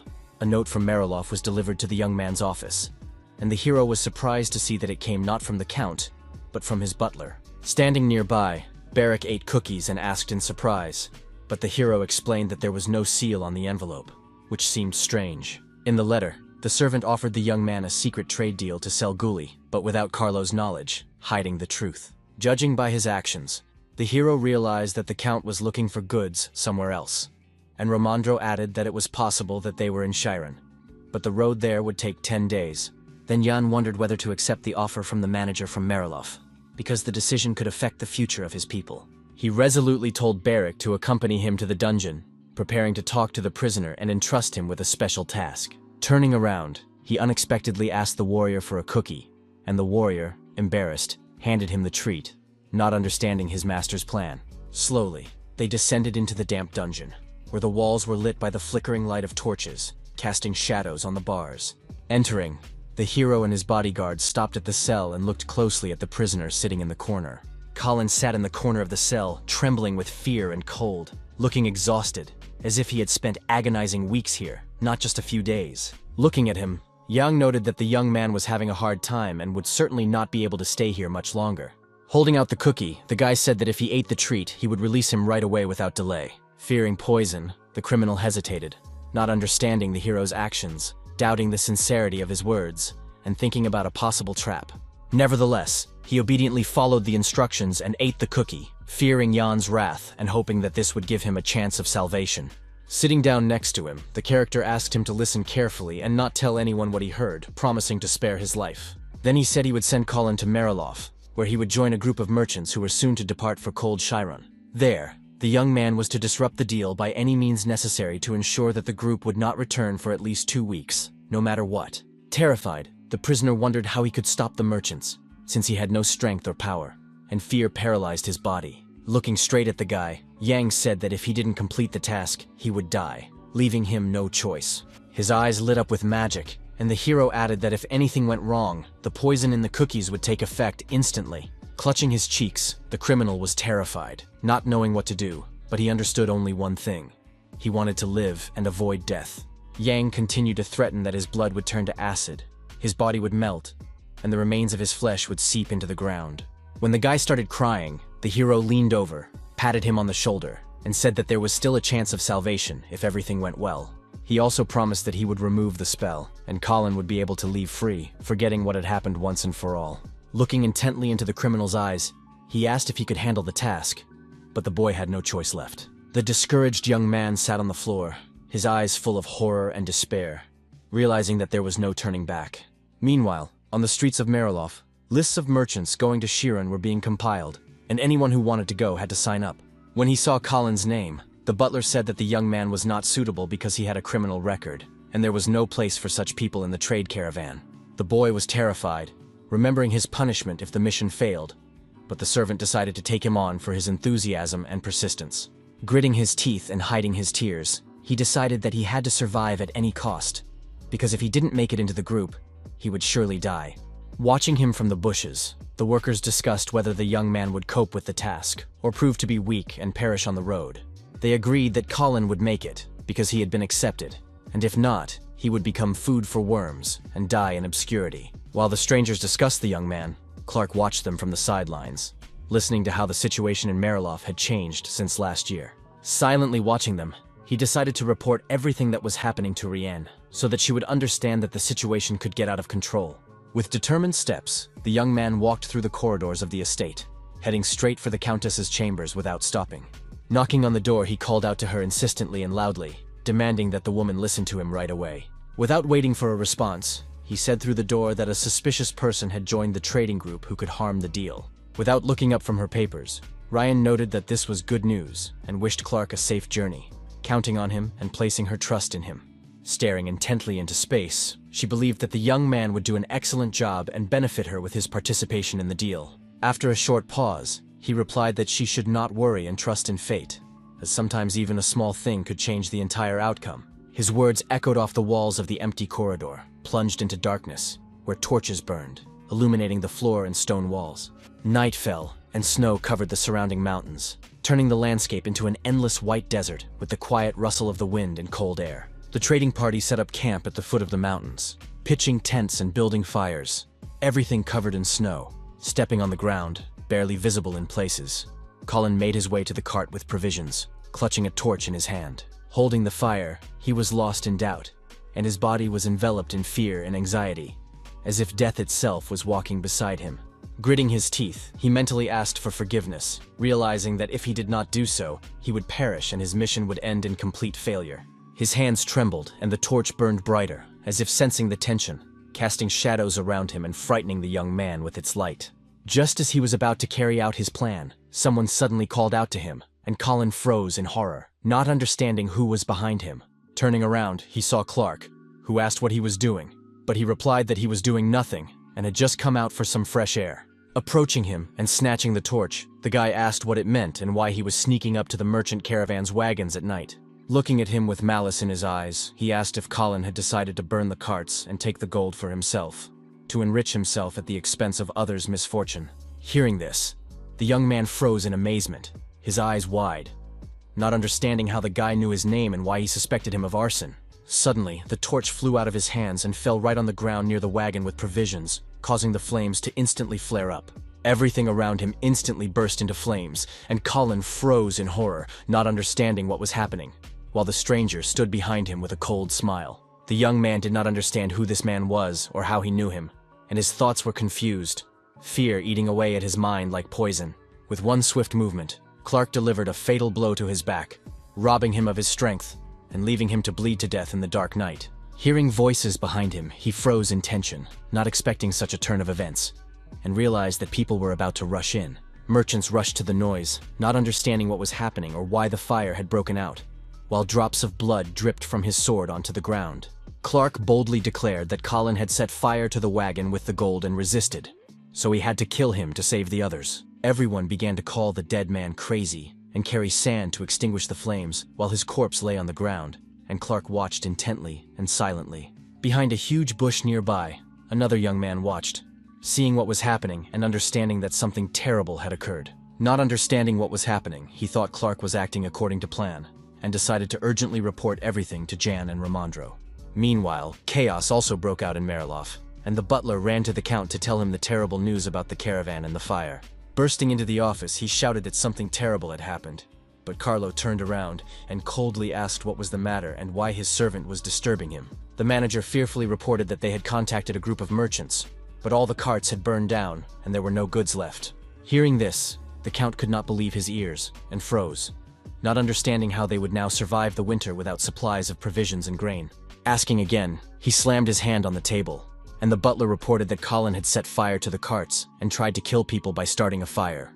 He also said that the boy was dead and the caravan had suffered, and they had decided to go to Chirin first, but the journey would take too many days. Hearing this, Carlo realized that winter would be the hardest, and he stared intently at the servant, feeling anger inside. Shivering and holding onto the table, he realized that even the mansion's supplies would soon run out, and the family would be left without food. Suddenly, one of the servants said that if Sharon and Havan did not help, it was worth turning to Jan, because he was strong and rich in supplies. Hearing this, the Count grabbed the young man by the back of his head, while the young man froze in bewilderment, not understanding his master's behavior. With one movement, he slammed his face right into the table and shouted, accusing him of everything, blood spattering in all directions.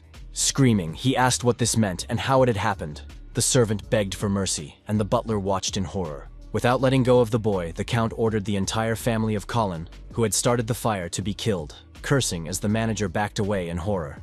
Going out the door, the butler ordered the maid not to enter, because Carlo was tearing and throwing things, and screams echoed throughout the mansion. The maids asked in horror what to do, and he, motioning for them to be quiet, asked if they all wanted to calm the Baron down. In a decisive voice, the Countess demanded that the door be opened, but the servants tried to stop her, fearing for their lives and peace. Confident, she said that everything was fine and ordered them to obey her command, and the maid obediently did so. Before Rienne's eyes unfolded a scene of Carl beating the servant, blood flowing across the floor, and the man screaming, holding a candlestick in his hands. Smiling, she called out to her husband, trying to look calm and confident, as if the horrific scene before her eyes did not bother her at all. Coming closer, she asked him to let go of the boy and give her some time, distracting the Baron from the mad rage that had taken hold of his mind. Patting Carlo on the shoulder, she asked him not to be so angry and to stop, wanting to discuss important matters. While the Countess asked why the Count himself did not ask his neighbors for help, the butler pulled the beaten servant out of his master's office. The woman also suggested sending messengers to negotiate with the Lord if the Count's pride prevented him from doing so himself. After listening to his wife, Carlo froze in thought, his soul torn by anger, but her words seemed reasonable, even though his heart was boiling. Surprised, he asked if his wife wanted to go herself, and she smiled and asked him to grant her that right. Suddenly, with one sharp movement, he grabbed her by the hair with his bloodied hand, squeezing her tightly and not giving her a chance to escape. Holding her in his bloodied palms, he asked viciously if she was trying to run away and leave him alone with a mountain of problems. Looking intently into her husband's eyes, she asked what Carlo would do if she really wanted to. Responding that she should not even think about it, he shouted, and his words echoed throughout the mansion, whose windows were illuminated by the cold moon. It was winter outside. Bare trees surrounded the estate, and a small amount of snow covered the roof. Rien decided to visit John anyway, and he bowed and asked her if the journey had been difficult. Hiding behind her fan, she noted that they hadn't seen each other in a long time, and asked if the young man was really a Viscount now. The hero was also happy to see her, and was surprised by her visit. Approaching the castle, she explained that they had not been able to congratulate him properly on his title, but the young man replied with a smile that they should not worry. He also reminded her that they had sent a gift after all, and asked if Rien was sorry to part with such a valuable item. With a smile, the woman replied that she had thought her gift would put Yana in an awkward position. She then explained that she had insisted on a different surprise, but the Count had insisted that this was what would help the young man, and she couldn't argue. The hero thought to himself that they had given him the dripper simply to get him off their backs, and he was convinced that Rien was definitely an aristocrat. Moving slowly down the corridor, the Countess finally decided to reveal the true purpose of her visit to Brock. Folding the accessory, she explained that she would like to see Lady Marie's chambers, hoping to find her lost item. Surprised, the guy opened his eyes wide and thought to himself, could it be that Rien had not come for the ghoul, which was so necessary? Giggling, the woman decided to remind him that his stepmother, Yana, had never returned what she had lent her in the distant past. Approaching the doors, the young man told her to do as she saw fit, since he had not touched the Countess's chambers, and if the item was there, it was still there. Waving his hand, he wanted to escort the woman out, but she replied that if she was shown to her room, the Viscount need not waste his time on it. But the hero insisted on accompanying his guest, while Rien watched him silently, burning him with her gaze. Entering the room, where all the items were covered with various blankets, Yang asked what the Countess was looking for. Explaining that if she told him he could help, she flatly refused, saying that the item could not be touched. Apologizing, the woman asked the young man to leave her alone in the ladies' quarters, promising to let him know when she was finished. Turning toward the exit in bewilderment, Yang agreed, but deep down he did not understand such excessive secrecy. When he stepped out into the corridor, he whispered an order to his servant to watch over Rien, and the young man bowed obediently and accepted the instructions. In the room, the bedspreads slowly fell to the floor, one after another, raising dust around them, as no one had been here for a very long time. Upon entering, the young man asked if he could help the lady with anything, while Rien opened the boxes and examined everything around her, standing with her back to him. Irritated, she asked if he hadn't heard what she had said to the Viscount. sharply ordered him to open the jewelry box and leave. Looking at herself in the huge broken mirror, she said angrily that she would find the item herself, slightly frightening the young man. After a while, the room was in chaos, with jewelry, heels, letters, and other items scattered on the floor, but she still hadn't found anything. While Yang was sitting in his office, Romandro came in and asked where Rien was, and the hero explained that she was in the former countess's chambers looking for something of hers. The expert was also surprised to note that the woman had not come because of the ghoul, but the character shrugged, not knowing the answer himself. Looking thoughtfully at his watch, the man was sure that the conversation would turn to the seeds, but a little later, and the hero agreed with him. Without hiding his interest, the inspector noted that Yang had already decided on the price, and he was curious to know how much the guy was planning to charge. The character said slyly that the cost depended a little, remembering how Mariloff had treated them when they needed help. Rien entered abruptly, and smiling began to apologize for the long search. She herself had not expected to spend so much time. With an excited voice, Yang asked if the countess had found what she was looking for, but she replied that unfortunately she had not. He was sorry to hear this, and invited the woman to sit down and have some tea before leaving, hoping to discuss a more important deal. While she went over to greet the expert, the Viscount approached the servants and ordered them to bring drinks. Approaching the young man, the hero whispered in his ear to go to Barrack and tell him to tidy up the late countess's chambers.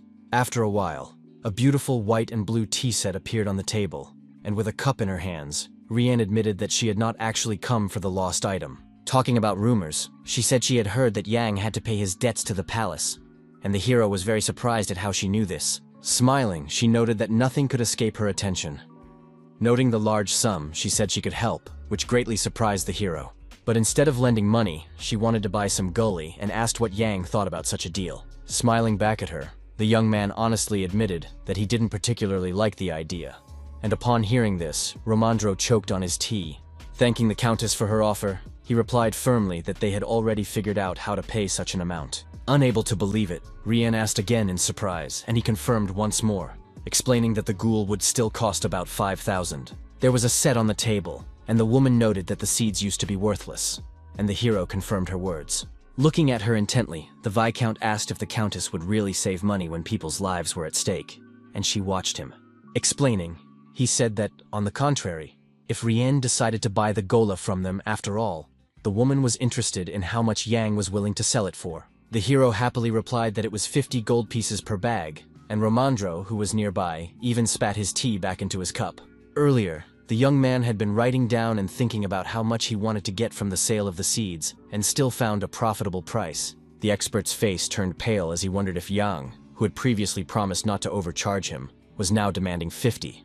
At the same time, a surprised Hannah entered Madame Marie's chambers, not expecting to see anyone there and hearing the noise. Seeing Barrack, she asked what he was doing there, and the bodyguard replied that he was carrying out the Viscount's orders. The maid wondered with interest what he was looking for, and the warrior, turning to her, called the countess strange and said he himself did not know what he was looking for.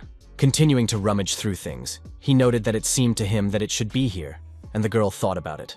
Pointing sharply upward, she asked if Barrack had looked at the ceiling, surprising him with her suggestion. There was a small carved gilded soft stool in the room, which they decided to use to carry out their plan.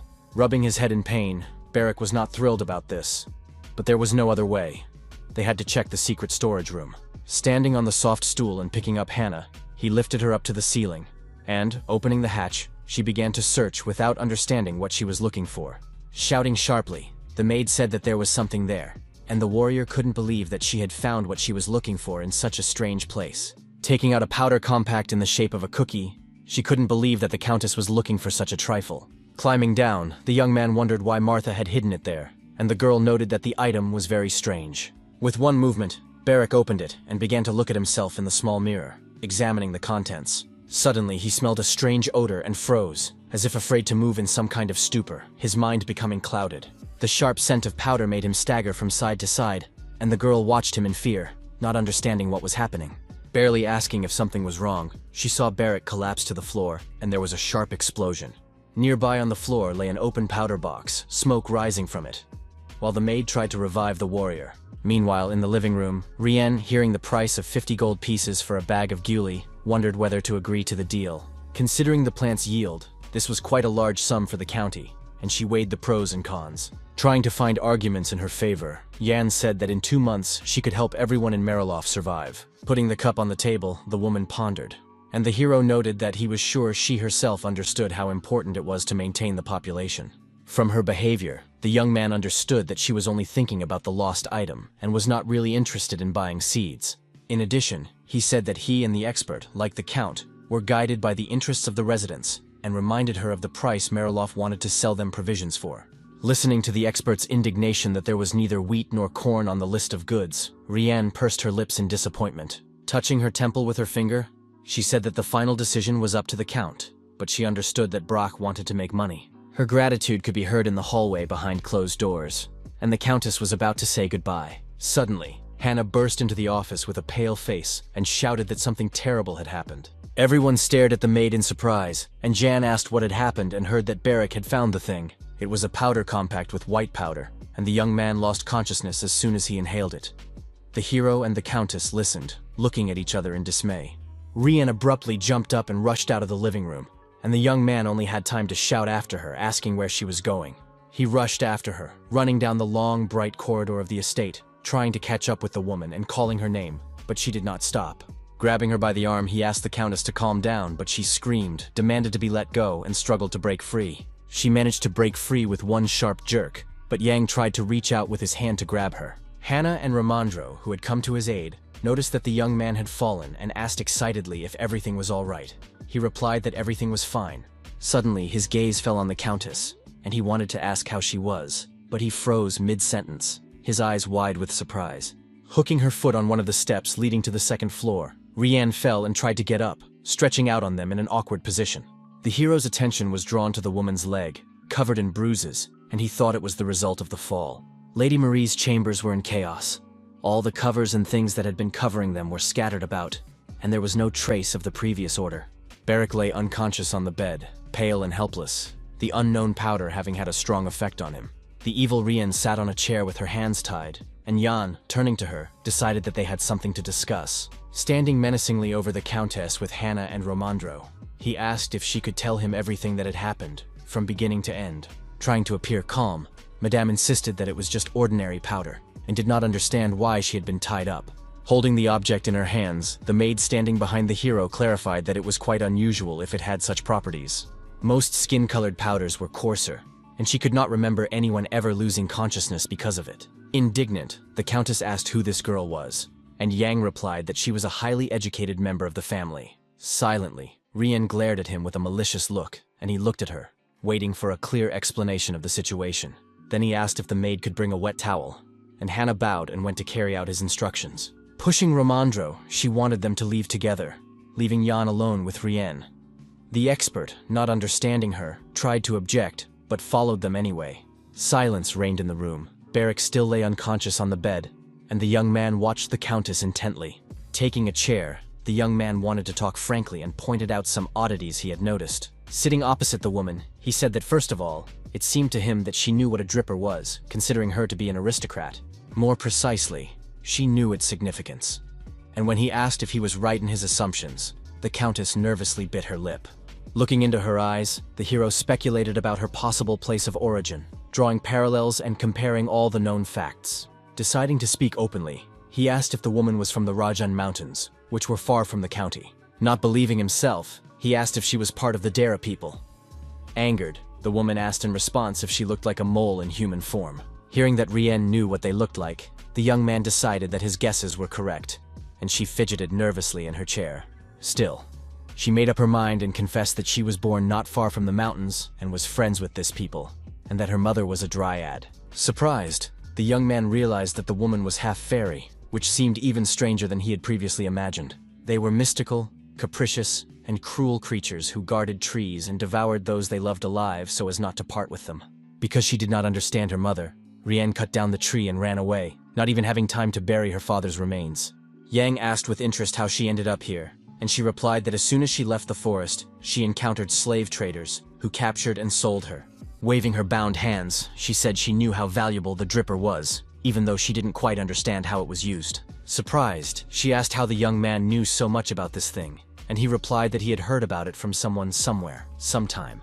It was already dark outside, and stars were beginning to appear in the sky. Yang asked if Carlo knew about all this, and the woman replied that he did not. After listening to Rien, the hero wondered why she did not tell her own husband about her origins. Surprised, he asked if the Countess really wanted to help him and bring his plan to life. She noted his strange reaction and asked if she should be grateful, to which Jan replied that it all depended on her true intentions. With a sharp movement, she lifted the hem of her dress, and what he saw shocked the young man, changing his expression. The woman's legs were covered in bruises, and she confessed that her husband was insane and often beat her. Admitting that she was of low birth and could not get divorced, she said that she could no longer live like this. Therefore, she needed this powder compact to deal with the tyrant and live peacefully, since she had betrayed her mother for a reason.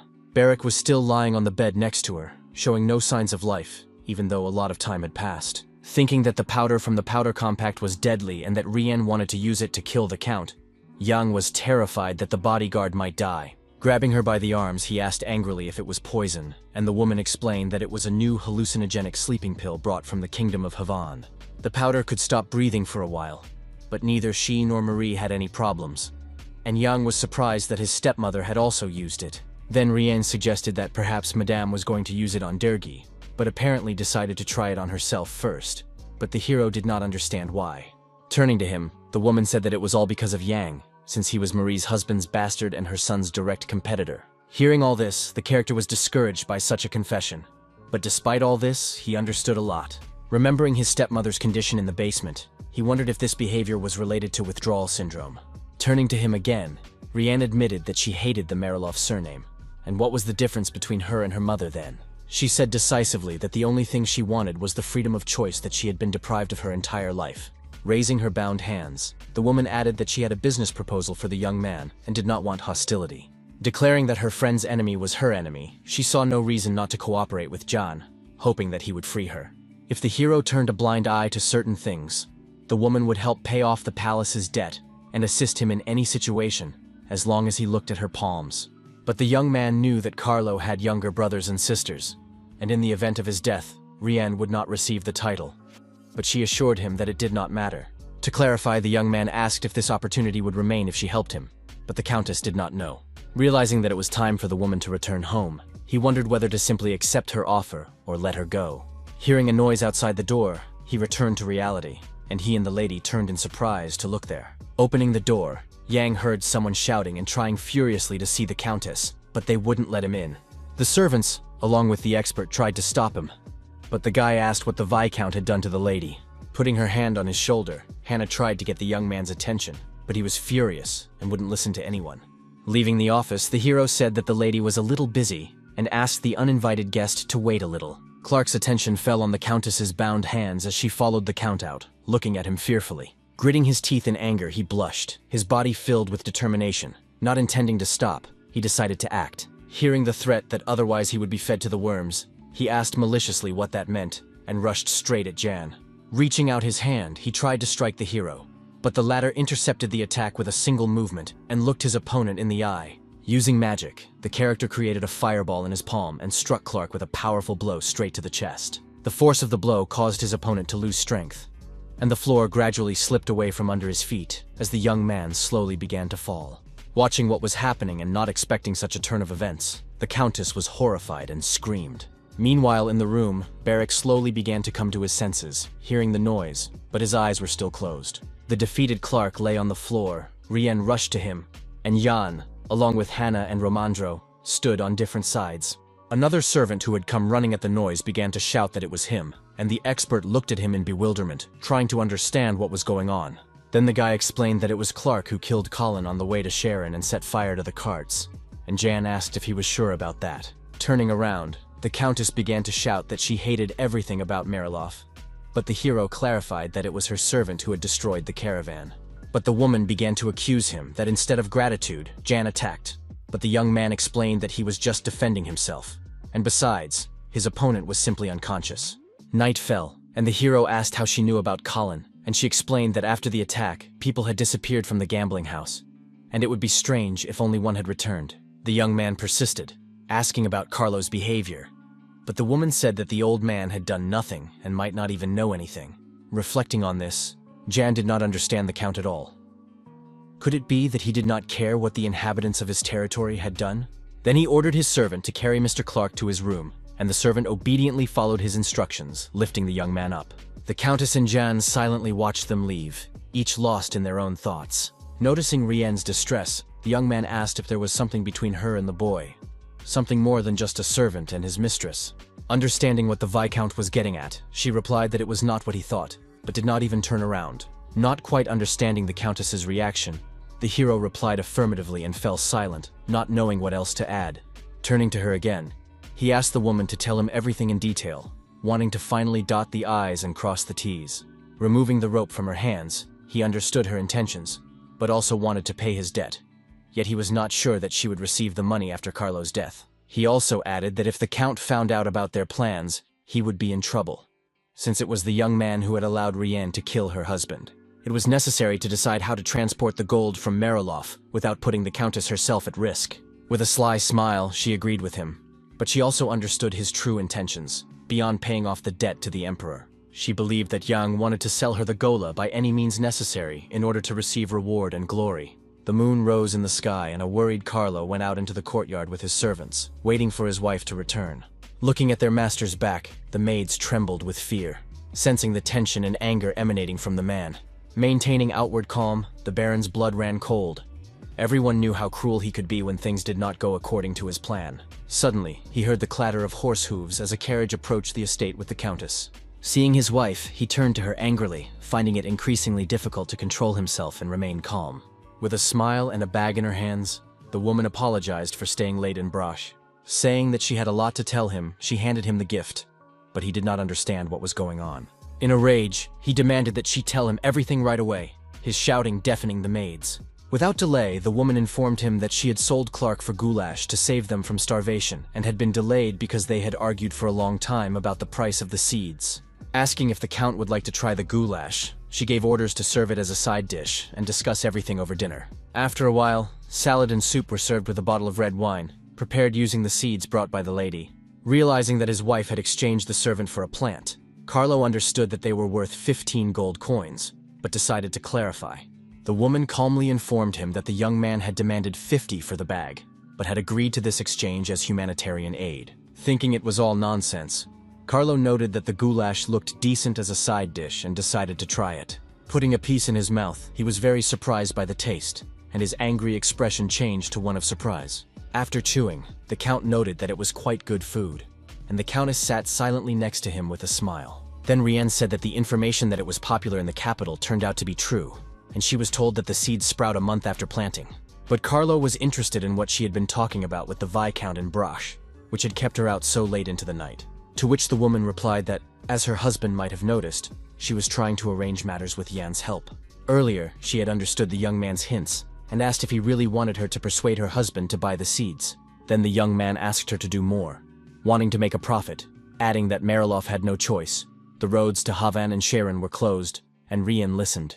After listening to everything, she noted that the hero's plan was quite good, and agreed in exchange for a powder compact and a promise to look after Clark. Pouring wine into a glass, the Countess continued her story, which she had made up for Carlo in advance to calm her husband.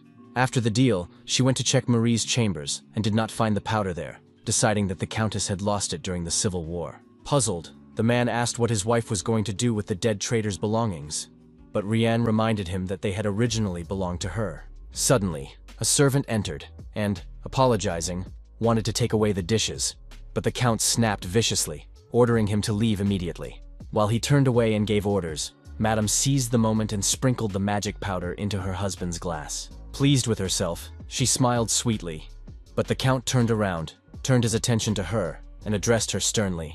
In a malicious voice, he said that there would be no second time, and if she ever returned home again, he would break all her legs. But she knew that he would never see her again, because soon he would be feeding the worms deep in the ground.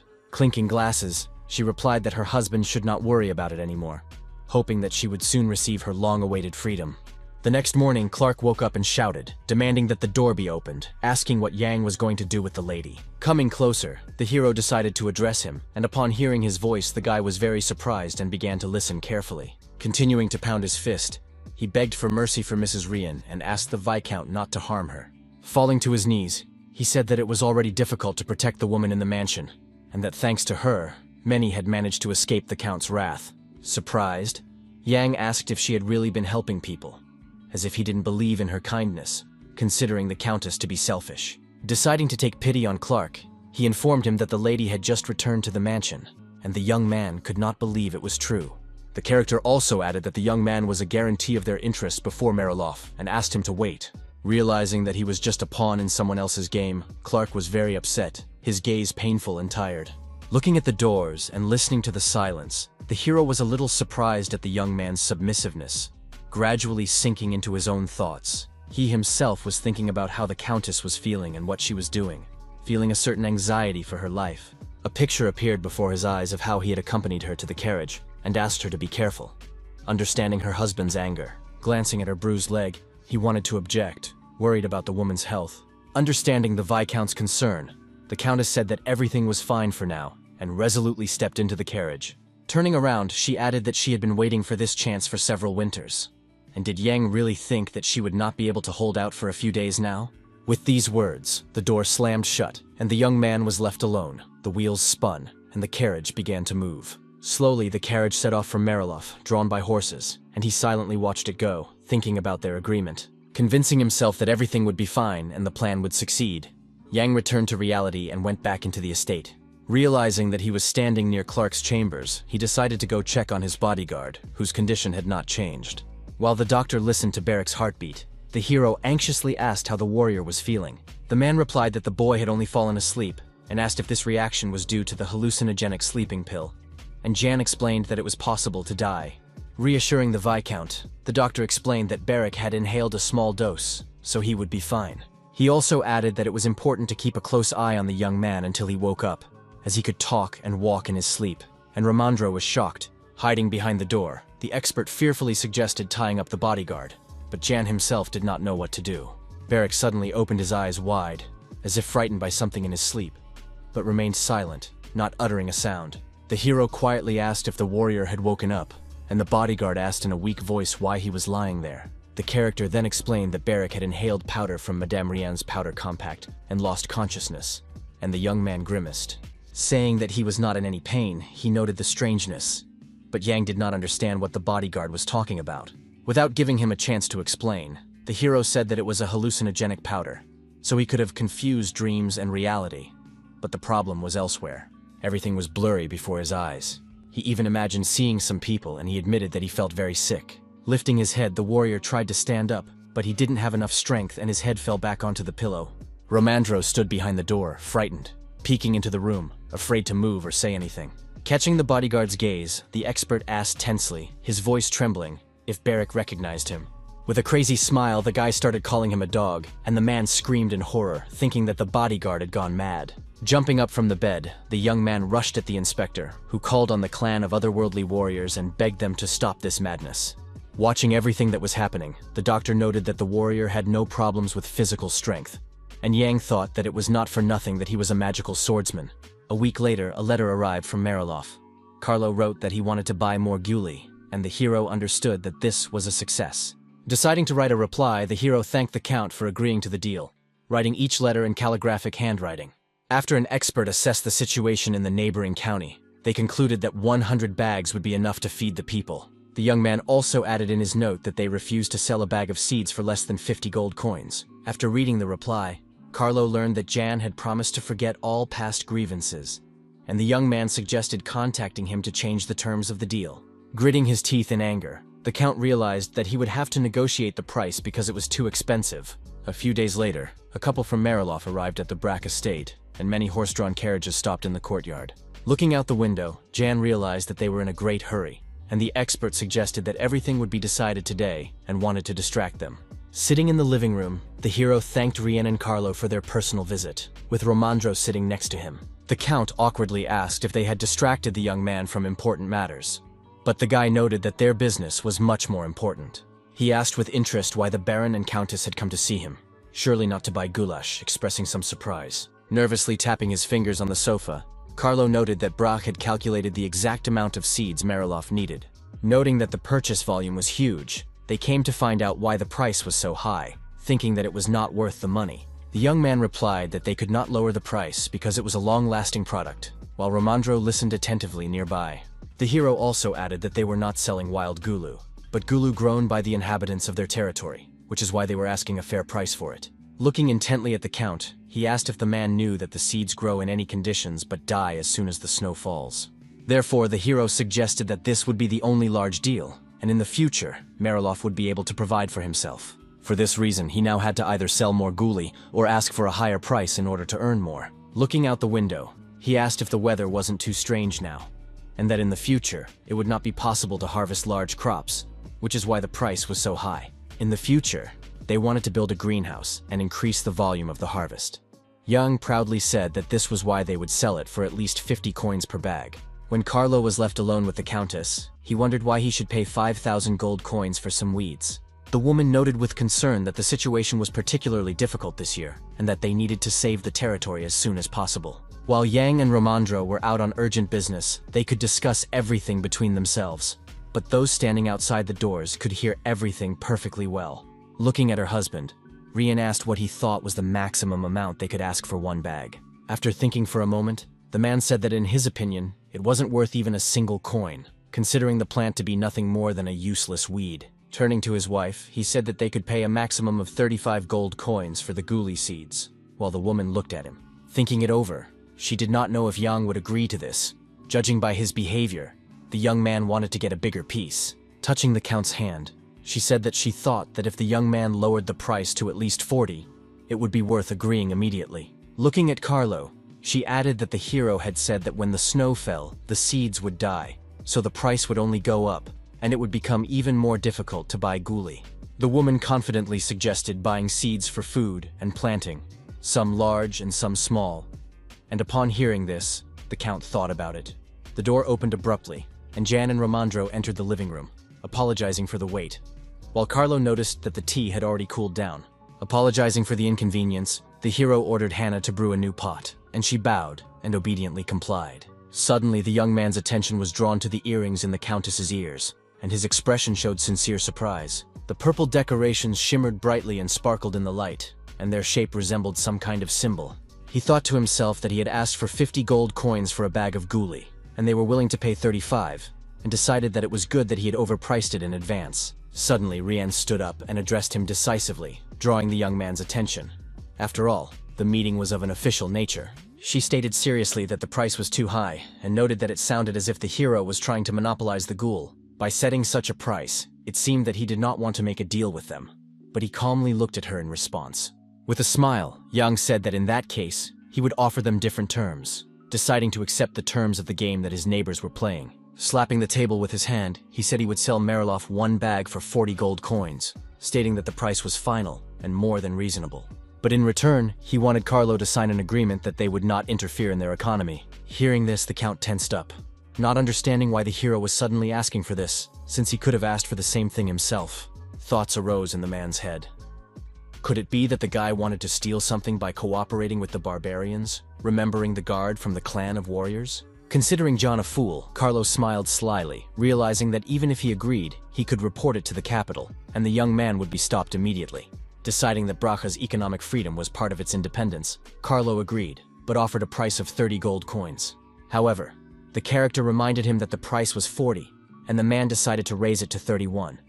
But the hero noted that this was too big a discount. With tension, the Baron offered 32, then 33 coins, hoping to knock down the price, but the young man was adamant. Gritting his teeth, the man was very angry that the young man was so unapproachable and would not agree to give in so easily. Shouting sharply, 35, he declared that he would not agree to anything more, and Rian looked at him in dismay, realizing that her husband's nerves were at their limit. Giving in, John agreed to the price, deciding to concede and not exacerbate the tense situation, and Romandro offered to discuss the terms of the contract. Negotiations began, and the Baron asked if they could replace the word fresh with a week after harvest, but then it was necessary to add clarification about the harvest schedule. Accepting the expert's suggestions, the man proposed to write about this in the new contract and specify the average diameter of the fruit. Noting that Madame was probably tired of the long negotiations, Yang suggested that she take a break in another room. Turning to her husband, the Countess asked for permission, and he replied that she should leave and not get on his nerves. Hearing that the young man kindly wanted to accompany his wife and get some fresh air together, the Count could barely contain his rage. His eyes filled with blood. He did not understand how the servant dared to approach the Countess and was already about to object. Noticing that the Count's attention was distracted, Romandro asked if the man was listening, considering the terms of the contract to be very important. Stepping out into the corridor, Jan and Madame listened as the expert and Carlo discussed changes to the papers, but they were not interested. Closing the door, the young man thanked the woman for all her suffering, realizing how difficult it had been to persuade her husband to agree to the deal. Walking down the corridor, she asked how Clark was doing, and he replied that the servant lived in the best rooms and ate exclusively there. Deciding to find out some details about the neighboring county, he turned to the Countess, trying to find the right words. Knowing some information about the Baron's family, the hero asked with interest if Rienne had seen Carlo's younger brother. She replied that she had seen him a couple of times, that he lived in an old mansion in the east of the territory, and that, like her husband, he had a nasty temper. Hearing this, Jan thought to himself that in the event of Marilov's death, only his younger brother would be eligible to claim his place, as there were no other contenders. In the absence of relatives, no one would suspect Rienne of murdering her husband and trying to seize the territory for herself. Suddenly, the woman said that she was cursed. Her mother always said that the existence of dryads depended on promises and their fulfillment. If a promise was made, it had to be kept. She remembered walking with an axe toward that tree. With deft and powerful movements, she furiously chopped at the trunk, swinging her weapon with frenzied rage. Birds flew in the night sky and stars shone, while the echoes of her actions reverberated around her in the forest silence. She couldn't believe that she would get away with it so easily. As if in a state of passion, beads of sweat running down her face, her hands were shaking. The girl realized that she had killed the guardian of the forest and threw down the axe, not knowing what to do next. The woman was afraid that the Count's death would raise suspicions in his brother's mind, and he would immediately sell her to slave traders. As if asking the void, she said, "Is it just my imagination? And are all my fears too exaggerated?" Yang replied sincerely that he himself did not know the answer to the Countess's question. Wondering how all this could be prevented, he asked with interest if Rienne had promised her mother something, because if not, he did not understand why she should be cursed.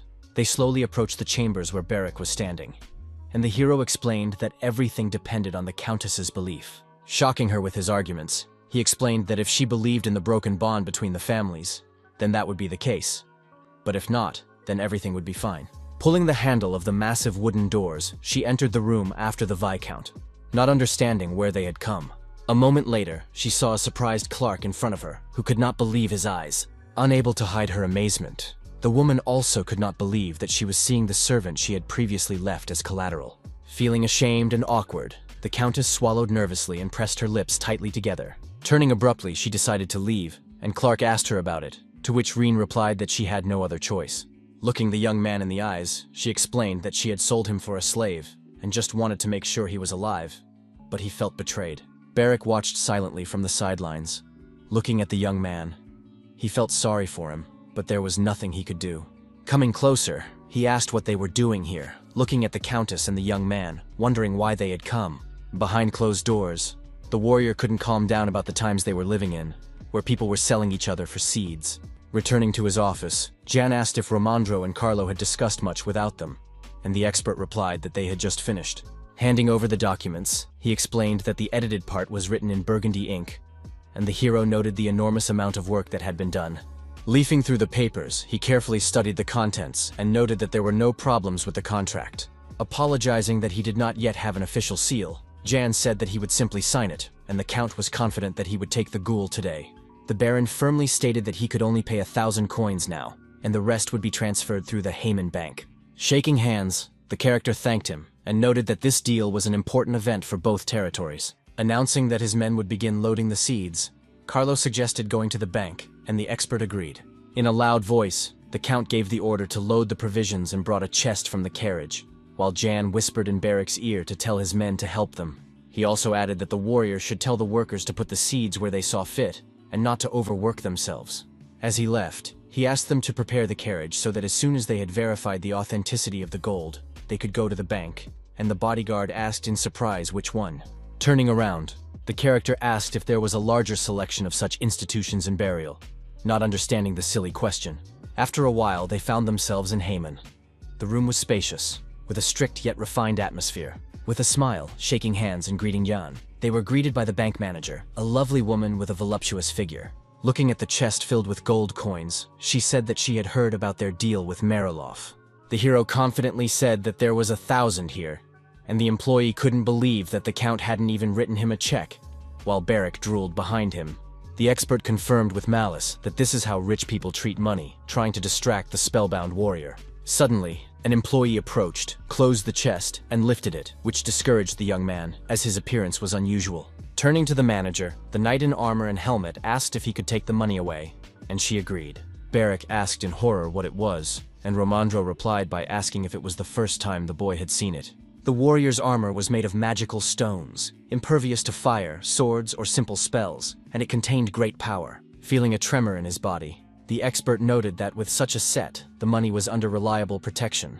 But the bodyguard annoyed him. Supporting him, Barrick said that thieves would not even look in the direction of the bank, and Yang added that when an attempted robbery took place, the knight killed everyone before it even began.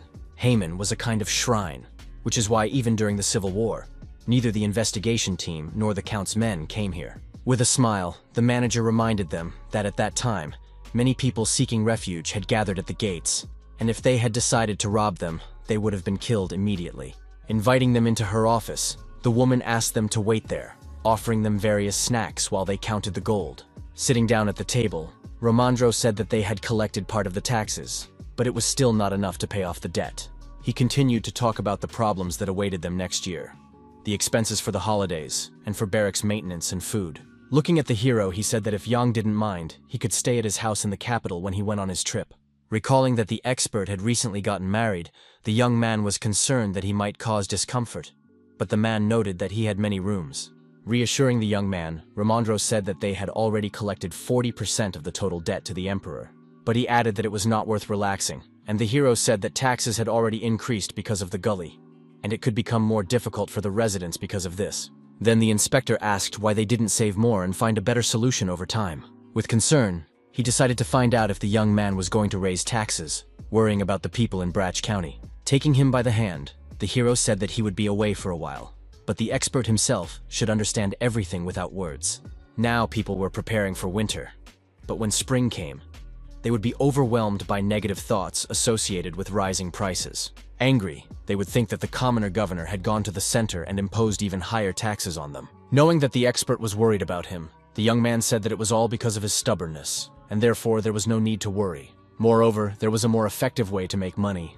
Hearing this, Romandro was surprised, explaining. Yang remembered that Hannah had given him advice, saying that people would soon want to sell Gulu. The girl cautiously asked if the Viscount was afraid that Mariloff would start growing seeds himself and distributing them. Then she suggested giving permission only for roasting Gola, and they planned to do so after concluding the deal. Noting that it would take a month to grow, the character concluded that, depending on the season, it would be better to sell raw seeds. Joyfully grabbing him by the shoulders, Romandro noted that the young man knew everything in advance, which is why he mentioned the rights to sell in the contract. A little embarrassed, the bank manager peeked into the office and called the hero. A little embarrassed and afraid to interrupt the conversation. Announcing that they had almost finished the check, she asked him to sign a certificate confirming the authenticity of the money. As he signed, the character asked if there were any problems, and the woman replied that everything was fine, and that the vault would be filled before the experts arrived. Handing the papers back, Yang said that Carlo had to transfer another 2,500 coins and hoped that they would be able to check them in advance. The manager noted that the young man was well versed in financial documentation, even though he was a commoner, and decided that an expert must have taught him this. Leaving the bank building, the hero asked Barrick to find out more about Mariloff's younger brother. Upon learning that he lived in an old mansion, the warrior was horrified, thinking of ghosts and bats, and terror gripped him. Saying goodbye, Romandro said he wanted to stop by a few stores to buy gifts for his wife and child. But suddenly the hero called out to him and asked if there was any news about Moline, as he had not heard from him in a long time. The expert replied that he had tried to find out news about the old man, but had been told to wait a little, as there was apparently a lot of work to be done at the palace. He was surprised, and asked why Yang had suddenly remembered him, since he himself often forgot about his existence because he was in prison. The hero thought to himself that it was all too strange, and did not believe that the palace was dealing with this issue. Meanwhile, Gale sat in his brother's office and thought about how he could benefit if the hero took their side. Marev glared at him maliciously, but the prince remained calm and unperturbed, confident in himself. A few weeks earlier, in the imperial palace, the prince was studying papers in his office and thinking about plans for the future. The noise outside the door distracted him from his work, and when he saw his brother, he asked what was going on, not understanding the real reasons for the unexpected visit. Looking at Gale, he decided that he had probably entered the wrong door and made a mistake in coming to him, but his relative remained silent for some time. Looking at him, after a while, he said reproachfully, "What kind of fool would inform a servant of his own arrival?" Responding irritably that he was busy, Marev asked him to get straight to the point, and his brother asked what he was going to do with Moline. Noting that this was a very interesting question, he did not understand what he had to do with this old man who was sitting in Braca's dungeon. Swinging his leg, Gale told his brother not to pretend, because everyone knew about his support, and added that Jan should take Moline and his people when he came to them. As a reminder, he added that after the ceremony to accept the title of hero, they would go to the Ministry of Magic, and Marev himself should understand what that meant. The prince understood everything, but wondered if Gale had fallen under the influence of his mistress Wesley, and decided that threatening him would make it easier to deal with him. Filling out the journals, he was surprised that his brother was interested in Moline and his people, since he himself had not thought about it before. In fact, he wanted to kill the old man's people, but when he heard that the prince had taken an interest, Gale, attracting his attention, told him to forget about it. When Marev asked why he was smiling mysteriously, he was silent for a while, as if searching for the right words. After thinking for a moment, he said that he had just returned from his father with news that he would not like very much. During the discussion of the appointment of the Chief Justice, Marev was to nominate Haylett, but the prince did not understand what his brother meant by this. Taking out a glass vial, Gale said that this potion had recently been invented at the Ministry of Magic. It was called the Elixir of Truth, and whoever drank it would speak only the truth. The liquid itself was gray in color. Hearing this, Marev was shocked, not understanding what his younger brother was suggesting he do. Did he really need to poison someone? With one sharp movement, he overturned the chair he was sitting on and stood up, holding onto the desk, losing strength from rage. He asked angrily if Gale really wanted to use this potion in court, not understanding how the prince could use magic so calmly and freely, to which his brother calmly replied that he had asked his father about it, and he had agreed, and that it would be interesting to see how he behaved during the oaths. Saying that if Marev wanted to make Haylett the chief judge, it would be worth inviting Marev and his people to the New Year celebrations. The prince fidgeted nervously. It was not difficult for the prince to distinguish between lies and truth. The potion was made by the Ministry of Magic, and he decided that it could suppress the will rather than loosen the tongue. Gritting his teeth, he realized that Gale was indeed ready to go to any lengths, and he couldn't believe that they wanted to subjugate the judiciary. Barely restraining himself, he asked if his brother was sure he could pull it off, to which the prince replied that some ministers might protest. Smiling, he compared it to a human fire. At first there would be chaos, but over time everyone would understand the value of this potion. By announcing that Haylett would be at the forefront of this madness, he further angered Marev, who was seething with rage. Standing up, he hoped that his brother would think carefully and make the right decision, one that would benefit them both. With fury, the prince said that it was enough to pretend that Gale was giving him a choice. In any case, they wanted to use the potion. Clenching the papers, he decided that if things turned out that way, he would kill Melina and withdraw his candidacy for judge. Turning to his brother, the prince said that this was precisely why he did not like his way of thinking and the actions he was taking. Approaching him, he noted that if his brother had chosen a man with such a good reputation, it would be a shame if he simply gave up on his plan. He also suggested that Marev treated people like objects because he had had everything handed to him on a silver platter since childhood. The prince was shocked to hear this. He slammed his fist on the table with such force that the papers scattered, and shouted that Gale knew nothing about him. Bowing politely, the prince said goodbye, and hoped that they would not hear any bad news at the Ministry of Magic. Left alone, Marev could barely control himself.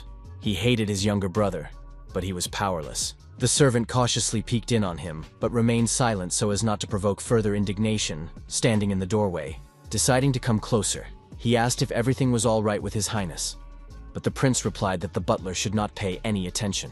Suddenly, his gaze fell on the paper under his palm, which he had been clutching in his hands and now decided to do something with. To vent his anger and rage, he began to tear it into small pieces with sharp movements, imagining Gale in its place. He then gave instructions to immediately convene a meeting, and the servant obediently went to carry out the order. Taking a new sheet of paper, he wrote that they should refrain from executing Mr. Molina, as he had his own plans. Night fell, and the carriage sped through the small houses of Bracha, the moon illuminating the roofs, and the stars in the sky creating a certain coziness.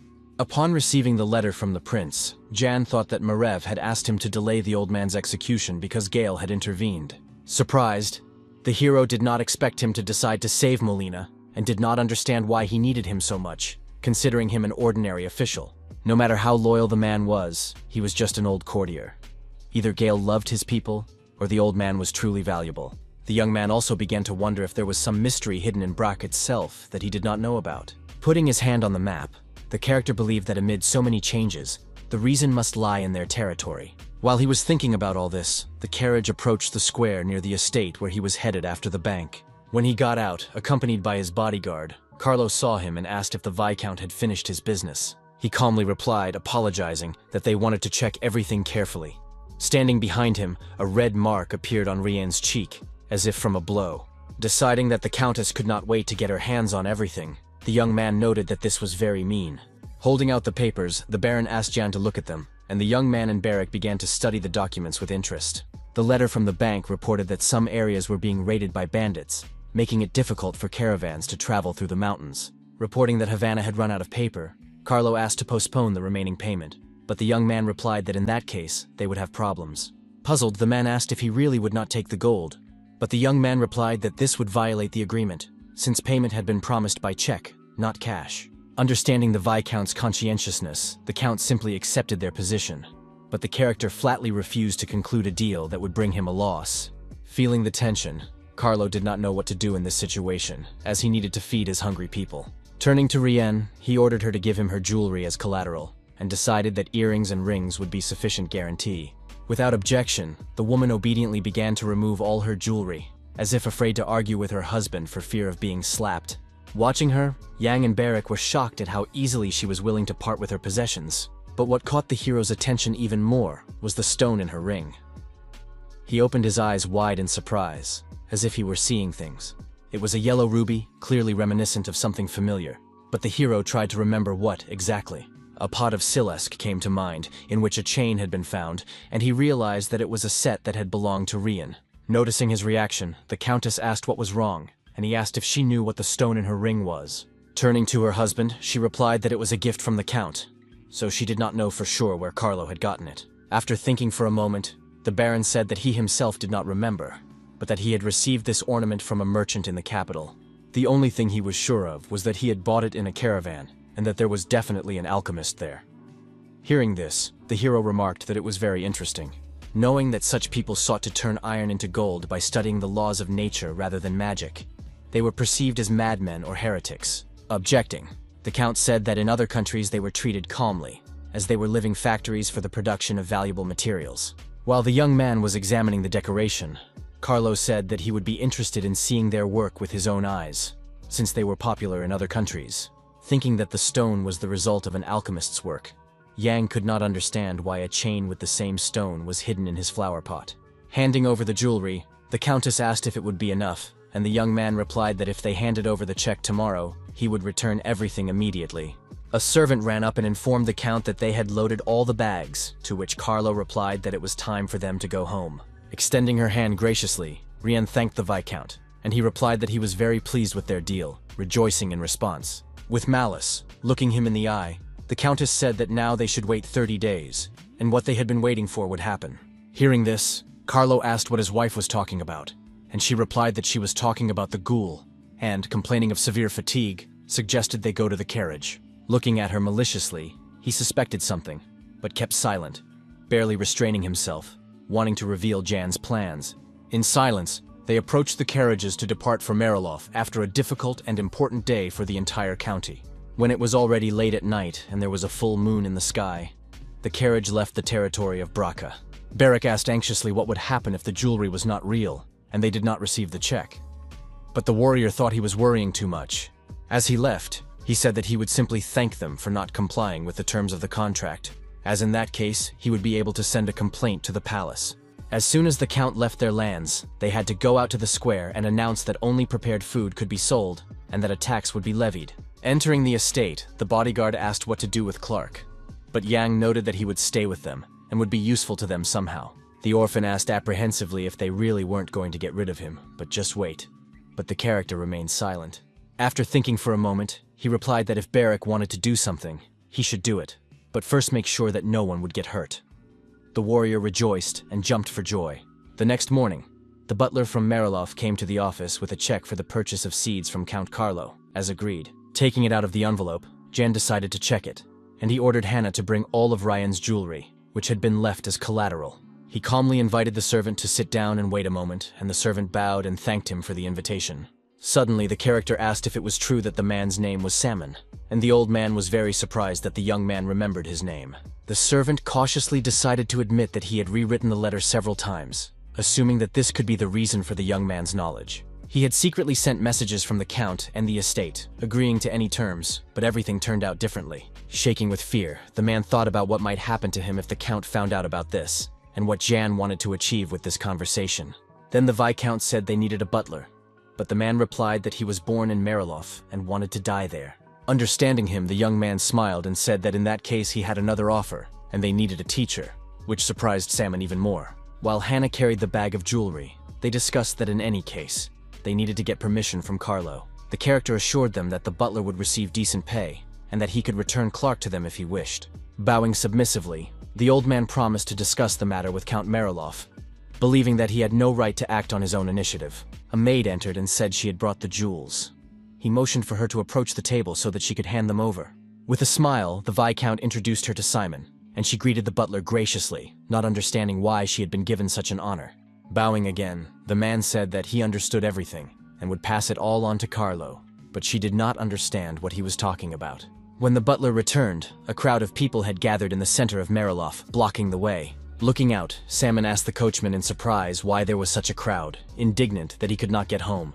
Not getting a clear answer, he couldn't believe that the Count had bought the ghoul from Bracha after all, and that was why there was such a gathering here. Entering the study, he poured all the jewelry out on the table in front of the Countess so that she could verify that everything was in place. The Count angrily ordered his wife to examine everything carefully, suspecting that the butler might have pocketed something, but she asked him not to joke like that.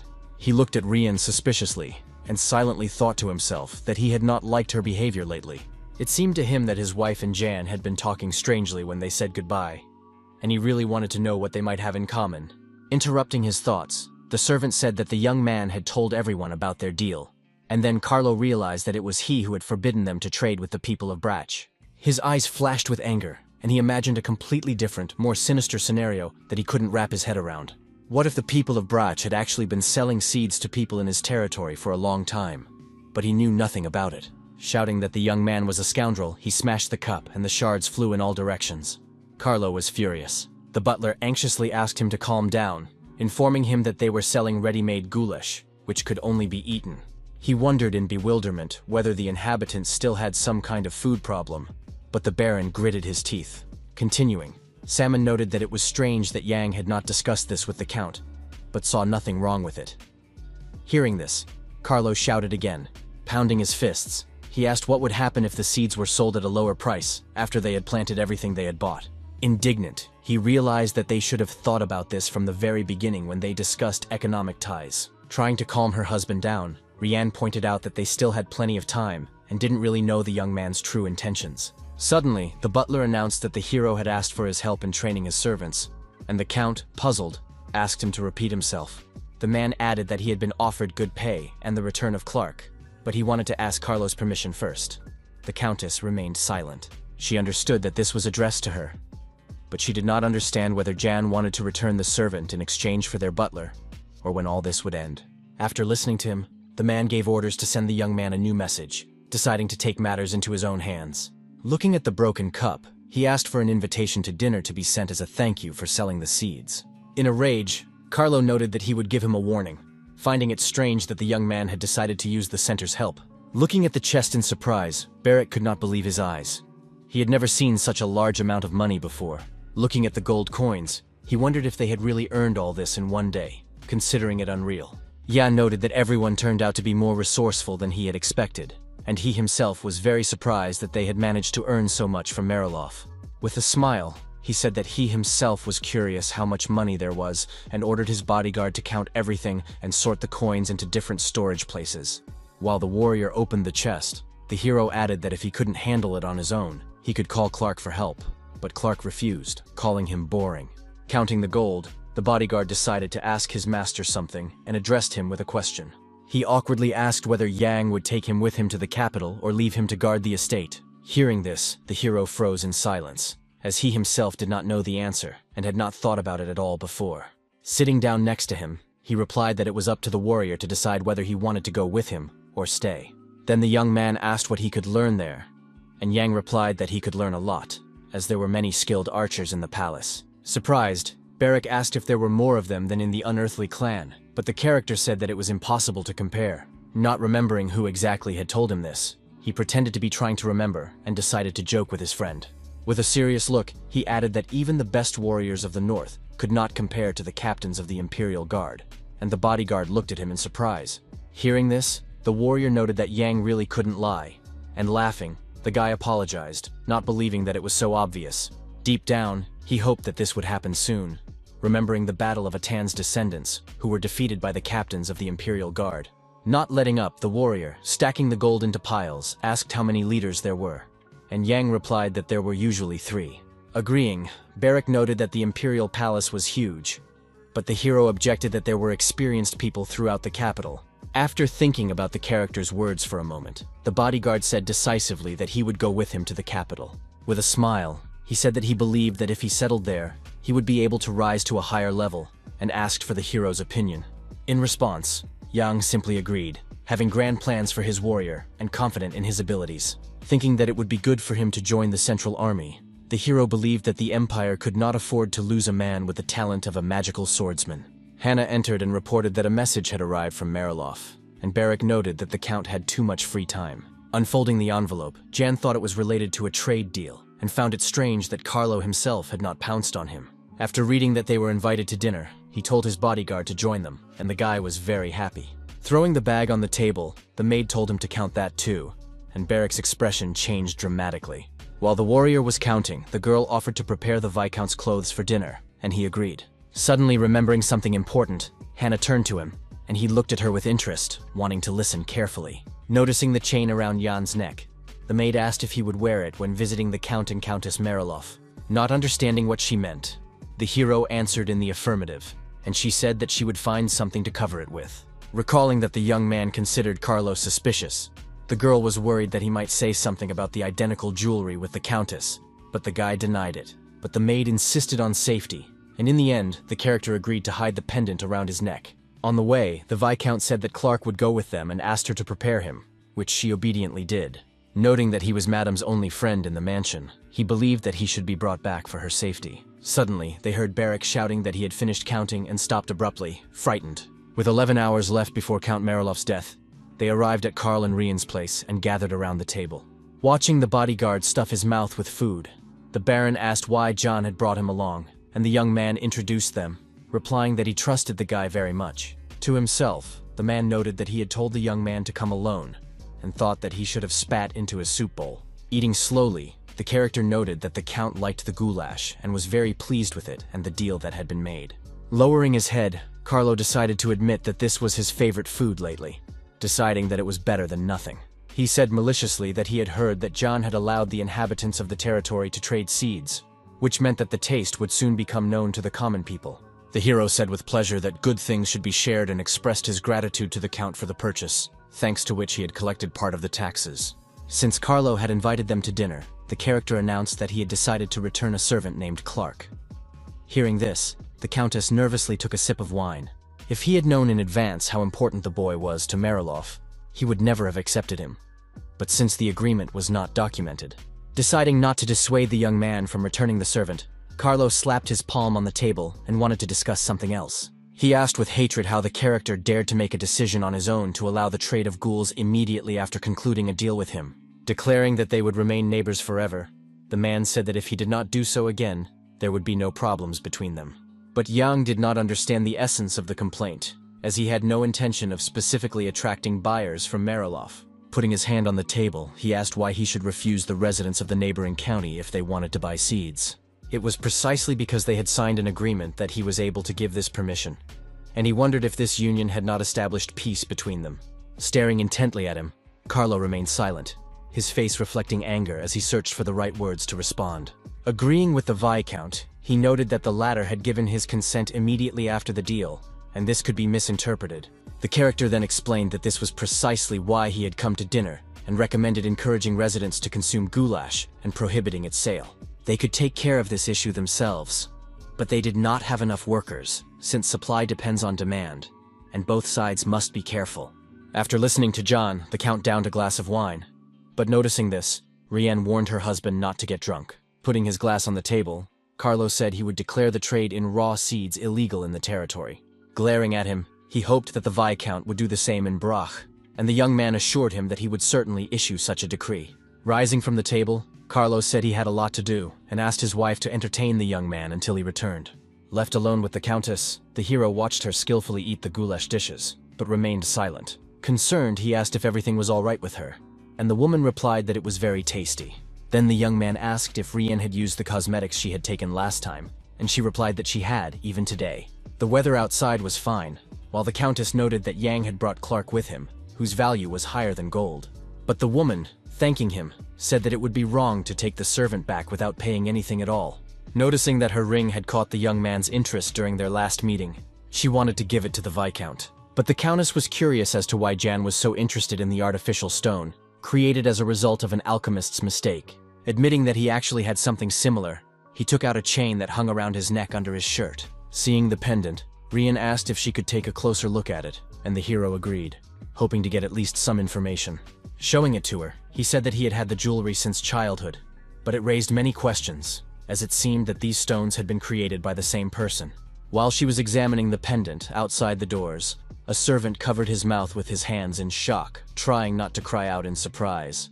When the business meeting came to an end, the butler ordered the servants to clear the table, and the servants bustled about the hall. While the young man stood shocked on the sidelines, the maids, carrying away the dishes, sighed heavily and did not understand why their masters and their guests ate so much. Noticing the servant's strange reaction, Salmon asked what was wrong with him and why he looked so spellbound. The young man replied that he did not think that Jan and the Countess were close, believing that they had only met a couple of times, and the old man asked what was wrong. With tension, he confessed that he had actually seen Rienne touch the Viscount's neck when they were alone. Hearing this, the butler froze in surprise, realizing what might happen if the Count found out about it. A maid passing by dropped a plate, which fell to the floor and shattered into pieces, and everyone heard what the servant had said. An awkward silence hung in the living room, and the atmosphere became more tense with every minute they spent in the dining room. Suddenly, the maid and another butler started yelling at the boy to stop talking nonsense, deciding that he had gone mad. The maid maliciously reminded him how Carlo had beaten him last time, and how the Countess had saved him. If it weren't for her, he would have definitely broken something, and then been fired. They believed that it was only thanks to her that he was able to work here peacefully, and they reproached him for his behavior. But Salmon told them to stop arguing. Clutching his head, he thought about what to do and ordered everyone to keep their mouths shut, worrying about the consequences. Realizing that the Count must not find out about this, he said that if they were not all careful, neither they nor the lady would fare well. Suddenly, Carlo entered and asked angrily what it was he wasn't supposed to know. Hearing his voice, the butler froze in terror. Turning around, he could not hide his panic, and the fear on his face spread to the others, who also looked at each other nervously. Approaching him, the Baron ordered the old man to tell the truth, but he remained silent, realizing what this would mean for everyone. Looking at him angrily, the Count asked why everyone had to keep their mouths shut, wanting to know the truth and boiling with rage. In the twilight, Rienne walked sadly down the corridor, thinking about her plan and wishing to find her long-awaited freedom as soon as possible. Suddenly, the butler came out and called out to her. Surprised by his presence, the woman stopped abruptly. Standing opposite her, he informed her that the Count was asking her to come up to him right away, without further explanation. Looking at him, Rienne asked in bewilderment what was going on and what was happening. Not understanding the urgency, the servant's cheek was red from the blow, and he began to search for words to answer, stammering nervously, beads of sweat appearing on his forehead. Deciding to tell the truth, he said that her relationship with Jan had aroused Carlo's suspicions, at which she opened her eyes wide. Hearing this, the Countess froze in shock and numbness, unable to understand how her husband had found out about their plan. Surprised, the butler asked if it was true and why she had done it. Clutching her head, she replied that it was all nonsense. Unrelenting, Salmon did not understand how she could have made such a mistake, knowing what kind of man her husband was, but the woman cried out that it was simply unbearable. In horror, she did not understand what to do. realizing what her husband's suspicions meant and what he was capable of. Crying, she realized that she could be stuck in this disgusting mansion for the rest of her life with no way out. She suddenly started running down the corridor, and the butler shouted, trying to catch up with her and not understanding such a change in her condition. Seeing the breathless countess, the servant asked what had happened, and she ordered him to immediately bring a carriage or a horse. Salmon ran up behind her and said that she couldn't do that. But the woman did not want to die and go to her husband, deciding to escape. Suddenly, a warrior from Mariloff approached her, blocking her path and preventing her from escaping. He had been sent by Carlo. Grabbing her by the arm, Punula told Rian that it was better not to resist and to obey the Baron's orders, realizing that she was not in the best position. She struggled and protested, asking who he was to treat her this way. But the knight's grip was very strong. Struggling to break free, she screamed and demanded to be let go, while the butler apologized for their actions, unable to do anything. Suddenly, the Count's voice was heard behind them, ordering everyone to disperse and stop the chaos that had erupted in the foyer. He angrily declared that no one would leave the mansion until he gave the order, and the Countess cried, realizing that she might die. Meanwhile, Clark, who had been returned to Mariloff, approached the building. He heard a strange noise in the distance but saw nothing. He looked anxiously at the windows and sensed that something had happened to Madame. He didn't know what exactly, but he could guess. Glass, heels, and jewelry lay scattered on the floor, and there was chaos and panic everywhere, which was unusual for this place. Nevertheless, the corridors were empty, and as he walked through them, the young man did not see a single person, not even the servants. Deciding to quicken his pace, he felt excitement and an inexplicable fear for the Countess's life, deciding that he must save her at any cost. Approaching the doors of the Count's chambers, he saw the butler and a soldier standing nearby, not letting anyone inside. With horror in his eyes, Simone ordered the young man to leave quickly, but the servant did not understand where his mistress was or what had happened to her. Suddenly, they heard a noise behind the doors and the Countess's terrible screams, and they froze in horror, guessing what was happening. Deciding to save her, Clark rushed forward, but the warrior blocked his way and ordered him to step back, not even allowing him to look. Through a small crack, he saw the Count's angry and insane face. The man was often in this state, and the boy had seen it many times before. But what shocked him even more was the state in which he saw Rien. He opened his eyes wide in horror and surprise. The exhausted, beaten woman sat on the floor, and her husband held her hair tightly, preventing her from escaping. Scolding her, the Count decided that his wife had been cheating on him not only with Jan, but also with Clark. While the servant was trying to get into the room, she assured her husband that it wasn't true. There was blood on her face, she was screaming, and he was dragging her by the hair and asking why she had called the boy. Opening the door, Carlo ordered Clark to come in and decided that since that was the case, he would end it all today once and for all. Realizing what this meant, the woman shouted for him to run away immediately while he still had the chance. Realizing the inevitability, the young man did not want to appear cowardly and despicable, so he closed his eyes and stepped forward. His body and legs were shaking with fear, but he decided not to leave the Countess alone, regardless of the consequences. The doors closed, and the butler and the warrior remained waiting in the corridor, feeling the tension and horror of what was happening. Meanwhile, in Brach, the atmosphere was calm. Nothing foreshadowed trouble, and the sun was shining outside the window. Suddenly, Hannah came to Jan's library and told him that he had received a letter from Mariloff, and he sighed tensely. Hesitating slightly, the girl said with horror that it was a death notice, trembling with fear. Hearing this, the hero's eyes widened in surprise, and he thought that Carlo had died according to his and Rien's plan. In silence, Clark realized that it was finally over and had no regrets about his actions. Beaten together with the Countess, they looked at the Count's corpse at their feet, blood splattered all over the office. A sharp pin, which the woman had previously used to pin up her hair, stuck out of the man's neck. The castle corridors were silent, and only the drops of blood on the office floor hinted at the terrible events that had unfolded. Sometime later, after learning of Carlo's death from a note, Jan and Barrick arrived in Mariloff, shocked by what they saw. A woman sat on a chair crying, and the butler stood next to her with the soldiers, trying to comfort her in any way they could. Seeing the young man, Rien, beaten and covered in blood, turned toward the door and greeted him. Noticing her condition, Jan asked in horror what had happened, followed obediently by the bodyguard. Gazing blankly at the chaos around her, the Countess said that he could see everything for himself and understand what had happened. The Count's various belongings were scattered around the office, and there were pools of blood on the floor and carpet, evidence of a struggle. The hero asked if Carlo was dead, and she replied that the doctor was examining the body because Clark had stabbed her husband in the throat with a pin. The character thought to himself that it was unbelievable that the woman had used such a weapon to avoid criminal responsibility. Suddenly, one of the warriors addressed him, pulling the Viscount out of his thoughts and forcing him to look up. Turning to him, Yang learned that the knight's name was Panula, who bowed politely and greeted him. Surprised, the young man asked if it was he who had sent him the message, and confirming this, the warrior said that he needed to check something. He stated resolutely that it was his duty to investigate the death of his master, and that anyone involved must be punished, the countess burning him with her gaze. Not understanding the meaning of the investigation, Yang frowned, but realized that he had no choice, and would have to obey the knight's orders. Then the warrior asked without hesitation, and directly what his relationship with Rian Mariloff was, hinting at a romantic one. Not expecting to hear such a question, the hero was genuinely surprised, and opening his eyes wide, asked what he was talking about. Then the woman said that everyone suspected that they were in a romantic relationship. Barrett coughed, and Jan thought it was all madness. Asking where Clark was, he asked for him to be brought, but Panula replied that he could not do so because the young man was in confinement. Angrily, Rian gave the order to bring him, but the knight said that until the investigation was over, he would not listen to her. Unable to influence them, the woman remained silent. She was furious, and the character silently watched their reaction. The brooch on Jan's neck sparkled and shimmered, and he asked if Rian herself could tell them what had happened here. She then said that the Count had paid for his cruelty. The knights had done nothing, and were now rude to their neighbors.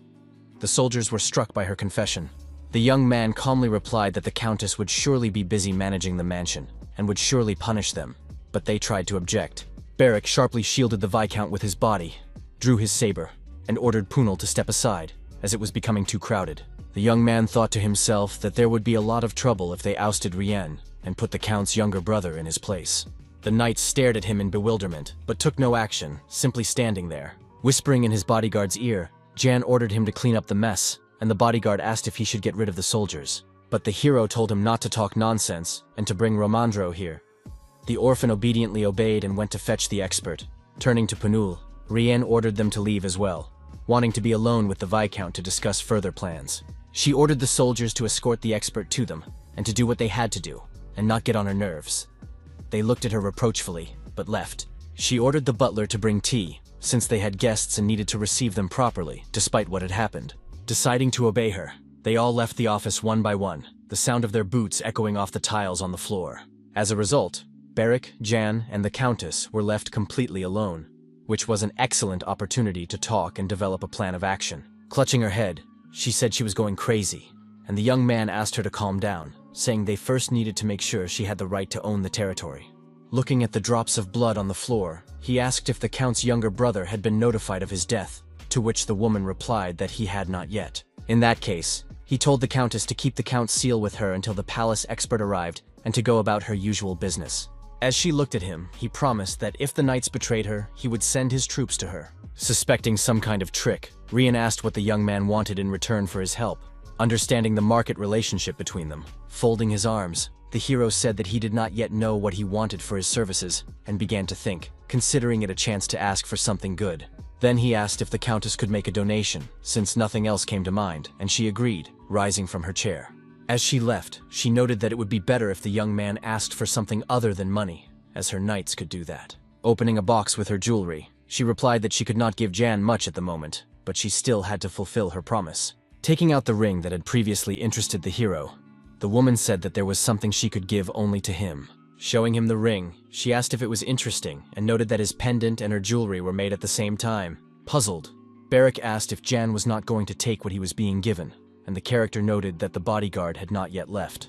Reaching for the decanter, he said he was leaving, but would take the ring, not wanting to refuse such a gift. Putting it on, he was frightened that it was too small and could not be removed, but the Viscount was delighted and said that everything was fine. Deciding to joke with the orphan, Jan asked if Rian could give him a knife to cut off his finger and remove the jewelry, and the orphan hurried to find an expert. Resolutely, the boy gave the order to get on with it quickly, as they had to act faster than the Knights of Mariloff would. Folding her hands, the Countess anxiously uttered the name of Clark, who had killed the Count and was now in prison. Staring intently at the Viscount, she asked what would happen to him, not wanting the servant to be punished with death. Looking at the beaten woman, the hero noted that this was the murder of an aristocrat, a crime considered particularly serious without trial or investigation. In response, she looked at him silently, her face covered with bruises, her eyes filled with pain and disappointment. Rian's voice echoed off the walls of the corridor as she asked if there were any exceptions. But Yang had not heard of any. But he remembered that once upon a time, there was a king who was a slave, and the first person he killed was his master. She asked hopefully if the young man could help her, but he replied that he would soon be leaving and could not afford to get involved in serious trouble. Undeterred, she insisted that someone like him had the power to change everything. But the Viscount did not understand how he could save a slave who had killed an aristocrat. Resolutely, the Countess declared that he had already done so, that the bastard had crossed the border, survived, and become the head of the family. Having said this, she froze with a look of amazement on her face, as if an interesting thought had crossed her mind. But Rian remained silent. Noticing her strange behavior, Yang cautiously approached her, worried that the Countess's health had deteriorated.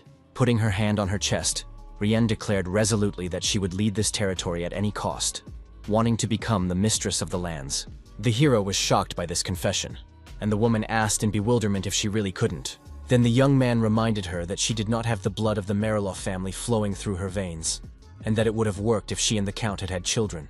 Now that Carlo was dead, she was just a stranger, and the legitimate heir, his younger brother, would oppose her inheritance. Therefore, in order to rule the territory, the only option was to change the law in the territory, but that was practically impossible. Weak Rian, her face and dress covered in blood, looked at him resolutely, more determined than ever. She understood perfectly well that if she did not become the mistress, she would never be free, as she wanted to be. Looking out the window at the street, she felt like a bird locked in a cage, longing for freedom more than anything else.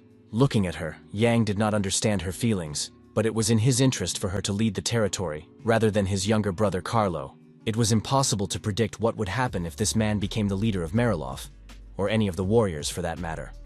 For him, Rian was the best candidate. But as long as the key to succession was in the hands of his younger brother, hasty actions could aggravate the situation, and the young man decided to think everything through carefully. The idea of seizing Mariloff himself came to mind, but then it would give Gale another opportunity to intervene, but it would also prove his worth to Marev. To begin with, he decided it would be a good idea to meet his younger brother Carlo to get to know him better. Then he told the Countess that he would inform her relative of the death. The only thing he knew was that the man lived on the outskirts, and he asked what his name was. As if remembering his name, Rian said that his name was Dave, that he was a devout recluse who prayed constantly at the altar. He often wore a black cloak, loved solitude, and was a cruel man, like his older brother Carlo. After a while, Jan and Salmon arrived at the castle of the Count's younger brother, which looked a little scary. Entering the corridor, they looked around nervously, as there were no signs of life around. Noticing the old man, the servant was very surprised and asked who he had come with. The man introduced the new lord of the neighboring territory. The butler asked with interest if Dave was home and asked to call him to tell him the sad news.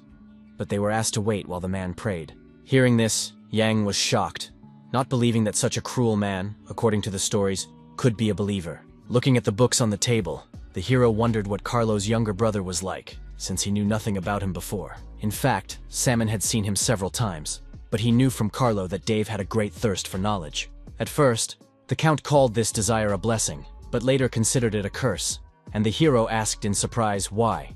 Then the butler confessed that his brother had read a forbidden book, but Jan did not understand what he was talking about. With fear and tension, the man confessed that they said it was about the god of the underworld. A strange shadow fell on the wall from the hero standing nearby. He was shocked by the old man's confession. He had never heard anything like this before, and asked again in surprise, trying to understand what exactly they were talking about.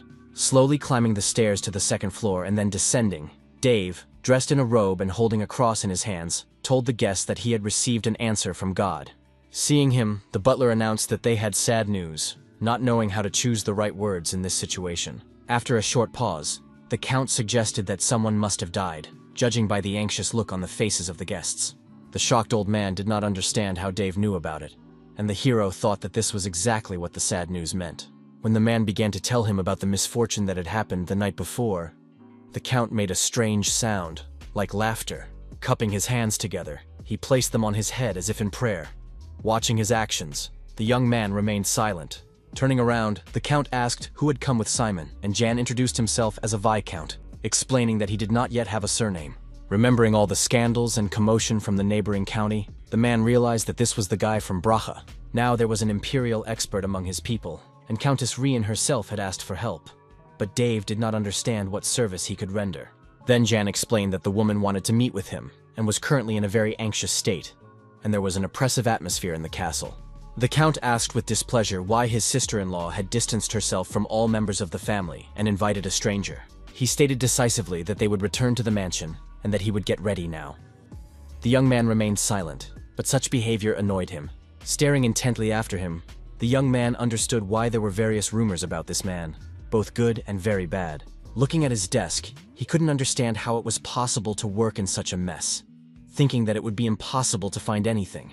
A few hours later, the carriage with Carlo's younger brother, the butler, and the young man arrived at the mansion in Mariloff. Seeing Ramandro in the courtyard, Jan immediately introduced him and Baraka to the Count's younger brother Dave, who was standing nearby. Surprised, the man asked if this was the same expert from the Imperial Palace, and he expressed his condolences. Putting his hand on his heart, he declared that since this was a family matter, he would go first, and the others should follow him without haste. With these words, the Count headed for the carriage, while the inspector was indignant that he was already behaving like the master of the estate. Looking at the horse-drawn carriage, he said that he had already been told about Carlo's murder, and asked if it was really Clark who had killed him, and the hero confirmed this. The young man was also concerned about the soldiers, who seemed to want to take advantage of the opportunity to take control of the mansion. When the young man said that Dave believed in the god of the underworld, Romandro shouted indignantly, asking what kind of mess was going on. Barak asked with interest what this meant, and Jan explained that it was a new religion that had emerged among the common people abroad. Previously, it had been considered heresy, but over time, the sect had grown and become much more influential than before. It even led to a religious war outside Bariel, resulting in many casualties and terrible deaths.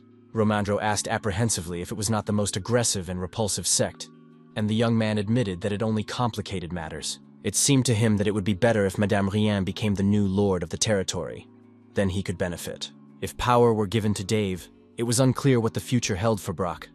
It would be better if Mariloff were ruled by someone willing to negotiate. Sighing heavily and realizing how much had been piled on him, the expert agreed with him, while Yang insisted that they needed to intervene.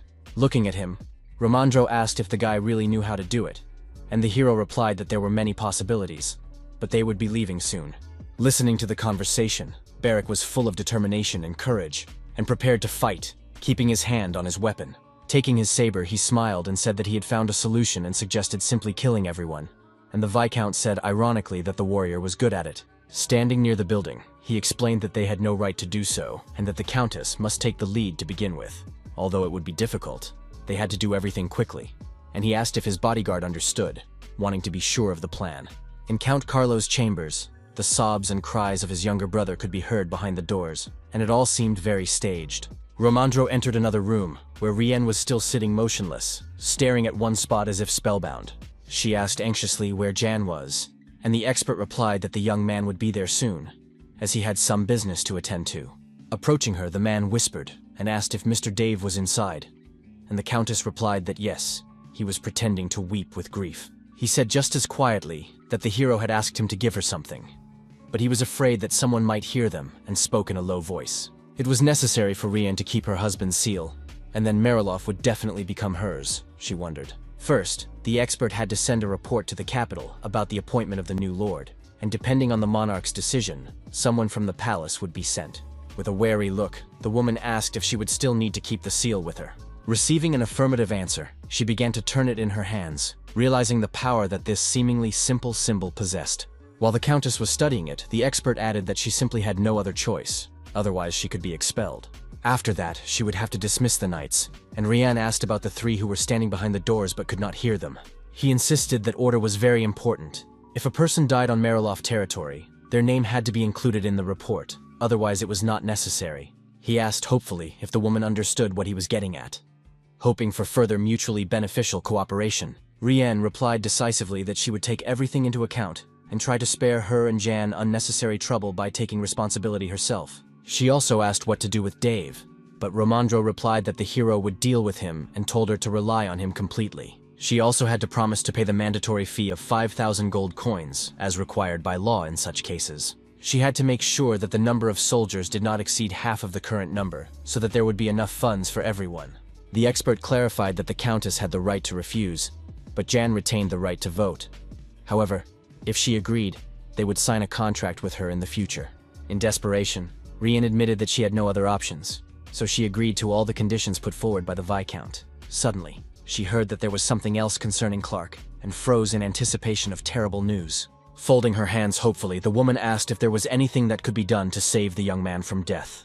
Romandro replied that there was, but he did not have time to finish, as their conversation was suddenly interrupted. Wiping away tears, Dave entered the office and expressed his condolences to his sister-in-law on the death of her husband and his brother. Angrily, the Countess said that he had ignored her all day, and now only paid attention to her because the palace expert was nearby. Making excuses, the man replied that he was simply shocked by his brother's death and went straight to his chambers. Wanting to keep the peace, Romandro told the Count to sit down, as there was much to discuss, and Dave bowed and agreed. While the Countess was measuring him with her malicious gaze, he already knew that the slave who had killed Carlo was sitting calmly and breathing in the dungeon. Excitedly, he asked the expert to raise the issue of inheritance in the report and write in detail about what had happened. Then the expert decided to ask if it was true that Dave believed in the god of the underworld, wanting to confirm the opinions of others regarding the Baron. Hearing this question, the man was taken aback and began to deny it, asking in surprise who had told him such a thing. Clutching a cross in his hands and bowing his head, he said that he did not believe in him, and that in the Empire this was considered heresy. Noting the unpleasant situation, he believed that a simplified ceremony of succession to the title should be arranged, followed by his brother's funeral. But the expert objected that it was imperative to arrange the funeral first, and then deal with the succession, as was proper according to etiquette. Romandro also wanted to ask Dave a few questions about the reports, and learned that the Count would be the 9th representative of the family. Meanwhile, Rianne, sitting nearby, simply watched their conversation in silence and did not say a word. In truth, she was not interested. She thought to herself that she needed to survive at all costs, and then she would start with a clean slate. Suddenly, a strange image of Clark appeared before her eyes, holding flowers in his hands, but dressed in some strange clothing. Paling, she began to say his name aloud, as if losing consciousness, paying no attention to those around her. The expert addressed her excitedly, and the Countess, coming to her senses, apologized and asked what he had said. Romandro asked her to inform all the residents about what had happened, and to take care of all the affairs in the mansion. Suddenly, in a malicious voice, Dave categorically said that this would not happen, interrupting their conversation. He indignantly asked why all the affairs of the estate were being handled by a man who would soon be leaving it, and that all matters should be transferred to him. Angrily, Rianne said that she knew that the Count had long since been expelled from the mansion, and even if he did get involved in the affairs, he would not know where to start. Hearing that she should be more polite, she became angry and asked what he was talking about, as the funeral had not yet taken place, and he was bending over backwards to get the title. She also added that he had been expelled from the family for believing in heresy. But there was such a thing as morality, and the Count was struck by her words. In a rage, he tried to attack Rianne with his fists, but the expert stopped him. It was clear that he had hit a sore spot. Calmly, the woman added that Dave's actions immediately showed that he was one of the Mariloff clan, but he shouted that she knew nothing. Standing in front of him, the Countess asked what he could say about his own brother, who had married her, that he was just as crazy. Beside himself with indignation, he tried to hit her again, but Romandro managed to intervene, and the Countess called for the knights. Asking if they were not supposed to protect her, she waited for action. But the warrior replied that until the truth was established, they would do nothing.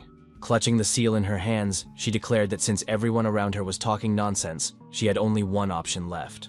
Announcing that Romandro had confirmed that she was responsible for the mansion until the funeral, the Countess decided to dismiss the 3 knights immediately. One of the warriors asked in bewilderment what it all meant, thinking it was just a silly joke at their expense. Suddenly, there was a noise from the corridor, and stones flew in all directions, as if the walls around them were collapsing. Throwing the door wide open, the knight asked what was going on, not understanding the reason. Someone was walking quickly down the corridor with confident steps, but so far the knight saw no one nearby. Smiling, Barrack and the warrior from the clan, holding the body of the slain warrior in their arms, greeted him as if nothing had happened.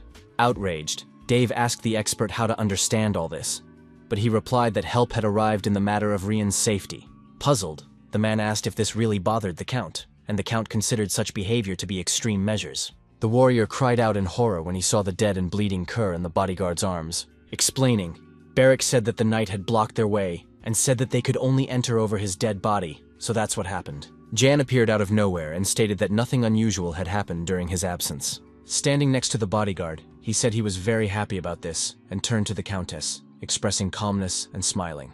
Seeing the hero, the warrior was beside himself with rage, as Punulu had told him that the young man would not interfere. Behind the knight, Dave shouted, asking what all this meant, but the staff greeted him with bewilderment, looking at the corpse at his feet. The hero explained that these people had insulted him and accused him of having an indecent relationship with Rian, when he had simply come to support her. Putting his hand on his heart, Jan admitted that this was the first time in his life he had found himself in such a situation, but his offenders had paid for it with their blood. Puzzled, Dave asked if people usually proved their innocence at the cost of their own lives, and the character replied that he certainly did not. With a smile, he added that in his case, in order to justify himself, he had to survive by any means necessary. He also noted that offensive thoughts disappear when the owner dies, which shocked the warrior and the count. Patting Barrack on the shoulder, he told him to deal with them and come to him, and the bodyguard happily took out his weapon. As the hero passed by the knight, he noticed how his legs were shaking with fear, and the character felt his superiority. The warrior lost his confidence with horror, while Jan was more satisfied with himself than ever, but did not want to witness another murder and left. After that, the knight was left alone with the orphan, one-on-one, as if in a ring, and they stared intently at each other, assessing their strength. A fierce struggle began, and shards from the broken cup nearly hit the countess in the face, but she remained unperturbed. Trying to attack his daughter-in-law, Dave shouted that it was all her fault and that she had destroyed their entire family. Turning to him, the hero tried to calm the count while Ramandro held him back, but the man yelled at the guy to shut up. Ignoring him, Jan noted that Dave had just insulted the countess, and wondered if he would be able to handle what would happen when those doors opened.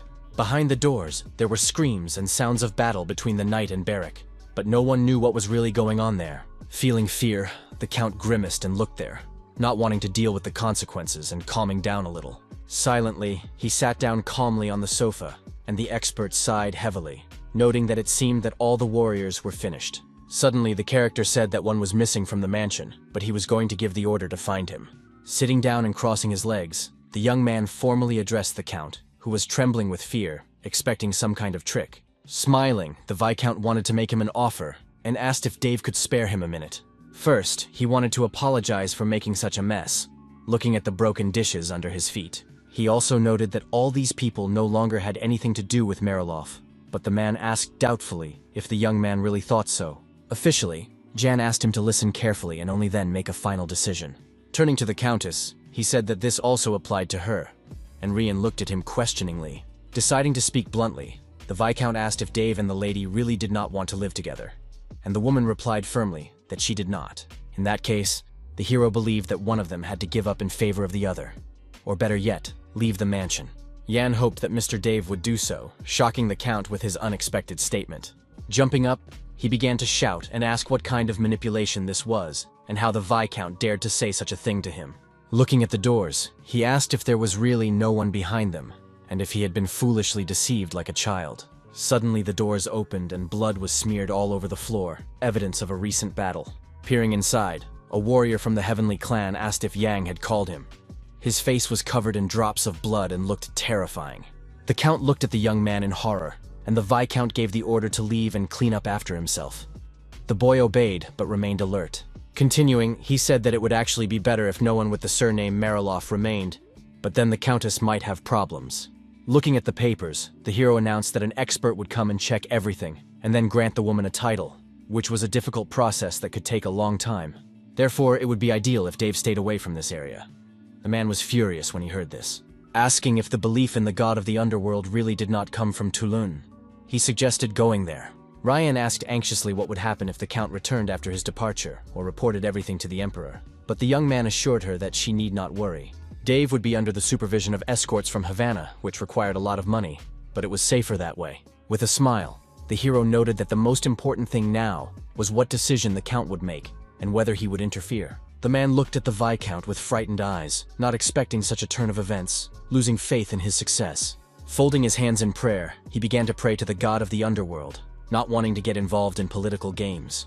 In the evening, the young man returned to Brach Castle and worked in his library. With a lit lamp on the table and books lying around, Hannah asked if she should leave the literature there, and Ramandro replied affirmatively, turning his attention to her. Looking at everything, the expert noted that this would surprise the inhabitants of the capital, and Yang agreed with him. After all, the slave had killed his master, and Carlo's brother turned out to be a heretic. But the man added that they would also be surprised by the deal about the ghoul, because judging by the responses from the capital, everyone was still skeptical about it. Noticing something was wrong, the young man asked if the reply had really come from the capital, and Romandro hesitated, trying to find the right words. Suddenly, he said that the palace was asking John to send Molina to the center, a decision the Viscount had not expected. He decided that Marev had probably lost to Gale in the mental game, but by and large, he didn't care. With regret, the hero nevertheless decided to order a carriage to be prepared, and the expert asked in surprise if he was sure of his decision. Folding his papers, the young man replied that he didn't know what else to do, and that he didn't care about the old man. Rien wanted to share the guola with the residents, and shifting the coins, Yang said that in that case, they should allow free trade. If everything went smoothly, they would be able to pay off their debt before summer. And the Viscount thanked the expert for his support and good work. In a calm atmosphere, they planned a trip to the capital once they had settled all matters with Marilov, and the situation had stabilized.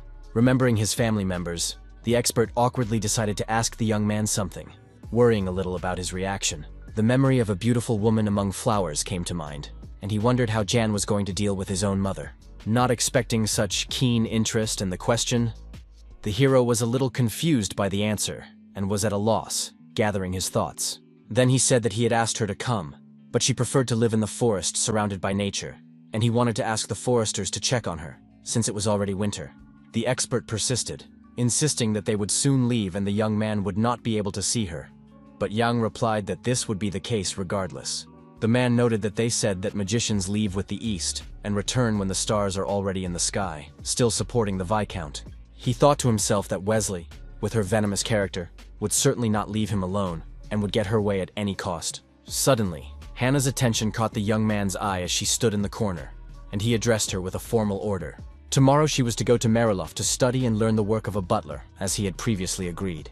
Hearing this order, the girl asked in surprise, not believing her luck, and pointing at herself. She asked incredulously if Yang would really appoint her as the next manager, and the hero confirmed it. Excited, she said she knew nothing, and how could he trust her with such a job? But he assured her that she would be taught everything. Feeling a rush of emotions, she asked if she could step out for a moment, and the Viscount replied that she could do as she wished. Bowing, the girl left the office in an instant, leaving her master in the company of Romandro. The expert asked with interest what Barrack was doing and why he had not yet returned, and Jan replied that he was with the soldiers and that if anything had happened, they would have sent a falcon. Feeling uneasy, he understood that in any case it would take a very long time, but the bodyguard had been gone for a long time. Meanwhile, the warrior found himself in some kind of terrible dungeon resembling a mine deep underground. Sweat dripped down his face, and he cursed to himself as if he had done something terrible and was trying desperately to fix it. Holding his sword at the ready, Barrack asked what this was all about and what was going on, fear evident on his face. Stepping out into the corridor, Hannah jumped for joy when she learned that she would be trained as a butler, unable to believe her luck. The expert doubtfully asked if she could handle it, but Yang assured him that she could be trusted and was a capable girl. He also added that Nurse Saren and 2 assistants would stay here while she went out to the others with burning eyes, and everyone looked at her in bewilderment. Romandro reported that he was going to leave only one person, but the situation in Marilov was unstable, and some instructions would obviously come from the palace. Then the Viscount noted that the man had left only unmarried servants, and the inspector argued that it was a sin not to have a submissive wife. The young man's attention was suddenly drawn to a falcon outside the window, which was tapping its beak on the glass to announce its arrival. Realizing that this was a bad sign, he understood that something was clearly wrong with Barrack, and that he should hurry to his aid. Seeing the bird, the expert asked if it was a falcon from the heavenly clan of warriors, and asked what was written in the note. After reading the message, Young realized that the warriors who had gone with the bodyguard did not know Burial's language very well. Noticing the word moan, he suggested that perhaps it was about Molina, and that everything was somehow connected, but the whole picture was unclear. After a while, the Viscount and the others made their way through an underground mine littered with stones in search of the bodyguard. Their shadows were reflected from the ground and walls by the light of the torches, and ahead lay old rails that had previously been used to transport minerals. Dark night fell, the moon rose, and the bird flapped its wings nervously, sensing the approaching danger. With a falcon on his arm and a kerosene lamp, the warrior led Jan to the mine where Barrack and the others were. The young man anxiously asked what had happened to his magical swordsman, but upon hearing the question, the knight hesitated, as if he did not know how to answer. He began to explain indistinctly that the orphan was fighting inside, but the Viscount did not understand who exactly his warrior was beating and what was happening in general. Rubbing the back of his head, the young man himself did not know how to explain everything correctly, so that it would be clearer to everyone. Seeing the hero off and lighting his way, he said that he would understand everything when he saw it with his own eyes. In the distance, They heard a warrior trying to stop the bodyguard, but it seemed he was unsuccessful. It was unclear what was happening, but Beric was putting in a lot of effort, and the soldier was trying to dissuade him, not understanding the point. With his eyes wide open in surprise, Yang couldn't believe he was feeling a strange energy in such a place. Standing near the stone with the warriors inside, Beric tried to break it with his sword, but to no avail. Noticing the Viscount, he turned around and greeted him, his face reflecting anxiety and fatigue. The bodyguard asked in bewilderment what it was, but Yang rebuked him, asking if the guy really thought he knew everything. The orphan asked if the hero really didn't know, but he had some suggestions, though he wasn't entirely sure. Staring intently ahead, it reminded the Viscount of a magic stone that was now shining before his eyes. Unable to hide his surprise, Beric asked again, and Yang reminded him that they had previously used a similar one for eavesdropping. This mineral had special qualities due to its energy, ranging from transporting the hero to another body, far into the past. It could record voices, track locations, create bottomless storage, and much more. The Viscount asked with interest if the warrior felt anything, because as soon as he entered, he felt magic. But the orphan replied in the negative. To himself, the character noted that the bodyguard was indeed a magical swordsman, but he still had much to learn. Looking at the corpses of people in the stones, the Viscount asked what had happened to the knights who had gone with Beric. Then the young man explained that they had chased after them. But suddenly some kind of purple slime appeared. He managed to catch up with one warrior, but the latter was too frightened by something and, calling him a monster, ordered him not to come near. Noticing that the boy was trapped, the bodyguard wanted to free him, slowly approaching with his sword in his hands. But an unknown thick liquid began to fly through the air, further frightening the warrior and sucking his body in. In an instant, his legs turned into a glowing stone, as if something had affected the slime. Screaming and trying to break free, the knight asked in horror why he couldn't get out, hoping for salvation. Trapped, the guy soon turned completely to stone and died, and Beric witnessed this terrible sight. Thinking it over, he explained that at first it was a sticky liquid, which then hardened, and perhaps something had affected it. While the other warriors stood obediently with their heads bowed in shame, the orphan cried out in unexpected pain. Turning to Jan, he asked why he'd hit him, but the Viscount asked him not to get angry, and asked what the bodyguard would have done if the same thing had happened to him. Warning him, he suggested that the liquid might reappear, and Beric would drown in it, fearing for his life. Turning to the others, he stated that stupidity and courage were their traits, shaming the irresponsible knights. Pointing his finger at the members of the Heavenly Clan, he gave the order to pass all this on to Nursarin, but one of them objected that they had tried to stop the young man. Looking at the stone, the bodyguard suggested that if it was magical, it must be very expensive, but the Viscount replied that it was priceless. As if spellbound, he decided to study the mineral in more detail, remembering what he had heard about it before. Lost in deep thought, he did not notice the frightened swordsman addressing him, not understanding what was wrong with his master. There was a lot of this mineral in the mine. It sparkled and shimmered with different colors, and appeared as if out of nowhere. Having come up with a plan of action, Yang decided that everything he had thought of was possible, but he just needed to act. As he left, he ordered everyone to return to the mansion immediately and close off access to the mine, while Beric asked what to do with the body.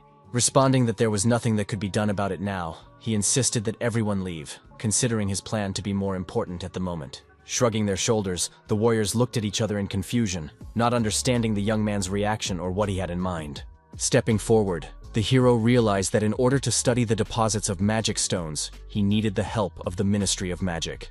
Only they could determine whether there were veins underground and their size, value, and many other things that the hero did not know. One of Gale's supporters was Wesley, the Minister of Magic, and the character knew this and hoped for their help. Realizing what was going on, the young man understood why, of all the border territories, all the officials had latched onto Brack. Even if Gale was not entirely sure of his assumptions, he still saw potential in the county and aimed for it.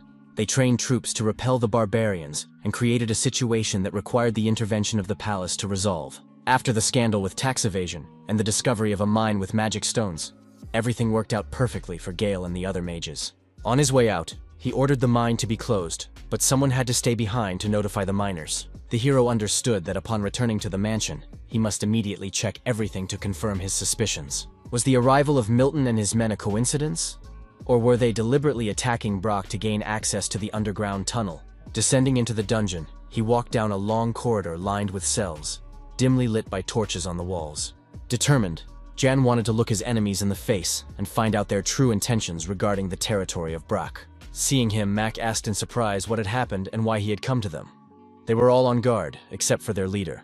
Looking intently into the old man's eyes, the hero announced that a letter had arrived from the palace, and its contents concerned Melina. Continuing to sit on the floor with a book in his hands, the man calmly asked what it said, as if he were completely indifferent. In a stern voice, the young man said that he had been ordered to take care of him, as he was soon leaving for the capital. Hearing this, the prisoner froze with the page in his hands, unable to believe his ears that he would finally be released from this terrible cell. Looking at the character, the old man couldn't believe he was telling the truth. It all seemed like some kind of fabrication. Looking at the lines, he thought about his freedom and future. He was no longer very interested in political games. Observing Melina's reaction, the young man thought that this was why he had put so much effort into it. But why had he given up so easily now? Yin understood everything from his mannerisms and behavior, but he tried to maintain his composure and not give himself away. Malin and Gale knew about the underground mine with magical stones, which is why they took action and fought for Brach.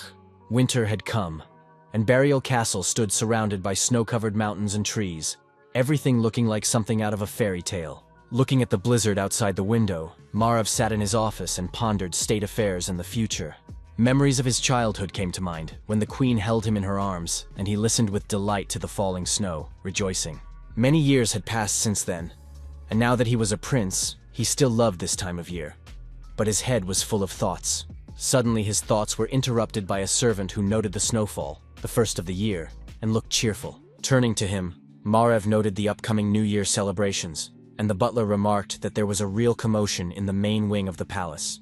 The person in charge talked to Mrs. Dillane every day, and she was also involved in organizing the holiday. Hearing this, the prince noted the woman's recklessness and did not understand why there was so much fuss. But the servant reminded him that the emperor had previously been in charge of this.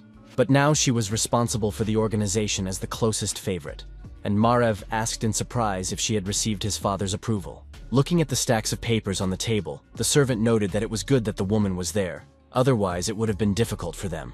Turning his attention to the prince, he said that he was working late and it would be difficult if the organization of the celebrations fell on his shoulders. But the prince wondered what he should do, because as long as he and Gale were around, she would never become empress. This topic had been raised several times, but because of the princes, nothing had come of it beyond discussion, and everyone had forgotten about it. No one could take that place while their mothers were alive, and no one could call them their sons except them. Looking out the window, he asked when Romandro and Jan would arrive, but no one sent any written news. They just hoped to see them by the holiday. Then Marav asked how things were going with Meline, and the servant replied that it seemed he would arrive before the Viscount. This had not yet been confirmed, but most likely the administration would send the old man on vacation, and then the servant was going to send someone. Realizing that everything was going well, and that the official would be under close supervision, the prince thought for a moment and fell silent. Then he turned to the butler and addressed him by name, drawing his attention and asking if there was really no way out. Lowering his head, the manager remained silent, sweat dripping from his face from the tension. In fact, he himself did not know what could be done. Then he said that everything would not be so difficult if it weren't for the truth potion. No one could interfere with their activities. While the prince listened attentively, he continued to explain that effectiveness could only be judged by reports, but even those contained many terms that only magicians could understand. Since this was a serious matter, others also opposed it, but Marav noted that there had been no response from the administration. Since Melina's new employees had arrived, all that remained was to wait for the New Year celebrations, and if they sent Jan there, it would be easier for them to obtain information. The prince thought to himself that everything used to be completely different, without secrets and intrigues, a carefree childhood. A few years ago, it was said that the Ministry of Magic would inherit divine power, so it remained neutral. However, one event happened that broke everything completely, and they ceased to be at the center of the palace. After Wesley became Minister of Magic and gained more power, this balance was disrupted, as if a glass had been broken. The prince asked if there was a report comparing the truth potion to something similar, and the butler handed him some papers. Carefully studying the documents, the prince could not understand what they were talking about, as they mentioned a strange mineral. Then the servant explained that it was a rare, high-quality magical stone that had been discovered quite recently. There were not enough resources to study such material, so Marav wondered if they had conducted tests and their effects on people. The servant noted that they did not seem to have any problems with this, as it was said that the ministry had received 15 kilograms. But the prince said that this was too little, and asked if other magic stones were not mined by the hundreds. The butler reported that the Ruron was different from them, having been discovered only last year, and the prince noted that in that case, it was a very valuable resource. The location of the deposit was unknown. They were rarely found near the sites where ordinary magic stones were mined, but there was something unusual about it. It was said to be a liquid mineral that turned solid under the influence of external magic. If a person touched it, something bad could happen.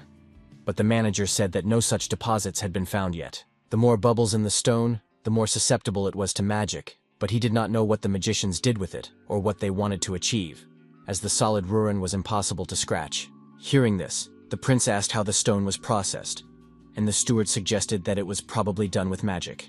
After hearing all this, Marv caught himself thinking that they could be used to determine a mage's level of power. Meanwhile, Yang was in the mine, examining the magic stones with a lantern, trying to understand their properties. Observing their quantity and brilliance, Romandro was delighted and slightly shocked, his eyes wide with surprise. Overjoyed, he shouted that in his past life, the Viscount must have been the emperor of a peaceful country, while Barrack irritably asked the expert to pull himself together. While the bodyguard brought the man to his senses, the hero and the mine manager examined the material. The director noted that he knew nothing about them, and the miners who passed through this tunnel 5 or 6 times a day did not seem to notice them.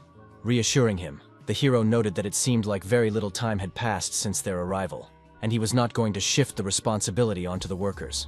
The manager asked if he really didn't know what this vein was, but the young man replied that he had some ideas. Looking at the pile of stones, he was sure that there were a lot of them, and that the branch was located deep in the mine. Romandro, who had come to his senses, asked if the Viscount knew what kind of stones they were, but Yang did not know what type they belonged to. He had only seen them in processed form before, so it was difficult for him to say anything at first glance. Looking at the young man, the expert noted that he could not contact the Ministry of Magic, but suddenly a thought occurred to him, and he was surprised. Could this be why Prince Gale and the other ministers were so eager to take over this territory? For now, it was just speculation. He noted with horror that if they found out about this, the situation with the capture of Brack would worsen, and the hero agreed with him. But the guy noted that at least the good news was that no one but them knew about this vein, so they could keep it a secret. Suddenly, their attention was drawn to the manager with a lantern in his hands, and they thought he might betray them. Bowing low to the ground, the man assured them that he would remain silent at all costs, and the Viscount thanked him for his trust. Continuing to examine the stones, Romandro tried to understand what they really were, and how they appeared in this place. Suddenly, the manager asked permission to examine them himself, asking them to make way for him. Agreeing, they stepped aside, and he took a small hammer from his bosom, with which he wanted to obtain information. Sitting down next to the stone, he tried to chip off a small piece to get a better look inside. Behind him, Barrack noticed that it wasn't working. He had previously struck them with his sword, but there wasn't a scratch left. However, the manager wanted to break the stone. Finding the joint, he began to tap it, and small fragments flew in different directions, the noise echoing everywhere. Inserting a pickaxe, he noticed a purple liquid that glued the stones together and seemed to come from underground. Seeing this, Barrack rushed over and shouted that this was exactly what they had seen with the soldiers. But suddenly, the substance began to harden, and he froze in shock. Noticing the commotion, Yang asked what was going on, and the man confirmed that liquid had definitely come out of the ground. But as soon as the bodyguard approached it, it became solid when touched with a finger, the manager stated. Hearing the accusations against him, the orphan cried out that he had done nothing. Everyone looked at him with suspicion, but he insisted on his innocence. He swore by the stolen treats the Viscount did not know about the theft, but asked him to stand next to him and not move. The hero asked if the liquid was still the same when the bodyguard left, and the man replied that it was still hard. Turning to them, the expert asked if anyone had any guesses about the properties of these stones. Then the character noted that magic stones always react to magic, and Romandro asked in surprise. Their principle of operation was to react to an external magical force that could come from a person with abilities.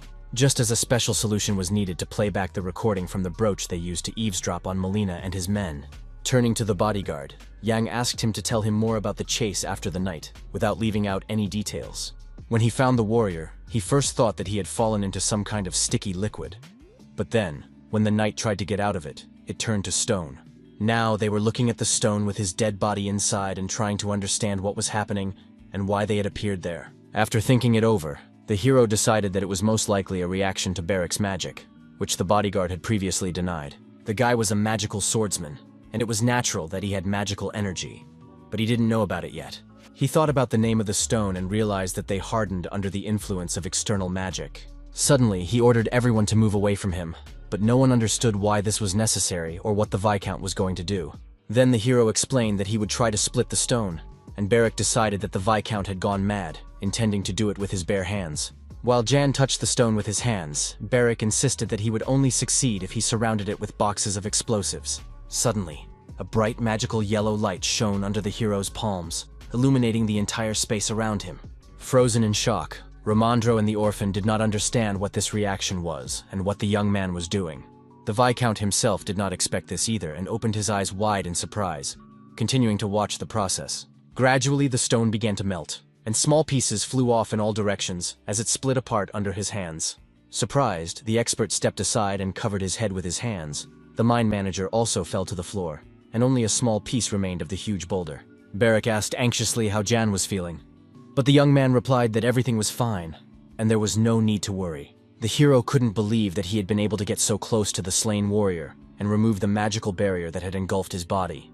While the expert cried in fear, the manager's heart nearly stopped, and the bodyguard asked to be warned about such things. Looking at his hands, the character found it strange that he had directed a very weak stream of magic just to see what would happen. The reaction was too strong and unexpected even for him. He couldn't believe he had such abilities. He couldn't understand how the magic stones had become so susceptible to such an effect. Standing nearby, Beric noticed that no matter how hard he tried, nothing like that happened. But the magic worked well. Noticing how the expert was collecting the fragments, the bodyguard asked what he was doing, and the man replied that even a small stone would be worth 1 gold coin. Hearing about such large rewards and opportunities, the orphan was shocked, and his eyes widened in surprise. Waving his arms, he began to shout, asking if anyone outside had a broom. And Yang informed the manager that he would soon be leaving the mansion. The man replied that he knew about the trip, and that while the Viscount was away, he would do everything to ensure that the extraction continued. Thanking him, Yang noted that the mine would have to be closed for the time being, shocking the manager with this statement. Trying to calm him down, the hero said that he would pay him the same salary, and he just had to settle the issue of paying the miners, as the stones were lying on the ground. In a serious tone, he again asked the manager to keep everything he had seen today a secret. Otherwise, there would be irreversible consequences. Looking tensely at the Viscount, the man replied that he understood everything and would remain silent at all costs, fearing punishment. Soon, a sign appeared near the entrance to the Monet mine, indicating that unauthorized persons were prohibited from entering. The precious stones were loaded into wooden boxes and loaded onto carriages standing at the gates of the mansion. Near the estate, the servants carrying them shouted for everyone to move away, as they were much heavier than they appeared at first glance. The young man was surprised that they were heavier than any other mineral, and there were only 5 boxes, but the maid said that about 10 carriages had arrived. Looking at the papers, the hero asked Beric about the mine. He replied that it was managed by the manager, who was asking what to do with the stone chips. The character gave the order to separate it from the earth, as it might contain magic that they would need in the future. Suddenly, the Viscount said that today the bodyguard would go to the forest, and he asked if this concerned his mother. It was necessary to tell the woman that he was leaving soon, and if she wanted to come to the city, she should go with Beric. The young man seriously noted that this could well be their last meeting, as there was very little chance of returning from the capital. The bodyguard asked with interest whether the Viscount would be going there himself, to which the young man replied that Ramandro and his men would be there. Those who remained here would see Madame Rien often, and, looking at the documents, he hoped that everyone would be able to find common ground. Suddenly, several sheets of paper fell from the huge stack onto the floor, raising dust around them. There were too many of them. His nose itched badly, and the hero covered it with his hands, grimacing from the unpleasant sensation, as if he were about to sneeze. Realizing that he couldn't get away from this mountain of documents, he decided to sort them out so that everything would run smoothly, even in his absence.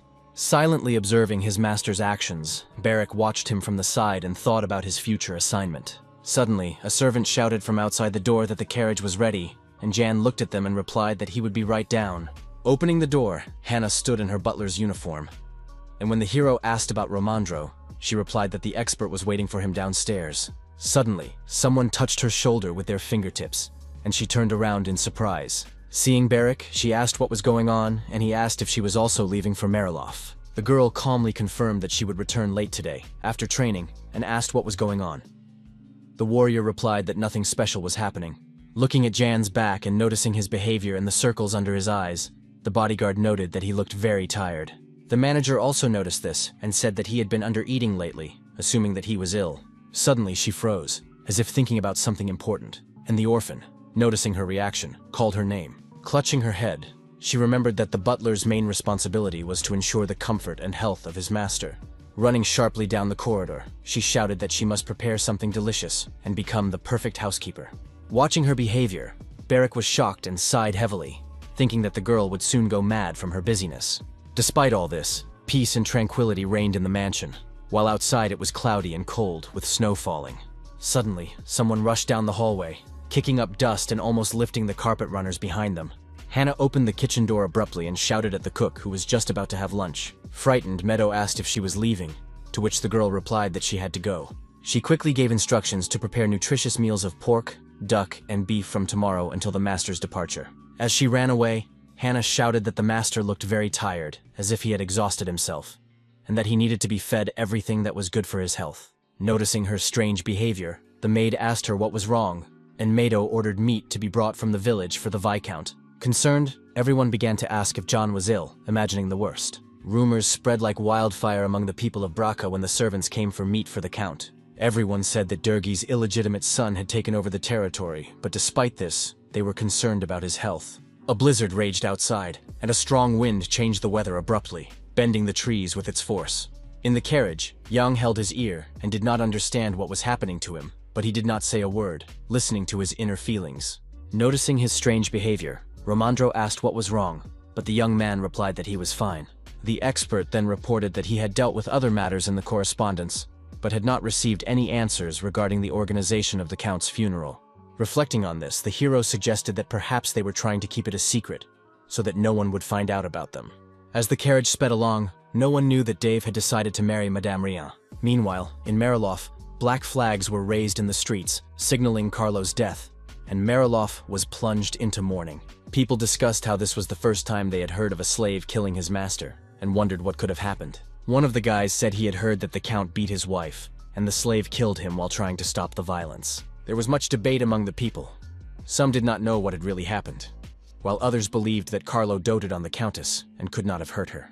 Everyone asked about the execution, but the slave was sentenced without trial because he had killed a man, and his master at that. The young man also claimed that he had heard that there was something between the servant and Rien, but everyone just laughed, considering it nonsense. However, the young man insisted that it was true, because he had learned it from a friend who worked on the estate. But no one believed him. While rumors of what had happened quickly spread throughout the city, the streets of Mariloff were gradually covered with snow.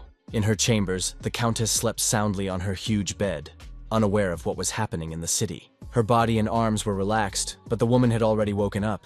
She just didn't get up, wanting to rest a little longer.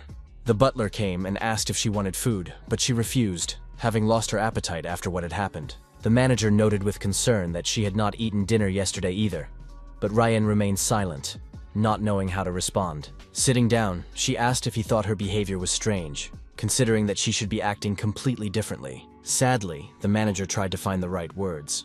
He did not think she was wrong, and hoped that everything would be different. In the end, he noted that the lady looked unhappy, and this raised questions, since she herself had sought power. She agreed that her husband, who had beaten her, was dead, but she did not feel happy, as she had when she cut down her mother's tree and ran away.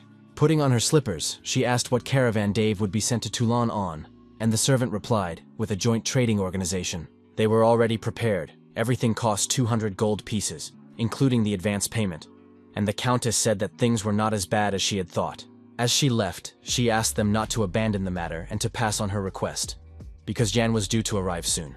Turning around, she reminded them to explain all the details and not to miss anything, as this was important for her first and foremost. Besides Dave, another person was supposed to travel with the caravan, Clark, who was still sitting in the dungeon. In a room with boarded-up windows, Dave was kneeling on the floor.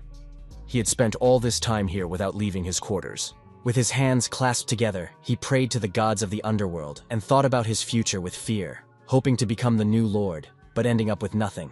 An oppressive silence reigned in the corridors of the mansion, and even the maids did not talk to each other as they usually did. Suddenly they saw that Rianne had left her chambers for the first time in a long time, and they were very surprised. Paying no attention to them, the Countess walked with her head held high, heading for Clark's dungeon. As if coming to their senses, the maids froze in a low bow, not saying a word, obediently performing their duties, illuminating everything around them with a dim light. Torches hung on the walls of the dungeon, reminiscent of a prison, with many cells. In one cell, Clark sat with his head bowed on his knees, his fate sealed, simply waiting for his sentence. Hearing a noise, he raised his head, his face covered with small abrasions, the only reminder of what had happened. Rien stood in front of him, staring intently at him, while he crouched, watching her like a puppy on a chain.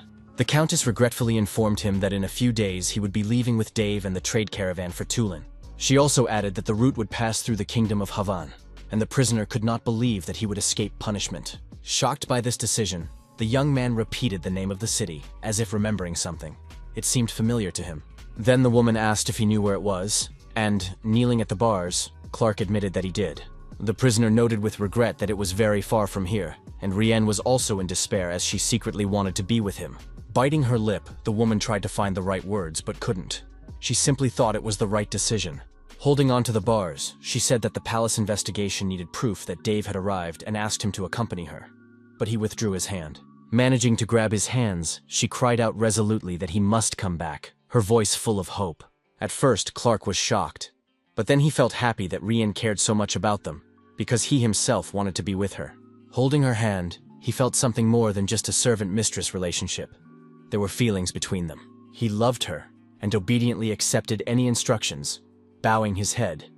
But without letting go of her hand, the woman remained silent. The situation in Marilof finally settled down, and the long-awaited peace reigned, with things gradually returning to normal. Everything in the living room was ready for the arrival of guests. There were 2 blue sofas, and everything was in a strict and refined style at the same time. With a broad smile and a curtsy, the Countess joyfully greeted Jan, whom she had been waiting for to discuss business. Kissing her hand courteously, the Viscount noted that they had not seen each other for a long time, and asked if she was well, to which she replied that thanks to him, everything was fine. Inviting the young man to sit down, she turned to Ramandro, asking how he was, and the man replied courteously. Everything was ready for tea on the table, with a beautiful set and a fragrant drink, the aroma spreading around. Handing him the papers, the Countess said that it was an envelope containing 5,000 gold coins, as they had agreed earlier. She also said that the size of her army had been reduced by half, and that they would continue to fulfill the other agreements. Then the hero asked if he could look at the estimate, and she replied that this information was on the back of the document. Studying the papers, Yang smiled, pleased with the mutually beneficial cooperation, and asked if her assistants had not told her anything. Puzzled, she asked if they were going to scold her for selling the territory, which shocked the workers. Reassuring him, Rien assured him that there would be no problems with management, and if he felt uncomfortable, he should consider it a personal payment. He calmly replied that he was just curious, and that in any case, it was a service for a service, as agreed. Holding out the folder, Ramandro said that he would show this report at the palace, and asked her to check the Countess. After reading it, she replied that there were no lies in it and nothing that needed to be hidden. She liked everything. With a request to send it, she asked if the experts would come, but Yang replied that there would be no serious problems. In that case, she wanted to put her seal on the document, which she had kept with her all this time. With joy and admiration, she couldn't believe that everything was so simple, feeling her own power. Puzzled, she did not understand why it took her husband all day to do this, and noticed how harmful and ineffective he was as an old man. Looking at the guests, she was happy to have such good neighbors in the county, and all the deals were conducted in a pleasant atmosphere. She also did not forget the friendly residents of the Marilof territory, whom she greatly respected and appreciated. It was thanks to their work that they received a lot of food for the entire county, including Ghoul. With a smile, Yang noted that this was a huge relief, because winter was cold and hard, and the seeds came just in time. Bowing, the Viscount asked what had happened to Mr. Dave, and the Countess replied that he was in the wing, and it seemed that it was time for him to leave. While a blizzard raged outside the window, they discussed which caravan would transport the Count, and the woman assured him that it was the best trading organization. She also said that the team would include 5 workers and 2 representatives. The prices were fair, and the staff was honest. She was also going to send Clark with them, deciding that it would be the best option for the slave and herself. Everyone else was to return after making sure that Dave had entered Havana and was under reliable protection. Trying to speak calmly, the expert said that he trusted her, but they needed to make sure that no problems arose. To tell the truth, they too were risking a lot in this situation. If anyone found out about the Count, it would not end well for them either. Understanding his concern, Rien smiled and assured him that all these people were very talented, and there was nothing to worry about. Looking intently ahead, she said that she had made it clear to them that Dave should be closely guarded so that he would not escape. Therefore, the Baron would be treated like a dangerous criminal, under close guard in a special mobile cell. The Countess also mentioned that this was not only her instruction, but also Sir John's, thus granting him his freedom. Laughing, the hero noted that this pilgrimage was just right for a believer like Dave. Slowly chatting about business, they slowly walked out into the corridor, completely absorbed in conversation and not noticing it at all. Turning around, Rien asked if they should visit Brother Carlo one last time and see him off on his journey.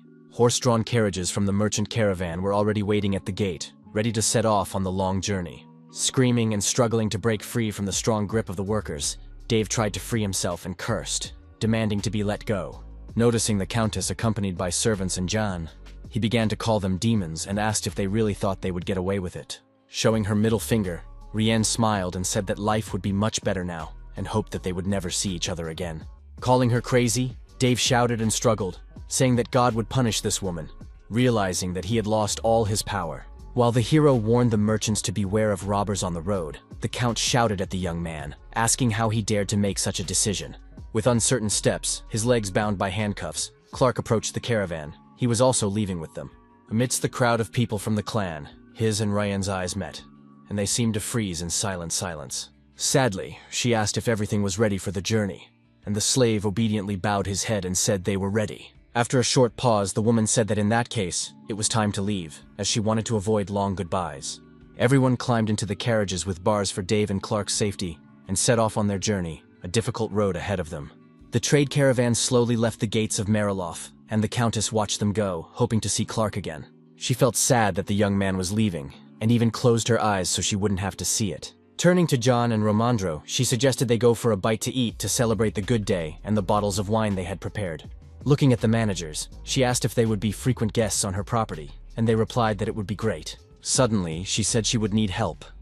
Hearing this, the hero turned in surprise, listening carefully to the request. He wondered to himself if his past body had died, whether a similar farewell ceremony had taken place throughout Bariel. He was sure that this had definitely not happened, because he was a fugitive emperor, a traitor who had betrayed the empire. Distracting him from his thoughts, Rien asked if he would come inside, as it was quite cold outside, and the Viscount agreed. Remembering something important, he decided to call out to her, wanting to discuss it right away. He asked her decisively about the Count's funeral, and the question caught her off guard. She didn't know what to say. Without giving a specific answer, she said that the young man knew everything himself, showing her unwillingness to discuss the subject. When it got dark outside and the moon rose in the sky, their carriage was returning to Brack after a difficult day in Mariloff. The expert excitedly asked the Viscount how he was feeling, but the young man noticed that Romandro's face had become even redder. Laughing, the man said that, to be honest, he was seeing double, to which the young man replied that he had already mentioned this 3 times. Continuing to joke, the inspector said that he seemed to be drunk and saw the Viscount with 2 heads in front of him. After a while, the carriage stopped near the entrance to the mansion, the wheels creaking as they did so. The coachman announced their arrival, and Jan, stepping out onto the street, thanked him for his good work and told him to rest. Before he could open the door, the servants rushed towards him, shouting anxiously, and he did not understand what was happening. Lifting him up, they insisted that he couldn't walk on his own and that he had a fever, noting that it was cold outside and he wasn't in the best shape. Annoyed, the hero asked why they were behaving this way, but no one seemed to hear his questions, and they carried him into the hallway. Suddenly, something unusual on the floor in the center of the hall caught his attention, and the Viscount was surprised. In the middle of the room stood a multitude of different gift boxes, and the young man asked what they were, as they had not been there before. Coughing, the maid replied that the residents of the area had learned of his illness and sent gifts. Yang was shocked by this information. Looking at the gifts, he thought that nothing would come of it, since it was winter and hard times for ordinary people. Looking through the boxes, he realized that people had managed to find something for him after all, and he was incredibly pleased. The Viscount then gave orders to stack them up and take them to his bedroom, and to tell everyone that he was healthy. Suddenly, a servant announced that a guest had arrived for the Count, and he asked in surprise who it was. Suddenly, Jan called out to him from the balcony, and the maid did not have time to finish her sentence, interrupting herself mid-word. Waving his arms joyfully, the bodyguard said that the young man's mother, who had been living in the forest for a long time, had arrived. The shocked woman stood nearby, looking at her son with respect. She had waited a long time for their meeting. Quickly running down the stairs, she hugged him tightly. He felt awkward and embarrassed, but he was also happy. With tears in her eyes, she replied that she had missed him very much, and Yang asked how she had been living, suggesting that it must have been difficult for her because of the cold weather. she objected, saying that she should be the one worrying about him. But he did not understand what he had done to deserve her attention. Taking his hands, his mother said that Barak had told her everything and asked in surprise if he had really saved the entire nation with the help of the ghoulie. She had also heard that he had become the head of the territory, and that the people loved and trusted him, judging by the number of gifts he had received. Wiping away her tears, she was very proud of her son, and the Viscount once again realized what a scumbag Durga was. Romandro whispered, asking who this woman was. And turning around, the hero saw the palace expert, having completely forgotten about him earlier. Extending his hands courteously, he said that she was his mother and wanted to introduce them, as the man had heard about her before. The hero also said that she lived in the mountains and had come here because of the onset of winter, realizing that she had always gathered the ghoul, and the expert noted her tremendous work. Embarrassed, the woman did not understand why they were addressing her formally, considering herself too young for that. But Romandro could not afford to be rude to her. Extending his hands, the man wanted to introduce himself and said with a smile that he was the new palace expert. Gradually, tears of pride for her son welled up in the woman's eyes. She couldn't believe that everything had turned out so well. Although she couldn't do anything for him, slowly shaking hands, she was very proud of Jan, not hiding her emotions. Suddenly, crunching with snow-covered boots on the mansion floor, a warrior of the unearthly clan, who remained in charge, entered the hall. In the office, Nurserin asked in surprise if the Viscount had already arrived from Mariloff, expecting him to stay longer. To which the hero asked if the fighter had returned from the observation deck, to which Bellamy replied in the affirmative. Turning his gaze to his mother, the young man noted that the Viscount had not previously mentioned that he had a sister, praising the lady's beauty. Smiling mysteriously, the hero replied that she was his mother, very proud of her and her physical form. Hearing this, everyone in the hall froze, unable to believe what was happening. For Nurserin, it was a complete shock. Understanding this reaction, Yang remembered that the otherworldly clan of warriors had previously thought his mother was dead, since he himself had not spoken of her. Now he was curious to see how they would react when they found out that she was from the lower classes of society. Philia was a little scared. With defiance and incomprehension, Nurserin stared at him, waiting for some kind of explanation. Shocked by this statement, the warrior froze, his eyes wide with surprise. He couldn't believe that such a young girl was the mother of a Viscount. Jan and Philia felt fear and awkwardness. Trying to find the right words, the situation was extremely tense. Explaining that he had a reason to hide her existence, the hero asked him to give him a chance to tell him everything in detail. Stepping forward abruptly, the woman shouted that she had told her son not to say anything about her, as if she was afraid he would be beaten. With trembling hands, she asked not to blame the boy, and he was shocked by his mother's actions and her reaction. Discouraged, Nurserin remained silent, but the expression on his face spoke for itself. He was not going to do anything wrong. Suddenly, he said that he knew about it, stunning the Viscount and Philia with his confession. They did not understand where he had gotten this information, as it had been kept secret. Puzzled, Yang asked again, and the warrior explained that he had been talking to the locals every day, and that they had told him everything. There were rumors that the Count's illegitimate son had returned from the desert with an otherworldly clan, and that his mother had disappeared before the peace treaty signing ceremony. At first, he thought it was part of the preparation, because the guy had planned everything in advance before leaving for the Great Desert. Then the hero asked if Kakanir knew everything, and the warrior replied that there was nothing he knew that his chief did not know. In fact, he had hoped to see the Viscount's mother before his departure, but he could not have imagined that it was Philia, who looked quite young. Rushing towards him, the woman began to thank Nurserin for trusting her son and for keeping everything a secret. She sincerely said that she hoped he would continue to cooperate with him, which embarrassed Nurserin a little. After a short pause, he remarked that the lady had no reason to be so polite to him, and such excessive kindness seemed strange to him. Waving his arms, Yang invited the warrior to come in and rest, as he wanted to talk to his mother alone, but the fighter stopped him. Unexpectedly, he asked if he could give the hero some advice, which made him freeze in amazement as he listened attentively. Nurserin said that recently the movement of the stars had become unusual, and many of them had fallen to the ground. Considering this a bad sign, he asked the young man to be careful on his way to the capital, as he was a firm believer in astronomy. He explained that the stars symbolized people who illuminated the world, comparing them to Jan, thus showing his importance. As he left, the Viscount thanked the warrior for his advice and told him not to worry about his life, confident in his own safety. Turning around with a sly smile, he declared that he was going to become the sun, not a star that was destined to fade away. Not expecting such self-confidence, Nurserin's eyes widened in surprise, but he decided to remain silent. Bowing, he decided that the young man would become an important person in the great desert and wished him luck and a safe journey. The moon was shining in the sky and bright stars were shining. It was a deep, frosty winter night, the last one Yang would spend in Brach. Going into the kitchen, the hero told his mother to ask the servants to rest, but she wanted to do everything herself and suggested they have dinner together. She cheerfully asked if he wanted to eat his favorite barley porridge, which he often ate as a child, and the young man agreed. Hannah kindly showed him which dishes to use and where the grains and spices were kept, and Philia thanked her for her care. She asked in surprise if it was the girl who had given her the message from her son, and the manager was amazed that the woman remembered her. Putting her hand on her chest, she sincerely thanked Hannah for carrying out all of her son's orders. While the grains were cooking, the mother asked how Yang had been doing all this time while she was in the forest hut.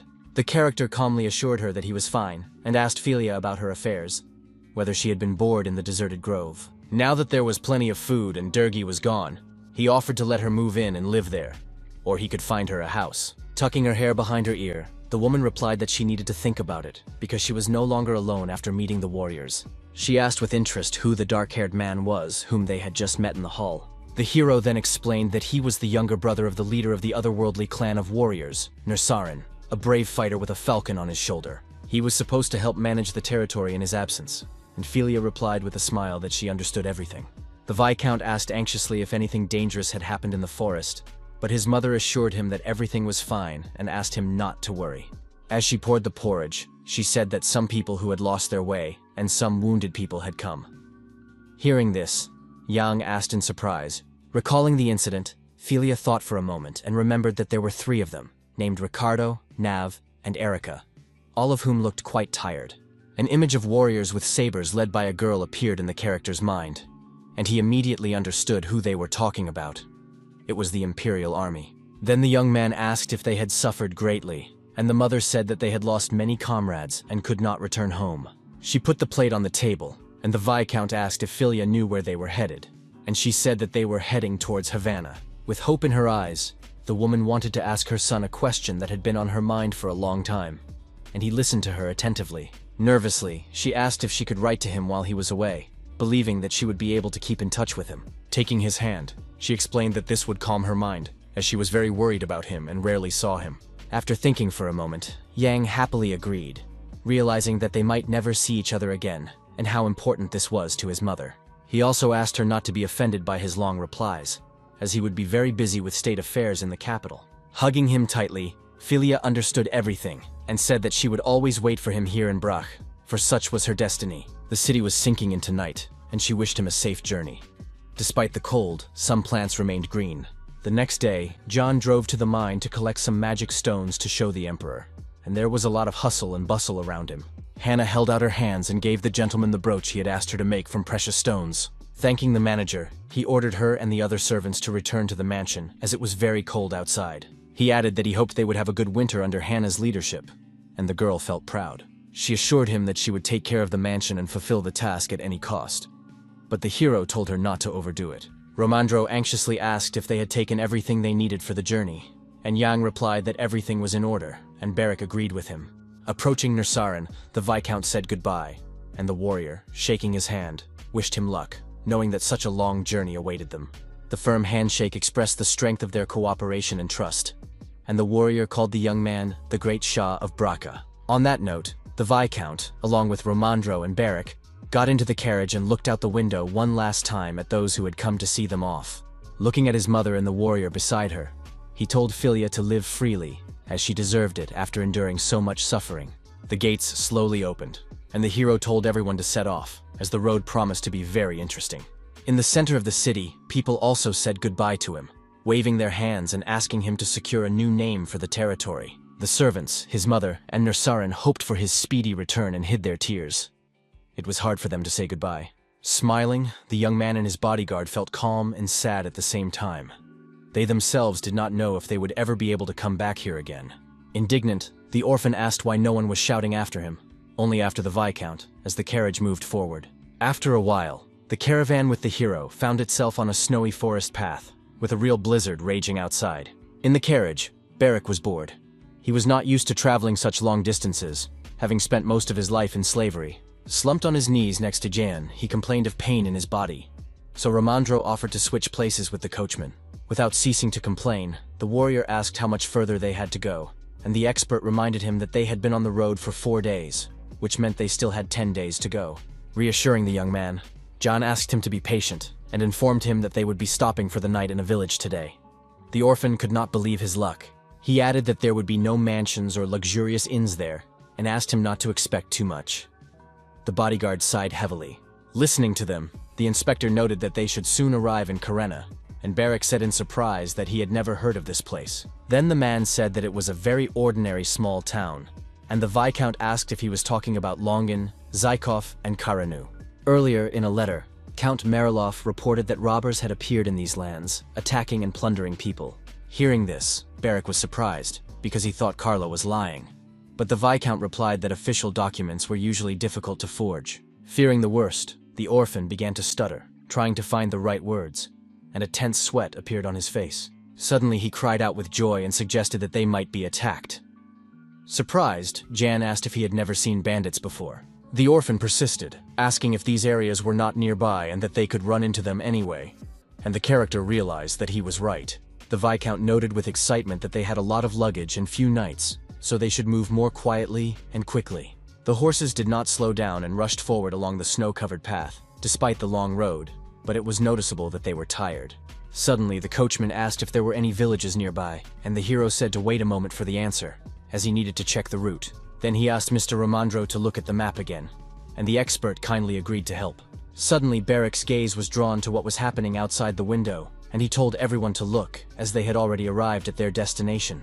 After crossing a small bridge, their caravan entered a small village nestled among snow-capped mountain peaks. Looking at the map, Ramandro noted something strange, because the settlement was not marked on it, and Yang asked when it had been drawn up. The expert replied with concern that it had been made last year, and he himself had used it on his way to Brack and was confident in its accuracy. Barrick was happy to note that they didn't care where they spent the night, and suggested looking around. But the Viscount asked him not to be so reckless. He understood that if this village was not on the palace map, then the Empire did not know of the settlement's existence. Realizing that it could be a den of robbers, he immediately ordered the coachman to turn the carriages around and return to their previous route. Obeying, everyone began to shout to each other, turning carefully, not wanting to get caught in a snow trap. But there was not enough space, and the coachman said that they would have to unhitch the horses and turn the carriages separately. Yang agreed. Bored, Barrick decided that since they were stuck here, he should take advantage of the situation and go for a walk. While the hero and the coachman were talking near the carriage, the orphan gradually moved away toward the forest, stretching his legs. He slowly descended a small slope among the snow-covered trees, surrounded by a winter wonderland. Suddenly, an unfamiliar noise caught his attention, and he instantly grabbed his weapon, preparing to attack. Noticing the bushes moving, he resolutely told his opponent to come out and not hide, wanting to fight face to face. There was silence in response. No one came out, and the foliage stopped moving, as if no one had been there a few minutes ago. Suddenly, a strange shadow resembling an animal jumped out from there, but it was unclear who it was. Drawing his sword, Barrick was about to pounce on the enemy, taking a fighting stance and swinging with all his might. Suddenly, a small white puppy appeared in front of him, looking at him with surprise and fear. Widening his eyes, the warrior was disconcerted, as he had expected to see some kind of bandit, but clearly not a cute, fluffy creature. But there, covered in snow, stood a cute little dog with its tongue hanging out, looking funny. Stroking the puppy, he assumed that it had run away from the village, when suddenly the animal spoke to him in a human voice. Frightened, Barrick froze, and everything around him seemed to cease to exist for a moment. But the dog remained silent. Breathing a sigh of relief, the warrior decided that he had simply imagined it. But the puppy called him rude for trying to pet him on the head. Hearing its voice, the boy was frightened and quickly withdrew his hands, covering his face with them, deciding that he was slowly going mad. Meanwhile, the coachman informed Jan that they were almost ready to leave the village, and all the carriages had turned around. He also suggested checking the wheels because the roads were very slippery, but the Viscount replied that the journey would not take long.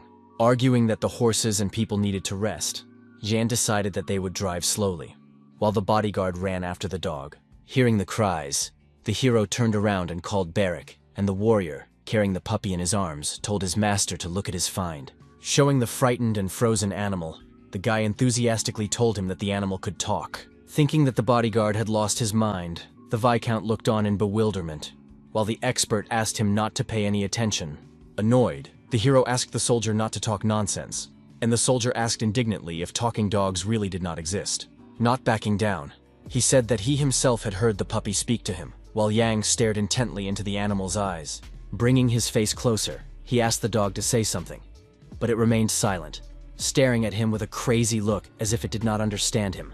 Everyone froze in awkward silence, waiting for a miracle, but nothing happened, and the puppy only barked a few times. Unable to bear such a spectacle, Romandro asked one of the servants for a cigar, while Yang remained irritably silent. Explaining that they didn't have time, the Viscount asked to let the dog go, but Barrack assured him that it was very amusing. When the orphan suggested eating it, the puppy grabbed his hand and bit him hard, not wanting to become food.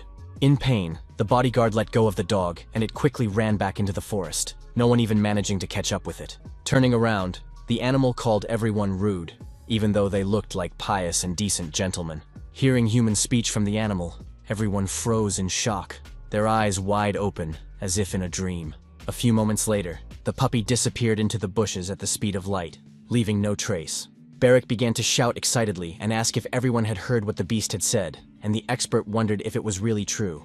Hearing their conversation, the coachman just laughed, calling Romandro a joker, and said it was time to move on. With interest, Yang asked how it had happened, and the bodyguard replied irritably that he didn't know himself, as the dog had bitten him badly. The hero thought to himself that it was some kind of creature, a deity or a demon, although it was too small an animal for that. Suddenly, the Viscount's attention was drawn to a strange energy nearby, and he began to look around, but saw nothing. Noticing the character's strange behavior, Barrack asked what was wrong, and Jan asked if he sensed a foreign presence. Puzzled, looking around, the warrior wondered if the puppy had not yet left, but the hero told him to get into the carriage. Anxiety and a strange premonition did not leave him, although he tried to drive the strange thoughts from his mind. Meanwhile, nearby, in the snow-covered forest, someone was watching them intently from behind the wide tree trunks. When the sun began to set, they reached the village of Karena, which was also located near the mountain hills. Romandro's people slowly began to unload their belongings from the carts, afraid to leave anything valuable on the street, each going about their business. Approaching the warrior, the expert asked how he was feeling, and the bodyguard, realizing that he was referring to his arm, replied that everything was fine. Angry, Yang began to reproach him for his irresponsibility, not understanding how one could grab someone else's dog like that, but the orphan reminded him that it was a talking puppy. After arguing, they suggested that perhaps it was the influence of some strange magic that made the animal talk. Even with their combined abilities, the hero still did not understand where a magician could have come from in such a small settlement. Suddenly, a woman approached them and greeted them in the courtyard called the Quick Pig. Concerned, the Viscount said that they had a lot of luggage and asked if there was room. But the hostess replied that there were few guests at the moment. Upon entering, the hero assumed that the lack of guests was due to winter, but the woman admitted that business was no better in the summer. The interior of the living room was quite simple and concise, with wooden tables and stools in the hallway. Standing behind the reception desk, the hostess kindly asked if the guests had come for just one day, and the Viscount confirmed this. Counting the number of horses, carriages, luggage, and people, she counted only 1 gold coin, including the bathhouse and food. Pouring a handful of coins into her hands, the hero hoped that it would be enough, and the woman's eyes widened with delight. Bowing, she assured him that she would do her best for them, and asked if she should heat the water for bathing. Yang agreed, and ordered more firewood to be brought. Suddenly, Barrack started shouting and demanding food. He was very hungry. She asked him to wait a little, and showed them to their rooms. Once inside, the hostess asked them to make themselves at home and told them that this was their best room, and the bodyguard immediately jumped onto the large bed. Presenting a tray with soup, the woman kindly offered a snack before the main dinner, realizing that the guests were hungry. But Yang wanted to ask something, so before she left, he decided to speak up and get the manager's attention. He then told her that on the way they had seen a village that was not on the map, and asked if she knew anything about it. Hearing this, the hostess assumed that the young man was talking about Daniel, and the hero repeated the name in surprise. She then explained that it would not be on the maps because several years ago all the inhabitants had died, and the village had been abandoned. Demolition was expensive, so everything had been left as it was. Yang asked with interest why the inhabitants had died, and the woman noted that it was all very strange. Barrack began to eat the snacks. She recounted with horror that the corpses lay in neat rows, and no one had ever seen such a nightmare before. An investigator was sent from the Imperial Palace, but he said that everyone had been poisoned. Upon hearing this, the bodyguard dismissed it as nonsense, but the woman believed the palace's testimony, and since the agent was from the Ministry of Magic, she was sure his words were true. Hearing this, the hero was very surprised and wondered what could have happened in this place several years ago. Probably because the whole village had been destroyed, a magician was sent there, and he personally conducted the investigation. Admiring his abilities, the woman enthusiastically assured him that they could even summon a storm, and her eyes shone with amazement. Realizing that Yang possessed abilities, Barak just laughed and remained silent, because such people had much more power. Since then, everyone had been careful about hygiene, and she said that guests needn't worry about it, as the case had long been closed. The character pondered the oddities to himself, because the ministry was short-staffed, so why would they send an investigator to a small village? Usually, special cases were under the jurisdiction of the investigation team headed by Erica, and investigations were not part of the magician's responsibilities. Bowing, the woman left and said she would let them know when dinner was ready. Yang thanked her for the soup as an appetizer. Left alone, Barak asked if the dog really lived there alone, and the Viscount agreed with his assumption.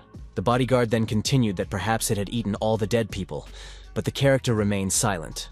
Holding a crust of bread in his hands, the warrior thought that his master was looking at him and offered him some food, but Yang refused.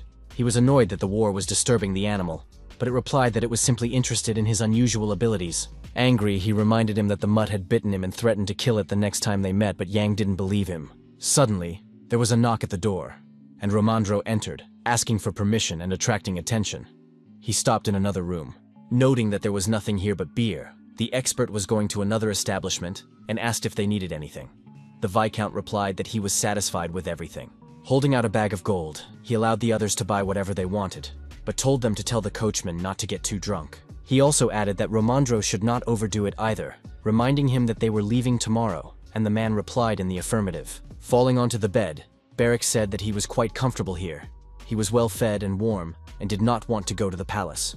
After a moment of silence, the Viscount turned to him, and noticed that the bodyguard had fallen into a deep sleep. Night fell, and the hero wondered how he could lie down when the orphan had collapsed in the middle of the huge shared bed. Settling down next to him without even changing his clothes, the character soon fell asleep himself, ending a very difficult day. After a while, through his sleep, he heard a strange noise and did not understand if it was really that loud downstairs. Feeling alarmed, he opened his eyes in fear and jumped out of bed. Something was clearly wrong on the first floor. Touching the bodyguard's shoulder, he told Barak to wake up, but Barak didn't understand what was going on, thinking that they had brought the promised dinner. Opening his eyes, he realized that his master was in some kind of danger if he was waking him up in the middle of the night. Putting his hand on the weapon that was always at his belt, he prepared to defend himself, his sleep instantly gone. He walked decisively to the door and took up a fighting stance, waiting for the named guests who might come to them. He stood around the corner so that no one could see him, while Yang remained in place, seemingly unsure of what to do. Staring intently at each other, they felt tension and a strange anxiety that gradually enveloped their bodies. Suddenly, the doors to their apartment swung open, but no one entered, which aroused even more suspicion. A stranger crept quietly toward them, his bare feet covered with strange abrasions. Noticing a shadow on the wall, Barak deftly swung his weapon, realizing that it could be a robber. But the dark and mysterious silhouette resembled an elf or some other creature, but not a human being. Sticking his sword forward, Barak stopped the uninvited guest with one deft movement, touching his shoulder. Seeing his opponent, the warrior cursed, applying even more force to stop the attack. Watching what was happening, Yang was no less surprised to see a human-like creature. It was like a dream. Unable to believe what was happening, the hero's eyes widened in amazement, not understanding where the undead could have come from. Right in front of them, in tattered clothes and a single shoe with a glowing eye, stood the living corpse of some kind of elf. Opening its torn mouth, the creature began to utter some indistinct, incoherent sounds. Suddenly, the hero realized that he had heard something like this before, although he could not hide his surprise. The tone reminded him of someone. An image of a puppy appeared in his mind, saying that they had treated his people badly. The voices were very similar. Unable to believe that the dead man and the dog were the same person, the Viscount was even more astonished by what was happening. A man in a robe and with a sword in his hands abruptly entered the room and asked if their carriages were waiting below, or if it was someone else's luggage. The robber noted the boy's beautiful clothes with malice and asked where the guests were coming from, the blade glinting maliciously behind his back. Watching him, Barak cursed and stopped, trying to understand the situation, wondering where the undead and the villain had come from at the same time. Judging by the number of carriages, the stranger decided that they had a lot of money and, grabbing his weapon, prepared to attack. He gradually began to approach, but his path was blocked by a dead man who stretched out his arms as if calling someone. Not understanding what this creature was, the villain did not realize what was happening and who was actually standing in front of him. Noticing how the man was growling and staggering, he asked what was wrong with him and whether the stranger had forgotten how to walk.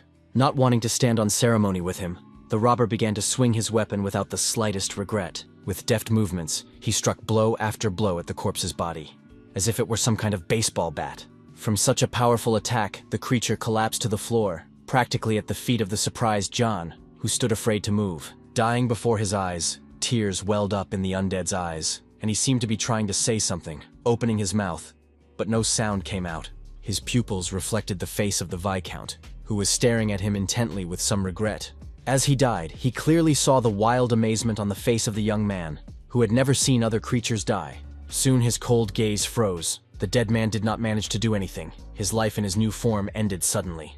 In the middle of the room, between the character Barrack and the villain, lay the corpse of an unknown creature in a pool of blood. Taking up a fighting stance, the robber slowly approached them, determined to deal with his task as quickly as possible. With one deft movement, Barrack managed to knock the weapon out of his opponent's hands and wound him directly in the arm. The force of the attack sent his opponent flying to the side, but he still managed to stay on his feet. While the man looked at the wound and the blood that spurted out, the bodyguard said that now he knew what it was like to be stabbed with a knife. Stabbing his body with a sword, the orphan asked viciously how he had found them and demanded an answer, the blade covered in crimson liquid.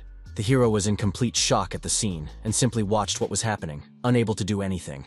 Suddenly, a noise outside the window caught his attention, and he decided to go closer to see what it was. Looking out onto the street, Yang noticed that robbers had attacked the village. Houses were burning. Chaos reigned. People were screaming and rescuing children. He then called out to Barrack and told him about the situation on the street, but the bodyguard responded without much interest, as if he already knew about it. With their faces hidden behind masks, bags of loot, and daggers in their hands, the villains roamed the streets. Now the Viscount realized that when he sensed he was being followed, it was the robbers, and declared that they had led them here. Stretching out his hands in his black gloves, the warrior was preparing a plan that he had long since devised in his mind. With malice, he said that the time had come to drink the blood of the sword, which was already covered in it. Without hiding his emotions, the character looked at his partner without saying a word, struck by Barrack's cruelty. Taking his hand in his, they sealed an unspoken agreement to cooperate. Yang said he had many questions for them and asked them to leave a couple behind. In the hotel lobby, wooden chairs flew apart with a loud crash as the bandits destroyed everything without remorse. Having reached this place, the villains attacked the guests, who begged for mercy, but it was all in vain. The bandits carried out their plan. The hostess was also robbed. She tried to defend herself and screamed, but none of them paid any attention to the ordinary residents.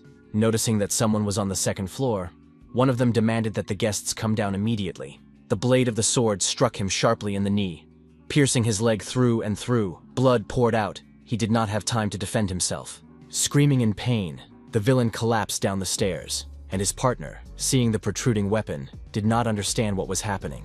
While everyone stood there in surprise with daggers in their hands, Barrack jumped down from above onto the wounded man like a wild deer.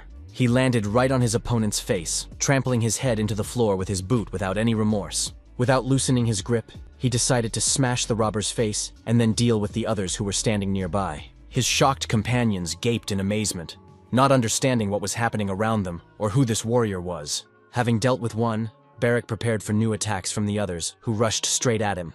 With a deft movement, he pulled the blade of his sword straight out of the villain's wound, his weapon covered in the enemy's scarlet blood.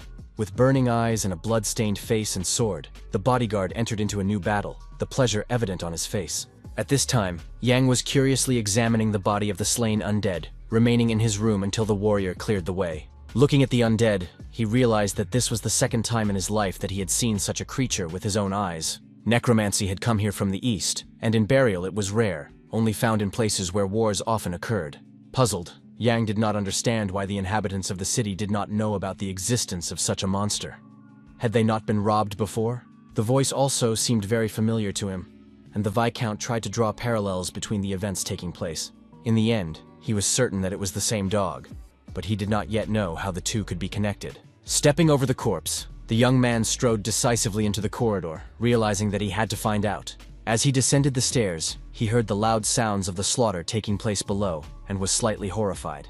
Watching the bodyguard, he noted that Barrack was a good fighter and wondered if the guy had forgotten to leave a few bandits alive. The servant who entered, seeing the carnage, screamed in horror for the Viscount to flee, fearing for his life, while he himself trembled with fear. Having finished the massacre, they stood among the corpses, and the servant asked what had happened. But the hero assured him that everything was fine. But the servant began to shout that the problem was not that, but that their carriage and the remaining luggage had disappeared. Hearing this, the character and the orphan asked in surprise, unable to believe what had happened. There was a fire in the street, and the flames were spreading quickly between the neighboring houses, engulfing everything around them. Opening the door to the stable with the horses, the Viscount and the warrior rushed in, hoping that the transport was still there and that it was a mistake. But in an instant, the faith in the young man's eyes disappeared. He realized that they were trapped, and his fears had been justified. Everything was very bad. Under his feet, he saw only a few pieces of hay and his own shadow. Everything was gone. Clutching his head, the orphan cursed, realizing that all their luggage and gifts for the emperor were in the carriage. These were not just things, but magic stones, documents, and gold. And now there was only emptiness. Then Yang gave the order to find Mr. Romandro, while he himself wanted to gather everyone else, worried about their lives. Not understanding, Barrack asked what he should do, but just as his master was about to give an order, they were interrupted. Realizing that the guards had arrived, the robbers prepared to retreat. But the noise attracted the attention of the hero and the others. The Viscount resolutely ordered the fugitives to be captured, and even allowed the young man to kill them without mercy. He wanted revenge. Receiving John's approval, the orphan's eyes lit up with a thirst for battle, which was the foundation of any swordsman. Like a wild deer, he leaped high above the ground, leaving electric circles and raising dust around him. With long strides, he rapidly approached his enemies, who, calling him names, did not understand who he was or where he came from. While one of the villains tried to stop the warrior, he began to swing his weapon in all directions, inflicting damage on his enemies. Then the bodyguard said that if anyone ran away, he would kill them all. And now they had met again, and he had decided to finish them off. Like a butcher, he struck blow after blow, and the blood of his opponents spattered everywhere as the swordsman fulfilled the promise he had made to himself.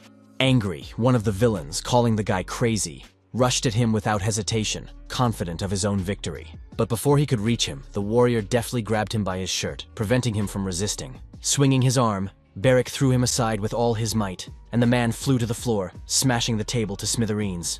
Breathing heavily, he tried to recover, while the Viscount watched from the sidelines, realizing that the robber would soon die. Suddenly something else caught his attention, and the servant screamed in horror, shaking with fear.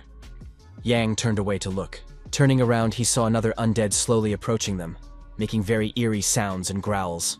The dead man's face was one solid hole, only his eyes glowed red, and most of his body had decomposed. The servant asked in disgust what it was, and Yang replied by asking if he had never seen an undead creature before. Hearing this, the man stammered, unable to believe the truth, while the monster slowly approached them. Stretching out his hands, Yang used his magical powers to stop it, and the dead man began to make strange sounds as he gasped for breath. Tears welled up in the enemy's eyes at the unexpected power of his opponent, and he tried to say something but couldn't. His face became one solid ball of fire, but the Viscount did not weaken his grip, instead increasing his power. Soon, pieces of burnt flesh began to fly off the body, and the undead collapsed to the ground, dead. The servant asked anxiously if everything was all right with his master, and the character, answering in the affirmative, asked him to find Romandro. Deciding not to waste a minute, the boy rushed off, shouting that he would be back soon. The hero watched him go. Left alone, Yang thought about how no one had noticed the undead, but that was not surprising. Even magicians were viewed with suspicion, let alone necromancers, and it was difficult to notice anything strange in such a transition. Suddenly, he caught himself thinking that this could be a clue to something previously unknown. Suddenly, the young man's gaze fell on a purse at the waist of one of the defeated robbers lying nearby. Approaching, he decided to look inside, trying to find the key to unraveling the events and connecting everything together. Something strange was sticking out of the bag, and the Viscount, not believing his eyes, decided to check his own guesses. When his suspicions were confirmed, his eyes widened in surprise and he became alert, unable to believe what he was seeing. Inside lay a small strand of light hair, but he did not know to whom it belonged, perhaps to a person who had become undead. Looking at the corpse of the evil creature, Yang wondered if it belonged to him, but then why was it in the robber's bag? Meanwhile, in the village, the fire began to die down little by little, and people came out into the streets, looking at the ruins that remained in place of their homes. There were many wounded, children were crying and calling for their parents, and Yang and Barrack found their horses and the remains of their belongings.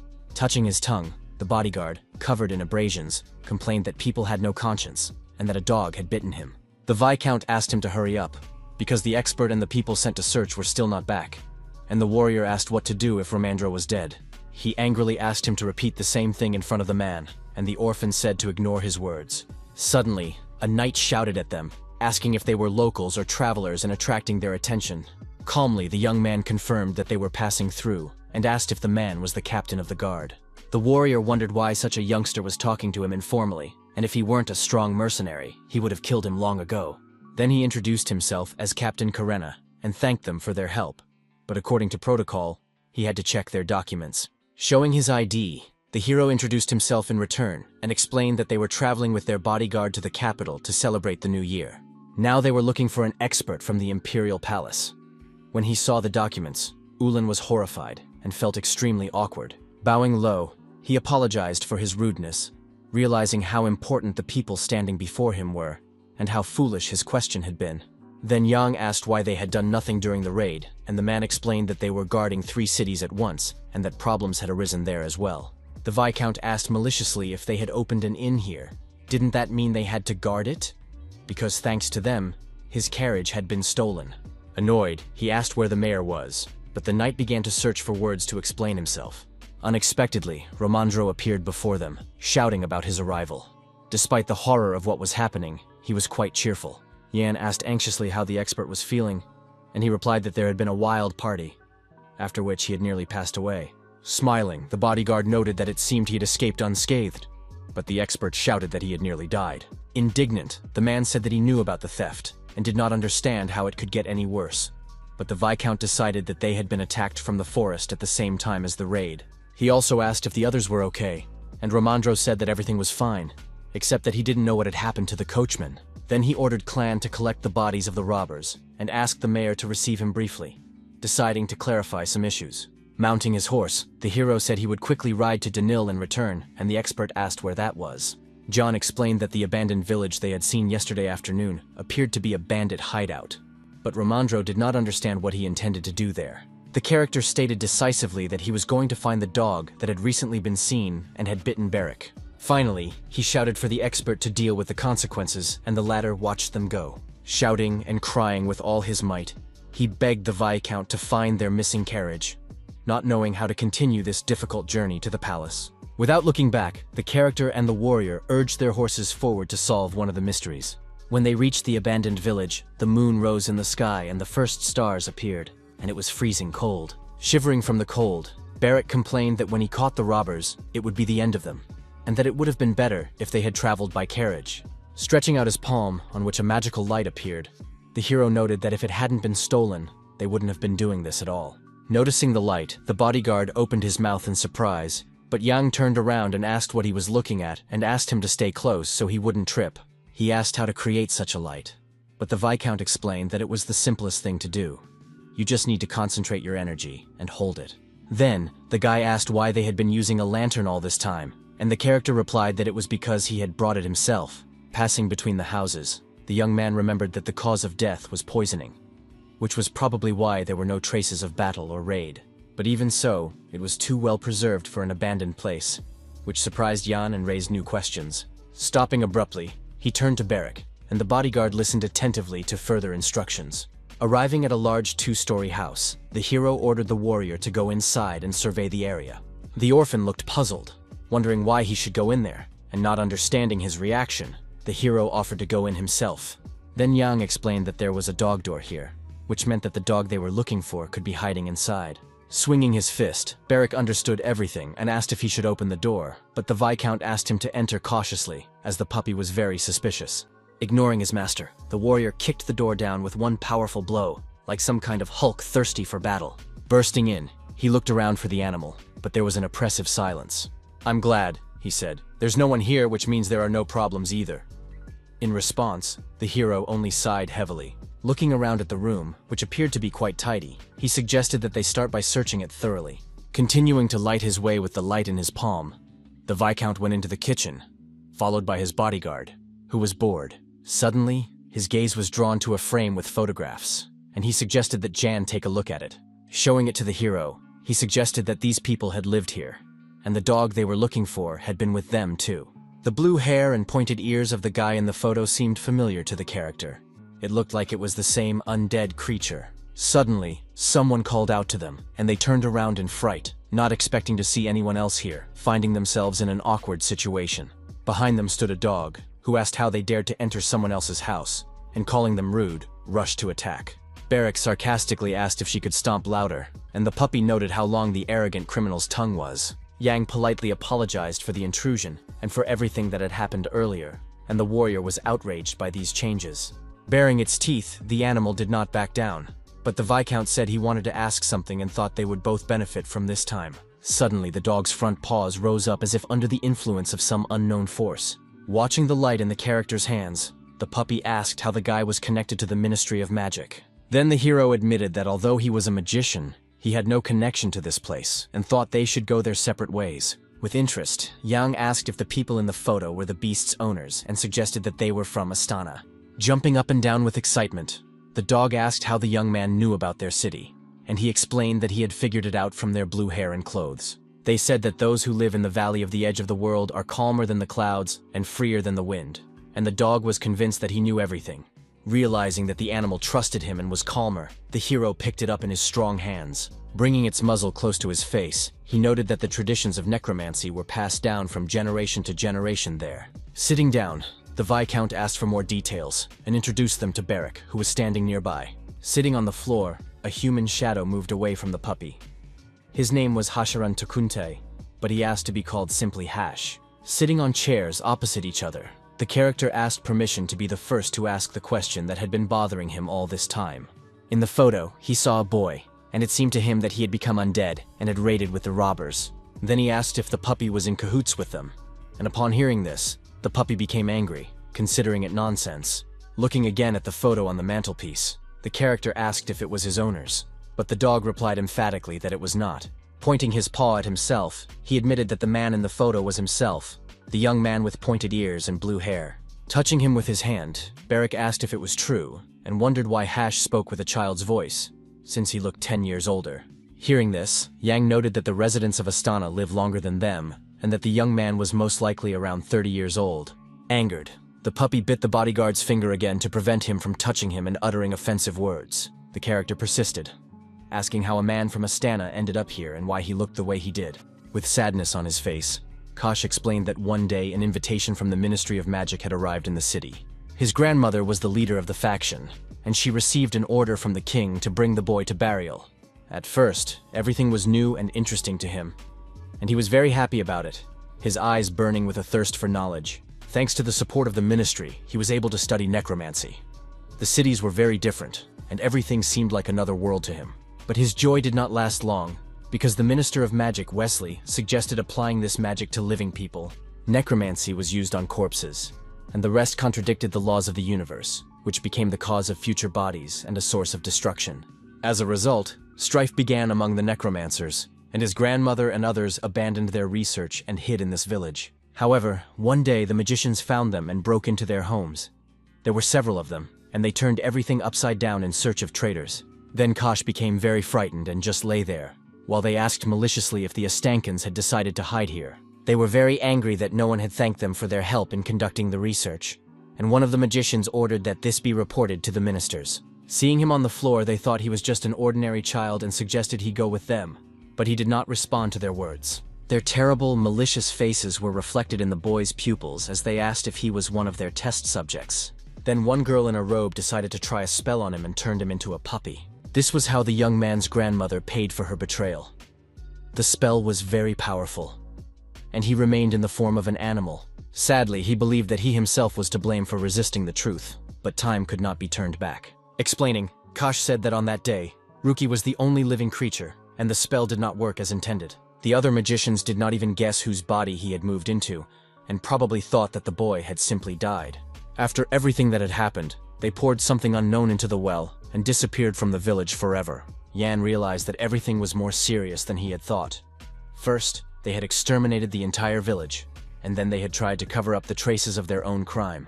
Due to a necromancy spell, Hashi's body had become undead, and he watched in horror as it rose from the grave. From that day on, He kept a close eye on it until one day he encountered robbers in the forest and did not see the body again. Not understanding, Yang asked if the villains had taken it, but Ruki replied that they had not done so immediately, as they had many doubts.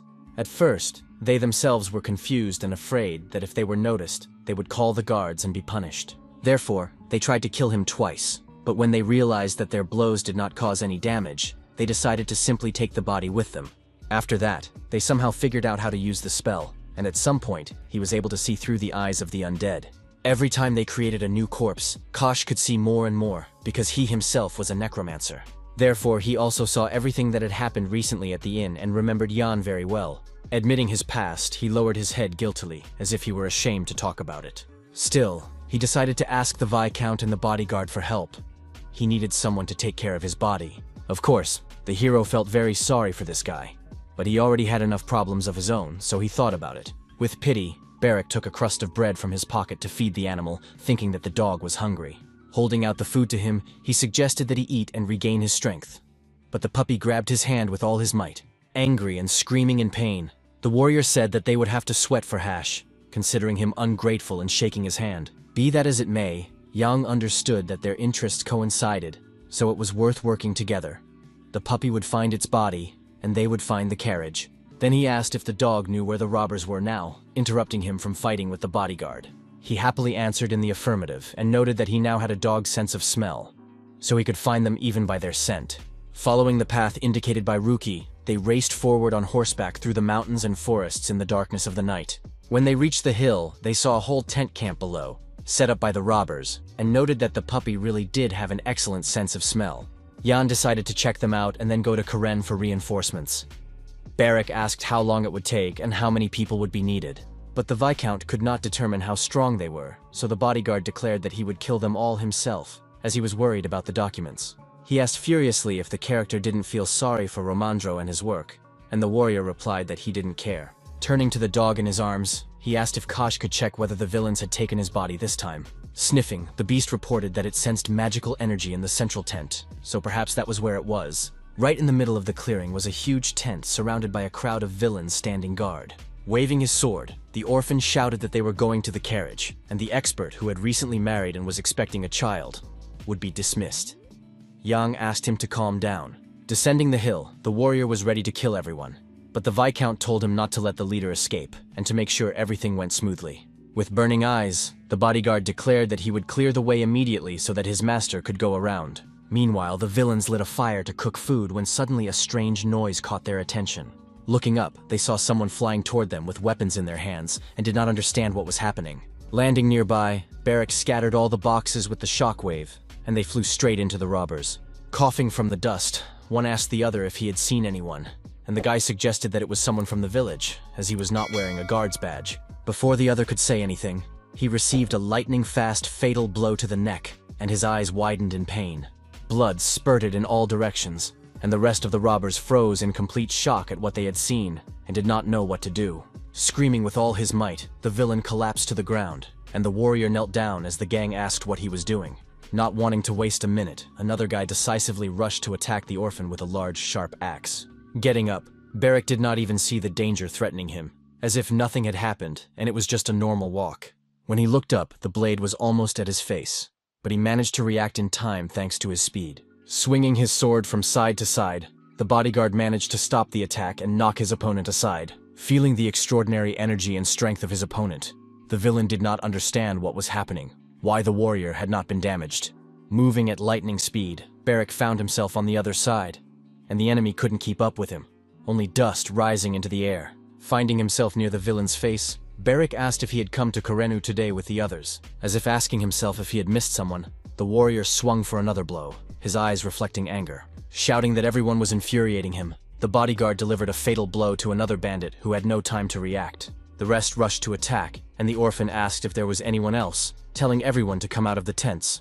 With his bloodied sword, he reminded them maliciously that he had told them then that if they decided to run away, he would kill them all. Terrified, the bandits screamed and begged for help. It was a real massacre, watched from the hill by John with Hashi in his arms. Noticing the Viscount's reaction, the puppy asked what was wrong, and the boy asked what he thought of Barrack. He had a bad temper, and if he behaved like that in Astana, he would have a hard time. But the hero said that in burial too, and they had to go to him. Even for a magical swordsman, the orphan was too cruel. He was fearless but thirsty for blood, and that was strange. Nimbly running between the tents and the surviving bandits, Yang remained unnoticed as he approached the center of the camp. Once he was near the right tent, the hero apologized to the dog and said that he would check the carriage first. Unexpectedly, one of the villains witnessed their conversation and wanted to call the others for help. Without giving him any chance to attack, Yang used his magical power, delivering a powerful blow of bright light. In an instant, the robber's body lay on the ground, and they were able to move on freely, according to their plan. After checking the cart, the Viscount noted that nothing was missing. All the documents and belongings were in their places, and he calmed down a little. Wanting to get into the central tent as soon as possible, the puppy ran ahead without waiting for the young man to catch up with him. Suddenly, a huge shadow blocked his path and asked angrily what all the noise was about. It was the leader of the villains. Standing before him was a huge, bearded bandit who did not understand the cause of the commotion and was very annoyed. Looking down, the man asked what else was going on when he saw the frightened dog at his feet. Grabbing it by the scruff of its neck, he asked how it got there. Kosh was very frightened and remained silent, not knowing what to do. Staring intently at the animal, the warrior assumed that the guards were so drunk that they hadn't even noticed the puppy. Suddenly his gaze fell on Yan, standing behind him near the cart, and he asked who the young man was. Barrack abruptly addressed the robber, drawing his attention, and he froze in surprise when he saw another stranger. With a decisive step, a bloody sword in his hands, the orphan asked if he was the leader of all the robbers. Smiling broadly, the bodyguard looked like some kind of madman, covered in blood, his eyes burning with a thirst for revenge. Not knowing what to do next, the man stood frozen, as if he had seen a demon, unwilling to engage in battle. Opening his mouth, he tried to find the words to explain, but all that came out was an indistinct stammer that no one understood. Standing near the tent, he began to shout that Yang and Barrack were in cahoots, and asked how they dared to sneak in here. Unwilling to listen to the accusations of a criminal, the warrior grabbed his saber and rushed into the attack without hesitation. Making a strange, angry sound, the robber quickly drew his weapon from his belt. The blow and power of the bodyguard's sword shattered it into pieces, but he did not lose his grip, remaining with a piece of the saber in his hands. Glaring at each other viciously and gnashing their teeth, they searched for weak spots to re-enter the battle. Touching the ground with his hand, the orphan began to swing the remaining broken weapon, while the villain cursed at him and tried to fight back. Suddenly he dropped his saber and bent down to pick up the remaining piece with the hilt and continue the fight. Realizing that his opponent might strike, he used a technique and kicked the robber right in the jaw. Surprised, the man dropped his sword, blood spurted from his mouth, and he staggered and almost fell to the ground. Trying to regain his balance, the leader held his face, and Barrack noted that food tastes better when you are hungry. Wiping the blood from his face with his hand, the man was shocked by this statement, and a few tears welled up in his eyes from the pain. Unwilling to tolerate such treatment, the criminal shouted at the warrior not to turn up his nose and moved forward decisively. When the guy approached him, the bandit hit him square in the face with all his might, putting all his anger and rage into it. Without showing any emotion, Barrack smiled and licked the blood from his lips, as if enjoying the beating.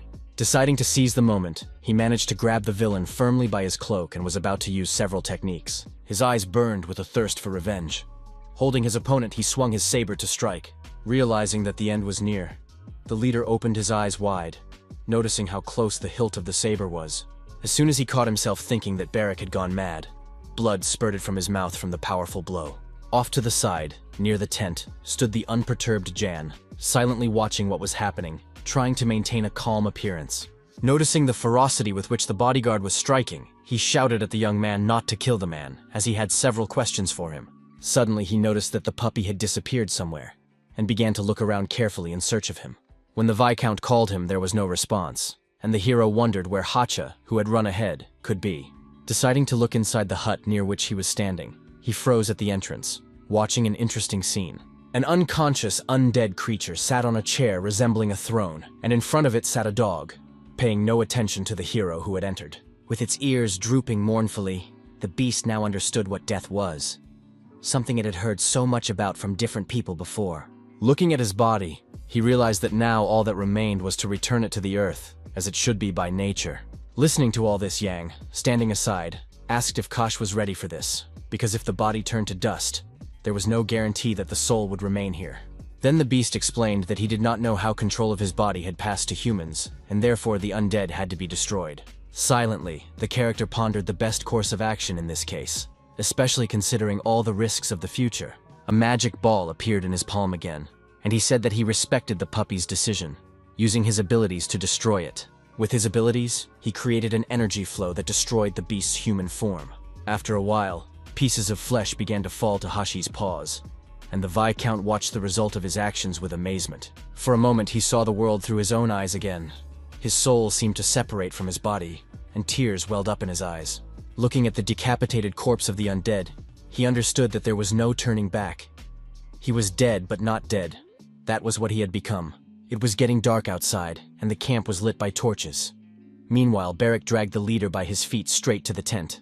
Suddenly, an interesting thought flashed through his mind, and he glanced to the side, distracted from the task at hand. Noticing the robber's sword sticking out of the ground, the orphan decided why not take it, since his saber was broken. Walking over to the weapon, he deftly grabbed the hilt and began to pull it out as if spellbound. Lifting it up, he stared intently at the shiny blade and admired the saber, having never seen anything like it before. It radiated a special energy, and the warrior decided that it had some hidden power that could only be known in battle. The bodyguard noted with admiration that this was the first time he had seen a blade comparable to darkness, and turned to Jan, but he replied irritably that he was not an encyclopedia. Then he suggested that perhaps this was the blacksmith's style, or perhaps the weapon was decorative or made of magical stones. Examining it, Beric noted that the sword was light and maneuverable, very comfortable and fit perfectly in his hand. He enthusiastically exclaimed that he wanted to take it, which surprised the Viscount, but the bodyguard insisted that his weapon was broken. Agreeing, the hero went ahead and said he would make sure the warrior paid for it when they returned to the village. Passing by the carts, Beric was surprised, because the sword had been stolen, but the character replied that they would return everything to the residents of Karen, or it would all go to the city treasury. He also warned that he would deduct the cost from the money for food, which upset Beric even more, as he loved to eat well. Torn by doubt, the warrior cursed and thought about leaving the saber behind, while the Viscount did not understand why the bodyguard wanted the weapon so badly. Turning around, he asked if he really liked the sword so much, and the bodyguard replied that blood and cool colors would be invisible on it. It often happened that warriors came across weapons destined for them by fate, and it seemed that this was one of them. While the robber lay on the ground, the Viscount told the orphan to finish him off and suggested calling Ramandro and the guards. But suddenly they heard the villain's strange wheezing behind them. He had come to his senses and was trying to find the strength to get up. Standing with his foot on his back, saber in hand, Beric said viciously that it was time to have a talk with him. Trying to break free, the villain screamed and called him crazy, but the orphan told him not to waste his energy. Putting the blade to his throat, the warrior asked if the man really didn't want to talk to them honestly and tell the truth. While the bodyguard did not let go of his weapon and held him by the hair, Yang sternly demanded that he answer all his questions honestly. Looking at the criminal, the Viscount said decisively that otherwise his throat would be cut and he would go to the other world. Then he asked how the robber was able to use necromancy on a necromancer, but the man did not understand what the young man was talking about. Deciding that the man was evading the question, the orphan tightened his grip, and the leader begged for mercy and said that the undead had come after him themselves. Sitting down, the hero asked again because he did not understand why, but the villain himself did not know the answer to this question. It was a mystery. At first, he thought it was just a thing, a creature that didn't even die from blows to the heart, so he took the corpse with him to sell to a slave trader later. Hearing this confession, Yang asked if they had been helping the robbers, and he confirmed that they had been collaborating. Then he said that the merchants had told him that if the body was used correctly, many more such undead could be created. They needed a lot of corpses, and for them, killing was their job, which is why they raided and burned the village. Frowning, Yang summed up that it turned out they had made a deal. The slave traders taught them the spell, and they did everything and sold the creatures. Struggling to break free, the bandit shouted that he knew nothing, that he thought they would be paid easy money, which was why he agreed.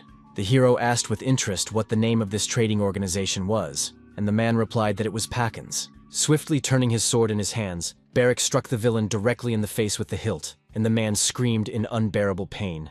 Then he asked if the leader had dared to be rude to his master, and the man explained that it was the name of the company. Smiling, the bodyguard looked at Jan and thought that he had already earned his living by having such responsible security nearby. Then the hero asked how he had used the ritual, and the leader said that to make one normal person, you needed 10 corpses, and they had to have hair. Listening to all this, the hair on Hashi's body stood on end as he realized that they were talking about his human body. Approaching the robber, he said viciously that he had used the right spell, that everyone had their own technique, and he had hair. Turning to the beast, the Viscount asked if it wanted to hear more, and the dog agreed, for it was the master of the flesh. Without backing down, Yang ordered the criminal to describe the ritual in detail, without omitting any details. After thinking for a moment, the villain said that he could show him if he was given a body, and since the undead was becoming uncontrollable, he tied it up. The remains of the flesh burned on the pyre, and the villain continued, saying that after purification, flowers must be picked and incense applied. With his head bowed, the puppy silently watched what was happening. The body that had once been his burning without a trace, just like his past life. Afterwards, he confirmed that this was indeed his ritual, which he had performed many times on his own, without any doubts. Then the hero realized that they had learned enough for today, and it was time to end it all. The sun slowly rose above the camp in the thicket of the forest, and it was time to return to the village. Meanwhile, in Karen, people were already discussing how soldiers had attacked the bandits' camp and completely destroyed them. One of the residents told the others that some stranger had single-handedly killed all the villains. Turning around, the people saw that there was a stranger in their village, and this aroused suspicion. Trying not to attract unnecessary attention, Yang and Barrack slowly made their way through the crowd, wiping the blood from their faces with a rag. Suddenly, someone from the crowd called out to them, blocking their path, and they stopped in surprise, not understanding what was wanted of them. Smiling, the girl enthusiastically recounted what she had heard and asked how they could pay them for their feat, and the woman also admired their actions. Approaching the bodyguard, they showered him with gratitude and sincerely wanted to repay him, but the Viscount simply remained silent. Deciding not to miss his moment of glory, the orphan boasted that he was much stronger than the gentleman, and the people were even more surprised. Rushing to the character, everyone began to thank him, but he admitted that he did not do it to get something in return. The warrior indignantly shouted that he had done it all, but Yang, moving forward, told him to hurry up, not wanting to argue. Shouting in the middle of the inn, the bodyguard asked why the young man had stopped praising him and celebrating his successes. Seeing the boys, the expert was very happy and broke into a broad smile, as he had been very worried about them. Hugging Barrack, he could not hide his admiration for his work, and the fact that all the documents and belongings were now in place. Saluting, the captain of the guard thanked them for helping to deal with the robbers, drawing the character's attention. While the warrior was breaking free from Ramandro's embrace, Yang resolutely refused the pleasantries and wanted to get straight to business. Then the man said that he had brought the mayor and asked if the young man wanted to meet him right now, catching him off guard. Turning to the bodyguard, he told him to go eat first, and replied that they should wait a little, as they were very tired and wanted to rest. Afterwards, smiling broadly and folding his arms, they were greeted by a dignified, heavy-set man who was the mayor of Karina. Sitting at the table, Yang asked if they had to introduce themselves, but Onyx replied that he knew he was an aristocrat who was traveling to celebrate the new year. The hero asked maliciously what the mayor had been doing when his city was being destroyed, and the mayor, embarrassed, apologized and said that problems had arisen elsewhere at that time. The character asked the man to come closer so he could look into his shameless eyes and confirm his suspicion of lying. Deciding not to argue and to avoid unnecessary problems, Onyx, trembling with fear, took a few steps forward. With all his fury, Yang looked him straight in the eye, hating such an irresponsible attitude toward the territory.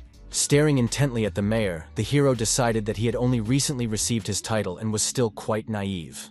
Deciding to tell the truth, the young man said that the man reeked of alcohol, which shocked him and embarrassed him even more. Laughing nervously, he apologized and admitted that he had drunk a little before such an important meeting to relieve the tension.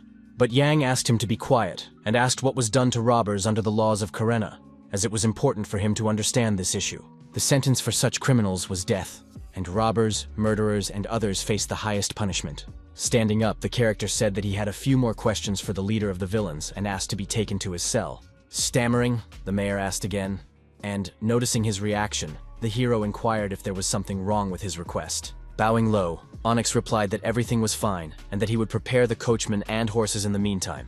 These bandits knew a lot about the ritual, so there was no way they didn't know what undead creatures were. The hero decided to ask the leader himself and find out everything for sure, wanting to end this story as soon as possible. When the Viscount left the room, the mayor and the knight finally breathed a sigh of relief, because although the young man was young, he was very smart. The commander said that Jan was busy preparing for the holidays, so he had to leave the village tomorrow at sunrise. Karen was convinced that they were all actively involved in military operations, as Barrack's power seemed formidable to him. But the mayor noted that this was not surprising at all when it came to those who used magic.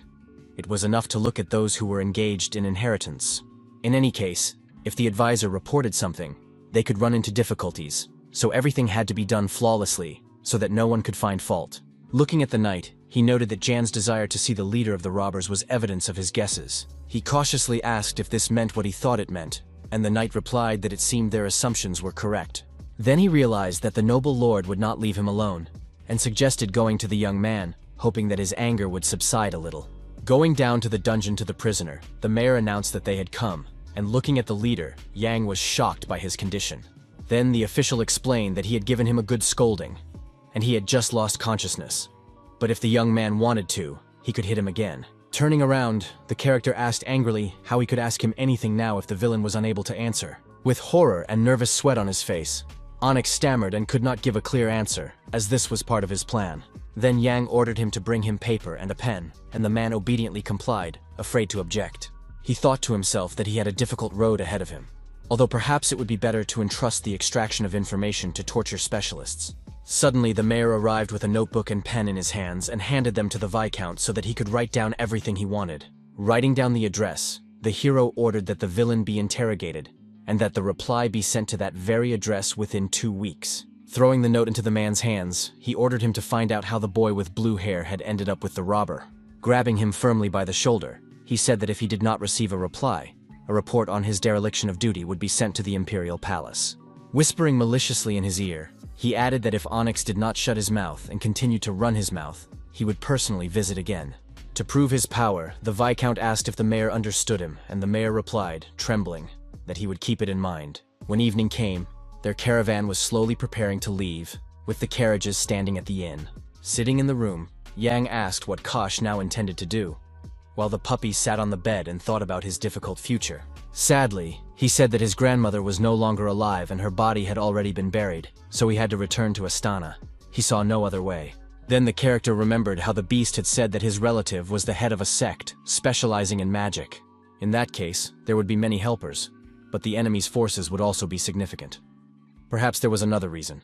They wanted to avoid meeting Wesley. Suddenly, the beast's paws lifted off the floor, and he decided to approach the young man with a request. Standing next to the chair, he asked Jan for permission to accompany him to the capital, because if he was going to Astana, it was on his way. Puzzled, the guy asked what he was going to do with the dog's body in his homeland, even if he managed to get there. Losing all hope, the dog lay down sadly on the floor, lowering his head, realizing that it would be very difficult for him in the animal's body. Lifting him up, the character promised to take him to his homeland and help him settle in well to avoid problems. While eating, Barrack asked if they would really travel together, since the carriage was cramped, but John replied that the warrior should simply not lie down. Looking into the beast's eyes, he hoped that Kosh would remember his name and kindness forever, as the Viscount sincerely wanted to help him. Looking at him, he asked who had been with him on the day of true mortal rest. What was that person's name?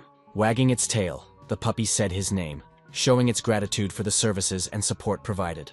Jumping up and down, the dog was very happy. The young man was also happy, and the bodyguard ate silently, not very pleased with this decision. When morning came, after packing all the necessary luggage, the carriage was ready to leave Karen and hurry to the capital. The coachman checked that they had not forgotten anything, and noted that the higher they climbed, the more snow there would be, and they should continue without stopping. Approaching the carriages, Barrack reported that Kosh had not come, and Romandro asked in surprise who that was, as he did not know the puppy's name. The Viscount explained that he had met him during a trip to the village, but the expert still did not understand who he was talking about. Holding his own photo in human form in his teeth, a small dog ran swiftly toward them. He nimbly jumped into the carriage, and Yang noted that now everyone was assembled, and gave the coachman the command to move forward. The carriages slowly moved in a column between the houses, while the delighted residents watched them from the streets. They enthusiastically wished the gentleman a safe journey and hoped that he would return to them someday. Looking out the window, the hero caught the mayor's sardonic gaze. It was clear that the man was glad that the hated guest was leaving his territory. Turning around, he saw a frightened Romandro and asked if he was afraid of animals. The expert replied in the negative and hid in the corner. Smiling, the puppy said he was pleased to meet him, and, pointing to himself with his paw, said his name was Kashara Tokuntai. The disconcerted man's eyes widened in amazement at the talking animal, having never met anyone like it before. Coughing, he apologized and said that he had previously thought that stories about magic were complete nonsense. But now he had changed his mind. Taking the dog by the paw, he replied that he was pleased to meet him and introduced himself as Romandro, an advisor to the imperial palace. He asked with interest what had happened while the boys were in the abandoned village and where Kosh had come from. As the carriage slowly rolled forward on its wooden wheels, the expert repeated in surprise, Are you really talking about necromancy? But when he thought about it, the Ministry of Magic had been gathering such people for several years, and Yang wondered if it was an official decision. The expert then explained that the General Assembly had approved such a policy, so he saw no point in quibbling over the name. Of course, there were moral debates, but an army of undead could be very useful in war, and the hero and his bodyguard listened attentively. There were different political positions, but Wesley had been a mage long before she became a politician. Therefore, she knew better than anyone how dangerous it was to break taboos. Glaring at the expert, Yang wondered why they were doing all this. The sun was shining brightly outside the window. The weather was beautiful, and the trees were beginning to turn green, even though the new year was approaching. The Minister of Magic sat in her office with her feet up on the table, thinking about her upcoming meeting with the new Viscount. Turning to the butler, she ordered him to remove the report from her sight, not wanting to delve into state affairs. Barreto asked in amazement if she was not looking forward to it, unable to understand such indifference. Waving the papers in front of her face, he talked about the results of the necromancy research, thinking through his own plan of action. With interest, the woman took them in her hands and began to carefully study the contents, delving deeper into the essence. The servant considered necromancers amusing. In their home countries, they were ready to tear each other apart, but when they got together, their results steadily improved. She replied that this was the power of the Bariel Empire. It seemed they had realized that if they made a fuss, they could bring trouble upon themselves. Hadn't they sold their souls for academic interests? It seemed like they had fun getting together. Barreto noted the strengths and weaknesses of each race and asked whether it was worth giving an official report to the General Assembly. After putting her seal on the papers, Wesley noted that the elders were beginning to show curiosity about the matter and agreed. The butler also held another folder in his hands and said that it contained additional materials on the study of living beings. Hearing this, the minister was shocked and wanted to review all the records immediately, without delay. Taking the file, she silently began to study it, turning page after page without distraction. Throwing them aside, she asked why it said the same thing as 10 years ago, and the servant bowed his head and apologized. He pointed out the difference between the dead and the living. The spell was distorted, and she shouted furiously about the money invested to stabilize it. Asking her to listen to him, Barreto suggested practicing mind control magic, because even Gale had not received the full blessing of the Imperial Palace. Continuing, he reminded her that the prince was the child of a concubine, not the first wife, which made the woman even angrier. Slamming her fist on the table with all her might, she demanded that the butler shut up immediately, not wanting to listen to nonsense. Jumping up abruptly, she rose above the table, and all the papers flew in different directions, her appearance very menacing. Gritting her teeth, Wesley said she understood what the servant was trying to tell her, but she didn't want to admit her mistake. Falling silent, he bowed his head and apologized for his words, not wanting to get into trouble. The blessing of the Imperial Palace is an unknown force that originated with the founding of Bariel. All information about it is written in the founding myth, and it was a blessing whose effectiveness has been proven. All those who inherited this ability were immune to mind control through magic.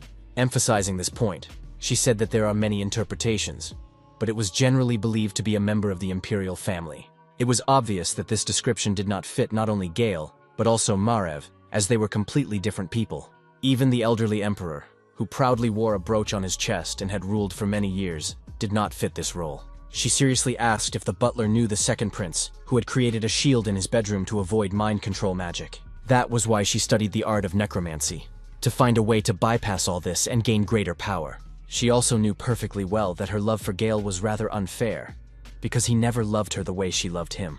She constantly wondered when he would ascend the throne, whether he would truly bind himself to her in marriage, or if it was just an illusion. All her life, she wondered if she would ever become empress, or if she would remain at the same level. She never shook the feeling that she was completely under the prince's control, who held her hands, denying her freedom. Closing her eyes, she wondered when her time would come, but all she could do was wait and hope for the best. Then she told the servant not to talk nonsense, and to continue dealing with the necromancers, as the uprising was just around the corner, and there had been no progress. As if remembering something important, Wesley called out to the servant again, getting his attention and wanting to know the important details. She asked with interest if Yang would arrive in the capital soon, as the appearance of a new magician was important for the entire ministry. Various patterns adorned the ceiling, and the butler suggested that if he had been told about the New Year's banquet, then he should arrive soon. Barreto also suggested that if the Viscount was traveling from Braca, he would surely stop in Karen, where the fugitive Astana clan was hiding. Remembering this, Wesley noted that they were a real thorn in the side of the experiment, and was glad that the story had not been made public. Their king was also very pathetic, as he believed the tales of a secret escape, and the servant reminded him that there had been a strong earthquake at that time. They had to be careful that Gale didn't notice anything, because if the information reached him, he would definitely suspect something. Looking at the documents again, she asked if there was a department working on getting January, but the butler said that no one was particularly enthusiastic about it, which was not surprising to her, since everyone was on Marev's side. Not wanting to think about the future, she nevertheless suggested that Barreto begin preparations for the upcoming magical ritual. Smiling slyly, she suggested that who knows, maybe they would have a newcomer soon. Meanwhile, the hero, along with Hash and his bodyguard, fell fast asleep on the road, unaware of anything. The carriage slowly approached Bariel, its wheels creaking under the weight of the load, and the long and difficult journey through the mountains. When he woke up, Yang still did not understand what was happening around him, and slowly came out of his sleep, looking around. To see better, he rubbed his eyes, and was very surprised when he looked out the window at the street. Everything had changed dramatically while they slept. Then he began to wake the sleeping warrior, who, yawning, did not understand why there was such urgency and why his sleep was being interrupted. Then the young man announced that they had finally reached the capital, the huge city of Burial stretching out before them. Gradually, the carriage entered the arched entrance, surrounded by many buildings, with a tall chapel standing proudly in the center. Pressed against the window, Barrick looked around in awe, while the expert laughed and remarked that someone's jaw was about to drop. Deciding to remind him, he asked if the orphan remembered their agreement to be mindful of his actions upon arrival in the capital, and he agreed. Angered, the man grabbed him by the cheeks and demanded to know if the orphan remembered the basics of etiquette that he had taught him. On the way, they continued to argue about the rules of behavior when visiting and at the table, and Ramondro realized that his concerns were not unfounded. Yang asked with interest whether the expert would first visit his mansion and then go to the palace. Pigeons flew in the air, and the man said that he would like to take a bath and rest after the long journey. But Yang noted that the most important thing was to meet his wife. And embarrassed, Ramondro assured him that this was not why he was in such a hurry to get home. After a while, the caravan stopped in the courtyard of the expert's estate, a white building with several floors and many rooms. Looking out the window, the maid noticed that someone had arrived, and then gasped in surprise when she saw the carriages and the master. She ran as fast as she could and shouted to her mistress that her husband had finally returned after a long absence. With tears in her eyes, the pregnant woman rushed to meet her beloved. She had waited a very long time for their reunion. Unable to hide his joy, he threw himself into the arms of his wife, whom he had missed so much all this time and often thought of in Brash. She anxiously asked how he had survived all this, and whether it had been difficult for him. And the expert honestly replied that it had been very difficult. But burning with desire to see his beloved, he endured everything and now held her tightly, very happy to be home. Moved by this touching scene, Yang watched from the sidelines, holding Hashu in his arms, while the bodyguard continued to unload the luggage, not wanting to watch. Smiling, the expert introduced his wife Vivian to the Viscount and the warrior, and the woman greeted the guests. She sincerely admitted that she had read a lot about them in her husband's letters, and that he owed them a lot. But Yang objected that Romandro had also helped him a lot. Pointing to Hash in his arms, the hero announced that his friend had joined them on the journey, and the dog greeted them. The lady remarked that a talking dog was very cute. Noticing her reaction, the staff asked if she was not surprised at all, and the woman replied that she had seen a lot even before the wedding. She then invited them inside, because when she heard about their arrival, she had ordered the guest rooms to be prepared. She asked in surprise if they were going to the palace right away, and her husband confirmed that it would be worth stopping by, but not like this. Sensing the unpleasant smell coming from the men after their long journey, Vivian covered her nose and sighed heavily. Then she called Minnie to prepare a bath for them and invited them into the mansion to rest. Turning to the coachman and the servant, the expert thanked them for their work and told them to go home. Yawning, Ramondro thought about his plans, but first he needed to take a shower and eat something, which would take several hours before noon. The carriage remained standing at the gate. Everything was calm, but he had a strange feeling that he had forgotten something. The living room in the man's mansion was decorated in subdued tones, with black curtains hanging on the windows and white walls. Sitting on the sofa, Barrick noted that the bath was just right, and Ramondro completely agreed with him, enjoying a cup of warm tea. Approaching them, the woman emphasized that they should get some rest, but it was almost noon, and they had to go to the palace. Closing his eyes, the expert asked his wife to wait at least 5 minutes, and she was surprised by his irresponsibility. Laughing, Vivian noted that their child would inherit his husband's bad qualities. Jumping up, he shouted that it wouldn't work that way, while the dog was indignant and the warrior was dozing. Suddenly, Yang ordered Hash and Barrick to stay in the mansion and find out how to get to Astana, and the guy asked if he could really rest. Puzzled, the hero asked if he really wanted to go with him. Scratching his head, the orphan smiled and refused.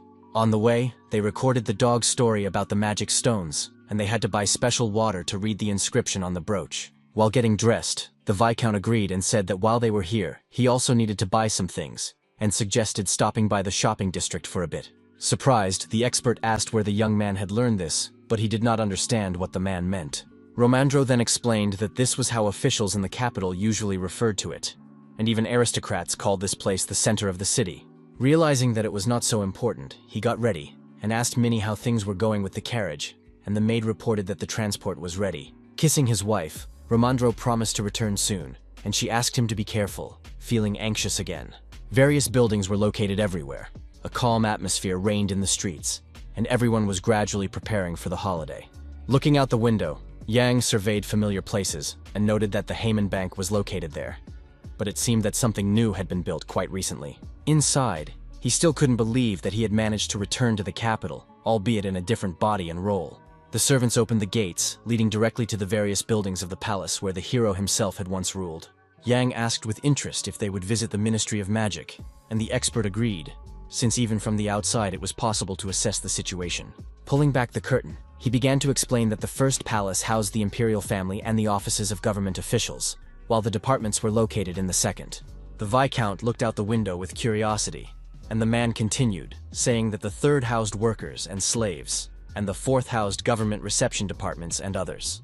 Unexpectedly, he remembered the words of his teacher Naum, when he was still emperor and trusted him completely. When using forbidden power, he was to be given another chance if he came to the wing of the Ministry of Magic. That way, he could find out why he ended up in Yan's body, what happened to his mentor, and why he really died. Surprised, the young man still couldn't believe that all the answers were hidden so close to him in a nearby building. Suddenly, the coachman announced that they had arrived at their destination, and the carriage creaked to a halt, the doors opening. Unexpectedly, the hero caught himself thinking that this was the palace where Crone had once lived, in whose body he had previously lived. They were at the east wing of the main building of the first palace, which had many columns and a rather austere appearance. The guard standing at the door greeted the expert, and the man said he had come to make a report and asked for his luggage to be brought in. The servant asked with interest if he wanted to meet with His Highness Marev, and Romandro said that he had a lot to tell him personally. The soldier then told them to go inside and wait there, and the inspector asked in surprise if the prince was not in the palace. Hearing that His Highness was currently at a reception with the emperor, the man opened his mouth in surprise, for this was a very rare occurrence. Slapping his forehead, the man realized what he had forgotten, because today was the very date when the prince attended various events. Deciding that there was nothing he could do, he told Jan that they would have to wait, and the guard showed them the way. The hero asked anxiously if Marev was in the palace, and if so, did that mean that high-ranking officials were also gathered there? Confirming his assumption, the expert said that sometimes the prince went with them to the forest to hunt wild animals, but in some cases he admired works of art, and after the artists exhibited them, their fees immediately rose sharply. The interests of many people in high society were also intertwined, and upon hearing this, the Viscount, following behind, fell into thought. Drawing the inspector's attention, he asked if Gale would also be there, surprising him with this question. Romandro realized with horror that if Marev was informed of their visit, the second prince would also find out about it. But there was nothing to fear, as Gale rarely appeared at receptions, and Yang took note of the information. An unexpected tense silence fell between them, each thinking his own thoughts and making his own assumptions. The two princes had always been rivals and never friends, standing on opposite sides of the barricades, each pursuing his own goals. This time, Marev went to the exhibition and asked the sculptor if this was the statue he had mentioned. With a smile, the man noted the small number of orders. Meanwhile, on the other side of the hall, Gale was looking at the paintings accompanied by other officials. Noticing him, the prince caught himself thinking that now his brother had also begun to appear in high society, which was unusual for him. Previously, he had kept to himself to avoid suspicion. But now a real war had begun. Each of them had their own informant.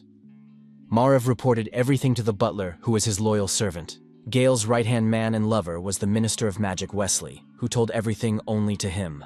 In the crowd, she approached him and whispered in his ear about Jan's arrival, quietly so that no one else could hear. The servant also whispered to Marev that guests had arrived from Braca. Everyone knew about their relationship with the brother, but no one interfered. The manager also reported that they were waiting in the reception room of his office, and asked if he should prepare a carriage. but the prince ordered them to wait a little longer and asked them to keep a close eye on his brother and the other party. Noticing the prince's reaction, the artist asked if he had urgent business, but taking a glass, Marav replied that he would share this important moment with them. Waving his arms, he asked him to tell him about the painting, and the master explained that he had mixed crushed magic stone to create it. But Marav was not listening to him. He was much more interested in the bastard prince who had subjugated a great territory than in these old men. However, he did not need to leave the reception to meet him. He decided to behave the same way he had at the meeting. As he drank his wine, he realized that it was a bad trick that had not worked on either his brother or Wesley, but it was a good opportunity to test Jan. Besides, he knew perfectly well that if he made the first move, the others would keep score against him. He himself was curious to see what Gale and the minister would do if he simply waited without taking any action. Too much time had passed, and the sun was slowly setting over the castle, bathing everything in orange light. The last bright rays illuminated the reception hall, where the hero and the expert were already bored from the long wait. Complaining of back pain, Romandro wanted to lie down and asked how the Viscount was feeling, but he replied that everything was fine. Looking at the tea on the table, as they had expected, the princes were together, perhaps deciding to stay for fear that the other would guess their plan. But the character decided that in any case, he would not deviate from his intended goal and would wait for the prince to arrive so they could meet. The furniture and decorations reflected the culture of neighboring states, probably to make foreign guests feel at home. All the books on display demonstrated the image and political views, but judging by the condition of the spines, they had been read. There were also flowers, which were ideal for such sunny corners of the office and attracted the character's attention. But the hero did not understand why the plants were placed so far away. Did the prince have allergies, or did he simply not like plants very much? Otherwise, it meant that Marav was a very cold-blooded and pedantic person who kept everyone at a distance. Knocking on the door, the butler announced that His Highness Prince Marav had arrived and the guests should prepare themselves. As if coming to his senses after a tedious wait, Romandro adjusted his tuxedo, feeling very excited. Entering the office, the prince smiled and noted that he had not seen the expert for a long time and was very happy to see him. He also added that it must have been difficult for the man to leave his family, and the latter, shaking his hand, replied that it was a great honor for him to be in the spotlight of his glory. After finishing his pleasantries with the expert, Marav turned his attention to his companion, the new count of the border territory of Braca. Silently he began to stare intently at the bastard, about whom there were many rumors in the palace and beyond. Placing his hand on his heart, Jan greeted His Highness cordially, smiling sweetly and expressing deep respect. Thoughtfully, the prince suggested that the inspector had taught the young man palace etiquette well before their meeting. But the man replied that the Viscount was so well educated that there was nothing to teach him. So Marav invited them to sit down. He asked with interest what the hero thought of the capital, and the character replied that it was not for nothing that it was called the Heart of Bariel. It was exactly as he had been told. Looking intently at him, the prince said that surely, when the Viscount was leaving for the capital, many people had seen him off and did not want to let him go. But he remained silent. Then he said that this was true, because he would not be able to see them for a long time. And the palace servants said goodbye to him day and night. Together with the warriors of the unearthly clan, they waved him goodbye, but the young man decided to remain silent about his mother, remembering their images. With a smile, the prince noted that, apparently, many in Brach treated the young man with trust and respect after the events that had taken place. Suddenly, he asked if Jan really thought he was worthy of being a lord. Hearing his question, the expert tensed up. Romandro thought to himself that Marav himself was barging in here, and if the young man answered in the negative, he would reproach him, and if in the affirmative, he would consider him arrogant. Unexpectedly, the Viscount agreed decisively, with his head held high, without hesitation or a hint of embarrassment. He also clarified that the prince himself had made this decision, and who in that case would dare to disagree with him. Personally, he believed that he had one duty: to do everything in perfect accordance with the prince's will. Hearing this, Marav was amazed. He noted to himself that the young man not only possessed magical abilities, but also excellent wit and the ability to read the situation. At the same time, Yang understood that the prince's questions were too obvious, because he considered him a man of low birth. Putting down his cup, Marav asked if the guests had familiarized themselves with the New Year's celebration program. Apologizing, the Viscount said that they had only just arrived and had not heard anything about it, and the prince said that he would ask his mercenary to familiarize them with it. Deciding to tell them in advance, he noted that the imperial celebration had always been grand, and this year it would be even more special.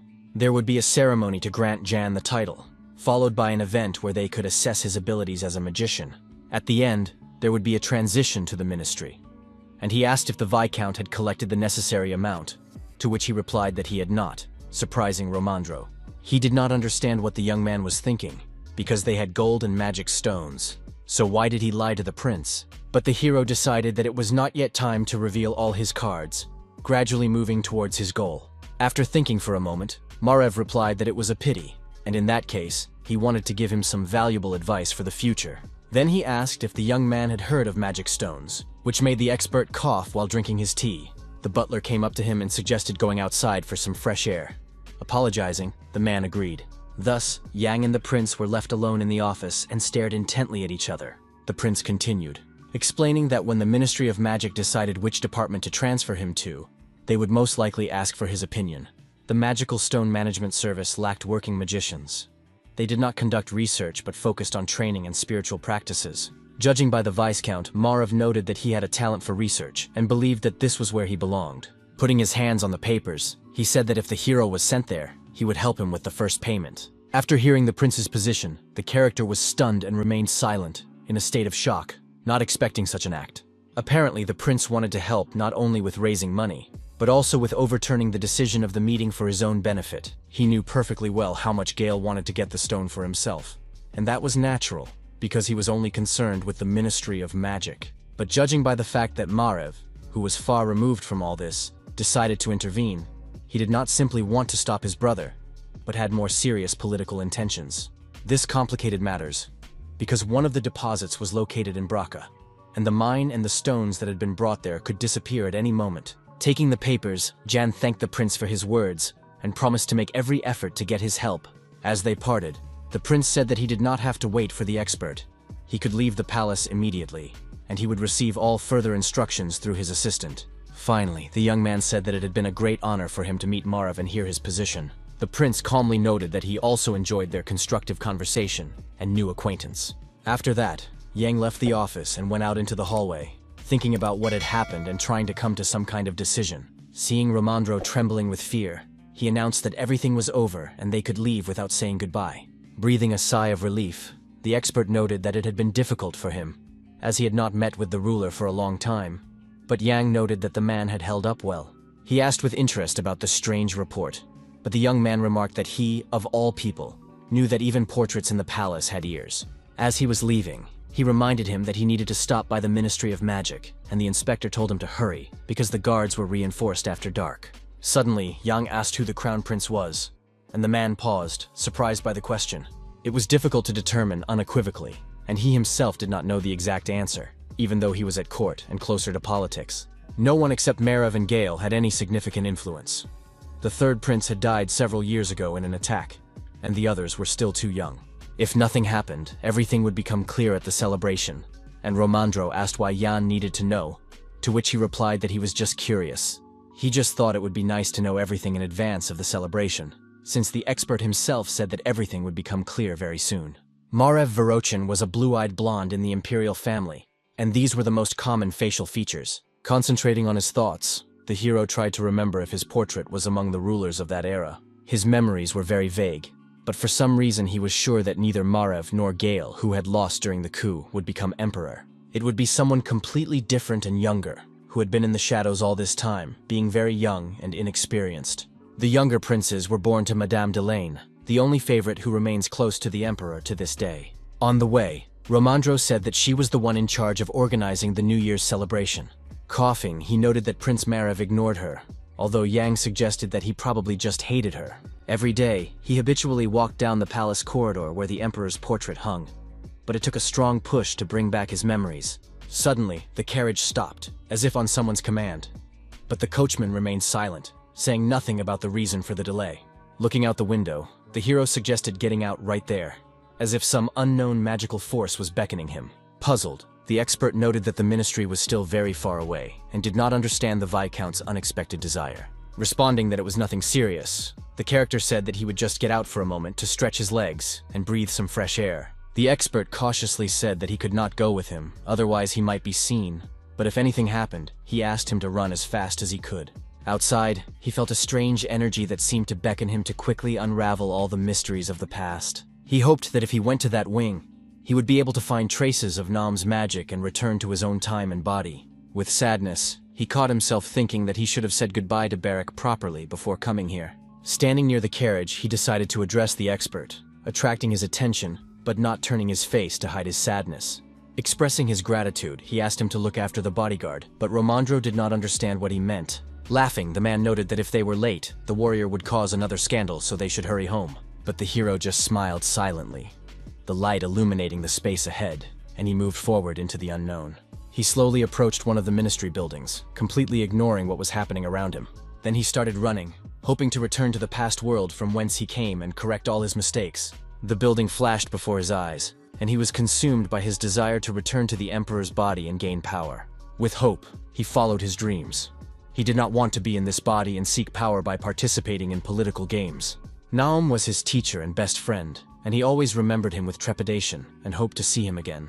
Suddenly, he stopped near some trees with strange wooden stands on the ground, with dark pieces of cloth tied to them.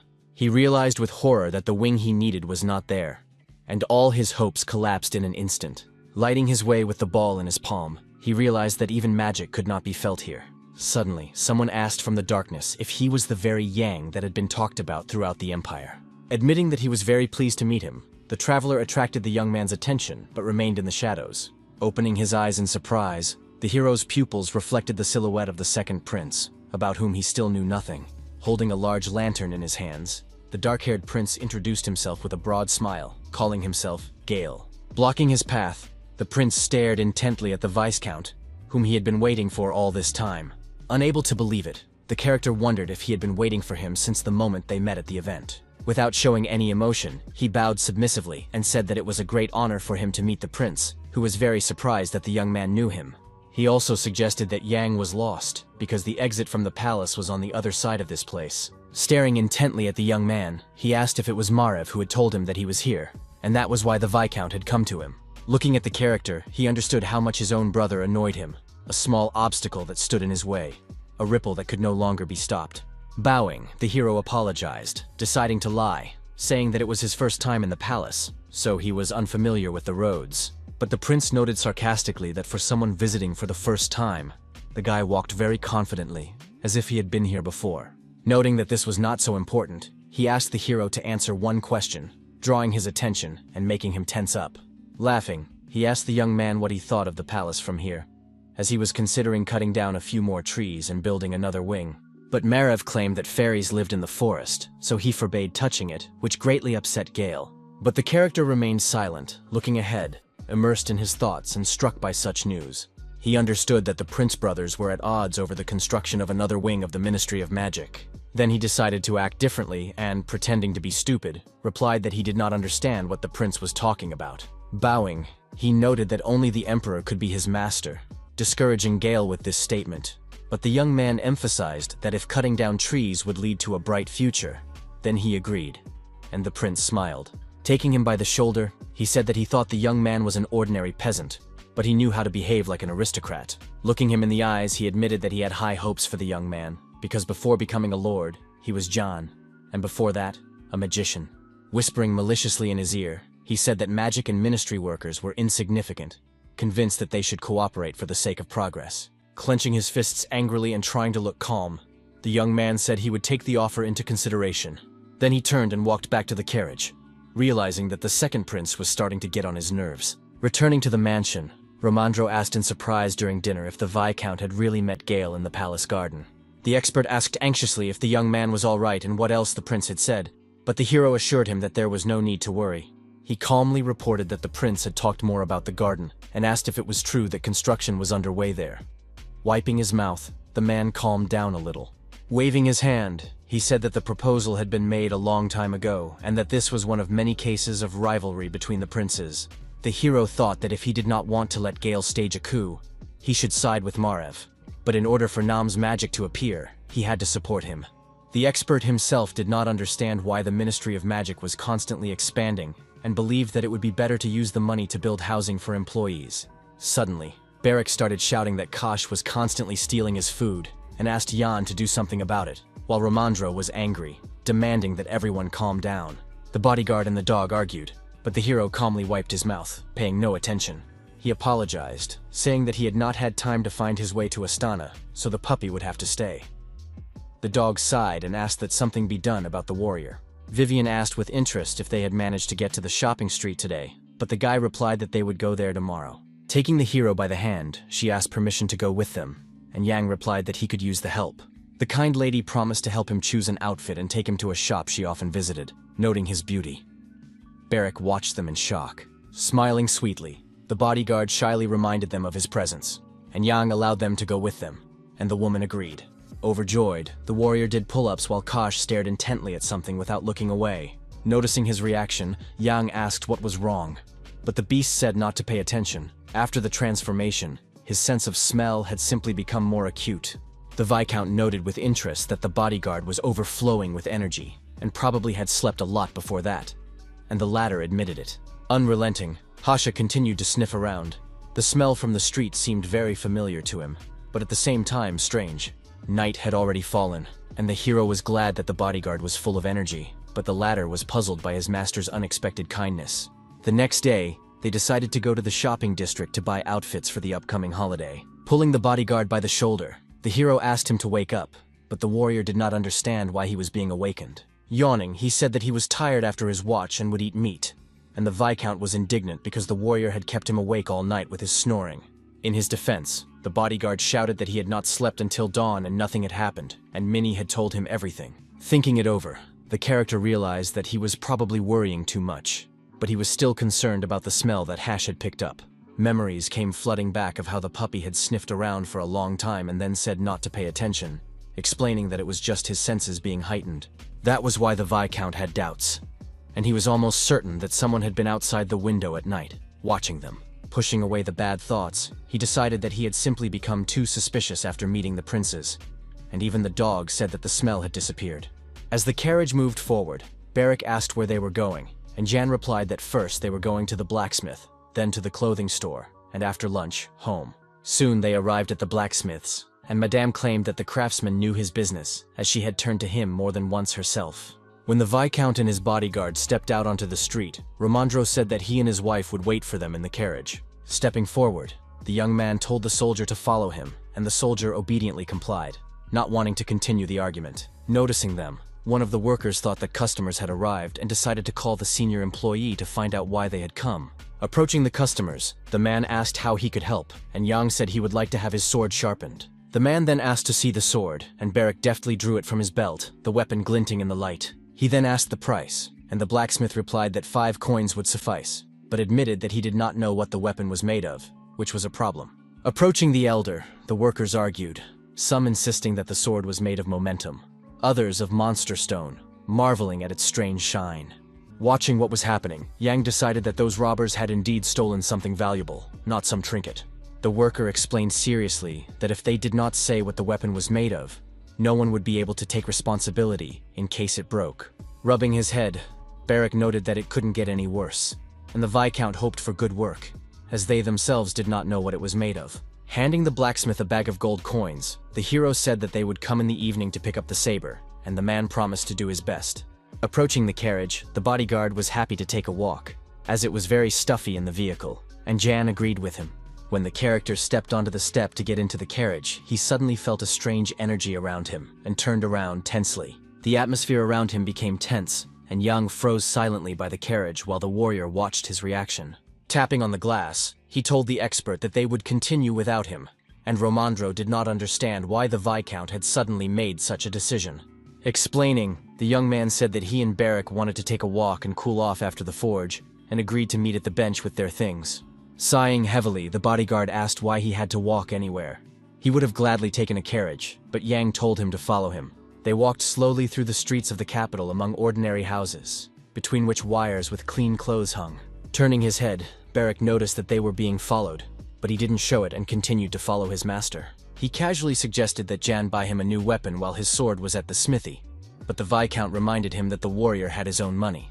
The warrior asked indignantly if it was not the master's duty to provide his guard with weapons, slowly turning the corner of one of the buildings. To catch up with the boys and not lose sight of them, the girl quickened her pace, following them rapidly, staying in the shadows. When she reached the intersection, she lost track of them and stared intently at the alleys between the buildings opposite. Feeling tense, the girl realized that they had disappeared despite the short distance, but she did not know where exactly. While she was busy searching for them, Barrack approached from behind to grab her and strike the first blow. Shocked by what was happening, the stranger froze in place, not knowing what to do next and not expecting such a turn of events.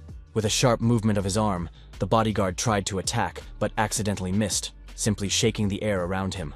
Taking advantage of the moment, the rival managed to intercept his blow and grabbed his wrist to perform a maneuver. Putting all her strength into it, the girl threw her opponent's body aside with one deft movement, clearing her path. The warrior flipped in the air, shocked by this turn of events and the strength of the mysterious stranger. He still managed to land safely on his feet and immediately took a fighting stance, not intending to retreat. A decent distance formed between the opponents, but neither was going to attack first, waiting for the right moment. Suddenly, Barrack asked if the stranger had decided to attack him, but she shouted for him to be quiet and asked for his name. Deciding to lie, the warrior said his name was Jan, and his eyes lit up with a thirst for battle and a sense of superiority. He lunged forward decisively, using a tactical move to punch his opponent directly in the head. While she tried to cover herself with her hands, he attacked her, giving her no chance to resist or retaliate. Finding the right moment, she masterfully hit him right in the jaw, and blood spurted in all directions. But Barrack's reaction was rather strange. He smiled as if enjoying himself and licked the blood that had spilled out. Jutting his leg forward sharply, he struck his opponent directly in the stomach, pushing her aside with all his strength. Spitting blood, she was very angry at his actions and decided to finish what she had started without any hesitation. Meanwhile, standing nearby, Yang watched their powerful battle as the opponents took turns striking each other. Staring intently at the girl, he noticed her unusual fighting stance, which was unusual for ordinary ladies.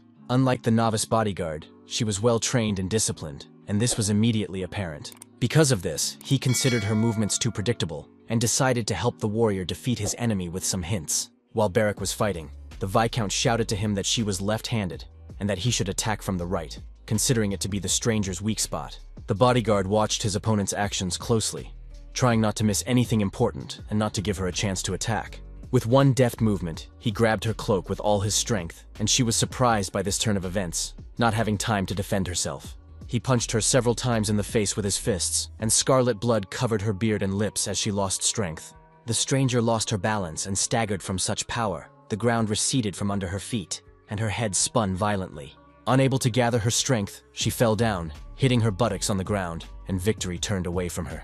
Sitting down, she wiped the blood from her face with her hands and covered her face, while the warrior waited to see what she would do next. With a crazed look in her eyes and a glowing ball in her palm, she rushed into the attack, shouting that the young man was actually Barrack, not Yang. Noticing her abilities, the hero was shocked. Could she also be a magical swordsman like his bodyguard? Using magic, she released a magical dagger from her hands, which flew straight at the bewildered orphan. Trying to stop the blow and covering his body with his hands, Barrack wondered what it was and where the weapon had come from. Suddenly, Jan rushed to his aid and, deciding to save the bodyguard, pushed him away and used his abilities. A bright light gradually engulfed everything around him, its energy spreading everywhere, stopping the sword in mid-air. There was a powerful blue explosion, and small pieces of stone flew in different directions, shaking the buildings. After that, huge clouds of gray, thick dust rose up, blocking any visibility around. Breathing heavily, the girl was losing strength. She could not continue the fight, falling to the ground again, blood flowing from her mouth. Stretching out her palms, she tried to hold her body up so as not to collapse completely onto the asphalt. Watching her, Barrack noted that she had attacked first and now lay exhausted, while Yang said that the warrior's blow seemed to have been decisive. Approaching her, the orphan asked if she really wasn't going to pick up a weapon, and she replied that raising a sword against an unarmed person was shameful and extravagant.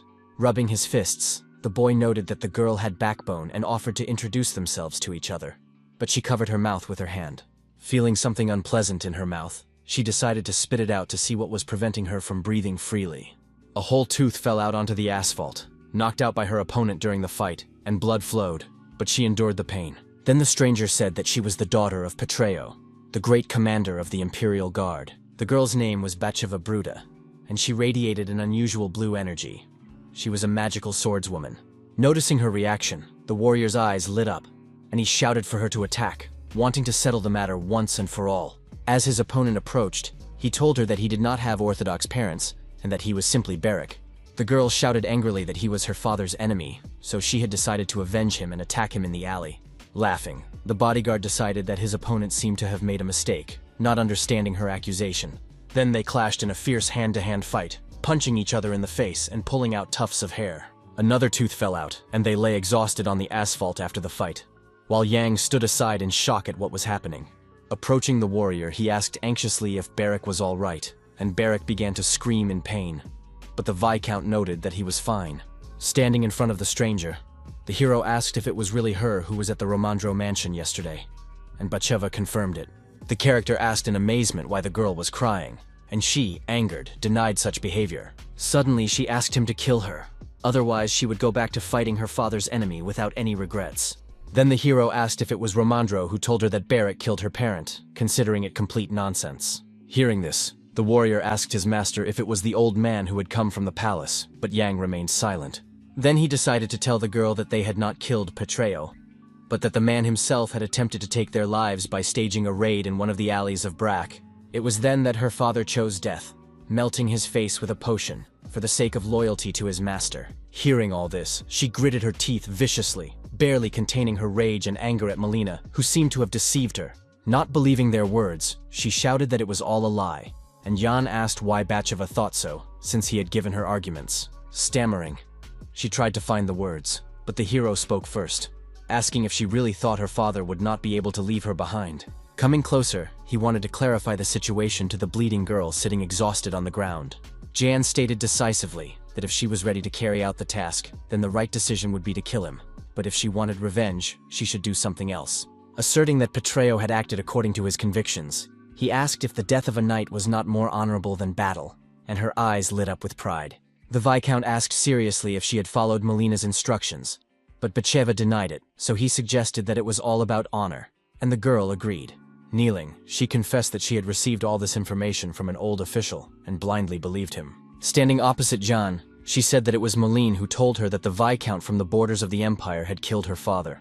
He thought to himself that the girl was not on the same side as the old man, and could be useful in the future if he let her live. Suddenly, they heard screams and turned around.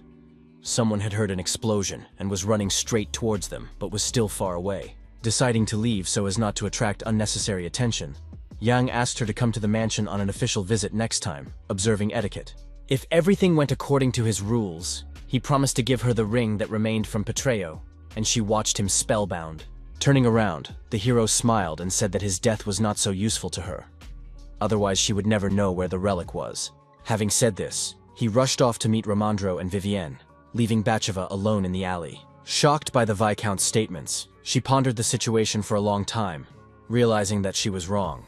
The weather outside was beautiful, all the buildings around were lit by bright rays of sunshine, and a holiday was about to take place. One of the two-story houses housed a clothing store, its door wide open, signaling that it was open for business. Hearing a noise behind him, the expert turned around with a smile, noting that Yang and Barak had finally arrived. He had been waiting for them. Noticing that blood was flowing from the warrior's nose, he cried out. And the Viscount explained that they had been delayed by very important business. Ignoring this, the character asked if Vivienne had chosen her clothes. She replied in the affirmative, and the woman was concerned, but Barak assured her that everything was fine. Smiling, she suggested that the Viscount look at the loose-fitting suits in light colors with a small amount of tweed, which was currently in fashion. Looking at the options, Yang said that the orphan was a slob, so he needed a dark outfit, but he himself liked the white one. He admired the beautiful buttons and wanted to see the lining separately, wanting to wear it to dinner.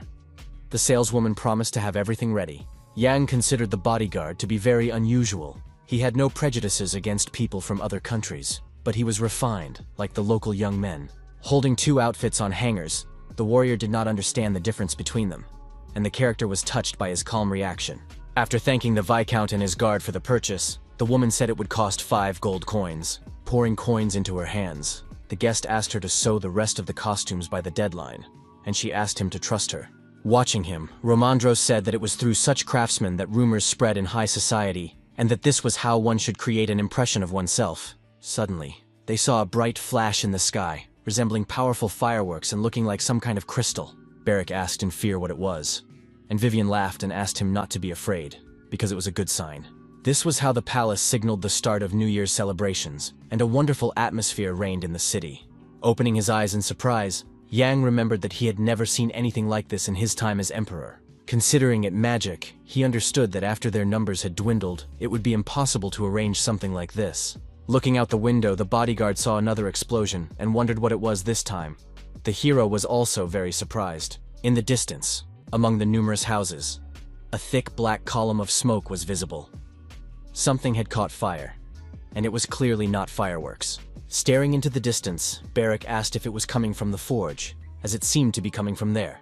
They rushed there at full speed, then stopped abruptly, covering their faces with their hands and coughing from the thick smoke. In front of them, the workshop was in chaos. Everything was scattered, and the rest of the shocked workers sat in the middle of the smoke. The man addressed them excitedly, reproaching them for not warning them. But Yang asked them to calm down and explain what had happened. After recovering a little, the master explained that they had heated the weapon and started hitting it with a hammer, trying to sharpen it somehow.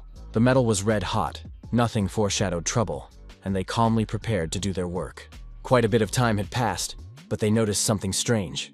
The saber had not cooled down, and the blade was red hot. Puzzled by what was happening, they exchanged silent glances, but no one could find an explanation. Making a more appropriate decision, they decided to lower it into a barrel of water to cool it down a little for further work. But suddenly the water began to boil, and they were even more surprised, but still did not pull out the saber and continue to watch. It was at that moment that a powerful explosion occurred, creating chaos and scattering everything around. Admiring the saber, Barrack laughed and noted the sharpness of the blade and the power of the new weapon. The blacksmith shouted, unable to hide his indignation, that he had almost lost everything and that they had to pay insurance and compensate him for moral damages. Not understanding how they could carry such a weapon with them, he assumed that they had stolen it, and Barrack wanted to tell him. But Romandro covered his mouth with his hand. Apologizing, Jan explained that he had secretly received it as a gift from his family, so he did not know about its properties, and asked about the amount of compensation. Pouring coins into the guest's hand, the Viscount thought that 1 coin was not enough for insurance, because he had heard that they were the best in town. The master awkwardly thanked the young man for his words, and noted that fortunately, no one had broken anything or been seriously injured. Bowing, he asked that next time they be given ordinary swords to work on, so that they could do their best work. When the bodyguard got into the carriage, the expert asked him to be careful with the weapon, and he promised to hold the saber tightly. With a certain disdain, the warrior said that the weapon would be fine as long as it was not heated, not understanding such concern. Yan seriously emphasized that the warrior should not release magical energy with this sword, and he agreed.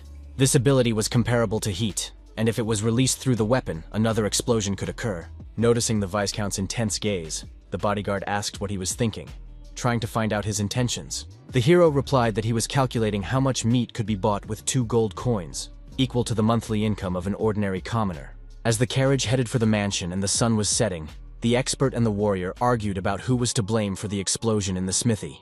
Despite the late afternoon hour, the weather was quite good, and the soft rays of the sun illuminated the corridors of the mansion. The holiday season had arrived, and the hero and Vivian tried on new outfits.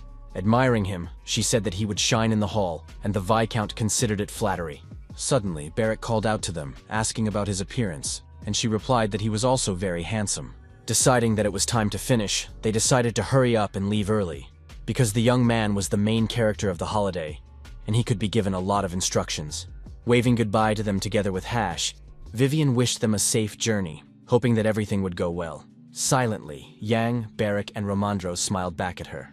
They were all excited and looking forward to the parade today. The hero and the warrior understood how important today was, but everything could change in an instant, yet they promised to return soon. After a while, the carriage stopped at the main gate of the Imperial Palace, where everything was ready for the celebration. At the entrance, Carr, who was in charge of the title conferral ceremony, greeted them with a low bow and asked them to follow him. In the corridor, he explained that after the light of the oracle was lit, Yang would have to wait. Then he would receive his title and surname and undergo a magical confirmation ceremony. The Viscount asked with interest whether the glow could really confirm the presence of abilities, and the servant bowed and said that this was indeed the case. The title sounded majestic, but it was a magical illusion, reminiscent of a harp created to enhance the status of the ministry. The hero thought to himself that it was just for show, and if anyone wanted to embarrass themselves, this was the perfect moment. He decided that it was possible to ensure that there would be no reaction to the magic at all, and he was curious to see what would happen in that case. Before entering the main hall, he instructed Barrack to follow Romandro at all times and not to stray from the expert. Grabbing the wooden door handles, Carr prepared to show the future Count a real celebration. A huge and beautifully decorated hall opened up before them, filled with ladies and barons, all engrossed in conversation. Immediately, in his white outfit, the hero realized that there was no turning back, and took a decisive step forward. In an instant, all eyes were on him, and the officials and their companions tried to hide their surprise, but they did not succeed. Questions could be heard from the crowd. Could this really be the illegitimate son of the Marquis of Bracha, since the young man was much younger than everyone thought? Gossip began to spread like a spider's web, with everyone discussing how cruel one must be to kill one's own father and collaborate with barbarians. Romandro pulled Barrack sharply toward him and directed him in the right direction, while the warrior wondered if he should already leave his master. The expert realized with horror that this was exactly what would happen, but seeing it with his own eyes was much worse. The glances were openly caustic, and the man wondered if the hero would be able to hold out until the Emperor's arrival. As the young man walked among the crowd of admiring strangers, the words of his teacher Naum from his past life echoed in his head. He had always told him to smile, and he walked on without stopping, paying no attention to the others. Before his eyes was the image of Naum, who claimed that the spirit was so strong that others could know about it without words. Therefore, if he considered himself the center, then others would think the same and gravitate toward him, regardless of status. It was also always worth smiling, and if he did so, the whole world would do the same. But when he cried, then everyone would smile even wider. Immersed in thoughts about his past life and his mentor's teachings, Yang did not notice when he bumped into one of the aristocrats. Looking at the guy with interest, the hero asked if he was by any chance from the Sirio family, about which he knew a lot. It was not the most influential family, but for a first opponent, it was not a bad option. And for someone who knew how to read the situation, a peer was more suitable. Smiling, the young man replied that this was correct, gave his name as Malanhov Sirio, and asked the hero's name. Placing his hand on his heart, the Viscount gave his short name and apologetically explained that he would only receive his surname today. At that moment, the sister of the aristocrat Alinar arrived, and they immediately recognized the young man who was to be granted the title. Sharing rumors that everyone was talking about the character's magical abilities, she asked him to shake her hand for good luck, and Yang kindly agreed. Unexpectedly, more aristocrats arrived and asked Serio to introduce them to each other, wanting to meet the new Viscount. The hall was filled with a wonderful festive atmosphere. Pleasant music was playing, red carpets were laid out, and flowers were displayed. Craftsmen of lower ranks were also present at the celebration, which was a great honor for them. Suddenly, everyone was informed that His Majesty the Emperor had arrived, and the aristocrats froze in low bows. Stepping forward, Yang bowed his head submissively, waiting for the leader to appear. The tension was growing, but he tried to hold on.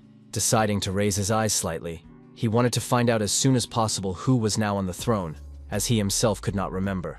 After a while, the old king came out in front of all the nobles and looked at everyone intently.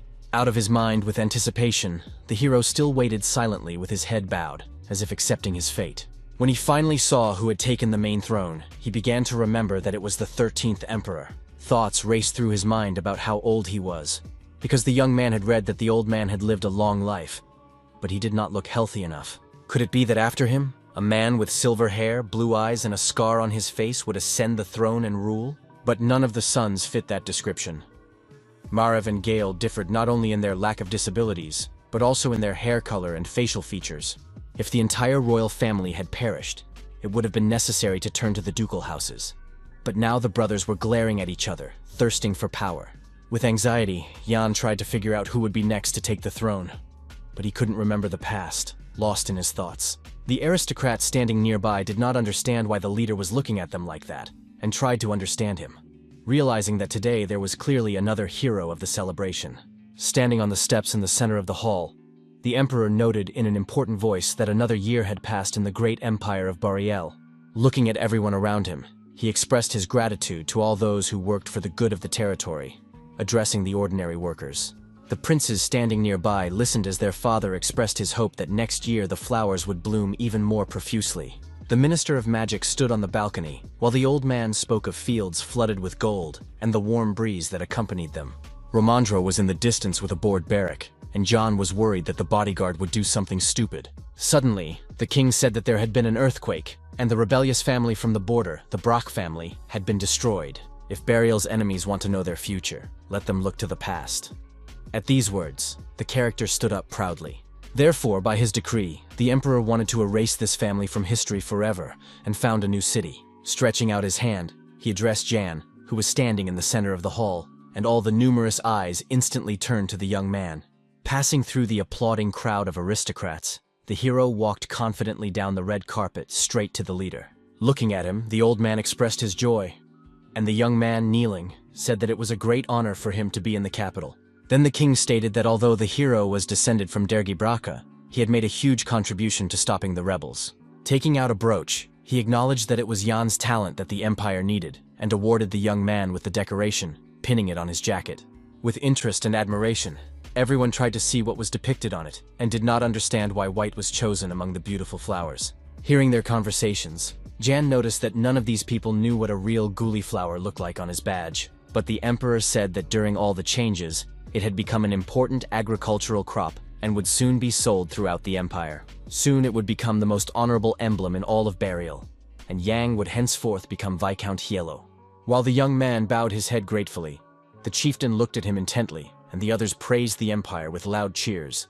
The title ceremony ended very successfully, with a wonderful atmosphere of celebration and joy. Loud applause rang out in approval of the emperor's decision and in support of the new count. The hero realized that he had heard this surname somewhere before, but he did not know to whom it belonged. Afterwards, the victors of the Battle of Roxana began to be congratulated, while chandeliers sparkled from the ceiling and red carpets adorned the hall. The orchestra played a calm, classical melody. The musicians were absorbed in the process, each playing their own instrument. Gathering around the young man, everyone began to congratulate him on receiving the title, and the hero thanked them, surprised by such attention.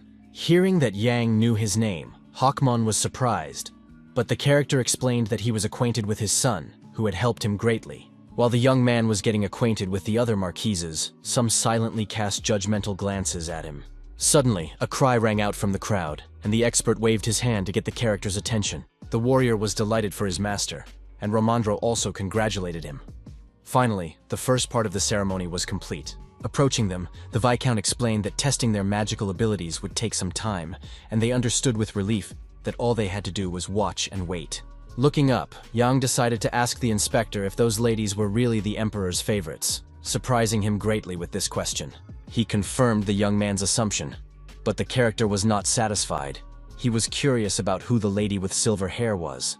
Dressed all in red, it was Madame Delane, who managed some of the empire's internal affairs on behalf of the emperor, including the new year. Then Yang suggested that her sons had the same hair color, but Romandro did not understand such interest. Suddenly, the Viscount's gaze fell on the little prince, who was silently looking at him, with hair color matching the description of the future emperor. Standing next to his mother, the blue-eyed boy with ash-colored hair looked frightened and mesmerized at the same time. Watching them intently, the hero wanted to clarify, but the expert caught his thought and interrupted him mid-sentence, not allowing him to finish. Unable to believe his eyes, he opened them wide, unable to comprehend that he was looking at what might be the new emperor. Standing next to Countess Dylan were the twins, the fourth Prince Arson and the fifth Prince Jean, the youngest members of the royal family. To get away from the hustle and bustle around them, they decided to get some fresh air on the balcony. Seeing the aristocrats kissing, Barrack started to shout, but Yang told him not to talk nonsense and called him back into the hall. Apologizing, the Viscount asked if this was the 13th emperor, but the man, gesturing for silence, asked him to watch his words. Whispering, the expert explained that this was the 14th ruler, since his father, who had died during the coup, had recently been recognized as the legitimate king. Turning around, the hero noted that everyone had different versions of the story, but this meant that the former leader could be stripped of his title or reinstated. Therefore, the current emperor was considered the 13th, but no one knew what would happen next in the flow of history. It was impossible to sense how strong the storm was. When he received the title, he could not remember the name of the leader, but it was impossible to determine who would be next, as the Empress had twins.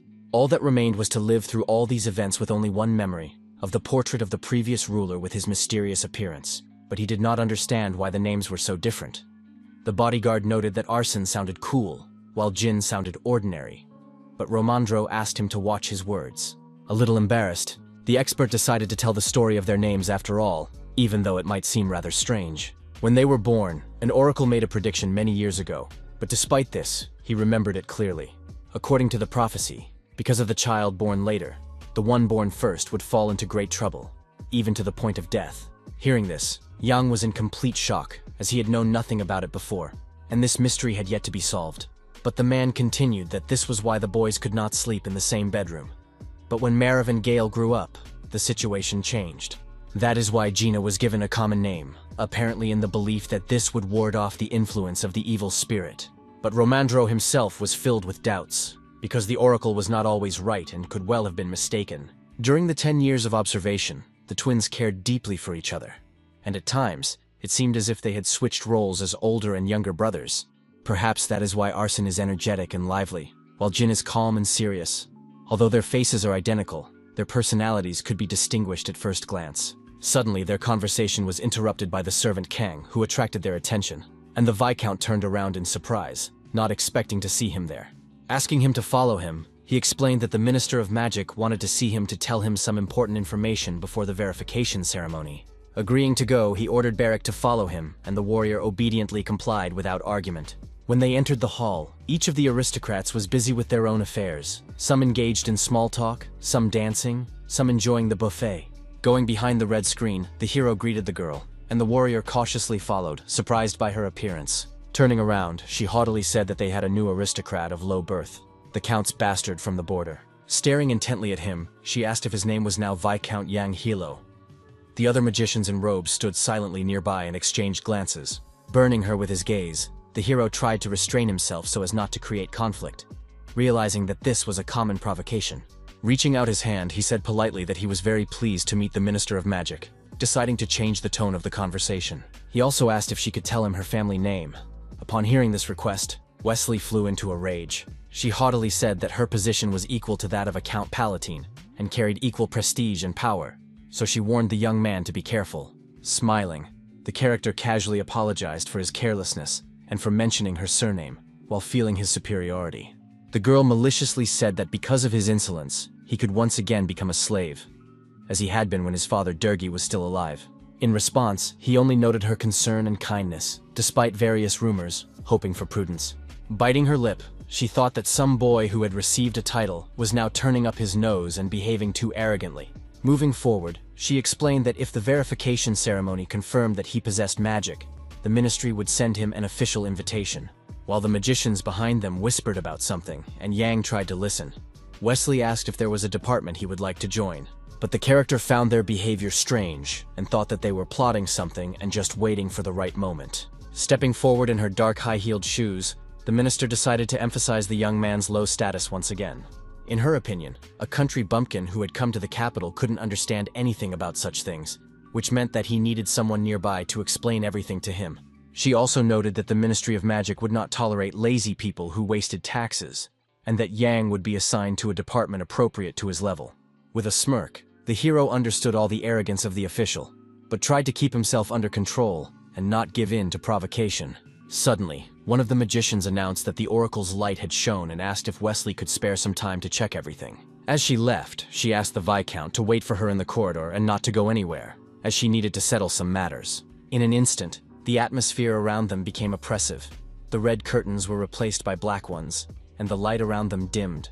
Barrack, walking behind, asked if his master had just laughed, and the hero was very surprised because he was silent. Moving forward, he saw a pictogram under his feet.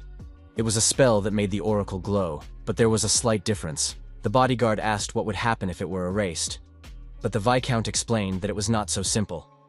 Perhaps it could be covered with something. Feeling a strange energy under his feet, he thought that perhaps the light of the oracle would help him return to the past, or strengthen his abilities. Having chosen the right place, the hero assumed that it was somewhere here, but he did not know the exact location, and the warrior could not help him because he was not aware of the situation. Looking around, the warrior said he was afraid of Wesley, but the young man noted that she had already done something to reduce his power. He resolutely declared that, to begin with, they would publicly disgrace the insolent minister, and then do everything possible to have her relegated to the lowest department. But the bodyguard was puzzled as to why the character needed this. Did he really want to obey someone? But Yang explained that it would cause fury in high society. He certainly wasn't going to give up on the little things just because everyone considered him a second-class citizen, including Marav and Gale. Puzzled, Barrack asked what he was going to do, and the Viscount said that he had already set a trap. Holding the back of his head, the warrior noted his headache, but the hero said that he appreciated his concern, but he didn't have to do that because the answer was already there. It was difficult to see the other side of the coin. The prince wanted him to join the magical stones department, but the hero himself believed that he belonged in a more important department. To do this, he needed to declare himself and prove his abilities. Even though he was a bastard, he was worthy of the title and possessed a rare and outstanding gift. Unexpectedly, he asked Barrack to bite his finger, and Barak, puzzled, obeyed and did so, without knowing why. Waving his arms, Jan asked him to draw lines on the pictogram with blood, and the warrior was even more puzzled by what was happening.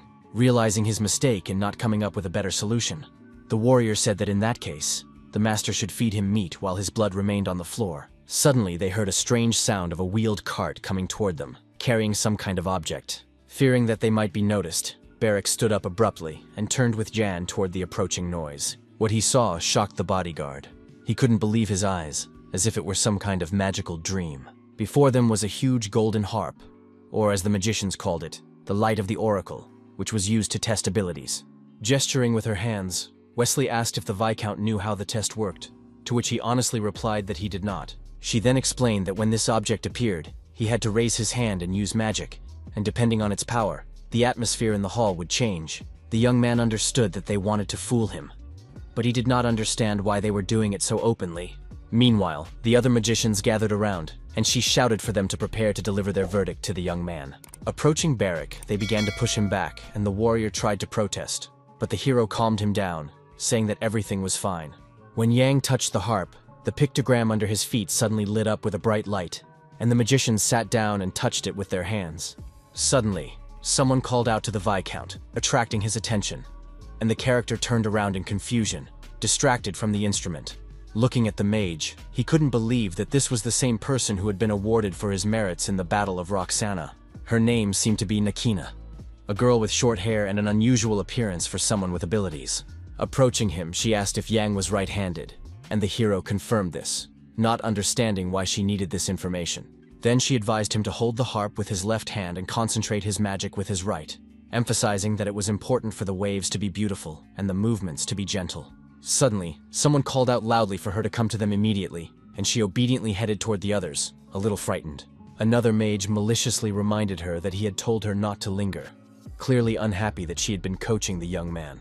Indignant, she tried to explain that there must be a limit to any lie, to which she was told that, as always, she was very fair. Turning to them, Yang listened attentively to the conversation. His fears that they wanted to frame him were justified, after which they left him. Remembering the battle at Roxane, he realized that it was Hale and Tommy, the most talented of the magicians, clearly obeying Wesley.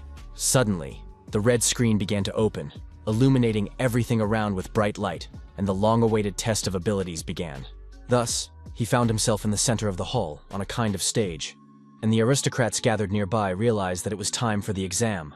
The crowd assumed that it must be difficult to hold 2 races a day, while others believed that someone who had eaten crumbs would have no problems. Listening to all this, the expert was horrified by such an attitude but did not say a word, hoping for the hero's success and composure. Stepping forward, Wesley stated that everyone knew how important magic was for the defense of the Bariel Empire. As she explained that for many years they had had to put up with the inability to find a talented magician, Gale listened attentively.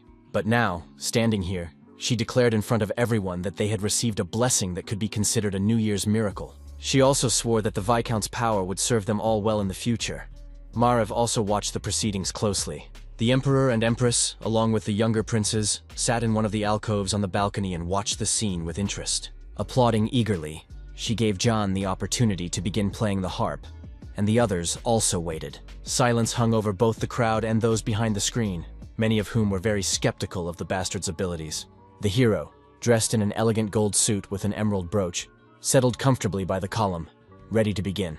His gaze was focused on the instrument, as he was doing this for the first time and felt slightly nervous. Touching the strings with his fingers, the character thought about how to do it correctly, trying to concentrate. Suddenly, the hall was illuminated by a bright glow. The air trembled from the flow of magical energy, and those present, amazed, looked up, not believing their eyes. With each movement, the melody grew louder and louder, and the Viscount continued to play, paying no attention to those around him. The Emperor and his entire family, seated on the balcony, were shocked, as they had never seen anything like this before. Marev, who did not expect such a level of skill from an ordinary young man, watched him with joy in the shining hall, surrounded by bright lights. Distracted from their own playing, the musicians, along with the conductor holding his baton, froze in amazement. With his mouth agape, the man gave the orchestra the signal to continue in order to support the Viscount's magical melody. Gale also watched the hero with tension, marveling at his abilities and proud that his hopes had not been in vain. Absorbed in the process, Yang played so that flowers seemed to bloom around him, and the power of his abilities only grew stronger. Surprised and shocked, the minister's eyes widened as she watched his hand movements. Frozen in amazement, Wesley couldn't believe that an ordinary bastard possessed such magical power. Watching Gale's reaction, Delane sighed heavily, wondering how a man could look at his beloved like that. Hearing the melody, she herself was shocked and listened, although she had not been particularly interested in magic before. Bringing the binoculars to the Emperor's eyes, she asked if he could see it, and the old man began to watch with interest. Approaching the Empress, Jean turned to his mother, explaining that Arsène couldn't see well from the sofa in the corner of the balcony. Turning her head, she noticed her son sitting in the distance, trying to see what was happening with a small pair of binoculars. Touched by the prince giving his binoculars to his younger brother, she noted his kindness and stroked his head. Turning back to the king, she asked if he thought the Viscount's game was divine, but the old man only chuckled mysteriously. Enthralled by the game, Jean looked in amazement at the new count, absorbed in the atmosphere of magic and enchantment. Feeling a strange power, he noted that Yang was truly an incredible person and wanted to get to know him. Continuing to touch the strings, the young man felt his strength gradually fading, and he needed to finish the game beautifully. Standing up decisively, he shouted with a smile that it was all for Burial, and in response, the watching aristocrats showered him with thunderous applause. Stopping the game, the character bowed, feeling proud that he had managed to outsmart all his enemies who wanted to stop him. Wesley stood behind him eagerly, waiting for his next move and not interfering in the process. Approaching her, the Viscount graciously kissed her hand and bowed before the minister, like a true gentleman. With a smile, she noted his incredible strength and said she would eagerly await his application to the Ministry of Magic. Having completed the examination, Yang decided to leave the hall, tired from a whole day of such intense attention and testing. But as soon as he stepped outside, the aristocrats surrounded him, bombarding him with questions about his choice of department and admiring his strength. Everyone advised him to join the Volunteer Magical Studies Department, and the Viscount himself did not know where to hide from everyone. Suddenly, someone called out to him, drawing attention and distracting him from the questions. Yang turned around, hoping for his salvation. It was Romandro, who explained that he had something important to tell him, and asked him to come closer. Apologizing, Yang followed the man, promising to return soon, as everyone hoped to talk to him some more. The balcony of the luxurious building glowed in the rays of the setting sun, surrounded by foliage and stars in the purple sky. Turning to the hero, the inspector suddenly burst into tears, covering his face with his hands, as if in some kind of indignation. With tears in his eyes, he remarked that he had never seen anything more wonderful, and wished his wife could see it too, and Yang thanked him. Congratulating him wholeheartedly, the man noted that the young man was the first magician aristocrat in the world who would go down in history. Without much joy, Yang agreed and fell silent, because for him it meant depriving himself of his past once and for all. Puzzled, Romandro asked why the Viscount had reacted that way, but he couldn't explain his emotions. He simply still couldn't believe what was happening. Everything around him seemed like some strange, endless dream. Even in 100 years he would still be first, and thanks to that, he would be able to sit on the imperial throne. And now, he was also in first place. The expert asked anxiously if he was too excited, but Yang thanked him again and asked where the bodyguard was. Not understanding, the man asked if the warrior had not gone with him, but the character explained that the young man had been expelled before the ceremony. A tense silence hung in the air. None of them knew where Beric was, and he could do anything. The young man hurried over to them with a bottle of wine, and the expert became angry, fearing that he might somehow harm the aristocrats. He furiously asked where the warrior had been and what was wrong with his hands, and the warrior explained that it was payment for meat snacks. Jan remembered that bodyguards should be fed protein, but he was curious about where the warrior had been. The warrior, drinking, replied that he had been in the back corridor. Feeling no concern, Beric noted that he might have seen something interesting there, but he couldn't remember what it was. Suddenly, he started shouting for everyone drawing the magic circle to come forward, and Jan wondered if the warrior meant Wesley. Laughing, the bodyguard noted that it seemed that was indeed the case, and that she treated all her subordinates like rats. Earlier, he thought that the minister would finish drawing the pictogram herself, but it turned out to be wrong from the start. Now he understood that a person named Nakina had wanted to help him, but she had been prevented from doing so by those with their own insidious plans. It turned out that there were factions within the Ministry of Magic, a department headed by the girl, and she was the one who assigned the work. Thinking that such groups existed everywhere, he realized that if it weren't for Naum, it would have been difficult for him to adapt here the first time around. Interrupting his thoughts, someone suddenly called out to the Viscount, drawing his attention and bringing him back to reality. Bowing submissively and apologizing for the disturbance, a young man asked him to give him a minute and asked him to come over. He then said that he would take him to a separate room on the second floor, where the entire imperial family had gathered at that time. Gradually, they approached the doors of the royal chambers, guarded by soldiers on all sides for security. Bowing, the man greeted the Viscount and introduced himself as Vaols, the third captain of the Imperial Guard. He then asked permission to conduct a search, and Yang obediently spread his arms and agreed, noting his duty. While the hero was being searched, the rest of the soldiers obediently awaited further instructions from their captain. After completing the procedure, Vaols thanked the character for his understanding and let him inside, deciding that the hero did not have any dangerous items. Opening the doors, he told the young man to go ahead without hesitation. His suit was completely white, suitable for the celebration. Upon entering, Yang noticed the pleasant atmosphere, with aristocrats sitting at tables and children running around, playing with each other. Noticing him, she couldn't believe that the Viscount had actually come, noting his striking appearance up close. The Emperor abruptly called the character over to them, and the young man, not expecting his invitation, turned around in surprise. Confidently, the young man approached them with long strides without the slightest hesitation, paying no attention to the others. Standing in front of the old man, he bowed low and greeted His Majesty and his entire family. Looking around at everyone, he wondered if these people were the center of the empire, or the key to its bright future. The Countess and her twin sons looked at him with interest, the boys whispering something in surprise. Waging a secret war between themselves, Marav and Gale assessed the character, his abilities, and his usefulness. The old king also watched the new Viscount, wondering if the young man could become a worthy ruler of Bracha. Once again, thanking Jan, the Emperor noted that his words would serve as an example to high society, and Jan promised to follow all instructions. With undisguised interest, Deline, sitting nearby, asked which department he was going to join after all. Sizing each other up, Gale decided that wherever Jan wanted to go, he would not allow him to get there, while Marav simply remained silent. Placing his hand on his chest, the Viscount declared that his opinion meant nothing, and that he intended to follow Minister Wesley's instructions. In fact, he had no intention of joining the magical stones department that Marav had mentioned, because that would only separate him from the center of power. He understood that he needed to skillfully balance between the two sides, so it was worth accepting Gale's offer and misleading everyone. Grabbing the hero sharply by the sleeve, Arson, who was watching him, asked him to show his magic again, as he had done in the hall, explaining that he needed the light of the oracle to do so.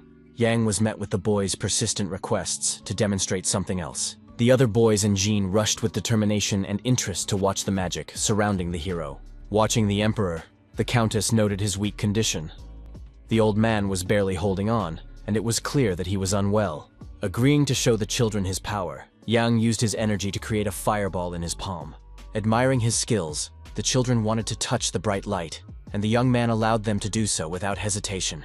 Then the boy said that it was his first time at such an event, so it was incredible for him. Hearing this, the hero was very surprised, because it was strange that the prince, who lived practically next door to the Ministry of Magic, had never seen anything like this before. While Jin sat next to his mother, Arson continued to watch the Viscount's abilities with admiration. Unable to bear it any longer, Delane told her son to mind his manners, because Sir Ian was not a jester to be treated so rudely. Reassuring her, the character said that today was a very happy day for him, so he would like to give the prince some happy memories. Grabbing his leg, Arson laughed and thanked him for saying that and protecting him from his mother's anger. But the Viscount only remained silent in response, watching the boy's actions and admiring his interest in magic. Suddenly, the king coughed, drawing their attention, and the young prince's face showed fear for his father's life. Marav rushed to him with concern, asking if everything was all right, but the Emperor was breathing heavily and wheezing strangely. Worried about the king, he asked a servant to take the old man to his chambers, and the servant obeyed, bowing submissively. As she left, Deline called Arson to come with her and asked him not to bother Sir Jan with his silly questions about abilities. The boy and the hero watched them intently, not understanding such accusations, but decided to obey the woman. In tension, everyone except Jean and Gale left the office, accompanying the Emperor to his room and not wanting to continue the celebration. The doors closed, and the prince, the boy, and the hero were left alone, and the long-awaited silence fell. With contempt, the prince breathed a sigh of relief, as if he had thrown off an incredible burden of unnecessary worries. Turning to Jin, he asked if he too should have left with his brother and the others, as the boy annoyed him. But the young prince, as if not noticing him, continued to sit silently, staring at one point, as if mesmerized by something. Suddenly, the Viscount addressed him, drawing his attention, and Jin looked at him in surprise. Sitting down, Yang asked permission to escort the young prince, as it was already very dark outside and he was worried about him. Puzzled, Jin looked at the hero, but he promised to do whatever the boy wanted without objection. Lighting the way with a flame in his hand, the character, along with him and the maid, headed for the chambers, while outside the window stood the dark knight.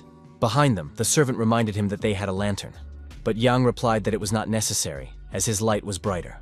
But in reality, he realized that it would be easier for him to watch the twins from here, and noted that the second one also had no scars. Looking at Jean, as he had expected, it was difficult to tell the boys apart by their faces, but their personalities were clearly different. Perhaps there was some detail that could distinguish them, but it was definitely not external factors. Stopping, the prince turned to him, and Yang listened attentively to the boy, making no sudden movements. In an uncertain voice, the prince tried to say something to him, stammering as he searched for the right words. The unusual energy emanating from the Viscount's hands seemed to draw him closer, and he asked if he could touch the flame. Agreeing, Yang lowered his palm closer to Jean's face so that he could touch it and feel the warmth. Gradually, the light filled the entire space around them, and despite the darkness, the corridor became very bright. Touching the rays, the boy now understood what his brother had actually seen not long ago, and why he was so fascinated by it. The hero looked at the boy in surprise, trying to see something strange in his behavior and manners, trying to hold back his power. Recalling the image of both brothers, he soon caught himself thinking that, if viewed from the outside, it was easy to distinguish between the twins. There was another difference. Everyone considered Jean to be a serious child who rarely smiled, but in fact, only he had dimples on his cheeks. In her chambers, Dylan sternly asked Arsene what kind of behavior that had been in the hall toward the Viscount. Beside herself with indignation, she reminded her son again that he should behave quietly in the presence of Gale and Marav, and the boy apologized to her. He asked her admiringly if she had seen how beautiful Serjan's magic was, and that was why he couldn't resist being too close to her. Understanding what had captivated the boy, the Countess agreed with him, and her stern features softened into a slight smile. Stroking his head, she noted that although she was his mother, she knew nothing about her own son. As they embraced, a servant suddenly entered and announced that Prince Jin had arrived, drawing the lady's attention. The doors opened, and a focused and serious boy entered the room, lost in his own thoughts about what he had seen. Delane then remarked that he had had a difficult day, but her son replied that it was his mother who had had a difficult time preparing for the new year. The woman wondered to herself how her sons could be so different, being twins, and was amazed by this once again. In fact, she understood that if it weren't for the Oracle's predictions, everything could have turned out completely differently. Then she asked Jin to explain once again to his brother what Marev and Gale meant to them, as she was very worried that she would not be able to live up to her status. Suddenly interrupting their conversation, the servant entered again and said that His Highness the Emperor was calling her. Asking Jean to look after Arsene, the woman went to her husband, realizing how critical his condition was. While the servant waited obediently at the door, she went to him, worrying about the king but not showing her emotions to the children. When she left, the twins were left alone, sitting silently on the sofa, each immersed in their own thoughts. The wood crackled softly in the fireplace, and the fire burned, warming the huge royal chambers on cold nights. Taking a purple-wrapped candy from the chest, Arsene turned to his brother, trying to get his attention. He casually asked if his brother would scold him for his bad behavior, as their mother had instructed when she left. But the boy remained silent, and then his brother asked if he wasn't interested in talking to him. But Jin explained that it was because of a mistake he had made. Then he reminded him that when they were little, their older brothers took care of them, but it was only a matter of time, and if they weren't careful, they could perish. The truth about the death of one of the heirs, because he thought himself more important than the others, was kept secret, and no one mentions it. Perhaps it was the Emperor who did it, but Jin said that they lived in luxury only because they did not care for their older brothers. Approaching his brother, Arsene asked him to tell him the truth, considering all fears to be complete nonsense. After all, it wasn't really about their age, but about the Oracle, and he stared intently at Jin, waiting for an answer. Then he himself reminded him of the words about the one who was born first, the ominous prediction made by a clairvoyant many years ago. Smiling, he added that if one of the brothers close to inheriting the throne died, the entire imperial line would be cut off. Jin calmly replied that the Oracle was not always right, but his brother, throwing down the candy, reminded him that he was not always wrong either. Hugging him, Arsene confessed that he liked the prince very much, proud of his prudence and sound mind. Turning to him, the boy asked his twin not to kill him, and Jin was taken aback by this statement. He wondered if his brother really thought he could harm him, knowing his true feelings. Taking him by the shoulder, the prince sternly asked Arsene not to joke like that. Despite all their differences, he loved his brother. Hugging him tightly, Jin asked his twin if he really thought he could do something bad. Meanwhile, Yang walked through the empty, long, dark corridors of the palace, lost in thought about the day he had lived through. Suddenly, he saw Gale in front of him with a bottle of wine in his hands and stopped, trying to figure out what he wanted from him. The prince asked with interest whether his father and Jean had reached their chambers, and the Viscount confirmed this, not understanding the question. The prince explained with concern that this was the first time this had happened to his father, and even if he had been suffocating in his sleep, everything had been fine afterwards. Therefore, Marev's behavior seemed rather strange to him. He did not understand why his brother was being so dramatic, as if this time his father was definitely going to die. After listening to him, Yang explained that no matter how familiar it was, the anxiety would not simply disappear. He had heard earlier that the emperor loved Gale more, but without his patronage his position would be shaken, and he did not understand why he was so calm. Then the prince said that the ceremony of mastery of magic looked very impressive and asked if the hero had seen another magician at the border. But Yang replied seriously that many people there were not even familiar with such a concept. He had only met gypsies and no one else. Staring intently at him, Gale tried to understand the Viscount's intentions and whether he was telling the truth or lying to his face. Then he asked maliciously if that meant the young man had nothing to do with the bloodstains on the magic circle. But the Viscount explained that there had been some problems with him, and they had barely avoided disaster, so it was a relief that the celebration had gone off without incident. Puzzled, he said that he had not shed any blood, and that it belonged to someone else, so Gale was obviously mistaken in his assumptions. Then the prince tried to touch his hand, extending his palm as if in a sign of trust and future cooperation. In an instant, the white glove fell to the floor from the hero's hand. It was another test of loyalty, which he was going to pass with dignity. Silently, the prince watched to see what would happen next, saying nothing and trying to understand John's motives. Then their fingers slowly began to touch each other, a moment that signified complete trust. Puzzled as to what the prince wanted to see on his palm by making such a gesture, Jan asked if he should show Gale his other hand. Refusing, the prince abruptly withdrew his hand, as if the hero had insulted his honor and did not understand why all this was necessary.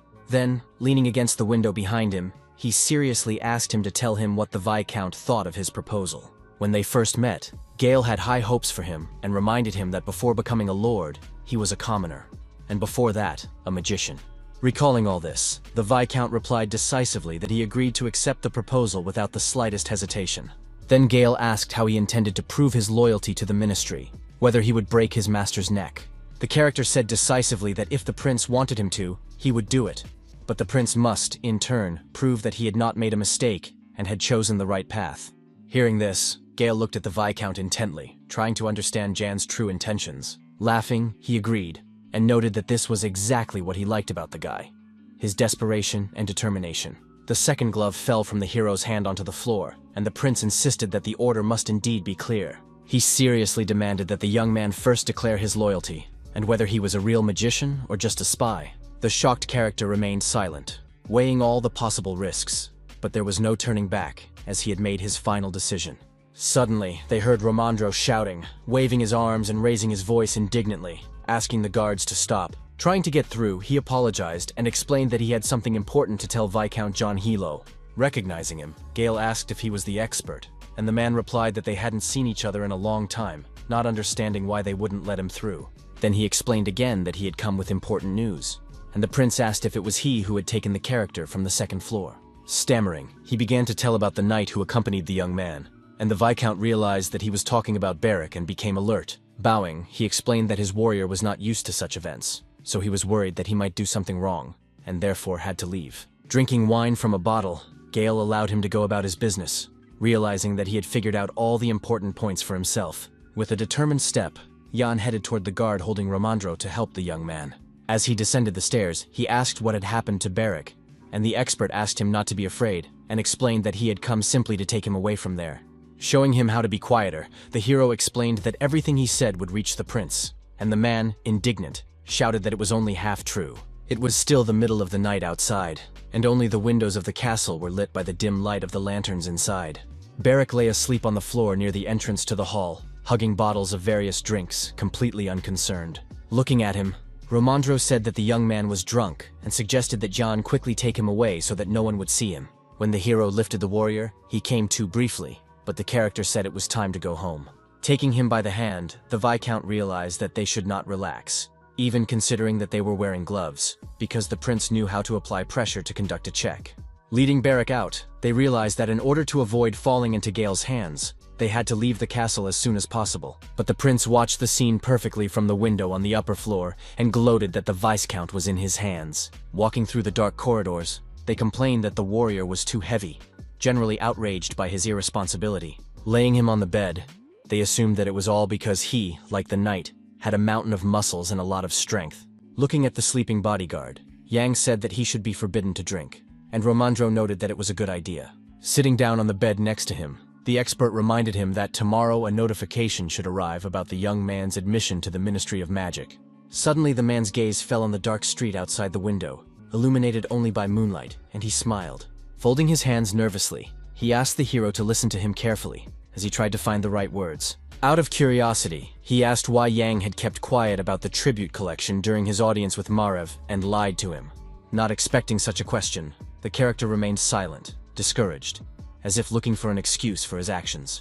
Without waiting for an answer, the expert noted that he was not in a position to comment on the Viscount's actions. He was simply curious. After that, he decided to think for a moment to explain his excessive insistence, as it might have seemed to the young man. Then he said that if Yang wanted to prioritize his abilities as a magician, he would try to help him, further discouraging the hero with his confession. Then the Viscount asked if the expert was not Prince Marev's man, to which Romandro replied that if he wrote a letter of resignation, he would no longer see him.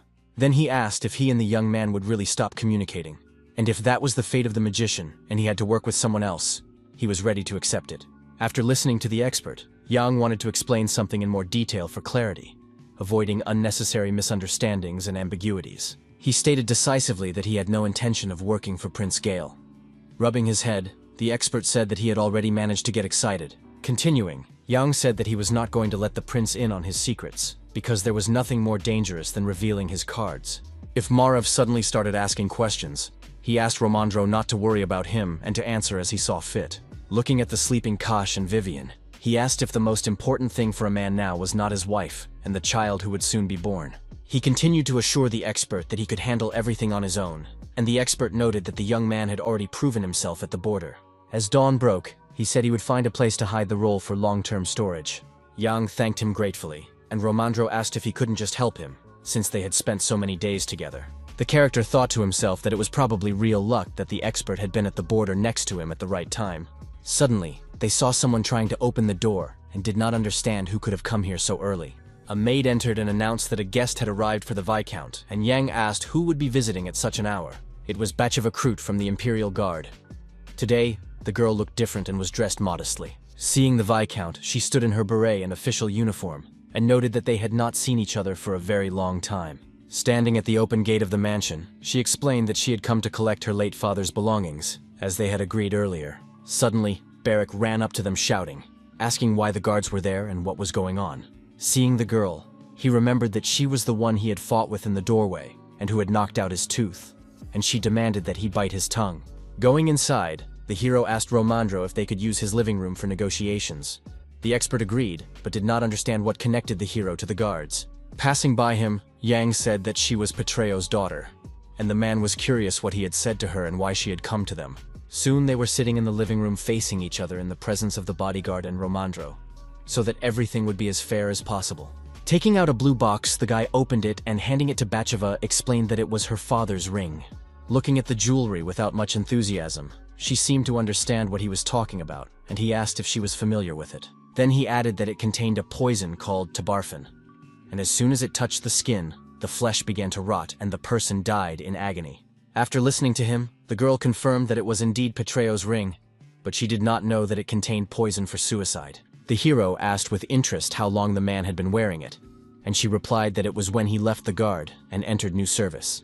The Viscount realized that the man had started wearing the jewelry while serving Melina, which meant that the old man had given it to him. Lying to her, the official informed her of her father's death, and, blaming John for everything, said that Petreo had defended him from the young man. After listening to Batcheva's story, the character was shocked by the old man's meanness and greed, who was looking out for his own interests. With regret, he said that his father trusted his daughter very much, because when asked if he was worried about Petreo's family, he did not hesitate for a moment. That was all he could tell her, and only the girl herself, who sat silently with her head bowed, could judge who was right and who was wrong. She had never understood why her father wore the ring all the time, and once even asked him if he had met someone. Then the man just laughed sadly in response and said nothing, as if trying not to upset her with his problems.